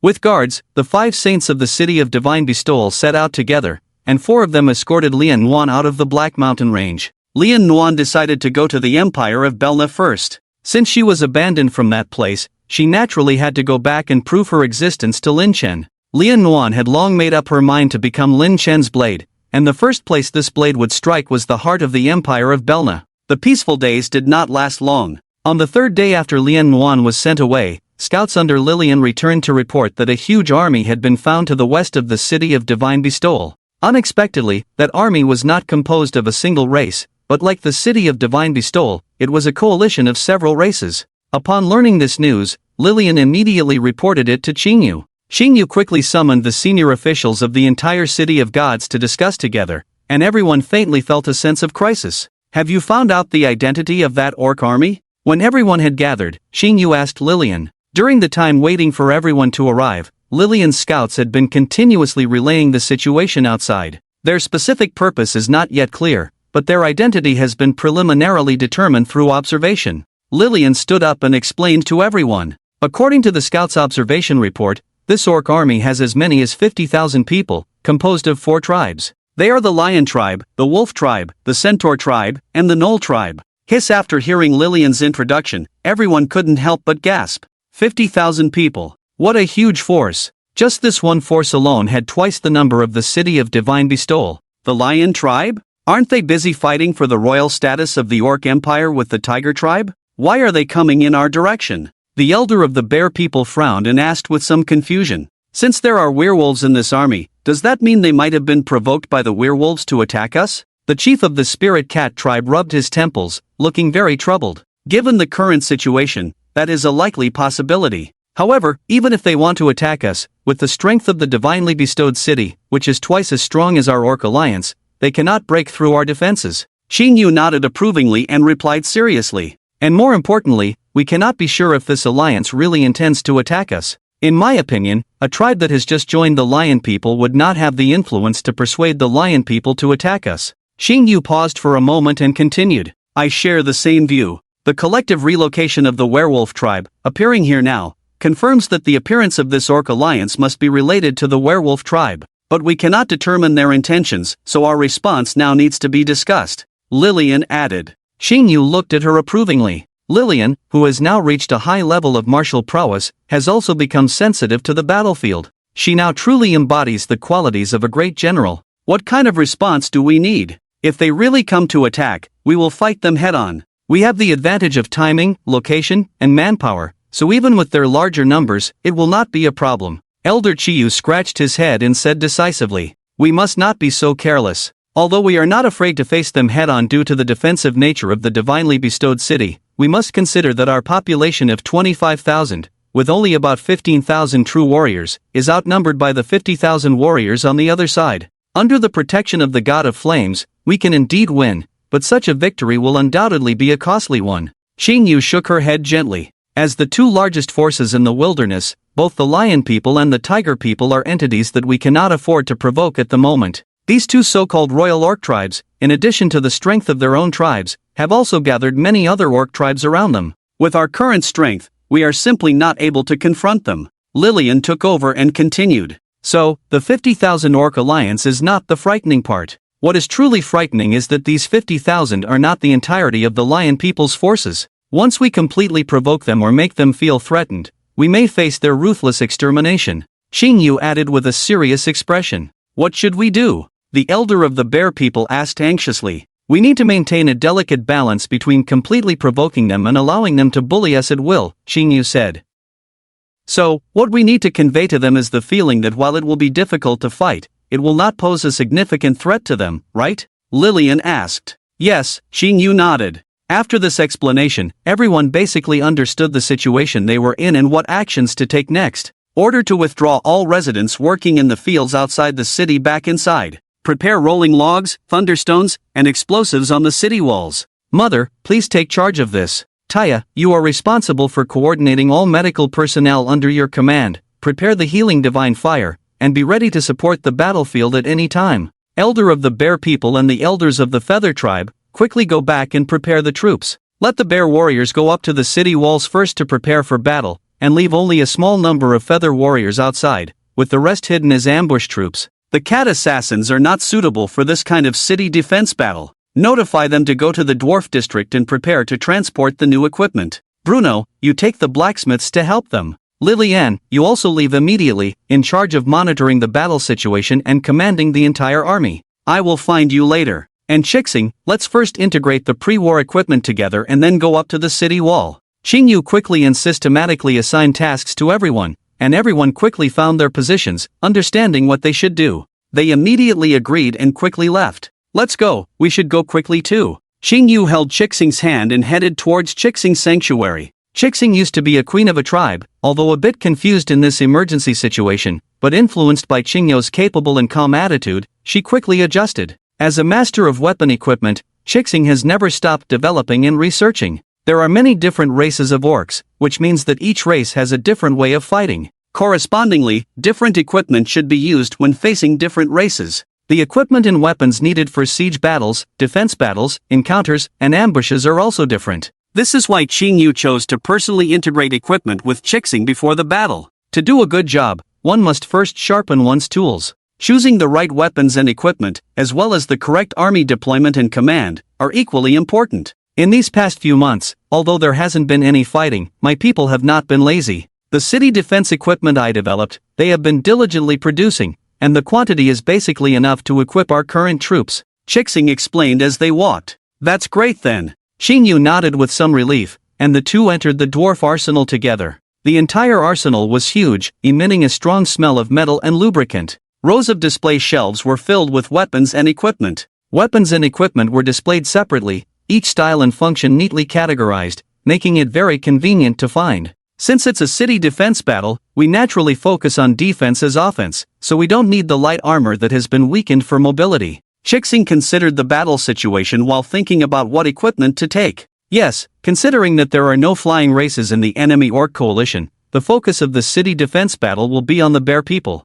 After so many years of reproduction, there are more than 3,000 bear warriors. Although their numbers may not be too many, their strength and size can definitely play a significant role. Xingyu nodded. In that case, it's easy. Chixing's eyes lit up, and she quickly led Xingyu to one side of the arsenal. The bear people are tall and strong, able to support extremely heavy plate armor. For city defense, they don't need to be too agile in combat, just need to transport rolling logs, stones, and bombs to throw down below. If the enemy chooses to attack the city forcibly, there will definitely be long-range archers in the army, so the heavy plate armor previously made for the bear people can now come in handy. Chixing excitedly explained as she pulled Xingyu to a row of iron racks. Thick bear armor was neatly displayed on top. The coverage of the plate armor was extremely high, except for some softer materials used at the joints. The whole body was tightly wrapped, with only two eyes exposed. With the purification and smelting techniques given to us by the god of flames, the materials of these plate armors are extremely hard. Even a high coverage of arrow rain would find it difficult to pierce through these thick plate armors, Chixing introduced.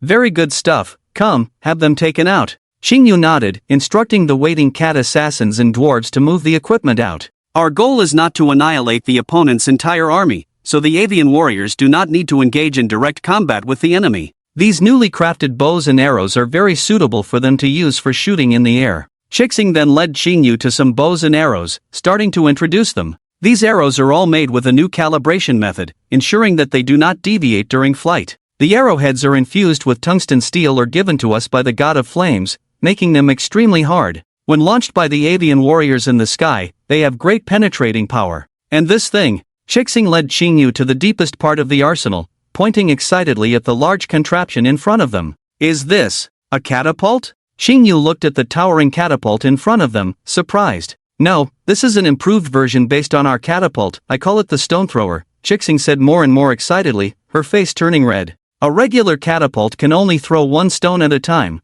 but the stone thrower can throw 3 at a time. Chixing reached out to touch the stone thrower, showing a loving expression. Xingyu was somewhat shocked. The stone thrower may not look impressive, but it has such powerful force. Being able to launch 3 stones at once is equivalent to increasing the damage and coverage of one attack. And with a system that allows each of the 3 stones to be independently launched, this equipment has turned into a rapid-firing artillery. By the time the first stone is loaded, the third has already been launched. Imagine in a siege, if there is a huge mechanical device constantly firing on the enemy city walls, it would definitely create immense psychological pressure on the attacking side. Oh, and not only that, I also inscribed a flame array on the stone thrower. As long as someone inputs magic into it, the loaded stone projectiles will be accompanied by flames. Chixing suddenly remembered something and quickly added. Chixing, how many of these do we have in total? Xingyu couldn't contain her excitement, gripping Chixing's hand eagerly. It's quite troublesome to make these, and up to now, we have only made 4. Chixing showed a somewhat embarrassed smile, apologizing.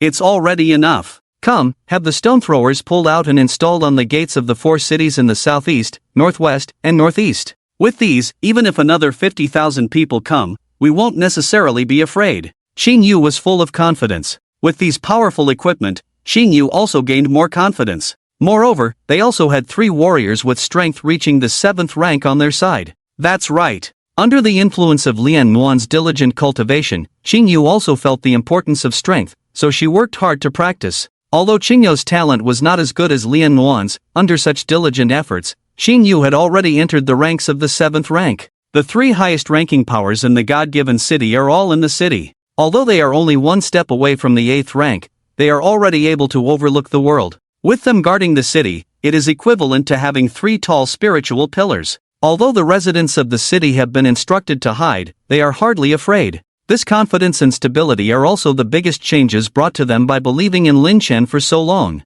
After Qingyu and Shixing finished selecting the equipment, they also climbed onto the western city wall together. Others had already arranged their own affairs according to the instructions. The troops in the city have been integrated, and Lillian temporarily gathered them near the west gate, ready to be dispatched at any time. There are already hundreds of bear warriors on the city gate. However, they are only there to confuse the enemy, not wearing the plate armor that was brought in, but deliberately wearing the old armor woven with vines. In the sky above the city of divine blessings, a few dozen feathered warriors are flying sparsely, holding only old spears, as if they are on a routine patrol, showing no signs of alertness. Beneath the towering city walls, 3,000 bear warriors fully clad in plate armor are ready, while tens of thousands of feathered warriors have already knocked their piercing arrows on their bows, ready to take to the sky and rain down a fierce volley on the enemy at any moment. Sister Qingyu, Sister Qixin, you're here. Lillian greeted them as she saw Qingyu and the others approaching. How's the situation? Qingyu stood on the city wall and looked into the distance. There's still no movement over there, they seem to be scouting our situation. Lillian replied. It seems that the lion tribe doesn't fully trust the information provided by the wolf tribe. Qingyu smiled faintly and turned around. It's natural not to trust, after all. The wolf tribe doesn't have much information about us. The lion tribe has climbed to its current position step by step. Their caution and seriousness are commendable reasons. Qixin replied. In addition to the 3 of Qingyu, other high-ranking officials have also gradually arrived at the city wall near the west gate. Everything arranged by Qingyu earlier has been fully implemented. The entire city is now fully prepared for battle. It's okay, let them continue to observe. We are ready to fight at any time and can engage in battle at any moment. Qingyu chuckled lightly, full of confidence in her voice. In the distance, the orc coalition under the command of the lion tribe has also been stationary for a while. The leader of this orc coalition is the prince of the lion empire, Qifan. Qifan, the favorite child of the old lion king, was given the name Qifan because of his brightly colored mane. At the same time, the king also hoped that he could burn down all obstacles in front of him, ultimately ending the centuries of infighting among the orcs on the savage land and truly establishing an orc empire. At this moment, Qifan stood on a hill with a large sword in his hands, gazing into the distance at the city of divine blessings. A breeze blew by, causing his beautiful fur to sway in the wind, indeed looking majestic. What a beautiful city! I never thought such a beautiful city would appear in this savage land. Qifan sighed. The prince is joking, this city is still inferior to the imperial capital of our empire. The general beside him, holding a large cleaver, said in a flattering tone. No, let's be honest, our capital is indeed not as good as this city. If it weren't for the bad relationship between the wolf tribe and our brothers, I might really invite them to join our empire and help us build a new city. Qifan shook his head with regret. Hearing this, the wolf clan chief, who is now the wolf general, was immediately frightened. The power of the entire lion empire is immense, and they look down on the wolf tribe with less than 20,000 people. If the Prince Qifan really likes the city of divine blessings, even if he wipes out the entire wolf tribe as a gift, the wolf clan chief would have no way to resist. On the other hand, the wolf military advisor Silverback showed a sly smile. Although Qifan's words were quite frightening, since he could say such things, he definitely had no intention of abandoning the wolf tribe. The lion people have been able to reach the level of being called kings and emperors today, not only because of their own combat power and decision-making ability, but also because of the infectiousness and character of their race. The lion people have always been trustworthy, repaying kindness and avenging enmity. It can be said that as long as you establish a good relationship with them, unless you betray or harm them, the lion people will definitely treat you as one of their own and will never abandon you. As the most promising young lion person, this Crimson Flame Prince is the inheritor of the excellent character of the lion people. Considering the cunning of the Silverback, it is natural that he strongly demanded the wolf tribe chief to join under the command of the Crimson Flame. While everyone present was guessing each other's thoughts, a hole suddenly appeared on the side, and a dog-headed leader emerged from underground. Dog-headed people are extremely skilled at digging holes. Unlike the dwarves who live underground to easily obtain minerals for forging, the dog-headed people naturally love the damp and dirty underground environment. Although they cannot match the dwarves in the aesthetics of underground construction, in terms of digging speed alone, the dog-headed people outperform the dwarves by several streets. Moreover, the dog-headed people have very sensitive smell and hearing, able to detect movements on the surface even at a depth of 1 or 2 meters underground. Therefore, the Crimson Flame Prince's army specifically established a dog-headed unit to gather intelligence from underground or launch surprise attacks from below. How is it going? What's the situation inside? The Crimson Flame turned to look at him and asked softly, "I'm sorry, Your Highness. The underground of that city is built with unknown materials, and we can't dig in with our claws. Even if we use weapons to dig, the speed is extremely slow." The first thing the dog-headed leader did after crawling out from underground was to kneel in front of the Crimson Flame Prince and apologize. "Oh?" The Crimson Flame Prince frowned, showing a hint of displeasure on his face. He almost had the upper hand before this operation, relying on the dog-headed people's ability to dig underground and gather intelligence. But he did not expect that this foolproof method would completely lose its effectiveness at this time. "Well, it doesn't matter." The Crimson Flame Prince sighed, looking back at his tens of thousands of troops, unable to see the end at a glance. "By observing the defenses set up on their city walls, we can roughly estimate how many people are in their city. With our large army pressing in, it is impossible for them not to notice. However, they only have these people above the city gate, indicating that their population is not large to begin with. Based on this situation, it should be their main force that suffered losses last time against the Wolf Tribe brothers. This main force probably has only a few thousand people at most, and our 50,000 troops can overwhelm them even if we force our way through." The Crimson Flame Prince lifted his great sword, his face full of confidence. "The prince is right. This city is just built to look beautiful, but it actually has no real strength. Your Highness, you don't need to take action personally. Let me lead the soldiers to break through the city gate, slaughter them, occupy the city, and you can use this city as your base. Isn't that wonderful?" The Centaur General immediately continued his words. "Well, since the Centaur General is so loyal, I won't take action personally. How many people do you need? I will assign them to you." The Crimson Flame Prince smiled, stroking his mane, and asked, "Dealing with such a sparsely populated city doesn't require too many troops. Give me 5,000 Centaur warriors. With our speed, they won't even have time to react before I break through the city gate." The Centaur General stood proudly, raising his large cleaver.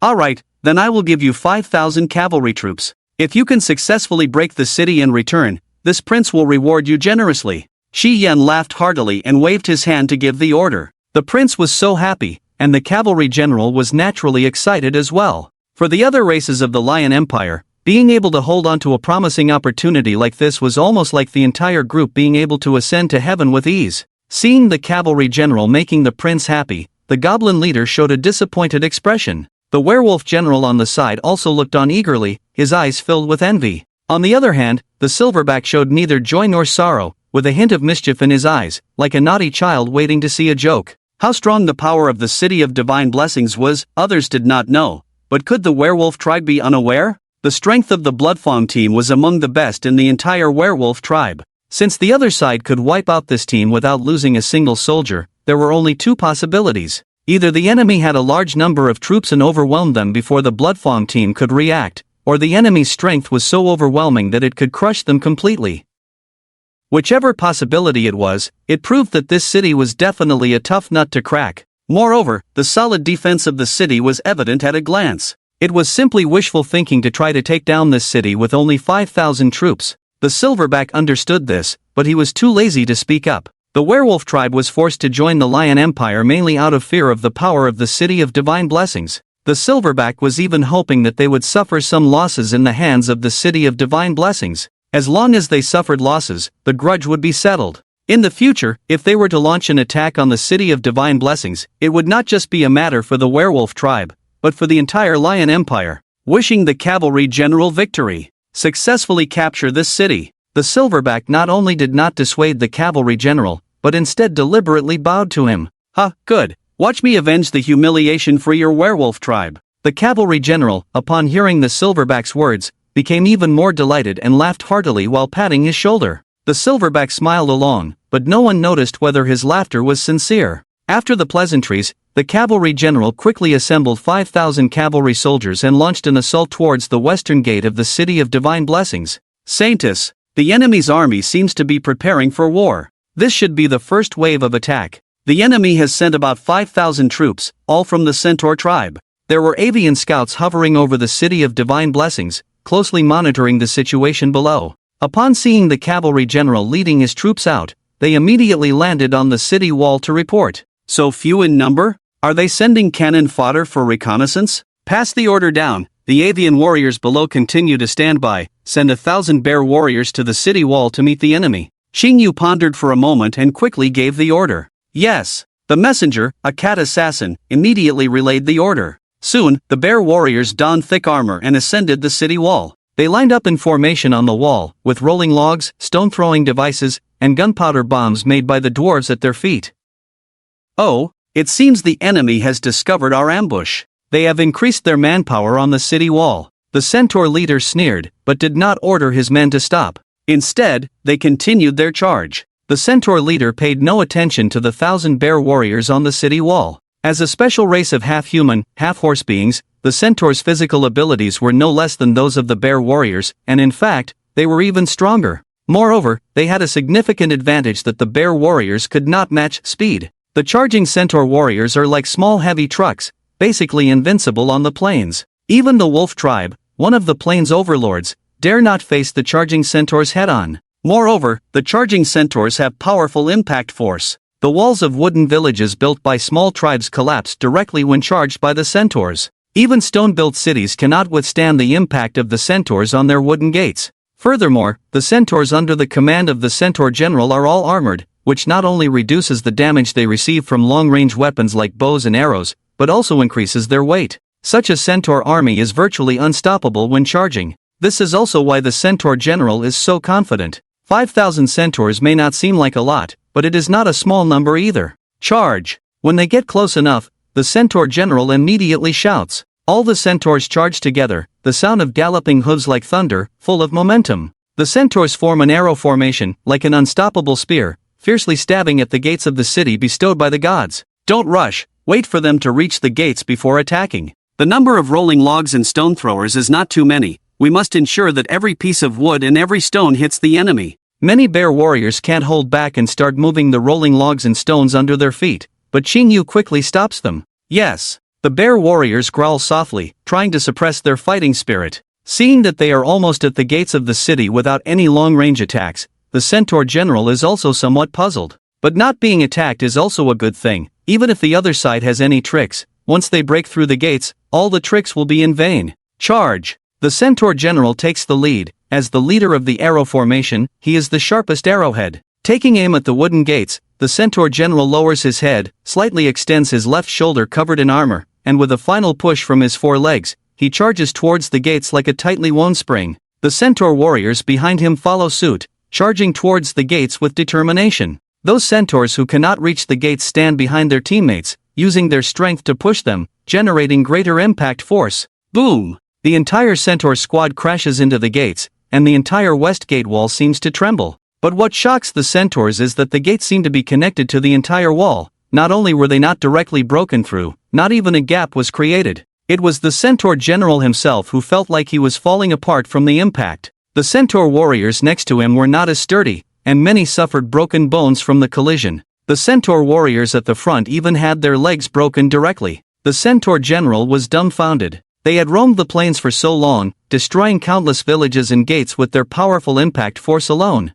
But today, they suffered a setback. Attack! Before the centaur general could recover from the dazed state of the impact, the angry roar of the bear warriors could already be heard above. Large chunks of stones and wood came crashing down from the city walls. The weight of these wood and stones was already substantial. Combined with the immense strength of the bear warriors, the moment they fell, they carried a whistling sound. The centaurs, who were still in disarray, were knocked down by the rolling logs and stones before they could turn around. Just this wave of throwing instantly knocked down hundreds of centaur warriors. When the screams of his own men echoed in his ears, General Centaur realized that he had failed. He reluctantly glanced at the city gate and saw only a few faint white marks, which made him completely lose heart. In theory, the first assault should have been the most powerful. If even this first assault failed to effectively damage the city gate, continuing to lead his men in another charge would be futile. Moreover, many soldiers had already fallen, and the losses from another assault would surely be much greater. Retreat! Fall back! General Centaur struggled to push aside the soldiers who had lost their ability to move, shouting loudly. The soldiers behind him immediately changed direction and fled from under the city gate without looking back. General Centaur dodged the attacks of the bear warriors as he fled in panic. After 2 rounds of attacks, the centaurs left behind over 1,000 bodies before retreating from the range of the bear warriors' attacks. Roar! Seeing the enemy's first wave of attack repelled, the bear warriors on the city wall couldn't help but roar, and the atmosphere inside the city became extremely tense. Meanwhile, General Centaur, who had retreated in embarrassment, had no choice but to kneel before Prince Crimson Flame and ask for punishment. Prince Crimson Flame was also surprised. He possessed 7th tier strength, while General Centaur, though slightly inferior, also had some 6th tier strength. A 6th tier centaur warrior had terrifying physical qualities and charging abilities. Despite his leadership, the seemingly thin wooden city gate remained intact, without even a dent. It was truly unbelievable. The Lion Alliance army was unaware that the 4 city gates of the divinely gifted city had been rebuilt by dwarf craftsmen. They were made using the most advanced techniques provided by Lin Chen, incorporating materials that were both wooden in appearance but reinforced with metallic elements. Each city gate was embedded with powerful defensive enchantments. Such city gates could not be breached in a single strike, not even by an 8th tier Grand Knight, let alone a 6th tier warrior. This was why Qing Yu and the charging centaur warriors remained unfazed. Forget it, it was my own carelessness, not your fault. Prince Crimson Flame furrowed his brow slightly, then waved his hand to help General Centaur up from the ground. Although General Centaur's recklessness was to blame, as the commander, he also had a share of responsibility for failing to assess the situation correctly. Prince Crimson Flame was a reasonable person and did not dwell on the matter. It seems that this city is not as easy to conquer as we thought. Prince Crimson Flame narrowed his eyes slightly, showing some hesitation. Undoubtedly, he was very fond of this beautifully designed city. However, he also knew that the more beautiful something was, the more dangerous it could be, and this city was no exception. Regardless of the population and defensive strength within the city, just breaking through its formidable defenses would require a significant cost. Moreover, from the current perspective, the forces within this city were not enough to pose a significant threat to the Lion Empire. In contrast, the Tiger Empire, which had been vying for the legitimate royal status of the Orc Empire, was currently their biggest enemy. Rather than expending a large amount of troops to capture a city that currently posed no threat, it would be better to redirect these forces to the war against the Tiger people. Due to Qingyou's successful concealment of her strength, Prince Crimson Flame did not attribute the initial defeat to the strength of the divinely gifted city but simply to its high level of fortification. A magnificent and sturdy city, it would take a considerable amount of force to conquer it. Currently, we are still in conflict with the Tiger tribe. Expending a large amount of our forces on them would be too extravagant. Let it quietly exist in this place for now. Once we have defeated the Tiger tribe, we can then bring it under our control. Prince Chiang chuckled lightly and spoke. For him, although losing over 1,000 soldiers and horses was a small loss for his 50,000 strong army, spending such a small price to understand the general situation of this city was completely acceptable in Chiang's view. Originally, he was persuaded by the Wolf General to come to this place, so naturally, he had to consider the overall situation. Seeing that Prince Chiang was about to withdraw his troops, the Wolf General became anxious. He led the entire Wolf tribe to abandon their freedom and join the Lion tribe, mainly to seek revenge with the help of the Lion tribe. But if they were to leave as per Prince Chiang's arrangement, it would take a long time to seek revenge. Wouldn't the Wolf General be working for the Lion tribe for nothing? The Wolf General quickly glanced at Silverback, his eyes filled with anxiety. Silverback naturally knew that they couldn't just leave after coming here today. Not to mention that the Wolf General couldn't accept it, he himself couldn't accept it either. Although Silverback was cunning, his loyalty to the Wolf tribe was no different from that of the other wolves. Silverback looked around with a somewhat melancholic expression and shook his head. Seeing him shake his head, Prince Chiang naturally became extremely curious and couldn't help but ask him the reason. Ah, Silverback is incompetent and dare not question the prince's decision. Perhaps I am overthinking, which is why I feel uneasy. Silverback waved his hand, feigning helplessness. If he didn't put on this appearance, it would be fine, but once he did, Prince Chiang became even more curious and forced him to reveal the reason. Silverback looked hesitant, as if he had no choice but to speak. After being pressed by Prince Chiang several times, he finally spoke. I believe that in this savage land, besides the Lion tribe, no other race is worthy of the title of the Beastman King. But there is a Tiger tribe that wants to seize it, and now there is also a force formed by several small tribes that seems to covet this title. What do you mean? After hearing Silverback's words, Prince Chiang couldn't help but frown. feeling that Silverback had something more to say. Prince, think about it. In the entire Savage Land, is there any race that can build such a magnificent and sturdy city? No. After thinking for a moment, Prince Chi Yang replied. Although he was unwilling to admit that the lion tribe was inferior to others, he couldn't deny this fact. Well, that's right. Who on the entire chaotic continent has the technology to build such a magnificent city?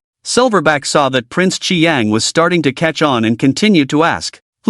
Humans? Are you suggesting that this city's power is secretly supported by humans? Prince Chi Yang pondered for a moment and responded with surprise. These are just my speculations. Prince, think about it. Which races make up the power of this city? It's just the cat tribe, bear tribe, bird tribe, and fox tribe. These forces, whether in terms of population or combat power, are not very powerful on our savage land, yet they are able to gather together. What could be the reason for this? Prince, think again. This city is located very close to the Black Mountain Range. What is on the other side of the Black Mountain Range? Silverback continued to ask one question after another, constantly leading Prince Chi Yang to his own line of thinking. I understand. What you mean is that these few small races were originally very close to humans. Humans also used their orc identity to deliberately share their technology and knowledge with them, grooming them into their minions, intending to meddle in the internal struggles of our orcs, attempting to unify the savage land with the power they cultivated, in order to achieve their goal of enslaving us orcs. After thinking for a while, Red Flame immediately replied in anger. No, if it's put that way, the matter would be too serious. Silverback dare not make such a serious judgment, just a bit worried that things might develop in that direction. Seeing Red Flame taking the bait, Silverback couldn't help but laugh inwardly, but he quickly waved his hand, putting on a fearful expression. Silverback, the idea you brought up is excellent. Even I didn't think in that direction. Thinking about it now, there are indeed many doubts. It's very likely that the orcs in this city have colluded with humans. Red Flame patted Silverback's shoulder, completely acknowledging him. Then, Your Highness, what should we do next? The werewolf general looked at Silverback approvingly and asked. The strategist Silverback's words make sense. Currently, my father, the Emperor, is focusing all his attention on the conflict with the tiger people. There is simply no energy left to deal with these despicable humans. As the Prince of the Empire, I feel it is necessary to nip this emerging force in the bud, resolve them, and relieve my father's worries. Prince Red Flame replied. So, what should we do? The Centaur General cautiously glanced at Red Flame. We will set up camp here. The enemy's strength should not be underestimated. We will wait for me and strategist Silverback to discuss the attack plan again, and then make a decision. Red Flame announced decisively. Everyone saw a determined expression on Red Flame's face. Once this expression appeared on Red Flame's face, it meant that he was determined to carry out this matter no matter what. The Centaur General and the Knoll leader had just suffered losses or humiliation in front of the Divine City, and they were eager to regain their pride. As for the werewolf tribe, they came here for revenge in the first place, so naturally they had no objections. Therefore, the Lion Alliance immediately reached a consensus and began to set up camp, preparing to discuss the attack plan. Saintus, they have not sent more troops to attack, but have set up camp in place. Seems like they are planning something.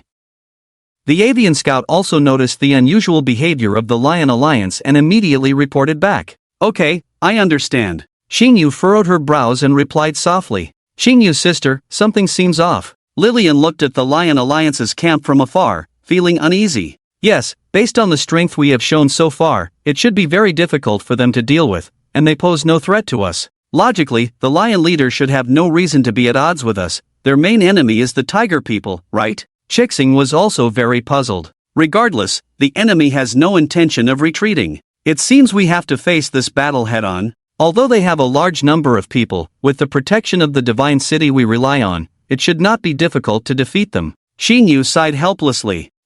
Even if we win this battle, we may face the crazy retaliation and attacks from the Lion Empire. It seems that as followers of the God of Fire, we have not done well enough. Our power development is still too slow. Xingyu said with some self-blame. Xingyu sister, don't say that. As the first saintess of the God of Fire, you have done very well. The God of Flames will definitely spare no effort to protect us and will not let us fall into despair, Lily reassured quickly. The great battle is approaching, and I should not show this vulnerable side. If the warriors see it, their hearts will surely waver. Have faith in the God of Flames. No matter what difficulties we face, under the protection of our God, everything will pass peacefully. Xingyu quickly composed herself, her eyes regaining their determined look. As Lily said, Xing Yu had already done well. Just half a year ago, she was only a small tribal chieftain of 1,000 people, but now she was helping Lin Chen manage a city of 25,000 people, and amidst her busy work, she even found time to practice and become the unique 7th rank mage here. In just half a year, she had grown to such an extent that no one could blame her from any perspective.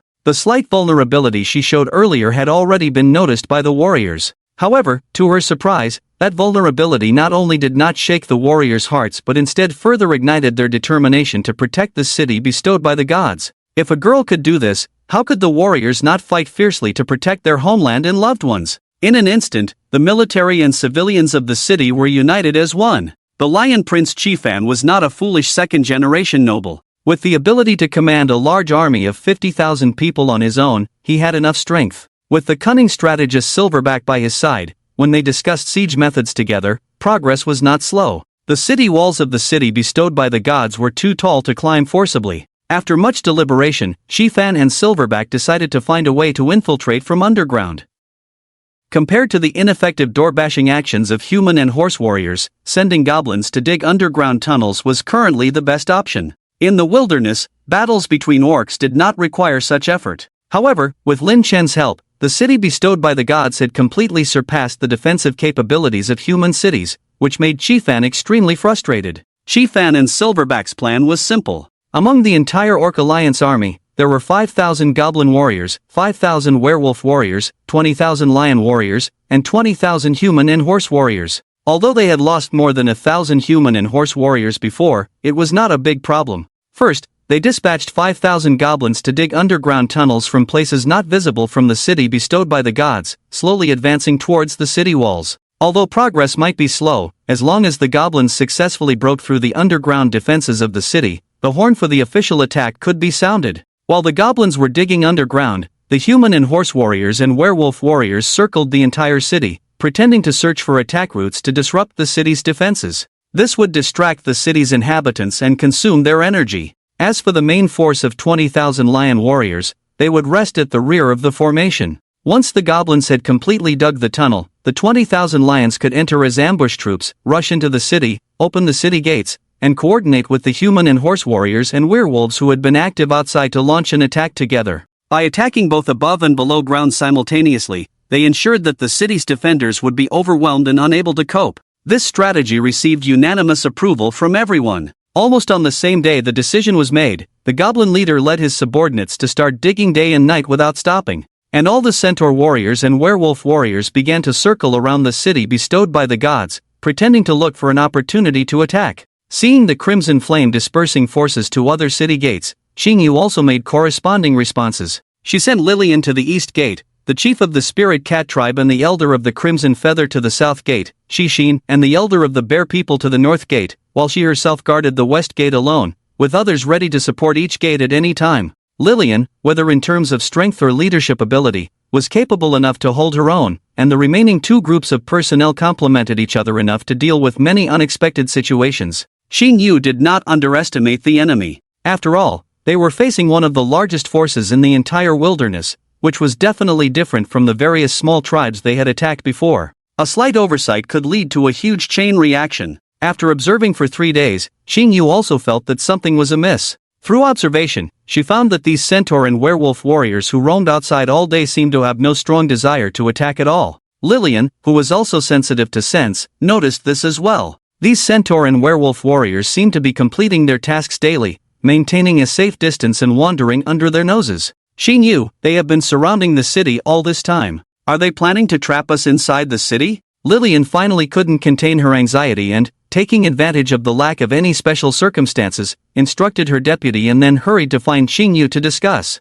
There is still plenty of food reserves in the city. Even if they continue to besiege the city, there are still many undeveloped areas in the city that can be used to grow divine rice. If both sides remain deadlocked, they will be the first to give in. Xing Yu replied calmly. But, Xing Yu, I feel like they are planning some kind of conspiracy. Lillian glanced worriedly at the camp of the Crimson Flame in the distance. Indeed, from our perspective, their camp is quiet. Apart from the centaur and werewolf tribes who are active outside every day, the others seem to be inactive. Xing Yu nodded, a hint of worry appearing on her face. The coalition is led by the lion tribe, but so far, there has been no force composed of lions. No one would believe that there is no special reason behind this. Xingyu, I don't think it's a good idea to continue like this. We don't know what their plan is, so why not take the initiative and disrupt their plan? Lillian hesitated for a moment before speaking. Take the initiative. Xingyu's face showed a hint of hesitation. Lillian, you have to understand. It's not just us warriors with strength and magic facing them now.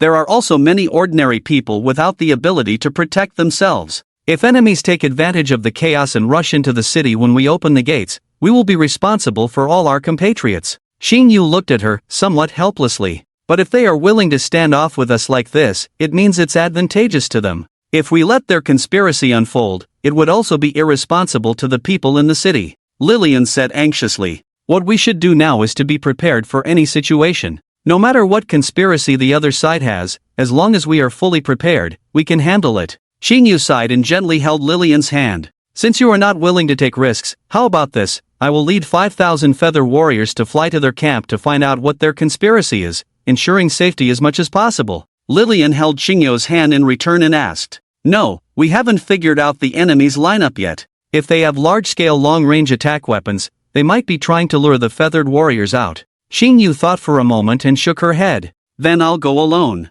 Lillian was getting anxious too. She knew Xingyu was in the position of the first saintess and had to consider the residents of the entire city of divine blessings. But being in a passive defensive state made Lillian extremely anxious. Moreover, the enemy might be plotting something at this moment, and delaying further might miss the best opportunity. Lillian made up her mind, she had to go see for herself today no matter what. No. But Xingyu still didn't want anyone to take the risk, and Lillian's proposal was rejected again. I'm sorry, Sister Xingyu, but I've made up my mind to go today. Lillian gently broke free from Xingyu's hand, spread her wings behind her, and immediately soared into the air, flying towards the Lion Man Alliance camp. No! Lillian! Come back! Seeing Lillian impulsively rushing into the enemy's main camp alone, Xingyu became anxious. She shouted loudly, but at this moment Lillian was determined. Even though she heard Xingyu's shouts, she didn't stop her actions but continued to fly towards the distance. Inform everyone, the second saintess has set out alone to investigate the enemy situation.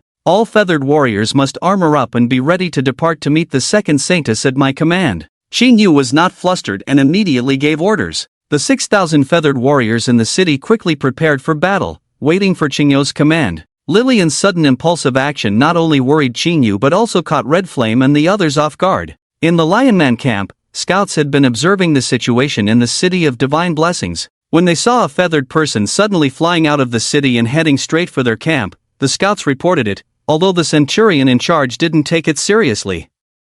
Just a feathered person, why are you so nervous? We've been besieging the city for so long. If a feathered person can't stand the loneliness and wants to fly around, what's the big deal? As long as it enters our attack range, just shoot it down. Do you need to report such a trivial matter to me? The centurion scolded the scout and then took his bow out of the tent. Making a fuss over nothing, watch me shoot it down and then escort it to the prince for a reward, the centurion said, pulling back his large bow, aiming the arrow directly at the flying Lillian in the sky. Throughout the savage continent, when it came to archery, aside from the elves, the centaurs had to be mentioned. Centaurs, skilled in running, often shot arrows at distant enemies while on high-speed charges. Their archery skills were very high, which was why the Crown Prince Red Flame kept so many centaur warriors in his ranks. Last time they attacked the gates of the City of Divine Blessings, they didn't let the centaurs carry bows due to the pursuit of speed, which resulted in a big loss at the gates. The centaurs were naturally holding a grudge, and at this moment, the centurion pulled his bow taut, aimed at Lillian, and poured all his anger into the feathered arrow, flying straight towards Lillian.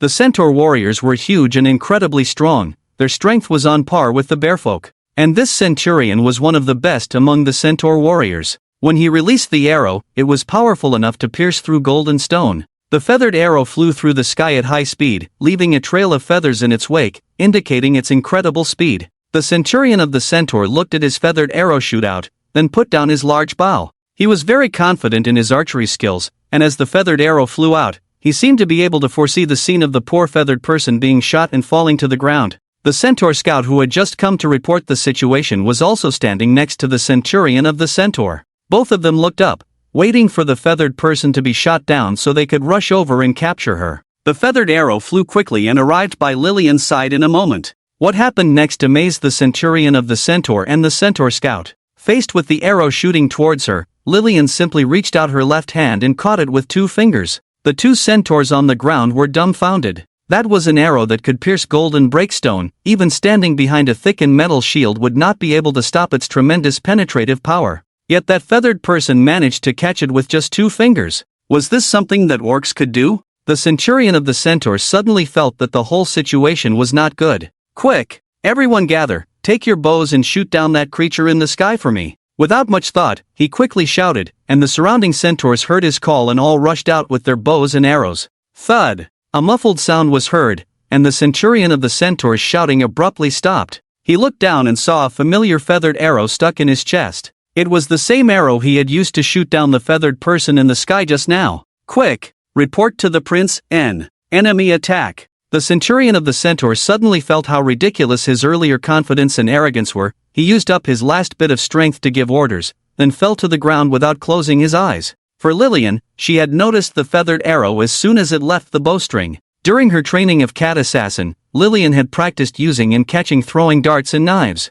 She could catch even smaller and faster objects, let alone such a conspicuous feathered arrow. As a 7th level warrior, she could easily catch such a feathered arrow with her physical strength. Fire! With a shout from the centaur scout, the centaur warriors who had been attracted by the centurion's shout also raised their bows and arrows to attack Lillian in the sky. TSK! Watching the dense rain of arrows below, Lillian couldn't help but frown. This was a coalition army of orcs under the leadership of the Lion Empire. Their combat skills and reaction speed were completely incomparable to those of the orc tribes before. Even though she had already used a feathered arrow to kill the centaur who was shouting loudly, other reinforcements quickly arrived. Although as a 7th level warrior, Lillian's body was much stronger, coupled with the armor specially made for her by Qixin, it was not difficult to defend against these incoming feathered arrows. But her wings were not effectively protected, and in this solo raid into the enemy camp, ensuring she could retreat at any time was the most important thing. Lillian could not afford to let her wings get injured, otherwise, she might really be in danger.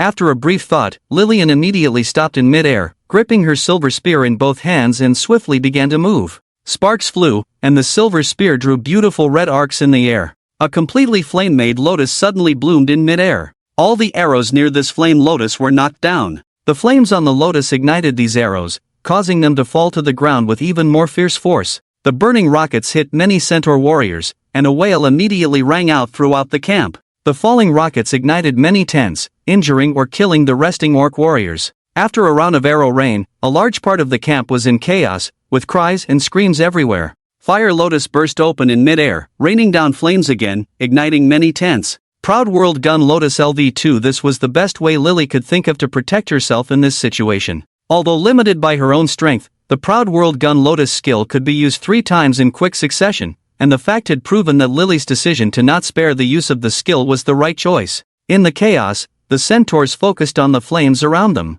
They were busy dodging the flames and trying to put out the fire, with no one having the mind to continue attacking Lily in the sky. Taking advantage of being unnoticed, Lily continued flying towards the depths of the camp. Behind the centaur and werewolf camps, Lily saw large golden tents. As the lion tribe considered themselves the royal family within the orc empire, their tents were also golden. These vast golden tents were blocked by the centaur and werewolf tents, making it impossible to see from the city of divine blessing. Lily couldn't help but feel a chill in her heart, realizing that there must be at least 20 to 30,000 people in so many tents. In the city of divine blessing, one could only see the centaurs and werewolves wandering every day, which would surely lead to complacency over time. If at that moment, this large army of experienced lion warriors suddenly launched an attack, they might catch the people of divine blessing off guard. Lily felt fortunate that she had impulsively run out. With such important intelligence, her sister Chinyu would surely not blame her. Flying over these golden tents, Lily saw many traces of excavation beyond these tents, with many newly dug mounds outside. Lily felt puzzled. What were these large-scale excavation marks for? Lily quickly flew over and hovered above the excavation pits. Looking down from above, she saw many kobolds with tools constantly going in and out of the holes, transporting the excavated soil outside. These towering mounds of soil were dug out by these small and dirty kobolds. Looking at the direction they were digging, it led straight to the city of divine blessing. Lily immediately understood the true conspiracy of this orc coalition army. They wanted to launch a surprise attack through digging tunnels. Anger surged in Lily's heart, never expecting them to resort to such despicable means. If it were a siege, it would be a battle between warriors. but entering the city through such means would mean slaughter of the ordinary residents. The more Lily thought about it, the more furious she became, so she simply held her silver gun and plunged straight down. Since this tunnel was dug for the entire Orc coalition army, considering the large stature of the other races, the kobolds had widened the tunnel significantly during excavation. With such a wide tunnel, Lily could move freely within it with her body size. Bang! Lily didn't look for the entrance to the tunnel but descended directly from the sky, piercing the ground with her silver gun, opening a gap and entering the tunnel. The kobolds' combat abilities were not strong, at most ranging from first to second tier. In the formal army, kobolds have always been used as engineers. Except for when dealing with dangerous terrain, most of the time, kobolds stay at the back of the army, so they don't have any combat ability. At this moment, Lillian couldn't care less about morality. The existence of these kobolds is a threat to the ordinary residents of the divinely gifted city. Since they are also part of this coalition army, Lillian naturally treats them equally as she would any other enemy. Gunshots rang out, and cold stars sparkled. These kobolds, with only first and second tier strength, were holding various tools and couldn't withstand Lillian's fierce attacks. In the blink of an eye, Lillian had already killed all the kobolds transporting soil near the burrow. Lillian did not stop, continuing to advance into the dark burrow. The pitiful and eerie cries of the kobolds echoed in the burrow, sending chills down one's spine. Amidst the chaos in the burrow, the Crimson Flame Prince and Silverback finally received news of the enemy attack. The Crimson Flame was surprised to hear that the Centaur camp was burned, thinking that a large army had attacked the divinely gifted city. However, when he rushed out of the tent, he saw no sign of the enemy, only the flames rising from the Centaur camp. There was no large-scale water source like a river nearby, and they did not have wells like in the divinely gifted city. The daily water supply for the entire Orc coalition army was transported from afar, so even facing the flames, the Crimson Flame had no way to deal with it. He could only order the soldiers to evacuate everything, letting the burning camp burn to the ground. What? Only one enemy attacked? Hurrying to deal with the fire situation, the Crimson Flame immediately inquired about the details of the attack. When he learned that there was only one person on the other side, the Crimson Flame was furious. As the Prince of the Lion Empire, being kicked out of camp by just one person would be a blow to his reputation. Where is the person? The Crimson Flame angrily grabbed the Centaur scout who reported the situation, almost shouting.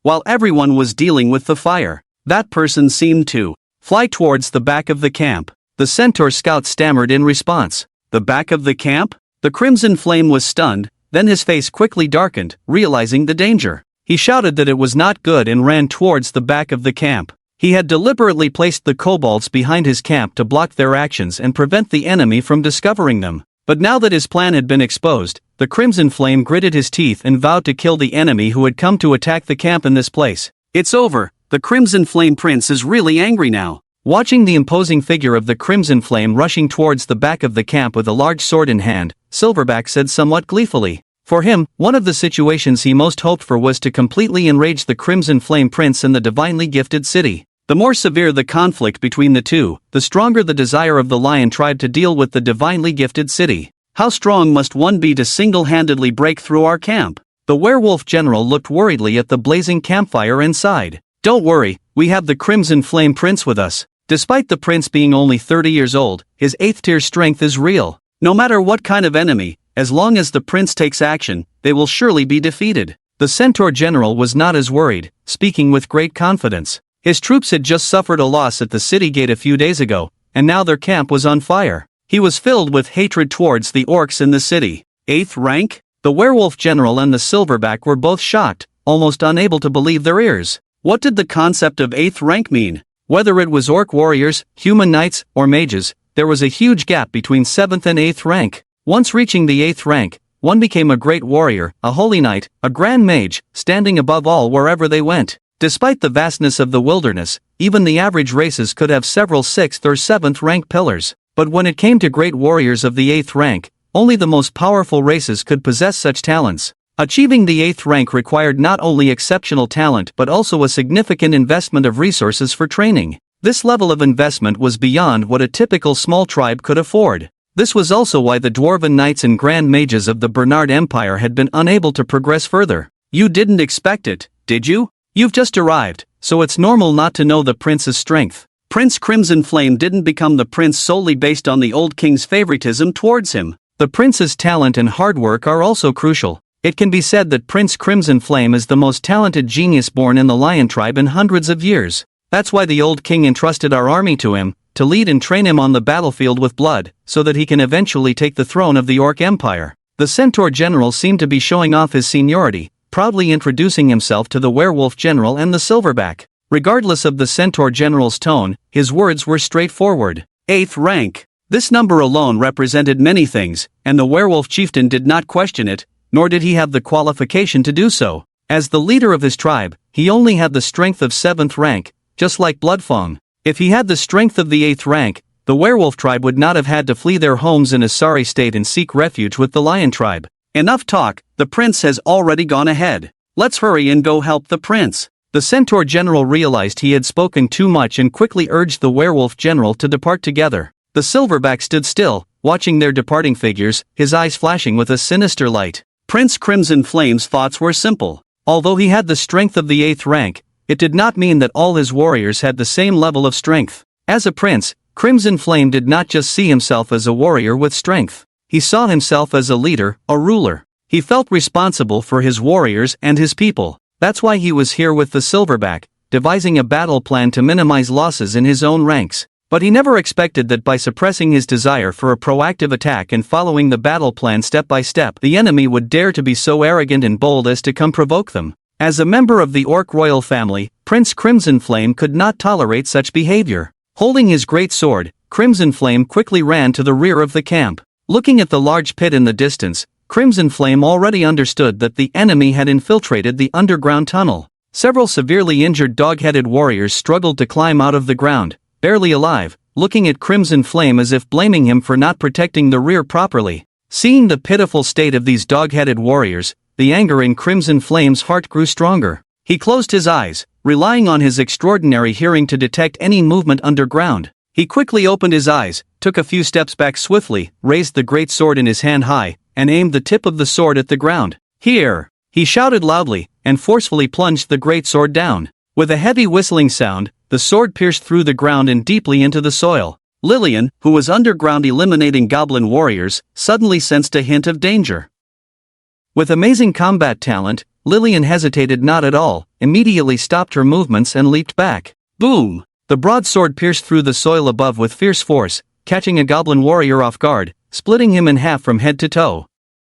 The goblin warrior's body was torn apart by the fierce force, and blood mist instantly filled the entire passage. A master! Lillian's pupils shrank suddenly, then she gave up chasing the goblin warriors underground. Aiming at the soil above her head, Lillian thrust her silver spear and then leaped with all her strength, breaking through the soil layer and returning to the surface. Just by the power of this sword, Lillian judged that the swordsman's skill level was not below her own, and might even be above hers. If she had stayed underground, she wouldn't have been able to fully utilize her aerial mobility and would have been at a disadvantage. Although Lillian could be willful at times, most of the time she was bold, careful, and decisive. When she saw the young lion man pulling the great sword out of the ground in front of her, she was even more grateful for her decisive decision just now. Ha! Seeing a winged girl flying out of the ground, Red Flame couldn't help but exclaim in surprise. Was it this young girl who single-handedly broke into his camp? And not only burned down a large number of tents in the camp but also killed so many goblin warriors who were digging tunnels. Red Flame thought that reaching the 8th stage at the age of over 30 was already very talented. But looking at this girl in front of him who looked like she was only in her teens, Red Flame felt a hint of defeat in his heart. Is it you who caused chaos in my camp? I am Red Flame, the Prince of the Lion Empire. What's your name? Red Flame, being a prince, tried to maintain his composure and communicate with the enemy even from their perspective. Lillian, the second saintess of the Divine City. Lillian glanced at him and coldly stated her name. The Divine City? Is that the name you gave to your city? Red Flame smiled slightly after hearing this name, repeating it with a playful feeling. Any problem? Lillian looked at him coldly, asking expressionlessly. No problem, I just didn't expect someone to use the words divine gift as the name of a city. Red Flame chuckled. Oh, I think it's quite normal. It's much better than those who haven't even unified the barbarian continent yet, but are busy giving themselves the titles of emperors and empresses. Lillian sneered, not mincing her words.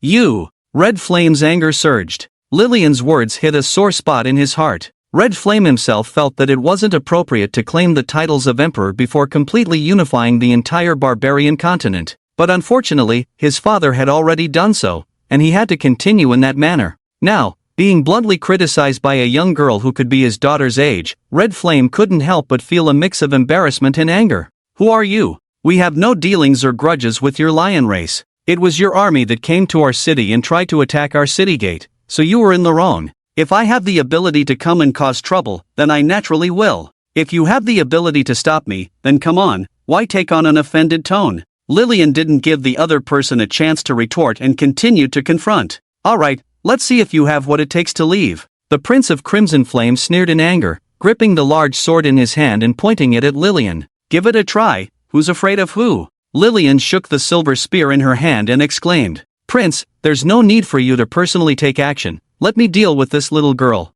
The Centaur General and the Werewolf General quickly arrived. The Centaur General had been nursing his wounded pride from the last encounter, and upon seeing Lillian here, he naturally wanted to show off in front of Crimson Flame to regain his dignity, so he quickly spoke up. You don't need to take action, I will personally deal with her. Crimson Flame stared at Lillian with determination, bluntly refusing. This winged girl not only touched his sore spot but also offended his dignity and caused losses to his troops. If he couldn't personally teach this winged girl a lesson, Crimson Flame feared he would be choked with anger. As soon as he finished speaking, Crimson Flame raised the large sword in his hand and swung it towards Lillian. Normally, heavy weapons like the large sword have very obvious movements when swung. However, Lillian was surprised to find that the sword of the opponent seemed unreal and illusory as it moved through the air. This feeling made Lillian very uncomfortable, as she felt that the sword was not coming from the direction she saw. Should she trust her eyes or her instincts? In that moment, Lillian suddenly hesitated. Seeing Crimson Flame swinging the sword, getting closer to her body, Lillian finally made a decision. Compared to everything her eyes saw, Lillian decided to trust her combat instincts that had never let her down. Lillian closed her eyes. Is this winged girl crazy? Faced with the attack of an 8th level warrior, she actually closed her eyes? The Werewolf General couldn't help but speak out upon seeing Lillian's actions. No, quite the opposite. This girl is not crazy, and being able to close her eyes actually shows how strong she is. The Centaur General suddenly became serious and said, What's going on? The Werewolf General asked, puzzled. Keep watching, and you'll see. The Centaur General made a hushing gesture, his eyes fixed on the two figures in battle. The large sword in Crimson Flame's hand was clearly slashing diagonally from the upper left towards Lillian, but Lillian thrust her silver spear towards the upper right. Clang! Just when the Werewolf General thought Lillian was about to be cut in half by Crimson Flame, a crisp sound suddenly came from the tip of Lillian's spear. The large sword wielded by Crimson Flame in the air suddenly disappeared mysteriously, then reappeared at the tip of Lillian's silver spear. Ha! Watching this bizarre scene, the Werewolf General was dumbfounded. What's going on? He grabbed the Centaur General next to him and asked urgently. This is a combat skill that can only be understood after reaching the 8th level. The Centaur General explained. After reaching the 8th level, a mage gains the qualification to learn forbidden spells, a human knight gains the ability to learn holy light, and we orc warriors will comprehend the hidden combat instincts in our bloodline after reaching the 8th level. The combat skill that Crimson Flame Prince has understood is called Mirror Flower, Water Moon. This is an extremely rare talent in the orc bloodline. He can create a visual disturbance for the opponent in a short period of time. The sword strike we just saw seemed to come from the left, but in reality, it came from the right. The weapon used by the Prince of Crimson Flame is a heavy sword, which has a clear attack trajectory. However, when combined with the combat skill of Mirror Flower, Water Moon, it becomes difficult for the opponent to defend against the illusory and real attacks. In the mirror, flowers, in the water, the moon, what seems real is actually false. General Centaur introduced, with a hint of longing and envy on his face. It is much more difficult for orc warriors to reach the 8th rank than it is for humans, otherwise the orcs would not have been defeated so miserably by humans. However, in return, once an orc warrior awakens their combat skills and reaches the 8th rank, they are much stronger than human knights who have reached the same rank. Therefore, the vast majority of orc warriors aspire to reach the 8th rank one day. Mirror Flower, Water Moon. The Wolf General repeated to himself, his gaze towards the Prince of Crimson Flame becoming even more admiring. Seeing is not believing, so how did that girl judge the direction of the prince's attack? The Wolf General suddenly realized something and exclaimed in surprise. That's why I said that Feathered Girl is very strong, General Centaur chuckled. To be able to see through the Prince of Crimson Flame's attack pattern in the first encounter, she is the first person I have seen. The surprise was not only felt by General Centaur and the Wolf General, but also by the Prince of Crimson Flame himself, who was astonished and could not believe everything before him. Mirror Flower, Water Moon. This combat skill had been diligently practiced for a long time before he completely mastered it. In previous battles, whenever he used this move, the opponents were completely defenseless, completely lost between his illusory and real attacks. But this young feathered girl had completely overturned his understanding. To be able to counter his moves in the first encounter, how could such a thing happen? The Prince of Crimson Flame sheathed his great sword, his eyes fixed on Lillian as if trying to see through her. Did the other party investigate my information in advance? No. Apart from a few familiar generals around him, no one else knew about his combat skills. Even if someone wanted to buy this information, they wouldn't be able to. Was it just a coincidence? No. It was even more impossible. Before the attack came, the other party clearly closed their eyes, avoiding his visual interference, and instinctively countered his attack. The Prince of Crimson Flame had to suspect that this feathered girl possessed an unbelievably strong combat instinct. No, such a person cannot be used by me. She must be eliminated immediately. The Prince of Crimson Flame's eyes were filled with killing intent. As the Prince of the Lion Empire, Crimson Flame was naturally decisive and ruthless. Anything he perceived as a threat, he would spare no effort to eliminate. Although she seemingly easily countered his attack, Lillian was not feeling well. She had indeed accidentally seen through the Prince of Crimson Flame's combat skills, but that one strike had still directly clashed with the opponent. Lillian had deliberately pointed the tip of her spear to the side of the opponent's sword, avoiding the strongest edge of the sword. But the force from the weapon still made her hands numb, almost causing her to lose her grip on the silver spear. Lillian appeared calm on the surface, but her heart was already in turmoil. She was a 7th-rank warrior, almost the highest combat power in the entire city of Divine Bestowal. But just a direct clash almost caused her weapon to slip from her hands. Apart from the difference in rank, Lillian could not find any other reason to explain it. 8th rank. Lillian looked at the Prince of Crimson Flame and silently read these 2 words in her heart. This was the most conservative estimate, and the opponent might be even stronger than this. Lillian had made up her mind that she couldn't continue to delay here. She had already obtained the enemy's battle report, destroyed their conspiracy, and learned that the enemy still had a minimum 8th-tier combat power, and this information had to be transmitted back to the city of Divine Bestowal. Oh, is that all? It's your turn to take my move this time, watch out. Lillian sneered, deliberately appearing very relaxed, and then took a stance against Qi Yan. Ha! It's so easy, could this girl also be 8th tier in strength? Qi Yan was also astonished. After confirming that the other party was also 8th tier in strength, Qi Yan could accept the fact that the other party had seen through his combat skills. It's not difficult to understand when both are 8th tier. After receiving his own move, the other party also had to make their move, right? Qi Yan cautiously stepped back, assuming a defensive posture. Ha! Lillian shouted, and her whole body instantly burst into intense flames. The surrounding air also became extremely hot, and waves of heat rushed towards the surroundings. The orc soldiers around were all startled by this wave of heat and took a step back. Feeling this scorching airflow, Qi Yan was also astonished. It was said to be combat skills, but it already looked like the effect created by a human knight using combat energy. Who exactly is this feathered girl? All of you, step back. Don't come near me. Qi Yan shouted at the people beside him, then fiercely thrust his great sword into the ground in front of him, trying to shrink his whole body behind the sword. Swish! In the blink of an eye, Lillian moved. She was like a flash of lightning, and with a silver spear in hand, she thrust forward. Qi Yan was prepared to respond. Although the other party's momentum was very intimidating, he felt that he should be able to withstand this move with his own strength.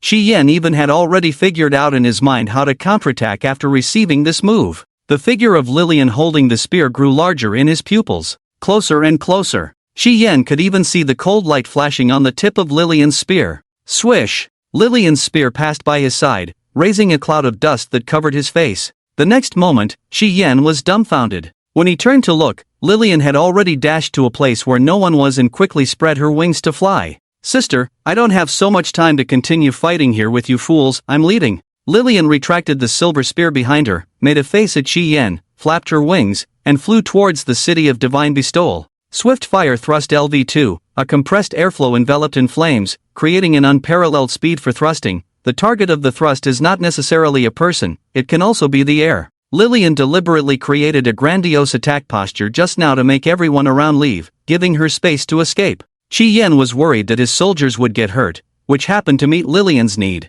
With the high-speed movement of the dash, no one could catch Lillian, and when she spread her wings in a safe place after dashing, no one could restrict her movements even more. You! How dare you deceive me? Prince Chi-Yen watched Lillian flying in the air, his beard trembling with anger, and his eyes turning red. Today, meeting Lillian, he had not cursed, gained any advantage, had his camp trampled through, and had been fooled. Since birth, Prince Chi-Yen had never been so angry. Roar! Prince Chi-Yen opened his mouth wide and let out a lion-like roar from his throat. He put down the great sword in his hand, lowered his body slightly, and bent his thighs. As he fiercely kicked the ground with his 2 legs, his whole body shot into the sky like a cannonball under the effect of the reaction force. The ground cracked with spiderweb-like fissures from his kick. The physical quality of an 8th-order warrior was so terrifying. Since being named the Crown Prince, Chi-Yen had never behaved so close to a beast like today. None of the soldiers dared to mock him. They all knew that the Crown Prince was truly angry this time. Hearing the strong wind behind her ears, Lillian was also surprised.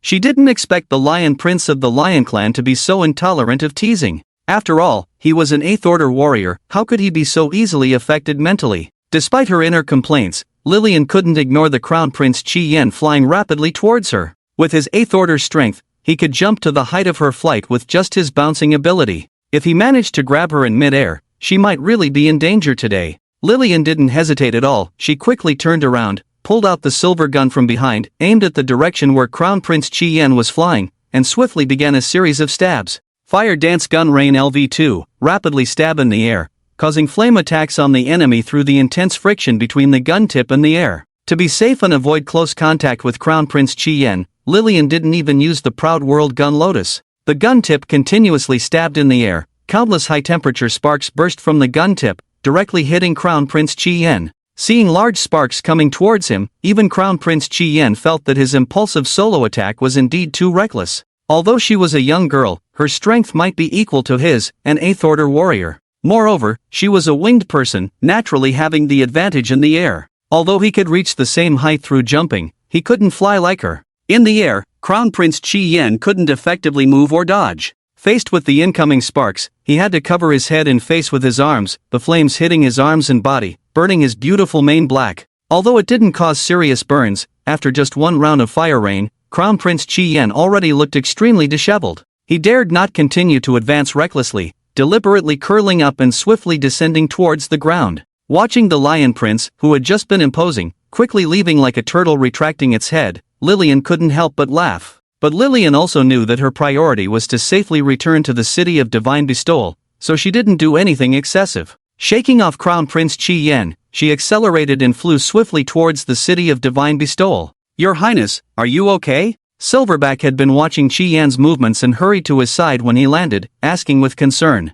Seeing the majestic Lion Prince burned into his current state, Silverback desperately held back his laughter, not daring to laugh out loud. "Inform everyone, prepare for a full attack." Chi-Yen stared at Lillian flying in the sky, gritting his teeth. "But, our tunnels haven't been successfully dug yet," Silverback asked cautiously. "Who cares about the tunnels now? Once that winged person goes back, all our plans will be exposed. What other good methods do we have now? Besides relying on overpowering strength, nothing else works." Chi-Yen roared in anger as if his tail had been stepped on. "Understood." Silverback saw his anxious appearance and showed a barely noticeable smile, then quickly left to convey orders. Silverback's strength is not very strong, only at the 3rd level. Therefore, the Wolf General and Centaur General arrived in time to witness his battle with Lillian, but Silverback did not see how the Crimson Flame Prince lost control, which was truly unexpected for him. From another perspective, this was simply a pleasant surprise for Silverback, making him unable to be unhappy.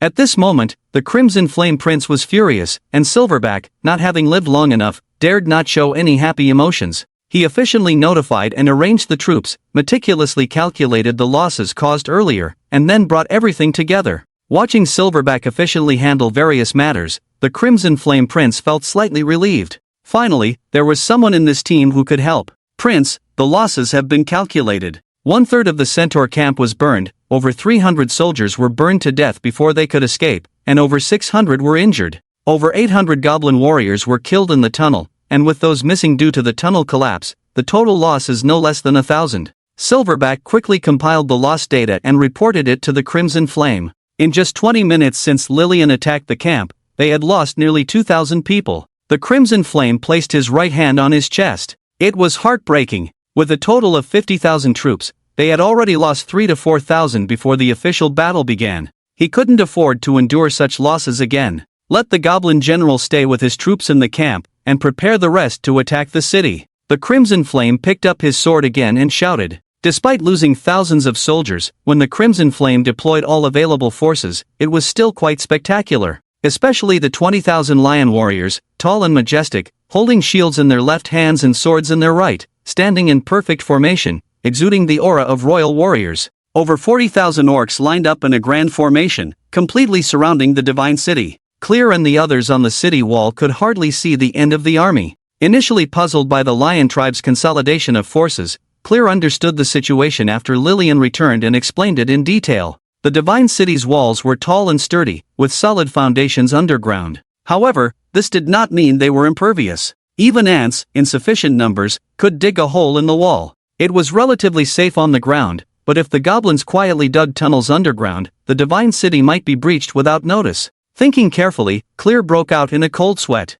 If Lillian hadn't recklessly gone out to investigate, the enemy's conspiracy might have succeeded. Although Lillian's reckless actions had inadvertently helped, Clear did not praise her, as she had disobeyed orders first, and the enemy was already at the gates, needing to be dealt with first. To be honest, Clear was not afraid of just 40 to 50,000 orcs. It was the 8th level Lion Prince on the other side that posed a difficult challenge. While Clear was worrying about how to deal with the 8th level Crimson Flame Prince, the Lion Coalition was also struggling as they looked at the towering walls of the Divine City. Looking at the tall and sturdy city walls, as well as the bear warriors in plate armor holding stones and giant logs on the walls, many soldiers of the Lion Alliance felt a bit hesitant. What's wrong? Why aren't you volunteering for battle? The Prince of Crimson Flame had trimmed off all his burnt mane, causing him to lose much of the dignity on his face. I have failed once before, how can I face the battle again? The Centaur General scratched his head, somewhat embarrassedly. Joking aside, even I, a 7th-tier warrior, can't break through that city gate. How can we launch an attack? Isn't that going to our deaths? The Wolf General lowered his head, pretending not to have heard anything. The Prince of Crimson Flame was also getting annoyed, as it was always the commanders who led the attack before the battle, but today, does he really have to lead the charge as the commander? The fire was already burning in the Prince of Crimson's heart, and now seeing that both of his generals were silent, he became even more irritated. He lifted his sword, adjusted his armor, and was truly planning to lead the charge himself. Your Highness, you are our strongest combat force. It's not quite appropriate for you to take action at the beginning of the battle. Silverback turned his eyes, busy advising. He knew that no matter how strong the city was, the city gate could always be broken. The only question was how many sacrifices would be needed before breaking the gate. The wolf soldiers were already few in number, and the 5,000 brought this time had all gathered with Crimson Flame at the west gate. If Crimson Flame really took action, then his wolf warriors would have to follow suit. Joining the lion tribe was only a last resort for Silverback, not his true desire.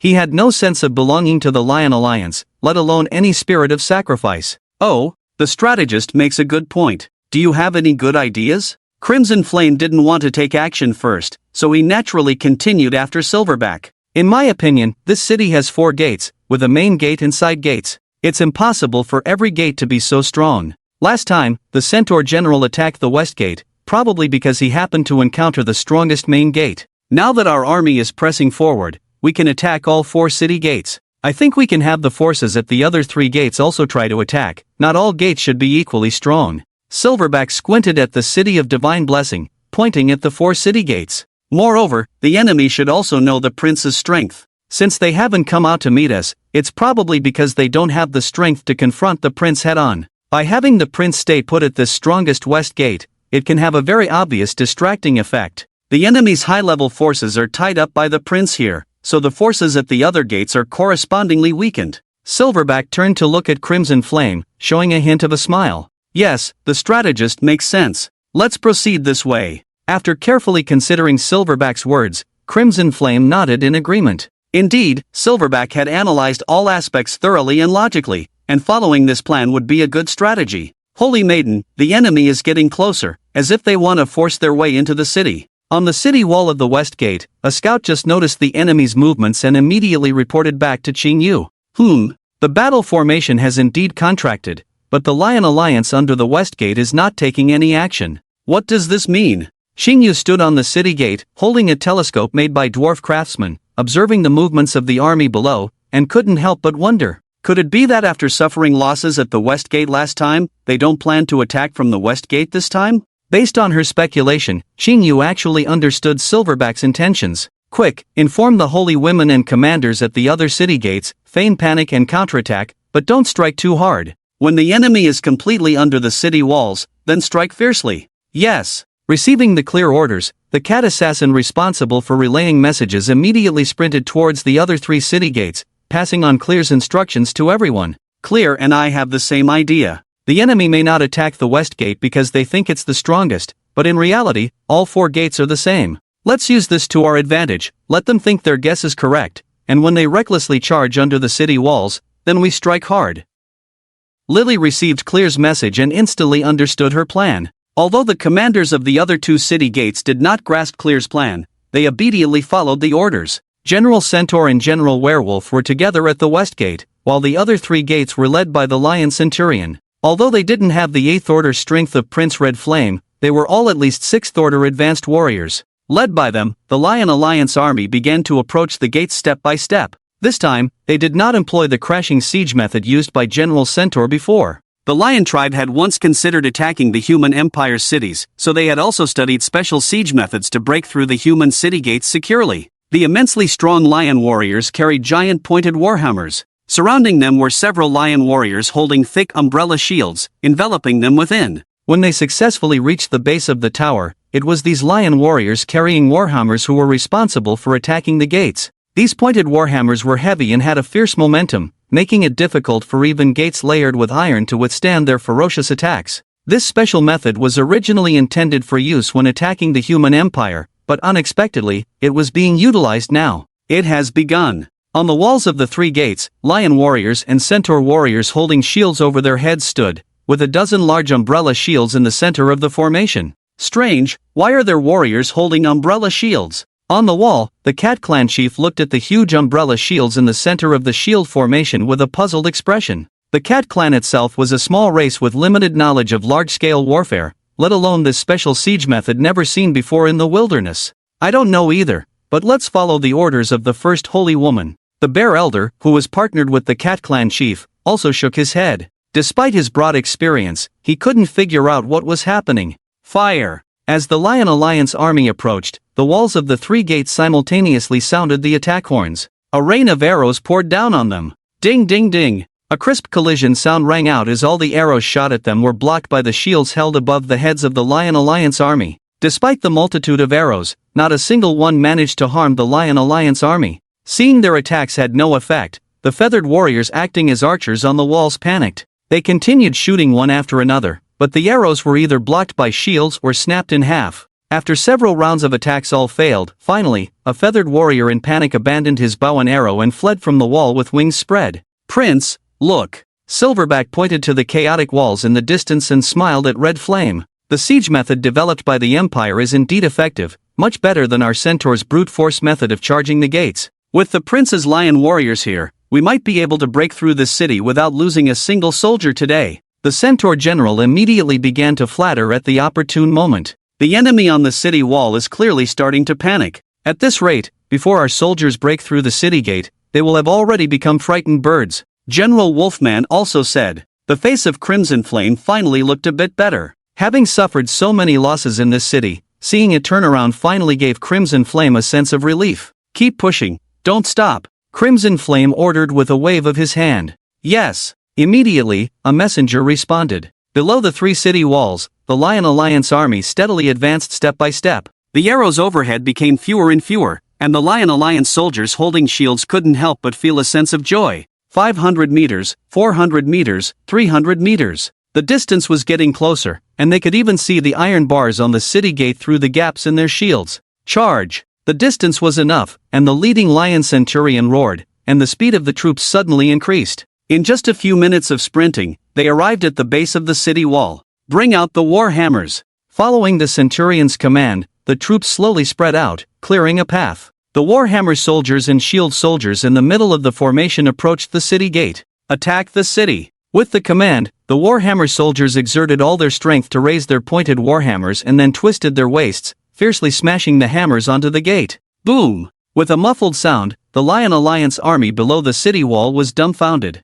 Under the powerful attack of the pointed warhammers, only a small dent appeared on the city gate. Was this still a city gate? The centurion leading the troops looked grim. Judging from the situation, breaking this city gate seemed harder than pushing down the city wall. Boom! A rumbling sound echoed overhead, and when everyone looked up, a row of burly bear warriors was holding rolling logs and stones, sneering down at them. The thunderous sound of rolling stones and logs being transported. Shield formation. Hold your ground. The lion centurion gritted his teeth and shouted loudly. It must be said that the combat skills of the Lion Alliance army were very high. Once the command was given, the soldiers immediately responded. They held their shields high above their heads, maintaining the same height, edges overlapping to disperse the impact force.